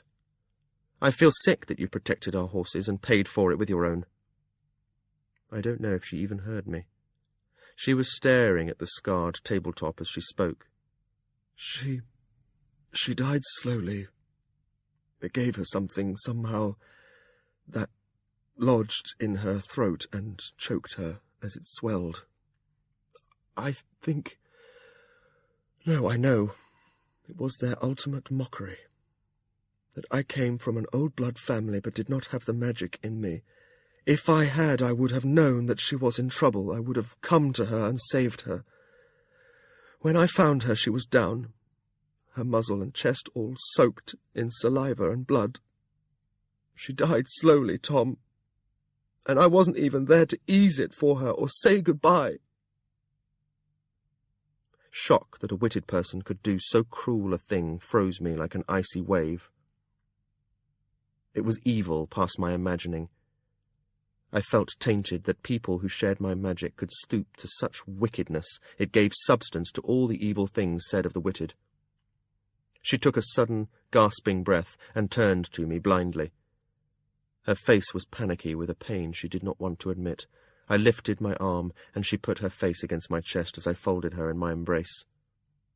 "I'm sorry," I whispered by her ear. "I'm so sorry, Laurel." She didn't weep, but only took long, shuddering breaths as I held her. She was past weeping, and nearly past fear. I thought to myself that if the piebalds succeeded in pushing her to fury, they might face a stronger foe than they had intended to create. If they didn't kill her first. I shifted in my chair. Habit had made me place my back to the wall. Now I deliberately sought a full view of the tavern and any who might have followed her here. It was then that I saw Jinnah. She had probably come to the tavern to look for me after speaking with her niece. She stood by the door she had just entered. For a fraction of an instant our gazes met. She stared, stricken, at the woman I embraced. My eyes pleaded with her, but her face went cold. Then her gaze skated past me, as if she had neither seen nor recognized me. She turned and departed, her stiff back speaking volumes to me. Frustration squeezed my heart. I was doing nothing wrong, and yet Ginna's posture as she left the tavern told me how affronted she was. Nor could I leave Laurel sitting alone and inebriated to hurry after Ginna and explain to her, even if I had felt inclined to do so. So I sat stewing in my discomfort while Laurel took several more deep breaths and recovered herself. She sat up abruptly, almost pushing me away. I released her from my embrace. She rubbed her eyes, and then picked up her mug and drained it off. I had scarcely touched mine. "This is stupid of me," Laurel suddenly announced. "I came here because I'd heard a rumour that witted ones congregated here. I came hoping someone would approach me so I could kill him. I'd probably just be killed. I don't know how to fight that way." I saw a disturbing thing in her eyes then. They had gone calculating and cold, as she considered just how she did know how to fight. You should leave the fighting to those who— "They should have left my horse alone," she broke in blackly. And I knew she would not hear anything else I said on that topic. "Let's go home," I offered. She gave me a weary nod, and we left the tavern. The cold streets were lit only by what lamplight leaked from the windows. As we left the houses behind and began the long walk up the dark road to the keep, I asked her unwillingly, "What will you do? Will you leave Buckkeep?" "And go where? Take this home to my family? I think not." She drew a breath and sighed it out, steaming in the cold night. "Yet I think you are right. I cannot stay here. What will they do next? What is worse than killing my horse?" We both knew several answers to that. The rest of the way we walked in silence. Yet she was neither angry nor taciturn. I could sense her eyes straining through the uncertain moonlight, and her head turned to every small sound. My vigilance matched hers. I broke the silence once to ask, "Is it true that witted go to the stuck pig?" She gave a shrug. "So it is said of that tavern. Folk say it of many dives. Fit for the witted. Surely you've heard that phrase before." I hadn't, but I filed the information away. Perhaps in that slander lurked a germ of truth. Was there a tavern in Buckkeep town where the witted congregated? Who would know? What might I learn there? Just past the gates of Buckkeep Castle, I saw her apprentice hastening to meet us. He wore a worried expression. At the sight of me it changed to a snarl. Laurel sighed and took her hand from my arm. She walked unsteadily towards him, and he all but swooped her up. Despite whatever her soft words were, he glared at me suspiciously before escorting her to her chambers. Before I sought my own room for the night, I made a quick and quiet tour of the stables. Black greeted me with her usual warm show of indifference. I could scarcely blame the horse. I had not had much time for her lately. In truth, she was to me just a horse. I rode her when Lord Golden rode Malta, but other than that, I trusted her care to the stable hands. It suddenly seemed a callous way to treat her, but I knew that I had no time to give her more. I wondered what the piebalds had intended. If our horses had been left in the far paddock, would they have been stolen? Or worse? Wit sent straining, I strolled past every stall and scrutinized every drowsy stable hand there. I saw no one whom I recognized. The Loudwine was not lurking beneath the stairs or outside the door. Nonetheless, I did not feel at ease until I was in Chade's upper chambers that night. He was not there, but I left him a full written account. We discussed it the next day, but came to no real conclusion. He would rebuke Laurel's bodyguard for letting her slip away alone. He could not think of any way to keep Laurel safer without confining her even more tightly. And she would not care for that. She does not like that I have a man beside her. Yet, what more can I do, Fitz? She is valuable to us, for it may be she will draw these piebalds out of hiding. At what cost? I had asked him harshly. As little as we can make it, he replied grimly. Why did they want my horse and Lord Golden's? Chade lifted a brow at me. You know more of witted magic than I do. Could they ensorcel them to throw you, or somehow use them to listen in on your words? The wit doesn't work that way, I said wearily.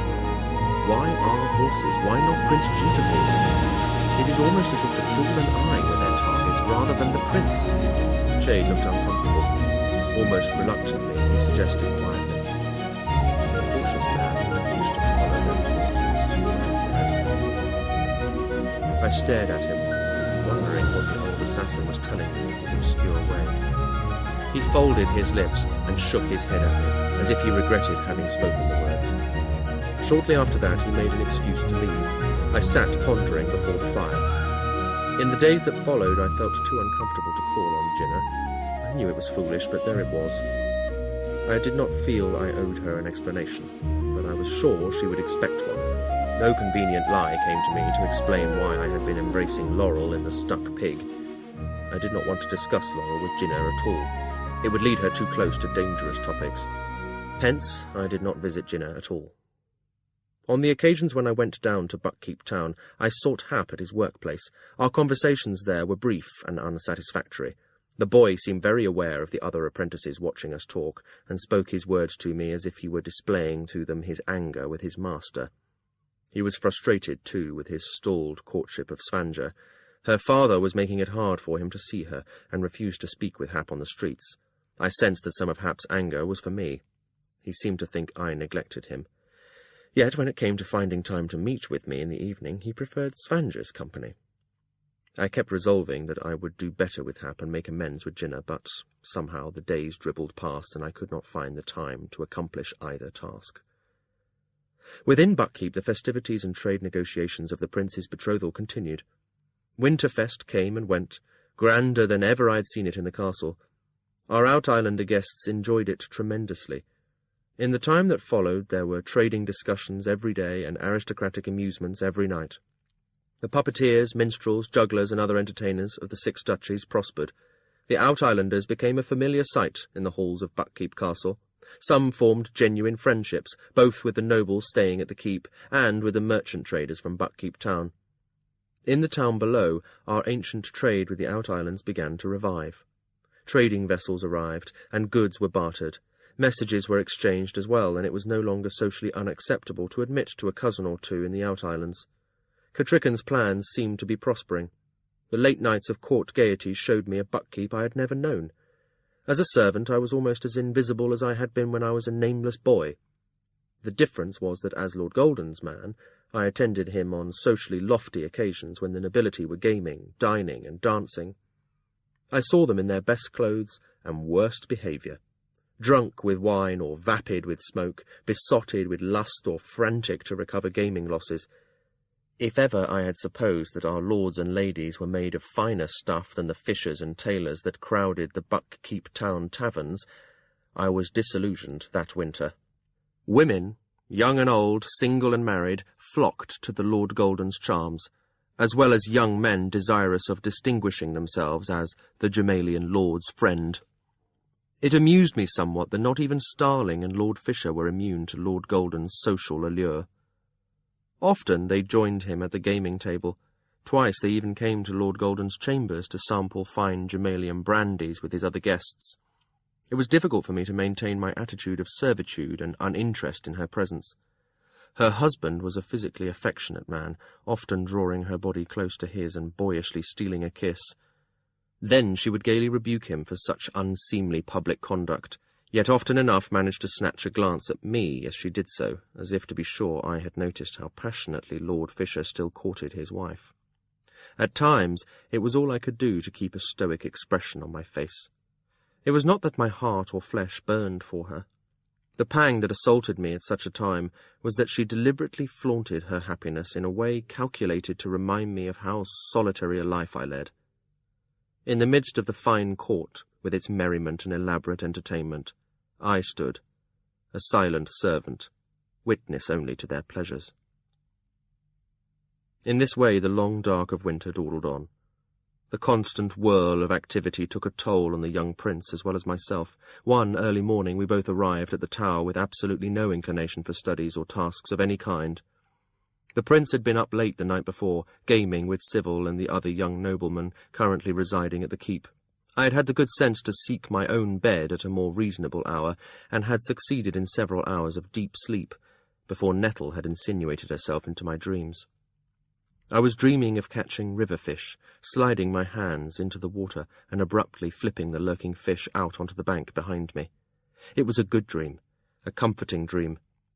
Unseen but felt, Night Eyes was with me.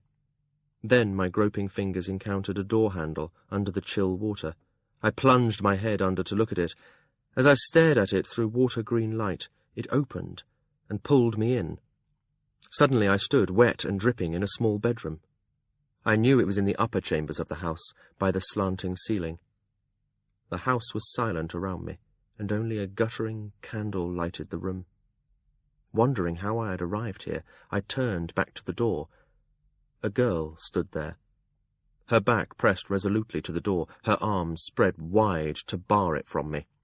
She wore a cotton nightdress, and her dark hair hung in a single long braid over one shoulder. I stared at her in astonishment. "If you will not let me into your dreams, then I will trap you in mine," she observed triumphantly. I stood very, very still and held my silence. On some level I sensed that anything of myself I might give her, word or gesture or look, would only increase her hold on me. I took my gaze from her, for in recognizing her I was entering into her dream more deeply. Instead, I forced my eyes down to my own hands. With a curious elation I realized they were not my own. She had trapped me here as she visualized me, not as I truly was. My fingers were short and stubby, the palms of my hands and the inside surface of my fingers were black and coarse as a wolf's pads, and rough black hair coated the backs of my hands and my wrists. "This isn't me." I spoke the words aloud, and they came out as a queer growl. I lifted my hands to my face, found a muzzle there.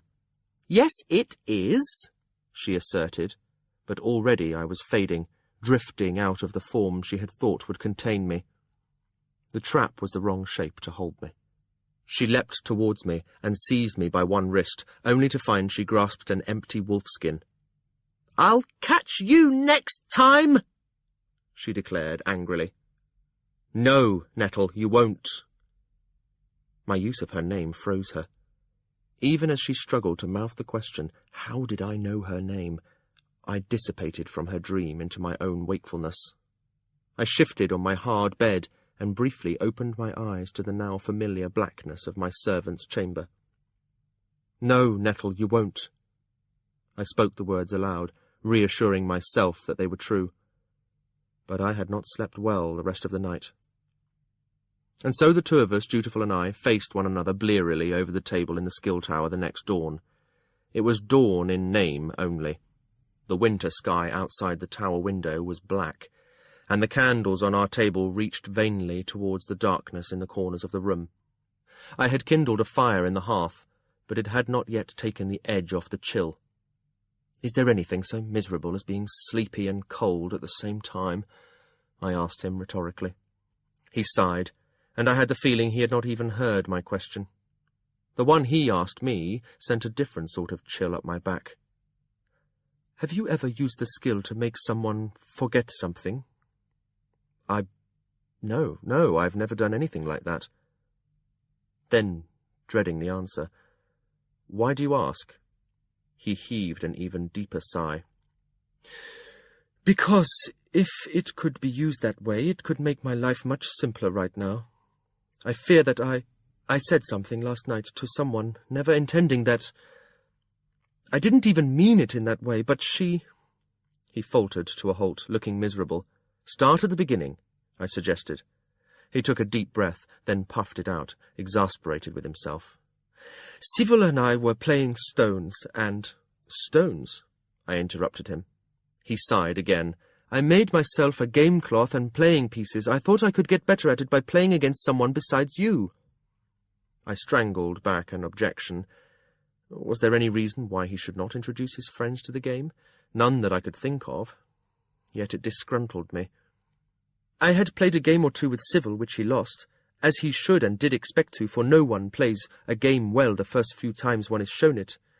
But he had declared he had had enough of it for now, that it was not the sort of game he relished, and he got up from the table and went over to the hearth to talk to someone else. Well, Lady Vance had been watching us play earlier in the evening, and had said she wanted to learn. But we were in the midst of the game then, so there had been no place for her. But she had been standing by our table watching us play, and when Sybil left, instead of following him, as I thought she would, for she had seemed very attentive to him, she sat down in his place. I had been putting the cloth and pieces away, but she reached over and seized my hand and commanded that I should set the game out afresh, for now it was her term. Lady Vance. Oh, you wouldn't have met her. She's, let me see, about 17, and she's quite nice. Her full name is Advantage, but she thinks it's too long. She's very friendly and tells funny stories, and, well, I don't know, she's just more comfortable to be around than most girls. She doesn't always seem to be, you know, so aware that she is a girl. She acts just like anybody else. Lord Shemshi of Shokes is her uncle. He shrugged a shoulder, dismissing my concern over who she was. Anyway, she wanted to play, and even when I warned her that she'd likely lose the first few games, she said she didn't care, that in fact if I would play her 5 straight games, she'd wager she'd win at least 2 of them. One of her friends overheard that, and came close to the table and asked what the wager was on the bet. And Lady Vance said that if she won, she wanted me to go riding with her on the morrow, that's today, and that if I won, well, I could name my own stakes. And the way she said it was, well, daring me to make her bet something that might be a bit, well, improper, or like a kiss, I suggested, my heart sinking, or something of that sort. You know I wouldn't go that far. So how far did you go? Did Chade know anything of this, or Catrican? How late last night had it happened, and how much wine had been involved?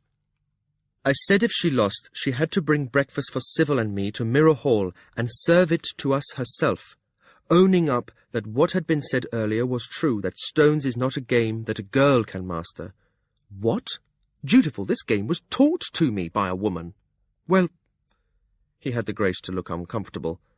I didn't know that. You said it was part of your skill training. I thought my father had taught it to you, so... Wait, then a woman helped train you in the skill. I thought it had only been my father who taught you. I cursed my carelessness. Leave that, I commanded him crossly. Finish your story. He snorted and gave me a glance that promised he'd come back to his question later. Very well. And besides, it wasn't me who said that to Elliania, it was Sybil, and... Said what to Elliania? Dread clutched at me. That it wasn't a game for a girl's mind. Sybil said it to her. Sybil and I were playing, and she came up and said that she'd like to learn. But, well, Sybil doesn't like Elliania much. He says that she's just like Sybil, that girl who insulted him and trampled his feelings, that Elliania is only interested in making a good match. So, he doesn't like her to stand near us when we talk or are playing games of chance. He flinched before my scowl, and added grumpily, Well, she's not like Lady Vance. Elliania is always being a girl.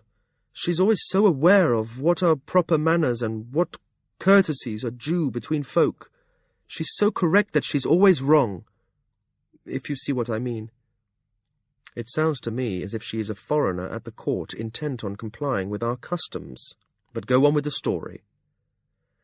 Well, Sybil knows that about her, that she always strives to be absolutely correct in her manners, so he knew that the fastest way to be rid of her was to tell her that in the Six Duchies Stones was considered a man's occupation. He explained it to her in a way that seemed like he was being kind, but at the same time it was horribly funny, in a cruel sort of way, because she doesn't know our language or our customs well enough to realize how ridiculous his excuse was. Don't look at me like that, Tom. I didn't do it. And once he had begun to do it, there was no way I could put a stop to it without making it worse.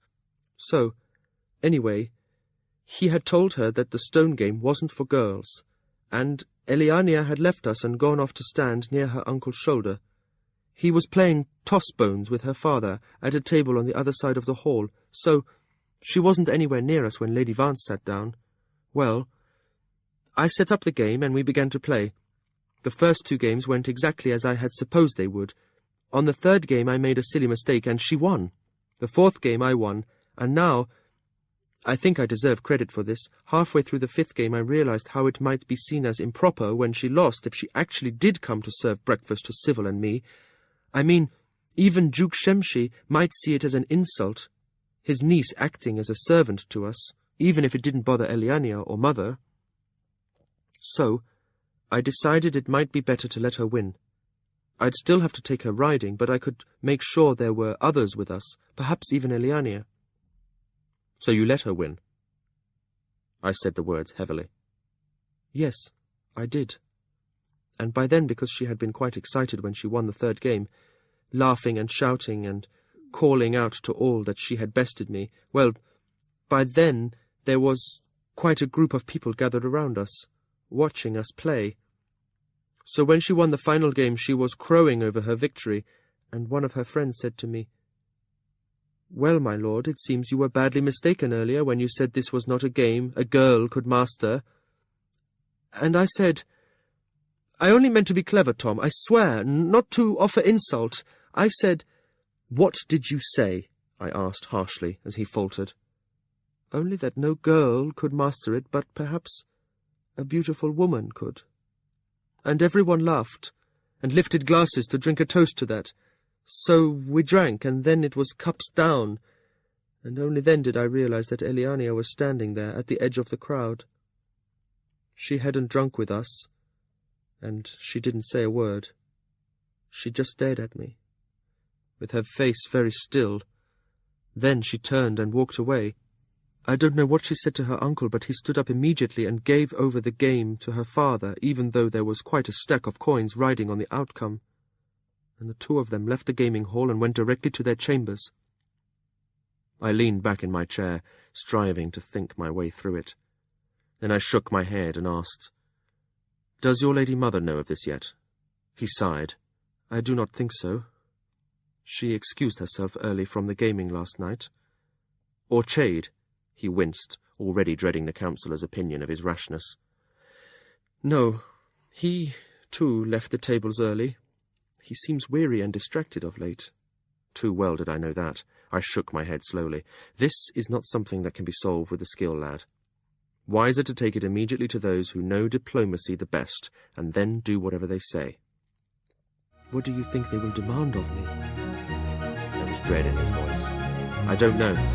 I think a direct apology might be a mistake. It would only confirm that you had insulted her, but— Oh, I don't know, Dutiful. Diplomacy has never been my talent. But perhaps Chade will know something you can do. Some special attention from you to confirm that you do think Elliania is beautiful and a woman." "But I don't." I ignored his bitter little contradiction. "And above all, do not go out riding alone with Lady Vance. I suspect you'd be wise to avoid her company entirely." He slapped his hand on the table in frustration. "I can't back out of paying my wager." "Then go," I snapped. "But if I were you, I'd be sure that Elliania rode at my side, and that your conversation was with her. If Civil is as good a friend as you say he is, perhaps he can help you. Ask him to distract Lady Vance's attention from you. Make it appear as if he is the one accompanying her on the ride." "What if I don't want her attention distracted from me?" Now he sounded simply stubborn and contrary, as vexing as Hap the last time I had seen him. I simply looked at him, flat and level, until he cast his eyes aside. "You'd best go now," I told him. "Will you go with me?" His voice was very soft. "To speak to Mother and Chade." "You know I cannot, and even if I could, I think you'd best do this on your own." He cleared his throat. "This morning, when we ride, will you go with me then?" I hesitated, then suggested, "Invite Lord Golden. That isn't a promise to be there, only that I'll think it over." "And do what Chade thinks is best?" "Probably. He's always been better than me at these niceties." "Niceties? Pah! I'm so sick of them, Tom. It's why Lady Vance is so much easier to be with. She's just herself." "I see," I said. But I reserved judgment on that. I wondered if Lady Vance was just a woman who had set her cap at a prince or someone else's playing piece, positioned to set Catricken's game awry. Well, We'd all find out soon enough. The prince left me, locking the door behind him. I stood silent and considering in the tower room, listening to the sound of his footsteps on the stone stairs fade away. I caught the raised voice of the guard's greeting at the bottom of the steps. I cast my eyes around the room, blew out the candle on the table, and then left, carrying another taper to light my way. I stopped at Chade's tower room on the way back to my servant's chamber. I stepped out of the secret door, then halted, surprised to find both Chade and Thick in the room. Chade had evidently been waiting for me. Thick looked sullen and sleepy, his heavy-lidded eyes even droopier than usual. "Good morning," I greeted them. And, "Yes, it is," Chade responded. His eyes were bright, and he appeared well pleased about something. I waited for him to share it with me, but instead he said, "I've asked Thick to be here early this morning so we could all talk." Oh, I could think of no more to say than that. Now wasn't the time to tell Chade I'd wished he'd warned me first. I would not talk over Thick's head in his presence. I remembered too well how I had once underestimated the cunning of a little girl and spoken too freely. Rosemary had been Regal's treacherous little pet. I doubted that Thick was anyone's spy, but what I didn't say in front of him he could not repeat. "How is the prince this morning?" Chade asked suddenly. "He's well," I replied guardedly. "But there is something he'll wish to see you about, something rather urgent. You might wish to be, where you can easily be found. Soon." "Prince sad," Thick confirmed dolorously. He shook his heavy head commiseratingly. My heart sank, but I resolved to test him. "No, Thick, the prince isn't sad. He's merry. He has gone to have a fine breakfast with all his friends." Thick scowled at me. For an instant his tongue stuck out even further than usual, and his lower lip sagged pendulously. Then, "No, Prince is a sad song today. Stupid girls. A sad song. La la la le lo lo lo." The dimwit sang a mournful little dirge. I glanced at Chade. He was watching our exchange closely. His eyes never left me as he asked Thick, "And how is Nettle today?" I kept my face expressionless. I tried hard to breathe normally, but suddenly I could not quite remember how. "Nettle is worried. The dream man won't talk to her any more, and her father and brother argue. Yeah, her head hurts with it, and her song is sad. Na na na na na na na." It was a different tune for Nettle's sadness, one fraught with tension and uneasiness. Then suddenly Thick stopped in mid-note. He looked at me, and then jeered triumphantly. "Dog Stink doesn't like this." "No, he doesn't," I agreed flatly. I crossed my arms on my chest and moved my glare from Thick to Chade. "This isn't fair," I said. Then I clenched my jaw over how childish that sounded. "Indeed it isn't," Chade agreed blandly. Then, "Thick, you may go if you wish. I think you've finished your chores here." Thick pursed his lips thoughtfully. "Bring the wood, bring the water, take the dishes, bring the food, fix the candles." He picked his nose. "Yes, chores done." He started to go. "Thick," I said, and when he halted, scowling, I asked, "Do the other servants still hit Thick take his coins, or is it better now?" He frowned at me, his brow wrinkling. "The other servants?" He looked vaguely alarmed. "The other servants, they used to hit Thick, take his coins, remember?" I tried to copy his inflection and gesture. Instead of jogging